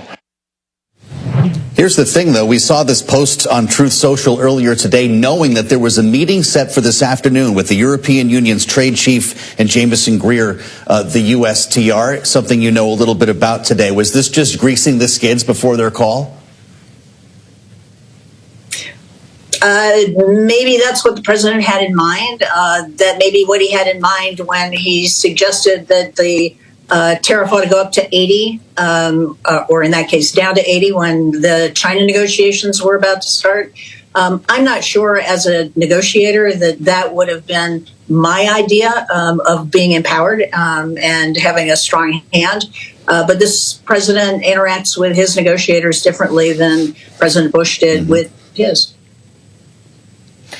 I'd like to ask you as well, Ambassador, about the separate threat the president made today to slap a 25% tariff on Apple's iPhones, and we learned later wouldn't just be applicable to Apple smartphones, but others like Samsung as well if they don't make those products in the U.S. How much harder is that to do in actuality than just to say, okay, that manufacturing comes back to the U.S.? What kind of labor considerations and technological considerations have to factor into a supply chain decision like that? So that one puzzles me, to be honest with you. One of the challenges I think this administration has some really smart people in it, and some really smart people in leadership positions. None of them, from what I can tell, have any manufacturing experience. And while they listen to, their doors open to manufacturers, I don't think they get a sense of what actually goes into these multi-billion-dollar investment decisions. And the volatility that they've created and the volatility that exists in terms of the global competitive environment is such that those kinds of decisions are really hard to generate, particularly when you're talking about an item that everybody recognizes is still labor intensive, where the infrastructure exists elsewhere, and where, quite frankly, Apple appears to have taken the signals from the first Trump administration and started migrating production out of China to India. Mm-hmm. And so I worry that they're not paying enough attention to the services side of the equation, and that they're asking for things on the consumer side and paying less attention to perhaps the inputs that they're hiking prices on that will make U.S. manufacturing less competitive and result in disincentives for investment in the U.S. in manufacturing and services, quite frankly. We were struck by the president's remarks yesterday when asked about tariffs in the Oval Office. He said sometimes the country will eat it, sometimes Walmart will eat it, sometimes there'll be something to pay something extra. I'm not sure exactly what that means, but is it possible this exercise resolves in balance and President Trump somehow realizes optimal tariff theory? Personally, I don't, as an economist and as a former business person and as current chair of the National Foreign Trade Council Board, my sense is, tariffs are taxes. somebody ends up paying taxes, and it is the consumer who ends up paying taxes. Now, that consumer is either going to be the ultimate consumer in the case of, say, an iPhone, or it's going to be the intermediate consumer in the case of, say, the automaker who's paying more for steel. Or for glass, or for whatever the input is. And so the point is, at the end of the day, if you're talking about a optimal tariff, you've got to take into account who's paying it.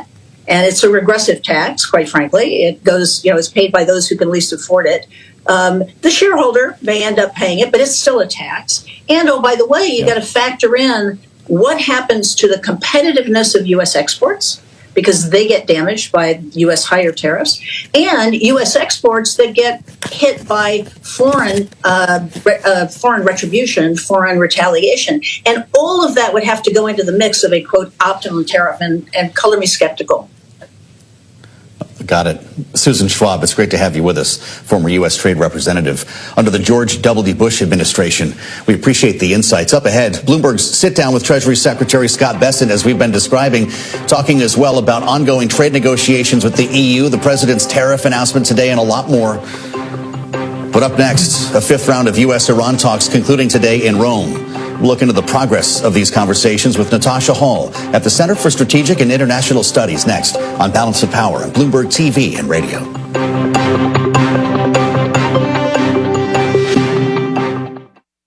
The Fed's top names are on Bloomberg Radio. Atlanta Fed President Raphael Bostic. Right now, I would say in my SEP, I have one cut only for this year. Fed Governor Christopher Waller. The tariffs are a one-time price level effect that's going to pass through. New York Fed President John Williams. Having well-anchored inflation expectations is very important for price stability and also for economic stability. For the latest headlines from the Fed, listen on Bloomberg Radio or anytime on the Bloomberg Talks podcast.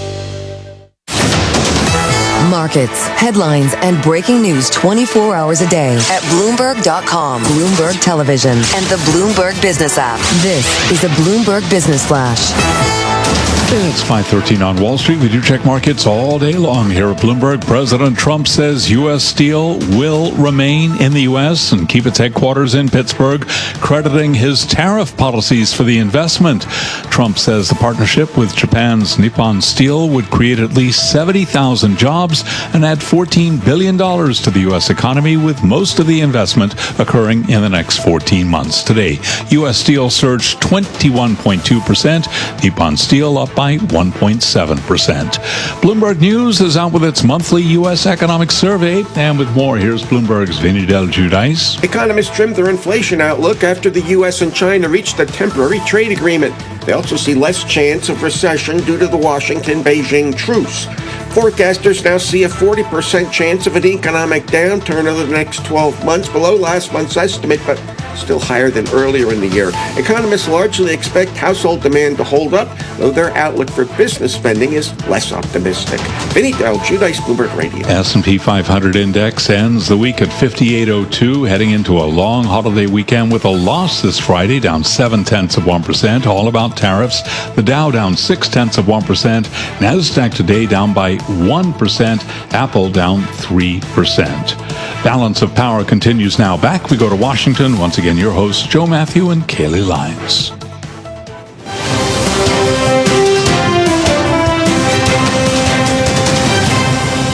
They also did talk about a potential deal with Iran, which the president believes is moving along in the right direction. And as the president told me, and he's told all of you, this deal with Iran could end in two ways. It could end in a very positive diplomatic solution, or it could end in a very negative situation for Iran. Welcome back to Balance of Power on Bloomberg TV and Radio. Alongside Kaylee Lyons, I'm Joe Matthew. That was Press Secretary Caroline Leavitt yesterday, underscoring words we've heard from the president in the last several weeks, seeming to threaten an escalation with Iran. if a nuclear agreement is not finalized. And tonight, a deal remains out of reach after a fifth round of nuclear talks between the U.S. and Iran ended following 3 hours of discussions in Rome. But Iran's foreign minister said they were the most professional yet and could lead to an agreement in the next couple of meetings. The president, of course, has repeatedly threatened to unleash airstrikes targeting Iran's nuclear program if there is not a deal. Joining us now with more is Natasha Hall, Senior Fellow with the Middle East Program at the Center for Strategic and International Studies. Natasha, it's great to have you back on Bloomberg. You hear words like further progress, but still work to be done, and it makes you wonder if we're getting anywhere. What do you make of the rhetoric coming from both sides today? Yeah, it's good cop, bad cop on both sides, it seems. We saw that there were additional sanctions put on Iran's construction sector just yesterday. And yet today we're hearing positive news, but few details on what the positive news is really. And I think, it comes down to one final factor, which is the enrichment factor. Iran wants to continue to enrich uranium, whereby the United States says that their red line is enriching uranium. And that's kind of what it just comes down to. Well, so how much does the timeline in regard to these negotiations matter here, Natasha? The longer they drag out, is that advantage U.S. or advantage Iran as it can kind of reconstitute itself from the losses it suffered, not just directly, but through its proxies in recent months? Yeah, it really depends on how impatient President Trump gets and his ally Israel, Benjamin Netanyahu in particular. Traditionally speaking, time is usually on Iran's side. They like negotiations. They like a step-for-step process because it gives them time to recalibrate on the ground in the region, but as well as with their nuclear program as well. And so they like just being on the brink of potentially a nuclear program, a weaponized nuclear program, but not actually getting there. So the big question is how far Trump is willing to go. Now, the former JCPOA, or nuclear talks that were established with an agreement under the Obama administration, took about 18 months to actually sign. So, I mean, this could take a very long time. So it really depends on the Trump administration. Iran sent a letter to the Secretary General of the UN and the Director General of the UN's nuclear watchdog promising retaliation if Israel makes good on reports that it will attack Iran's nuclear facilities. In that letter, Natasha, it says the U.S. government will also be a party and have legal responsibility in the case of a strike. Are we to believe that Iran would strike U.S. military targets in the Middle East? Is that the suggestion? Well, it wouldn't be unprecedented. I mean, Iran has, through its proxies, attacked U.S. bases in the region that are sort of softer targets, for example, in Iraq and Syria. And so that could potentially happen again. It would make things very awkward, of course, for the Iraqi government right now. But that could definitely potentially happen. And equally with other Iranian proxies in the region, like the Houthis, this could potentially happen as well. So, I mean, they could make good on these threats, but keep in mind that Iran is severely weakened now after, a year of devastating attacks by Israel on Iran itself and Hezbollah, its proxy. So they are in a far weaker position than they were just 2 years ago. Natasha, I'd like to ask you about news we just got confirmed from the Treasury Department after President Trump in the Middle East last week said the U.S. would be lifting sanctions on Syria. Treasury Secretary Scott Bessent just saying on X, as he promised, the Treasury Department and State Department are implementing authorizations to encourage new investment into Syria. He says today's actions will hopefully put the country on a path to a bright, prosperous, and stable future. Even in the absence of sanctions, Natasha, how difficult will it be for that path to be stayed on? It's going to be enormously difficult. I mean, as President Trump mentioned, the cessation of sanctions will give Syria a chance, but it will take some time for those investments to kind of trickle down to citizens within Syria that are about 90% of them under the poverty line right now. But we've already seen some investments come through, some MOUs being signed. But the big question, I think, for me, and I think this is part of the reason that President Trump went forward with this decision, is to really keep other nefarious actors out of Syria. If Syria had stayed sanctioned, it would have to rely on Russia, for example, which it was relying on prior to this announcement, and potentially Iranian actors and others could have a foray back into the economy there. If they were really desperate. So I think that this is a very strategic move. It's a positive move, but it's certainly just one step to Syria's longer recovery. All right, Natasha Hall, Senior Fellow for the Middle East Program at the Center for Strategic and International Studies. Thank you for joining us. And still ahead, Bloomberg's David Westin, the host of Wall Street Week, which airs tonight at 6 p.m. Eastern Time, sat down today with the Treasury Secretary Scott Bessent, where they discussed the state of trade relations and negotiations specifically with the EU in the face of that 50% tariff threat the president made against the bloc today. We'll bring you that conversation next on Balance of Power on Bloomberg TV and radio.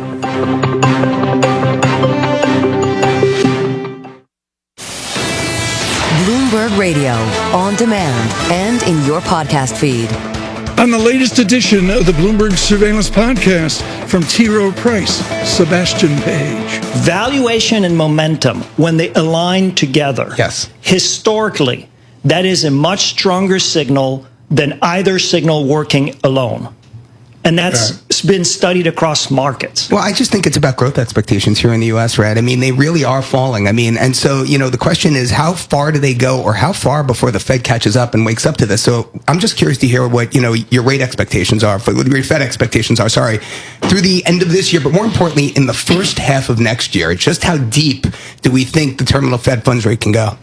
You have to account for the possibility of an upside surprise in inflation when you answer that question. It's not just about growth. That's why it's tough to be the Fed right now. That's right. I'm going to stop the show, folks. I'm interviewing Damian Sassower and Sebastian Page. Sebastian, very importantly here, do Americans get more inflation because of what we see now in currencies and with the Build Better America BBB bill and all that? It's part of it on imports. So year to date, we're running at 2.4% inflation if you annualize the monthly prints. That's not too bad. The one-year swap is looking at 3.3. So the expectation is that inflation's coming up. I think there's a risk to the upside because of commodities. Some commodities are trending up. So, Tom, this is like we're having our mini asset allocation committee here, because in our asset allocation committee, we have bulls and bears and we have debate. And now we're neutral or close to neutral between stocks and bonds. Hear the full conversation on the latest edition of the Bloomberg Surveillance Podcast. Subscribe on Apple, Spotify, and anywhere else you get your podcasts. Plus, listen anytime on the Bloomberg Business app and Bloomberg.com.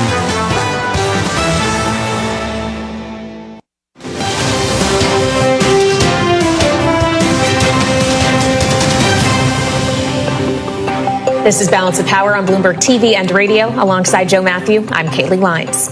After President Trump threatened today to put a 50% tariff on goods from the EU due to a lack of progress in trade discussions, Bloomberg Wall Street Week host David Westin sat down with Treasury Secretary Scott Bessent to discuss the state of play of negotiations overall.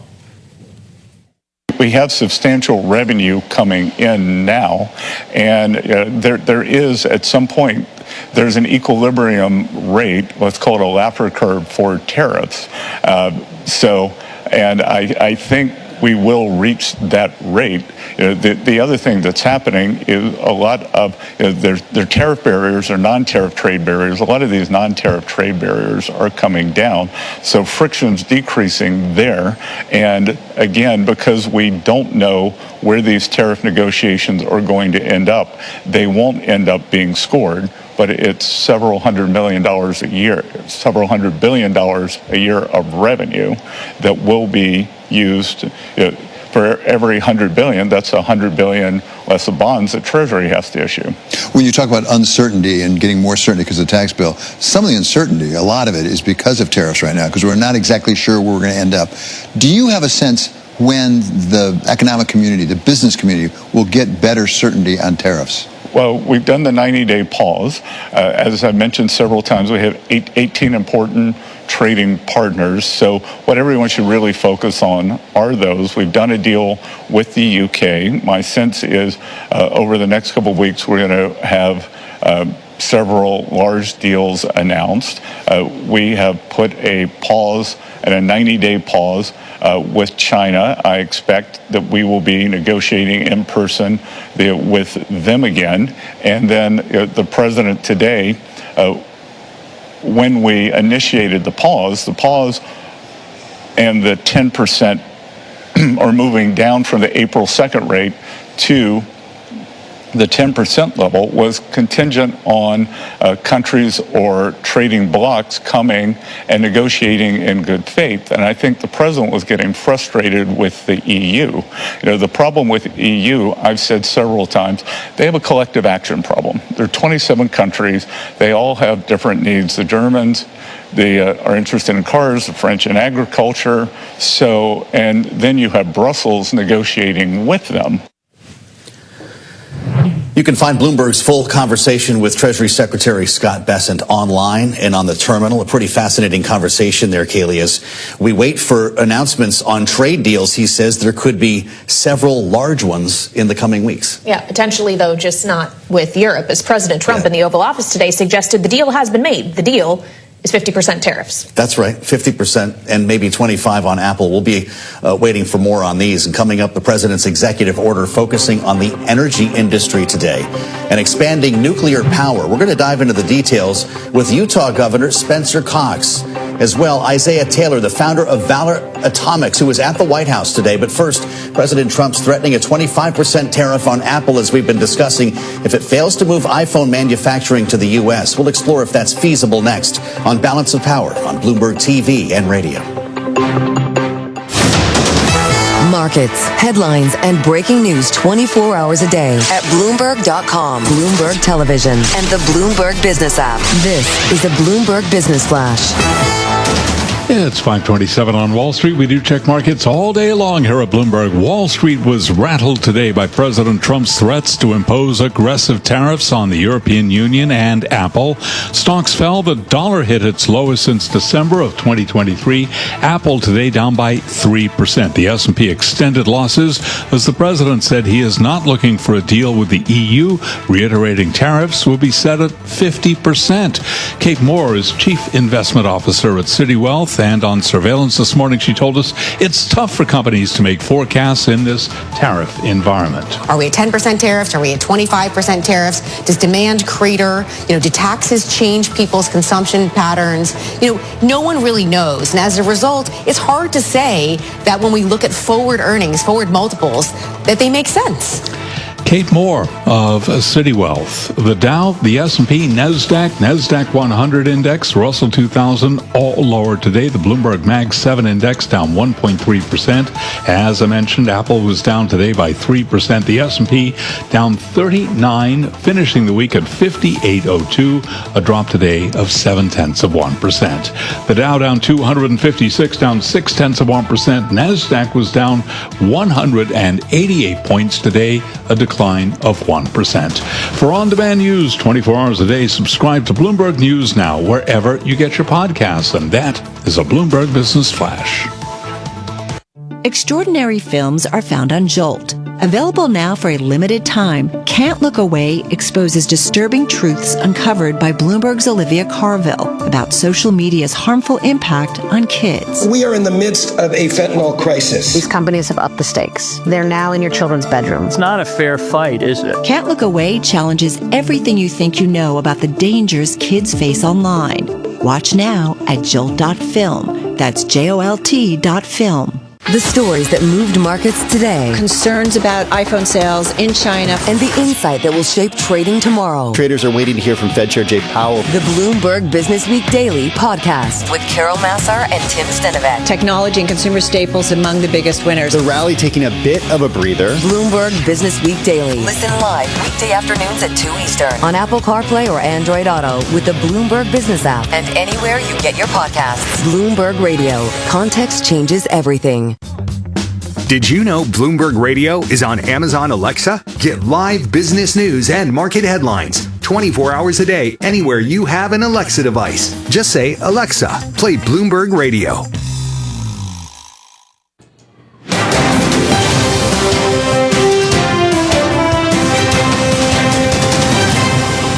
It would be more. It would be also Samsung and anybody that makes that product. Otherwise, it wouldn't be fair. So anybody that makes that product, and that'll start on, I guess, the end of June. When they build their plant here there's no tariff. So they're going to be building plants here. But I had an understanding with him that he wouldn't be doing this. He said he's going to India to build plants. I said, that's okay to go to India, but you're not going to sell into here without tariffs. President Trump in the Oval Office earlier today, expanding his tariff threat to include all offshore smartphone production. That would include Samsung as well. In an early morning social media post, President said any iPhones made overseas would be hit with a 25% tariff. Apple stock took a hit, fell about 3% today. And for more, we turn now to Anurag Rana of Bloomberg Intelligence for his take on this. Anurag, it's great to have you with us. We keep hearing that this is pipe dream, not feasible. What's the reality for Apple?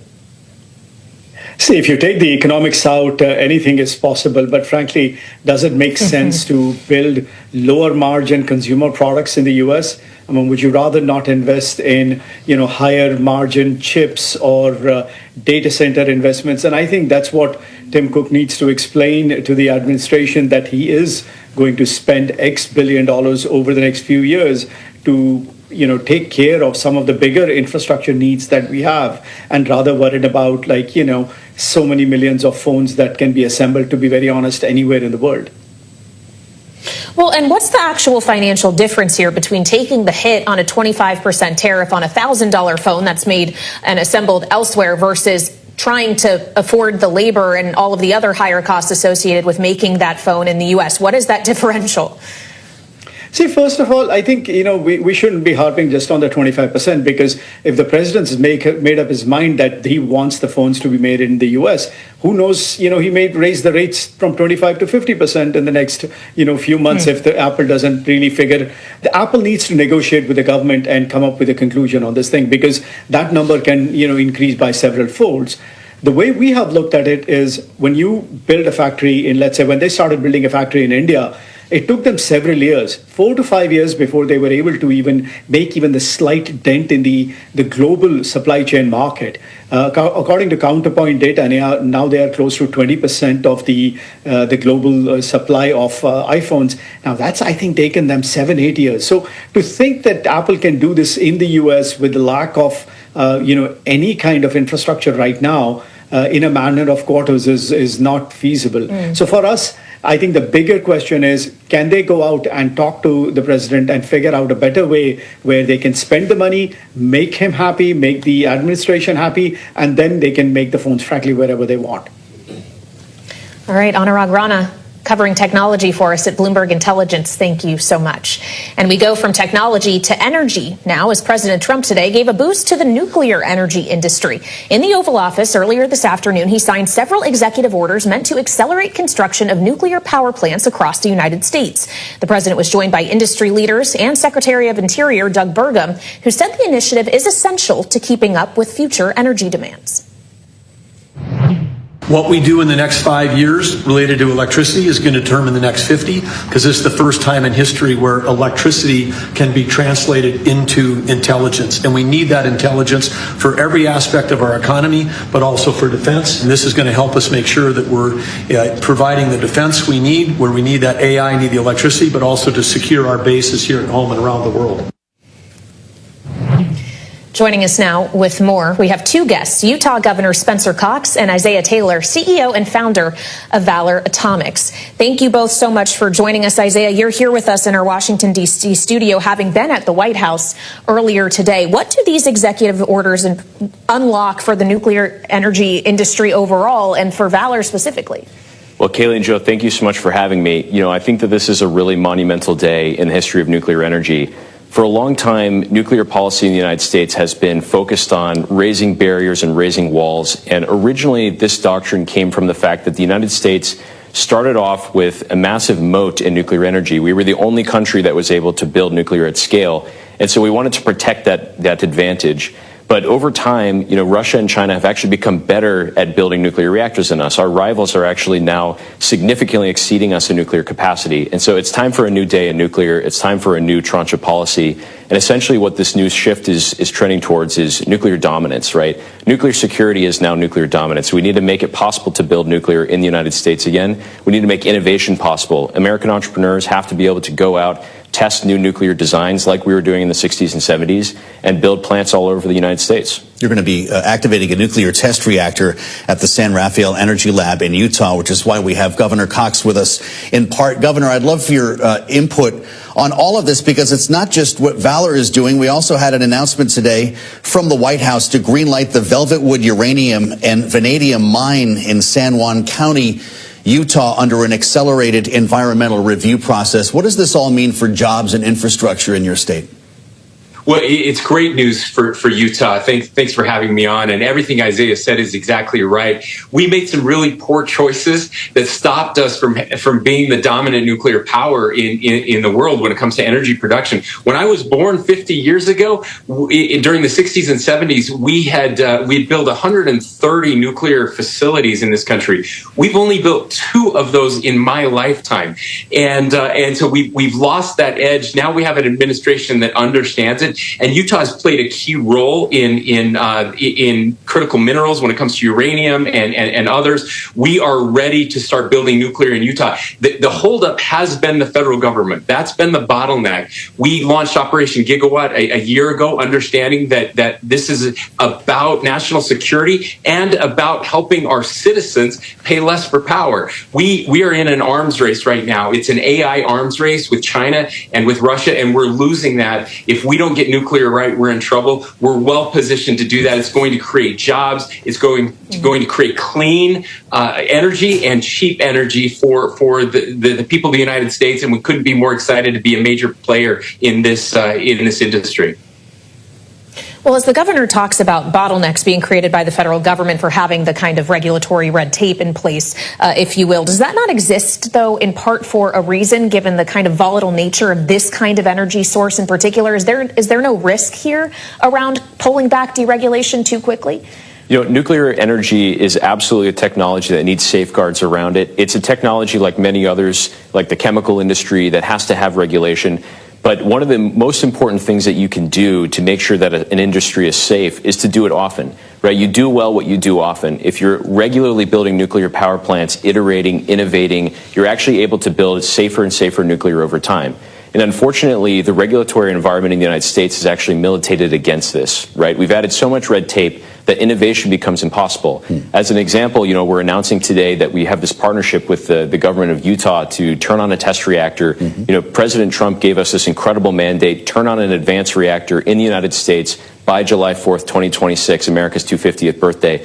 One of the big reasons for this is that this class of advanced reactors is much safer than the reactors that we were building in the 60s and 70s. But we haven't been able to build one yet. There has been no advanced reactor turned on U.S. soil ever. China's turned one on, Russia's turned one on, and the situation that we're looking at is that they're going to have safer nuclear than we are because we can't build anything.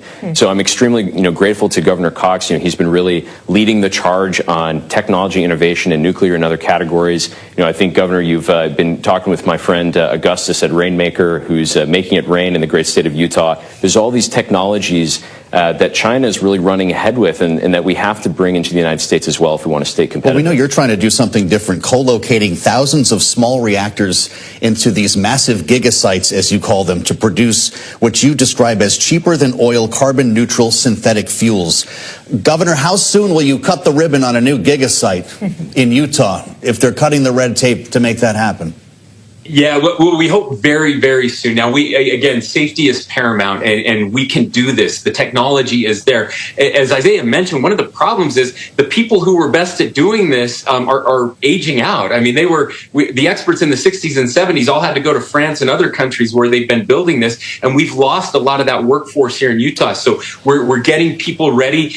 We've got these incredible companies like Valor that are doing the work. We want to turn on one of those test facilities by next year. I mean, that's what the president has asked for. It's absolutely possible that we can do that. But then there are other steps we have to go through to make the manufacturing happening. So this isn't going to happen overnight, but over the next 5 to 10 years, we should be deploying. Our goal is by when the Winter Olympics come back to Utah in 2034, that we will have operational nuclear reactors, lots of them from Valor and others right here in the state of Utah and all across the country. And Governor, finally, as we consider time horizons here, knowing that this administration has kind of talked about its economic policy as being multi-layered, one being this kind of unleashing all sorts of energy, a broad deregulation effort, another being tax cuts that could be implemented if all goes well in Congress, but also tariff policy. And I wonder for the state of Utah, if you are expecting to feel some of the negative impact of policies like tariffs before you can reap the benefit of deregulation and lower taxes potentially. Sure. Well, there's certainly some give and take on all of these different issues that we're working on, trying to strengthen the economy and build American dominance again. And I appreciate the president's focus on that. Certainly, we're concerned about the uncertainty around tariffs. As somebody who ran a business, I can tell you that you need certainty to make those decisions and to make those investments. And we've expressed that to the administration. I saw the interview with Bessent earlier talking about the need for that and getting these deals done quickly. We're grateful for the deal with the UK. The UK is one of our major trading partners. In fact, #1 trading partner. We want deals with Canada and Mexico because those are very important for us as well. China is always important, but and we can do that. We're headed in the right direction. If we can get those nailed down, we're seeing the markets recover. We'll be okay. Great conversation with Utah Governor Spencer Cox as well. Isaiah Taylor, CEO, founder, Valor Atomics. Thank you so much for being with us on Balance of Power. Coming up, Harvard wins temporary court order blocking the Trump administration from preventing the school from enrolling international students. We're going to dig into this. We'll have the latest on the feud when we assemble our political panel next on Balance of Power on Bloomberg TV and radio.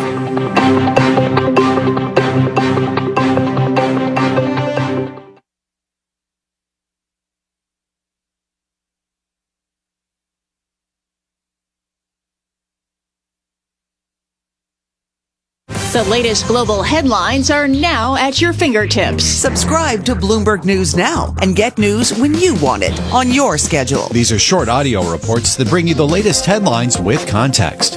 Check in throughout the day for just a few minutes to stay on top of the latest news from around the world. Bloomberg News Now is available 24 hours a day right on your smartphone. Subscribe today on Apple Podcasts, Spotify, or anywhere you listen. Bloomberg News Now. Context changes everything. Markets, headlines, and breaking news 24 hours a day at Bloomberg.com, Bloomberg Television, and the Bloomberg Business app. This is a Bloomberg Business Flash. And it's 5:42 on Wall Street. We do check markets all day long here at Bloomberg. Supplies of both beef and cattle are dropping just as the Memorial Day holiday signals the unofficial start of outdoor grilling season. 2 U.S. Department of Agriculture reports today show any recovery in the sector is still far away. Federal Reserve Bank of Chicago President Austin Goolsbee says lower borrowing costs are still possible over the next 10 to 16 months, even as the bar for rate cuts in the near term is a little higher. And interviewed on CNBC, Goolsbee explained why he is concerned about the impact of tariffs. The Chicago district covering the Midwest is the most export and import trade tariff exposed district of all, including 4 of the top 7 highest exposure states.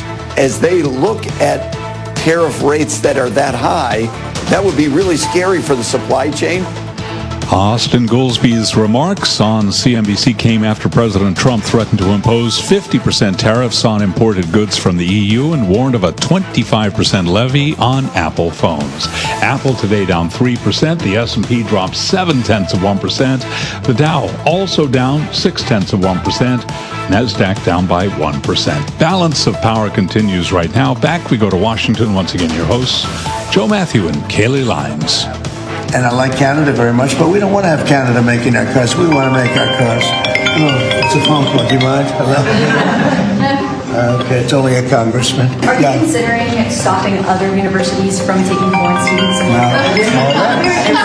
It's a different congressman. They're all congratulating us. Yeah, it's lucky it is. President Trump setting up the cold open on SNL and his executive order signings today, where the phone kept ringing in the midst of his Q&A with reporters. You can't make it up. When asked if it was an iPhone, the president responded, yeah, lucky it is. Kind of ironic on a day when he proposed the idea of a 25% charge on imported Apple smartphones, a new tariff threat. Joining us with their reaction this evening's political panel. Bloomberg Politics contributors Rick Davis, partner at Stone Court Capital, a Republican strategist, alongside Democratic analyst Jeannie Shanzano, political science professor at Iona University. Ringers off, everybody. Rick, what's the president doing right now, singling out an individual company, or at least a U.S. company? I know they added Samsung to the mix here, but is this even legal? Yeah, Samsung and anybody else who's bringing phones into the country, not being manufactured here. Look, I mean, the administration has great flexibility and power to apply these kinds of tariffs. So, yeah, it probably is legal. And the question is, what's it do for a company like Apple? A lot of shareholders in Apple in the United States saw 3% of their holdings reduced today. Market cap, $100 billion off the market cap of Apple today. Now, if you're Apple sitting there saying, oh, my God, we've just lost $100 billion, let's go cut a deal with Donald Trump and get out from underneath this, because I don't think there's anybody I've heard today, and I've really gone out of my way to try and find someone who says it's possible in the term of office that Donald Trump has to build a capacity to manufacture anything that is even close to an iPhone in the United States in 3.5 years, and not a soul thinks it's possible. So it's a political problem as much as an economic problem for Apple, as far as I can tell. Well, and when we consider the prospect, as was raised earlier by our analyst Anurag Rana, Jeannie, there's no telling that this won't just be raised. It could go from 25% to 50%. We have certainly seen escalation in tariff threats from this president before, including also on the European Union today, which could get slapped with 50% tariffs effective next Sunday because discussions are moving too slowly. My question is, especially looking at the way markets behave today, are we still buying this when he makes these threats, knowing how frequently they have changed? Yeah, I mean, this is one of the dangers the president runs, is that these threats start not to have the impact he hopes they do. Now, one cure-all to that, unfortunately, for Apple or anybody else he threatens, is that he could pull the plug, and then he better not get rid of that ringing iPhone on his desk, because to get one from the U.S. is going to cost him a lot more money. So, you know, he made his real frustration with Tim Cook clear when he was over in the Middle East. Tim Cook was at the White House last Tuesday. And, of course, none of that has been enough. The president wants to move manufacturing here. But, of course, to Rick's point, it's not going to happen in the near term. And so what he's threatening is a real tax and real hurt on the American public. And, by the way, I'm not so sure, like Rick said, he does have the power to do this if Congress would step up and use its Article 1 powers to be the only institution in the system that can tax. And, of course, they haven't done that. So Rick is right. It's all about Trump now. That's such a first 100 days mentality, Jeannie. Rick, you said something important here. It's not just the idea of a $5,000 iPhone or whatever it would be. Apple shares are already dropping. This is 401ks. People don't even realize they own Apple shares. It's their retirement account that they're watching go down after all the turbulence that we've seen. Is this wise politically? Look, it's hard to gauge what kind of political filter is on the White House, right? Donald Trump's not running again. He is individually making these decisions.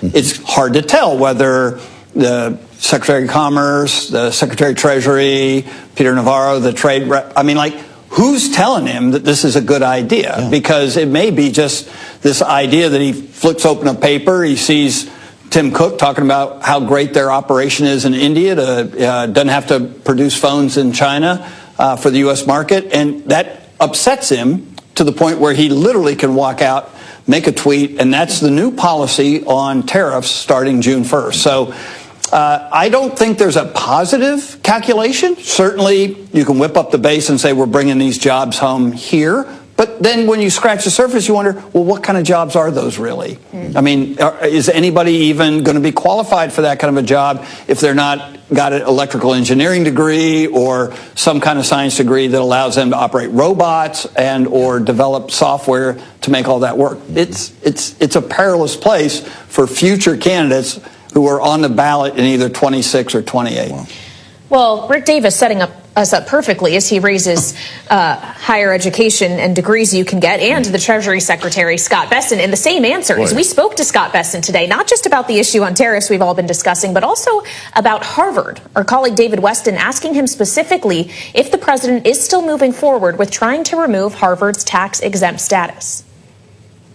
And it goes a little bit back to this Main Street versus the elites, that Harvard, to have a tax-exempt status, there are rules you have to follow. And if you're not following the rules, no one's above the law. So we will see if they're following the rules. It looks like there's a substantial number where perhaps they weren't. Following Secretary Bessent's interview with Bloomberg, the Treasury Department did issue a statement. The president is moving forward with a whole-of-government approach of reforms of higher education, ensuring that these institutions are aligned with the rules associated with the privileges they've been granted. It is an issue of basic fairness. They write of Main Street versus the elites. Regarding tax status, they go on, whether it's Harvard or any other university, tax-exempt status is a privilege and not a right, and it is up to the established processes of the IRS to ensure that any nonprofit is abiding by its legal obligations to retain such a designation. Jeannie, when we consider this threat to revoke the tax-exempt status here, knowing the Department of Homeland Security also yesterday told Harvard it can no longer have international students at its university, though a judge has blocked that for now. What does this say about how the greater degrees to which this administration is willing to escalate the fight with this university specifically? Yeah, I mean, the reality is if Harvard is doing something incorrect and is undeserving in the government's decision-making process of a tax-exempt status, there are ways by which we use due process to get to that conclusion. What the administration is doing right now is just a full-throated attack against an institution that it finds culturally objectionable. And that is very, very clear with all of the attacks on Harvard. And the real concern is that if there's an institution in the U.S. that can sustain these attacks, it is Harvard. What about the rest of the institutions that are under threat? And we have seen them from law firms to media outlets to many, many others, including other institutions of higher education. So there is a process, and Scott Bessent is right. If you have a process in place, by all means, they should use it. But this is not it. And so the administration's attack on Harvard is, of course, galling from that perspective. It's also galling from the perspective of the real impact it has on all of us economically, from security, and from other perspectives. And the long-term damage is real. All right, Jeannie Shanzano and Rick Davis, our political panel on this Friday. Thank you both so much. And coming up, Monday marks Memorial Day here in the United States. We'll preview the weekend next here on Balance of Power on Bloomberg TV and Radio.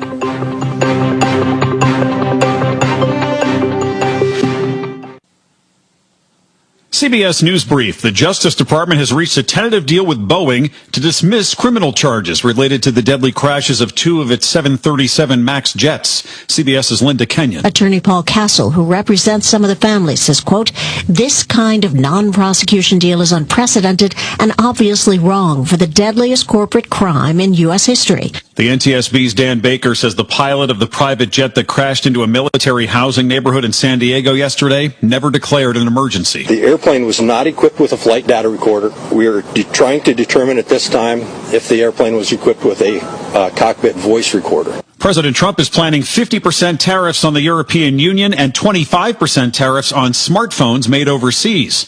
He insists the tariffs will not automatically raise prices for consumers. Sometimes the country will eat it, sometimes Walmart will eat it, and sometimes there'll be something to pay, something extra. CBS News Brief. I'm Michael. The business news Wall Street depends on. The headline today, lower yields. It's a huge deal. And the insight that only Bloomberg can provide. Where do you think the Fed believes this labor market's going to go? Bloomberg Surveillance with Tom Keene and Paul Sweeney. The VIX craters. Still a little bit of a tinge of inflation out there. Listen live weekday mornings at 7 Eastern on Apple CarPlay or Android Auto with the Bloomberg Business app. Watch us on YouTube. Go to the Bloomberg podcast page and click on the live feed or catch us on Bloomberg Originals. I'm Emily Chang. Join me on The Circuit, where I speak with the biggest names in tech, business, and culture and find out what drives them. Hear my conversations with OpenAI CEO Sam Altman, SoftBank CEO Masayoshi Son, and all three Microsoft CEOs past and present, Bill Gates, Steve Ballmer, and Satya Nadella. Watch Season 3 of The Circuit, Thursday nights, 6 p.m. Eastern on Bloomberg Television and streaming on Bloomberg Originals and Bloomberg.com. Or listen to The Circuit anywhere you get your podcasts.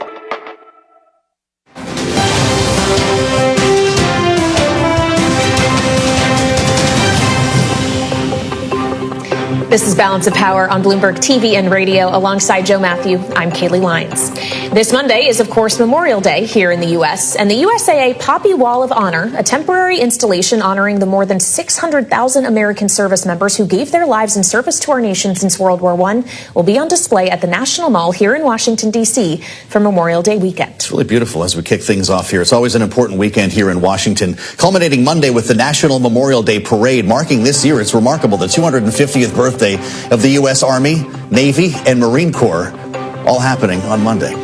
Yes, of course, we will not be here on Monday as we all celebrate this holiday together, but we'll see you back on Tuesday here on Balance of Power on Bloomberg TV and radio.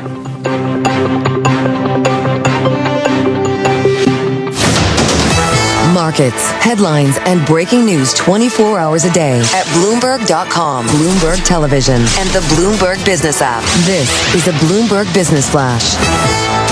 It's 5:56 on Wall Street. We do check markets all day long here at Bloomberg. President Trump is downsizing the National Security Council, which could cut the group in half as part of a restructuring effort. The deep cuts to the NSC are likely to raise questions about the president's policymaking process. President Trump, meanwhile, has announced that U.S. Steel will remain in the U.S. and keep its headquarters in Pittsburgh, crediting his tariff policies for the investment. Trump says the partnership with Japan's Nippon Steel would create at least 70,000 jobs and add $14 billion to the U.S. economy, with most of the investment occurring in the next 14 months. U.S. Steel today up 21%, Nippon up 1.7%, the ADRs. Treasury Secretary Scott Bessent expects several large deals to be announced in the next couple of weeks, and in an interview with Bloomberg, he talked about the certainty in tariffs and future trade deals. Well, we've done the 90-day pause. As I mentioned several times, we have 18 important trading partners. So what everyone should really focus on are those. We've done a deal with the UK. My sense is over the next couple of weeks, we're going to have several large deals announced. Treasury Secretary Scott Bessent interviewed on Bloomberg Radio. S&P today down 39, down 0.7. The Dow down 0.6. Nasdaq down 1%. I'm Charlie Pellet, and that is a Bloomberg Business Flash. The biggest business story of our time revolves around one name, Elon Musk. On the latest episode of Elon Inc., we talk about Musk's political spending. Elon Musk saying that he is going to spend substantially less in the future. Unclear, in terms of how he interpreted the question, whether he's talking about the midterms or the long-run future. I think you need to take this with a huge grain of salt. From Bloomberg Business Week, this is Elon Inc. Listen wherever you get your podcasts. Follow the money in the world of sports on the Bloomberg Business of Sports podcast. From media and technology. What is the state of play when it comes to broadcast rights? To billion-dollar deals. PGA Live Tour Partnership breaking news. Bloomberg Business of Sports with Michael Barr, Scarlett Fu, and Damian Sassower. What's the benefit of unionizing? Listen on Apple CarPlay or Android Auto with the Bloomberg Business app. Or anywhere you get your podcasts. Bloomberg Podcasts. Context changes everything.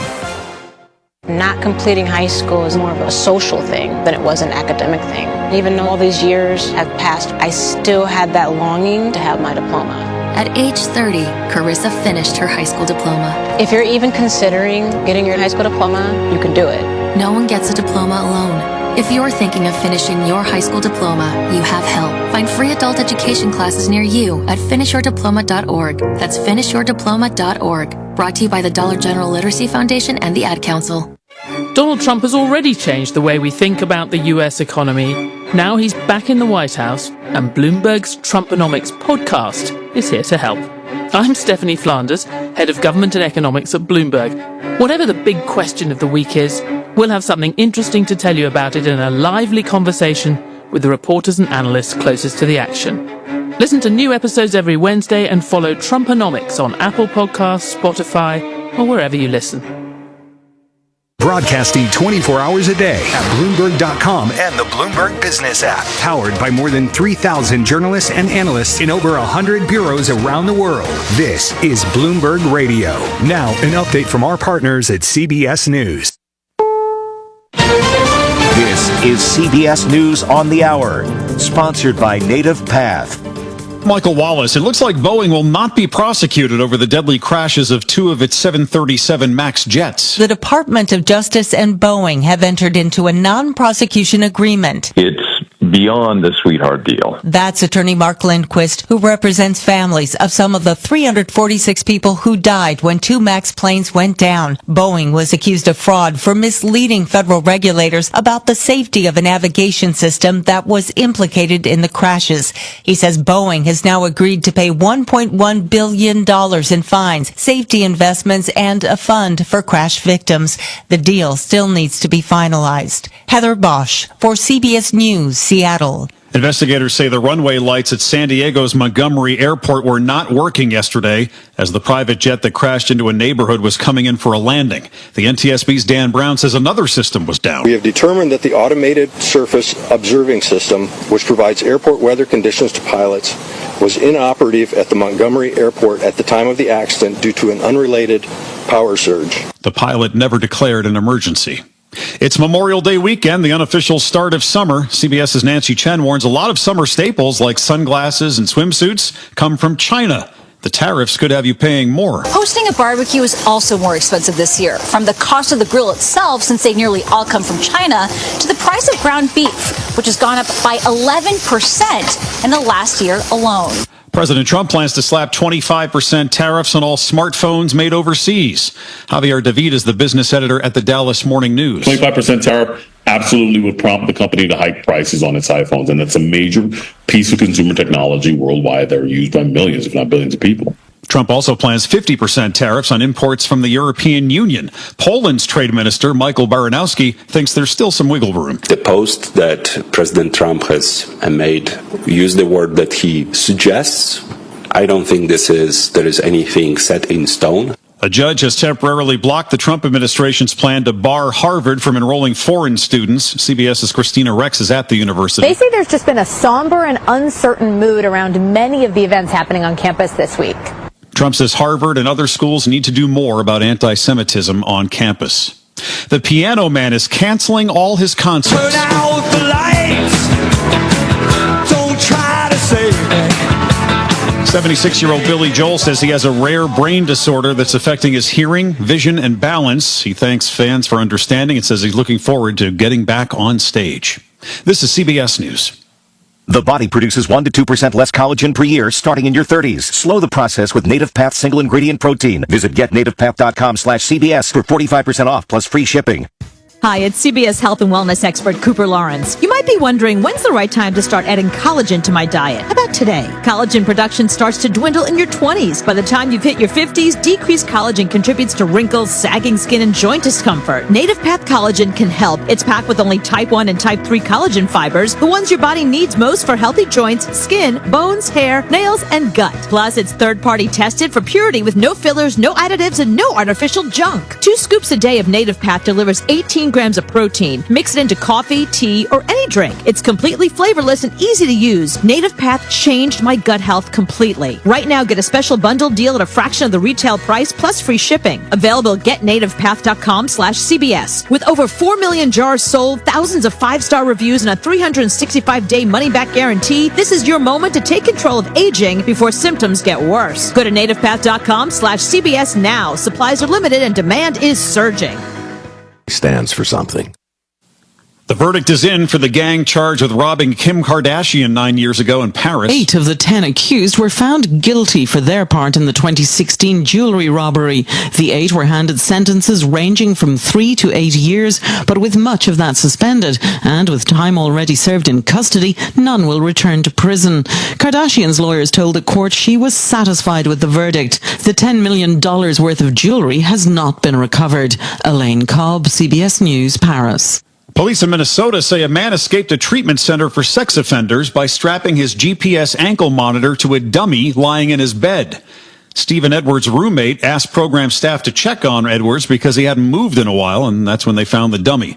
They checked surveillance video and saw Edwards had left the facility the day before. Police tracked Edwards to his mother's home in Missouri. He had bought a car and drove there. They arrested him at Mom's house. Michael Wallace, CBS News. And I'm Ed Kalegi in the Bloomberg Newsroom. Here are some of the stories we're watching. President Trump dug in on his threat to impose a 50% tariff on the European Union and said a potential 25% charge on smartphones would apply to all foreign-made devices in the latest escalation of a trade war that is rattling markets and confusing businesses. President Trump on tariffing smartphones. It would be also Samsung and anybody that makes that product. Otherwise, it wouldn't be fair. So anybody that makes that product, and that'll start on, I guess, the end of June. President Trump then commented on the EU. They've treated us very badly over the years. It was formed in order to hurt the United States, in order to take advantage of the United States, and they've done that. The president downplayed the ability of the EU to broker a lower tariff rate, which he said would hit June 1st. President Trump backed a partnership between United States Steel and Japan's Nippon Steel, crediting his tariff policies for an investment that would keep the iconic American firm in the U.S. Bloomberg Intelligence senior analyst Richard Bork says this partnership could change the competitive landscape for the U.S. steel industry. Nippon, the world's third largest steel maker, and financial strength, can support U.S. Steel. U.S. Steel needs a lot of capital spending to bring its assets up to par to compete against Nucor and Steel Dynamics. To hear the full conversation with Richard Bork, subscribe to the Bloomberg Business Week Daily podcast. The U.S. dollar slumped to its lowest level since 2023 as new tariff threats from the president and the risk of a widening fiscal deficit drag on the currency's appeal. The Bloomberg Dollar Spot Index fell as much as 0.8% on Friday, extending a more than 7% decline since the beginning of the year. The Friday numbers on Wall Street, the Dow lost 256, Nasdaq shed 188, the S&P dropped 39, the 10-year Treasury yield is at 4.5%, the 2-year at 3.99%. Pakistan's veiled nuclear threat probes the limits of a theory that atomic weapons deter all-out war but make smaller conflicts more likely. The India-Pakistan conflict is testing the threshold for nuclear war. You can read all about it in Bloomberg's Weekend Edition, exploring the places where finance, life, and culture meet. Find it on Bloomberg.com and the Bloomberg Business app. Global news 24 hours a day and whenever you want it with Bloomberg News Now. I'm Ed Kalegi, and this is Bloomberg. Bloomberg Hot Pursuit, a weekly podcast that gives car lovers the inside look they crave. We're going to talk about the EV backlash with Matt Miller in New York and Hannah Elliott in LA. If you want very futuristic technology, you go to Mercedes. Listen for the latest trends, new car releases, and anything else that drives us. Hannah's growing Corvette collection. The electric Macan is out. Bloomberg Hot Pursuit. Listen on Apple CarPlay and Android Auto with the Bloomberg Business app and anywhere you get your podcasts.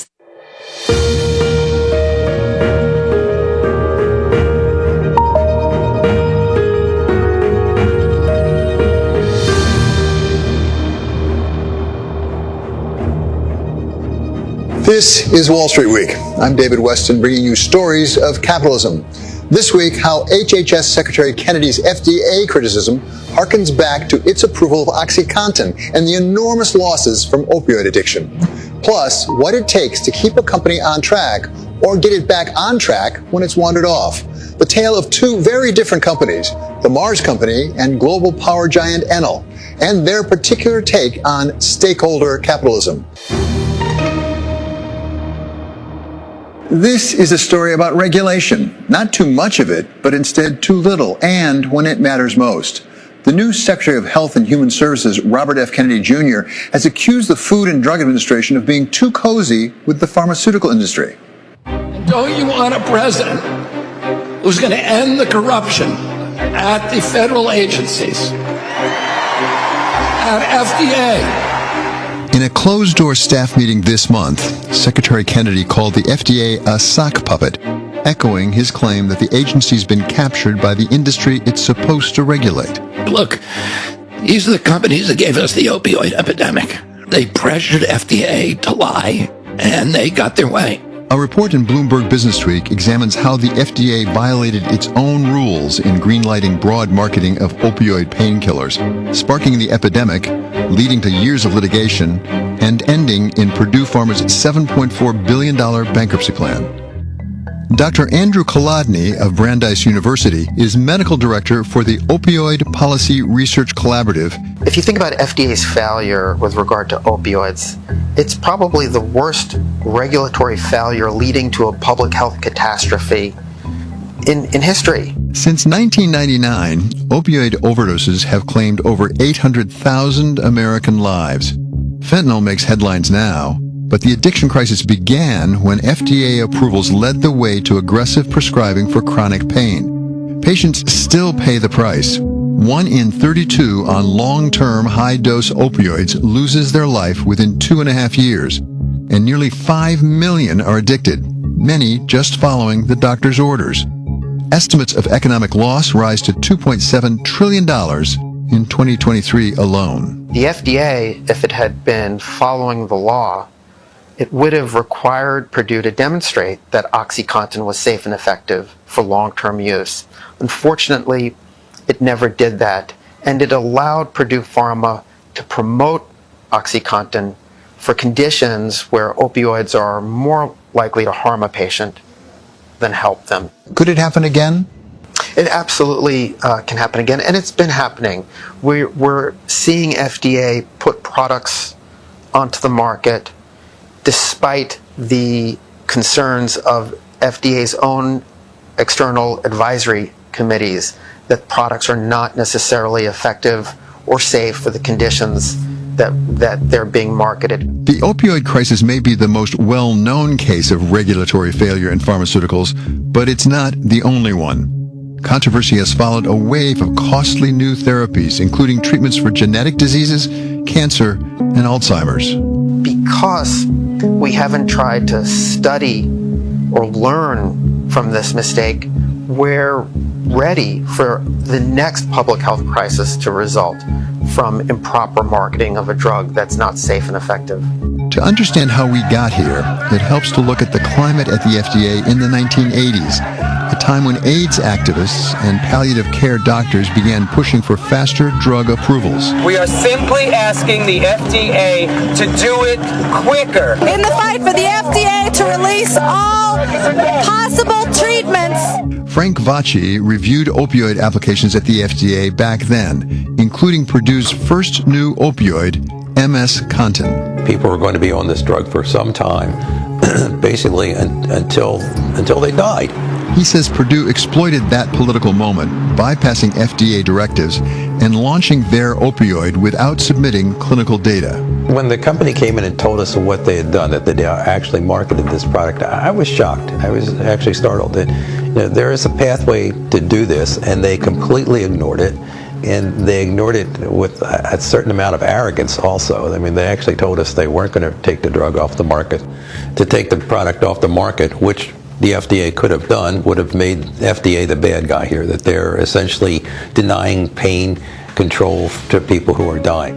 They had the FDA over a barrel. Emotion trumped standards, and the firm persuaded the agency to defer its plans for action on humanitarian grounds. Purdue was permitted to make a late application for what it was already doing. That late application was exceedingly weak. There was nothing in there that actually substantiated the duration of effectiveness. The usual regulatory and scientific requirements need not apply. I thought the MS-Contin issue was set a bad precedent, frankly, that companies could then do very little or nothing at all and then market an opioid products. Once precedent is set, then you have a hard time reversing it. The next opioid on Vacci's desk, a fentanyl patch called Duragesic, was rejected under the standard. The studies failed, but higher-ups created a new fast-track division and sent the application to a reviewer named Curtis Wright, who approved it. Richard Doblin, president of the Multidisciplinary Association for Psychedelic Studies, got to know Wright in the 1990s. And what I got to understand about Curtis is that he was, when I worked with him, very focused on unmet medical need, and that he was not as focused on all of the bureaucratic niceties, you could say, that the law required for these 2 double-blind placebo-controlled studies to approve drugs. At the time, Doblin was researching the division, called the Pilot Drug Evaluation Staff, for his Harvard doctorate, interviewing officials and spending time inside the agency. He says Wright was handed a, quote, license to kill bureaucracy. So he was a bit of a maverick, a bit of a cowboy, and so he was willing to move things forward through the FDA regulatory system in ways that some of the old guard were not that happy with. And some of those decisions turned into disasters. What he did with opiates was a bit reckless, this was this experiment to try to see what would be the outcomes if they remove layers of review. In a pledge to both chronic pain patients and the drug industry, Wright told a conference in 1993 his narcotics team would do everything that is humanly possible to make it as easy as possible to get these products to market. He was already working with Purdue on OxyContin. And one of the things that Pilot Drug also did that Curtis Wright was really instrumental with is having a different perspective on who the pharmaceutical companies were. Instead of seeing them as the enemy and that we don't trust them and they're trying to get drugs through just so they can make money, and we need to put up all these obstacles and all these rigorous data gathering things that they have to do. One of the key innovations, I would say, that has lasted, that Pilot Drug put into place, was to see a partnership between the regulators and the industry. Purdue worked closely with Wright, according to a Justice Department investigation. The drug maker behind OxyContin rented a room nearby and spent days helping him write reviews of the clinical study reports and the integrated summaries of efficacy and safety. Meanwhile, the old guard at FDA had been raising concerns. They said the pilot division lacked objectivity, ignored regulations, and wasn't scientifically rigorous. The agency shut down the division, but OxyContin was already moving toward approval. A year after Wright left the FDA, Purdue hired him. The opioid epidemic happened because the Food and Drug Administration dropped the regulatory standards necessary to approve drugs. And with that, put opioids on the market labeled for chronic high dose when they were never effective. Edwin Thompson is president of PMRS, a drug manufacturer based outside Philadelphia. Whether a drug's effective or not isn't a matter of opinion. It is a matter of data. And if you don't have substantial evidence of efficacy, if you don't have adequate and well-controlled trials with statistical evidence, the drug's not effective. It's just that simple. Thompson began his career in opioids at Johnson & Johnson back in the 1970s. In the 90s, he dealt with the FDA's pilot drug division, where, he says, he first saw politics start to outweigh science. In his view, it happened with OxyContin and is still happening today. There are patient populations and diseases that are unsuitably treated. Without question, we all accept that. But approving and labeling drugs as being effective for that patient population when there's no data to support it, there's no substantial evidence of efficacy to support it, does more harm than good. It's really wrong. And you can see the consequences. The harm of this epidemic over 30 years is overwhelming. The greatest epidemic that America has ever seen. Is the basic problem that we have at the FDA the law, what the law says, or how the law is being enforced? The problem is how the law is being enforced. We have a good law. The failure here was not a failure of the law. The law is good. The law requires well-controlled trials that demonstrate safety and efficacy. The problem here was that the FDA did not enforce that law.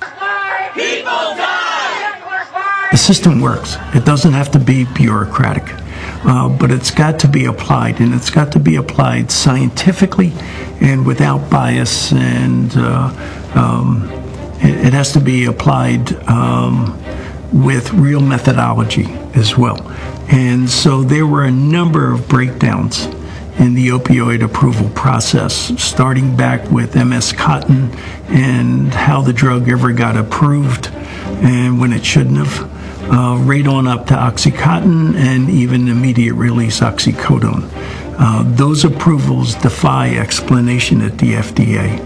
They're just a series of compounded mistakes on compounded mistakes, and there was no one to be able to step in and to stop them from going forward, and certainly to reverse them as well. And so where we are today is we haven't made any progress in stopping the opioid epidemic, and we've not made any progress in stopping to approve ineffective drugs at the Food and Drug Administration. Up next, every week seems to bring another story of a successful company losing its way. But what about those that don't? Or that, having strayed, find their way back to what made them great to begin with? We look at the Mars Company and Enel, two major global companies, and what they share in the way they do their business. You're listening to Bloomberg Wall Street Week with David Weston from Bloomberg Radio.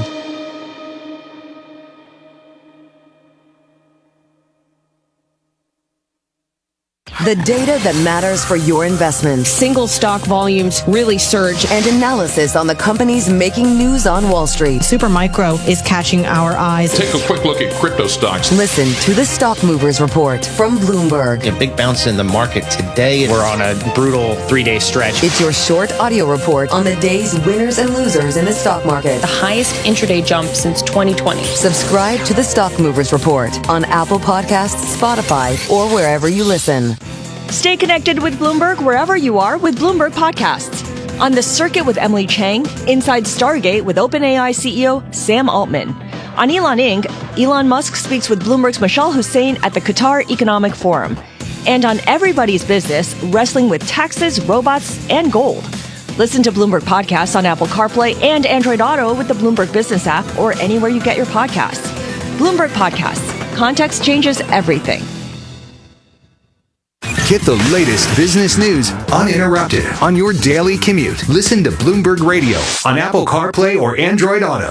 Download the Bloomberg Business app on your smartphone now. Then listen no matter where you are from coast to coast. Get live radio, podcasts, and on-demand news updates. Plus, expanded details on your favorite shows at your fingertips anywhere across the globe. The Bloomberg Business app, now on Apple CarPlay and Android Auto. Download it free in the Apple App Store or on Google Play. This is a Bloomberg Money Minute, a first for Amazon-owned Whole Foods Markets. The National Labor Relations Board certifying a union at one of its Philadelphia stores, despite objections from the chain, which says it'll appeal that decision. Booz Allen, that's the consulting and defense contracting firm that gets almost all its revenue from the federal government, is now cutting upwards of 2,500 workers, 7% of its staff in response to the Trump cuts and reorganizations at federal government agencies. President Trump, meantime, threatening a new round of tariffs on all imports from the European Union and on Samsung and Apple smartphones that are sold in the U.S. but made overseas. That spooked investors today, sending the dollar to an 18-month low. And at the closing bell on Wall Street, the Dow was down 256 points. The Nasdaq lost 189. The S&P lost 39. And Disney's live-action remake of Lilo and Stitch already a hit, raking in $14.5 million at the box office last night just in previews. Tom Busby, Bloomberg Radio. Bloomberg Radio, on demand and in your podcast feed. On the latest edition of the Bloomberg Business Week Daily Podcast, Bloomberg News White House editor Jordan Fabian on President Donald Trump's tariff escalation with Apple. I don't see a whole grand strategy behind what the president is doing. A lot of it, to me, smacks as retaliation, revenge. You know, the EU is a bloc, an entity that he's long had an issue with, and this is his way of getting back at them. And so, when you hear Scott Bessent try to impose some sort of logic and reason on that, and then you listen to what the president says, there is a disconnect. You know, he's talking about this Laffer curve for tariffs. It doesn't seem to me that the president is thinking in that way at all. I mean, if anything, it's more of a Goldilocks approach where, each day the number is different, depending on whether it's too hot or too cold for his liking. Speaking of what the president wants, in a separate post, he also mentioned that he wants to see Apple make iPhones that are bound for the U.S. here in the U.S., not in India. Why do you think he's making these comments right now, Jordan? Well, again, I keep going back to that retaliation, revenge aspect. The big tech is an entity that he's really, again, had an issue with over the past few years, and he's taken aim at big tech CEOs. You heard the president when he was in the Middle East complain about Apple's plan to move production to India away from China for the Apple's iPhone exports to the U.S. And as much as he wants that production to be here, there's a few problems. It'll take years getting all those factories over here. There's not a trained workforce in the United States to produce those iPhones. Right. Not to mention what the cost would be selling those iPhones into the U.S. market from U.S. factories. Hear the full conversation on the latest edition of the Bloomberg Businessweek Daily podcast. Subscribe on Apple, Spotify, and anywhere else you get your podcasts. Plus, listen anytime on the Bloomberg Business app and Bloomberg.com.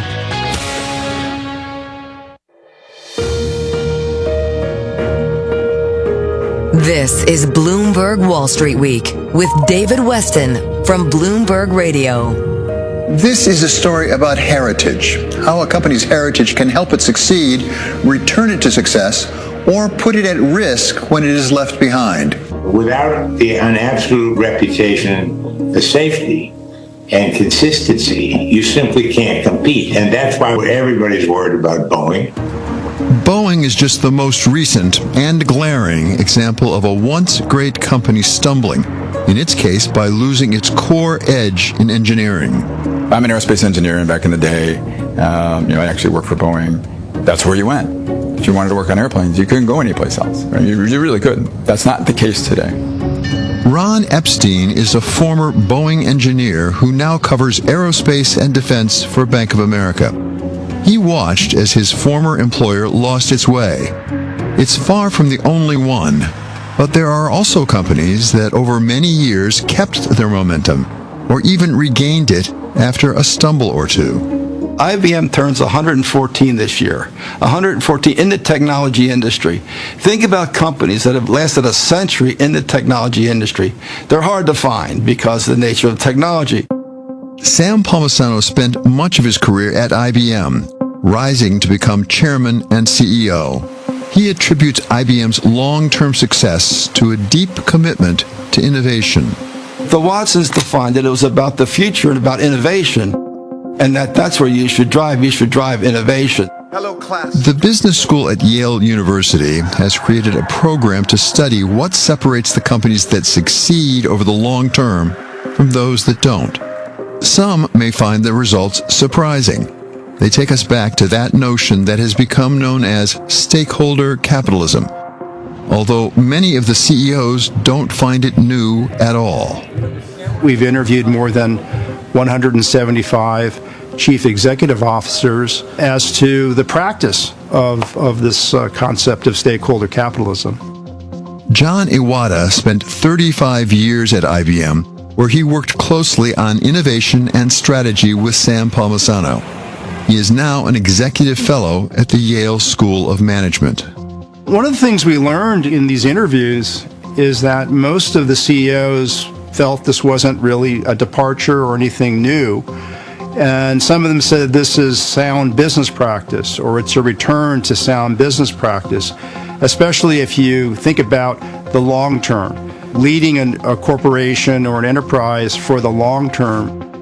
There are short-term pressures or expectations that sometimes get in the way of making investments or decisions that may not pay off for many quarters or even years. So you have to think about that. You may think about non-financial commitments to employees, to society, and those are not standardized. Those are not accepted measurements and metrics, and so those are soft or squishy. And other factors that come into play here. Iwata learned from his CEO interviews of the challenges leaders face in trying to bring together disparate parts of the company and disparate interested parties, and the key role of purpose in weaving it all together. CEOs, like every executive, comes up through a business or through a professional career in a vertical, finance or R&D or sales. And when they get into the CEO chair, Satya Nadella of Microsoft said it some years ago in an interview, It's then you realize just how multi-constituent or how many stakeholders the enterprise actually has. You have shareholders, you have governments, of course you have customers and employees, you have suppliers, and you have to have these relationships with all of these constituents. The question is, do you manage them piecemeal, or do we think of this more holistically? A lot of the CEOs described, sometimes they use air quotes, this management system, almost an operating system for the company that is based on common definitions of the firm. Some of them say there are 3 questions that you have to ask and answer. Why, what, and how. Why do we exist, which turns into the purpose of the company? What do we do, which is the strategy of the company? And how, and that's the culture. How are we going to show up? A well-known company that has put purpose and values at the core of its operations since its founding is the Mars Company, in business since 1911. Mars is more than 100 years old, very successful for a long time. And as we began to talk to management at Mars and members of the Mars family, we learned that they were going through what we would refer to as a founding moment. And why? Because for much of Mars history, members of the Mars family led the company and worked in the company. But the reality today and in the future is very few members of the Mars family, perhaps no members of the Mars family, will be in management or even work in the company. The principles and the values are at the heart of who we are. Victoria Mars is the great-granddaughter of founder Frank C. Mars. She has been on the board for nearly 20 years, 3 of them as chair. My grandfather had very strong principles and values. And these principles and values I grew up with without actually knowing that I was growing up with them. So when we talk about the Mars principles, we're really talking about the family values that have existed since the beginning. And as the company got larger, and it was more and more difficult for the family, specifically at that point my father and my uncle, to be around all the associates, to be able to talk about the values, and to be able to talk about how we do business, they decided it was time to write them down. The 5 principles that were actually written down and defined in the early 80s, quality, responsibility, efficiency, mutuality, and freedom, have been our principles since the beginning. And they are the foundation of everything we do within the business. Times change and businesses evolve, something the Mars Company has certainly done. But as much as the Mars principles may be updated every few years, the fundamentals do not change. So they haven't changed, they've just been updated to be relevant. Management helps us and supports us and clearly obviously implements them in our business, but any changes to them, any tweaks to them, anything from the colors to the script to the words belongs to the family. A company having principles is one thing. Putting them to use in everyday decisions, not to mention big strategic decisions, is something else entirely. It's not a checklist, but it comes up in conversations when we make decisions. And I think there are 2 things. One, is this aligned with the purpose of what we're trying to deliver here, whether it is overall for Mars, the kind of company that we're trying to deliver today is well set up for the world we want tomorrow. Klaus Aagaard is the Mars Chief Financial Officer and, like all members of management, not a member of the Mars family. 5 principles come up, certainly as a fact check, this doesn't feel like in line with the 5 principles. Well, why not? And sometimes they're not all equal in every decision. Are we really delivering quality? Are we really directed by the consumer? Or is this mutual to the stakeholders around us when we may make decisions around renegotiating certain things or whatever? Are we true to the stakeholders around us? The Mars principles underlie the values of the family, but the family also believes it makes the company more successful overall. The principles and the values help us be proud of this company. We do believe that utilizing these principles helps our associates make the right decision. The decisions that create the concept of a win-win. We are all going to succeed together versus let me win and let me see you fail. So I really do believe that utilizing these principles has helped us be successful in business. It helps us recruit good people and keep good people. It helps us earn trust with governments. It helps us earn trust with our associates. It helps us earn trust with communities where we work. So to us, yes, it does make a difference and helps us be successful. The Mars Company is at its base a family company, a global, highly successful one, but nonetheless a family endeavor, which may give it advantages in pursuing its principle-based business strategy, but that can also come with some challenges. There are no doubt many public companies with a long history that also has a very great story to tell.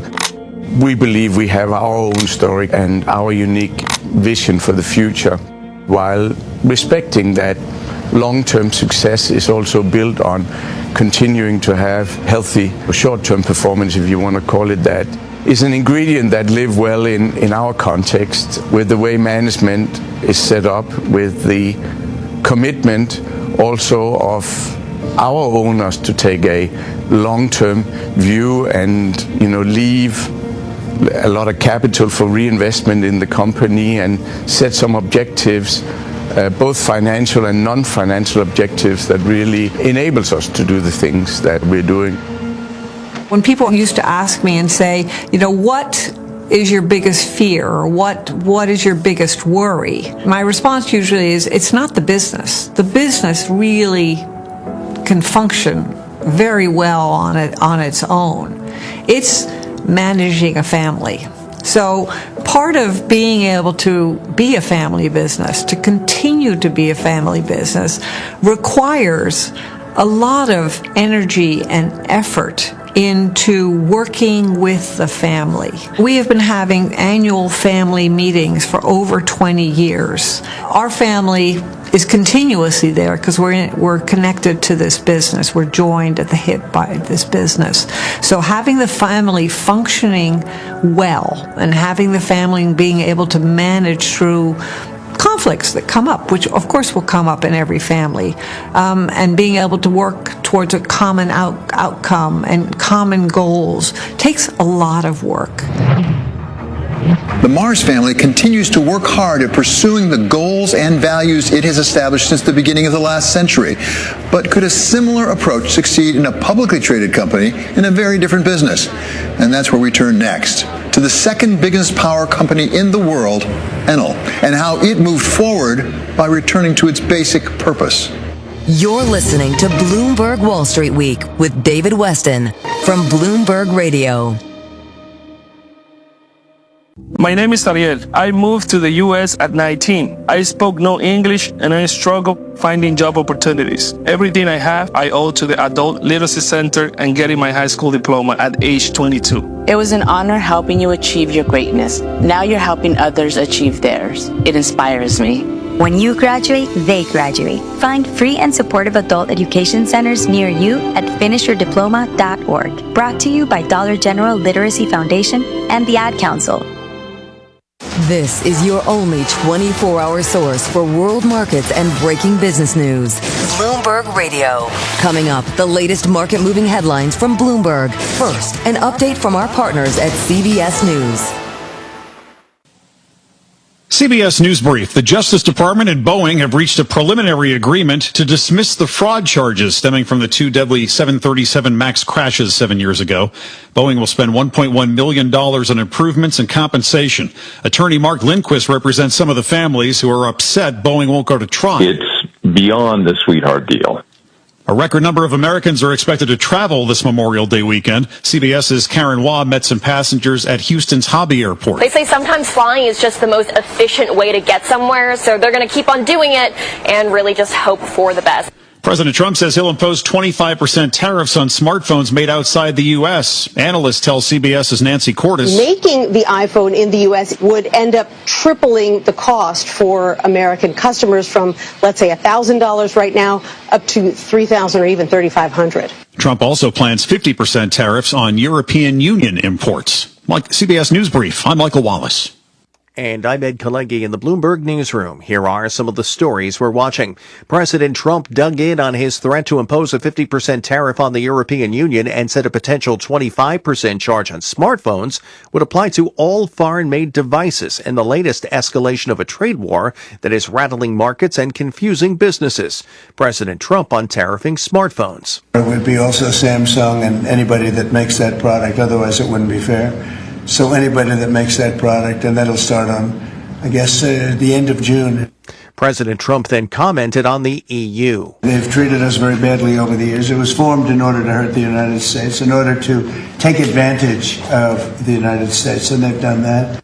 The president downplayed the ability of the EU to broker a lower tariff rate, which he said would hit June 1st. President Trump backed a partnership between United States Steel and Japan's Nippon Steel, crediting his tariff policies for an investment that would keep the iconic American firm in the U.S. Bloomberg Intelligence senior analyst Richard Bork says this partnership could change the competitive landscape for the U.S. steel industry. Nippon, the world's third largest steel maker, and financial strength, can support U.S. Steel. U.S. Steel needs a lot of capital spending to bring its assets up to par to compete against Nucor and Steel Dynamics. To hear the full conversation with Richard Bork, subscribe to the Bloomberg Businessweek Daily Podcast. The U.S. dollar slumped to its lowest level since 2023 as new tariff threats from the president and the risk of a widening fiscal deficit drag on the currency's appeal. The Bloomberg Dollar Spot Index fell as much as 0.8% on Friday, extending a more than 7% decline since the beginning of the year. The Friday numbers on Wall Street, the Dow lost 256, Nasdaq shed 188, the S&P dropped 39, the 10-year Treasury yield is at 4.5%, the 2-year at 3.99%.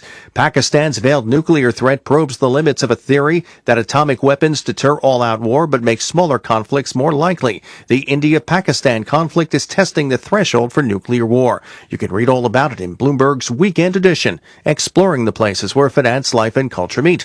Find it on Bloomberg.com and the Bloomberg Business app.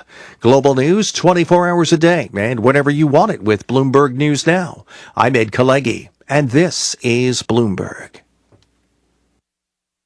The news in Washington has a ripple effect on the country and the world. President Trump telling Vladimir Putin to end the war in Ukraine. That's why we bring you the top headlines from Capitol Hill every weekday. Donald Trump spoke about TikTok with Chinese President Xi Jinping. Balance of Power with Joe Matthew and Kaylee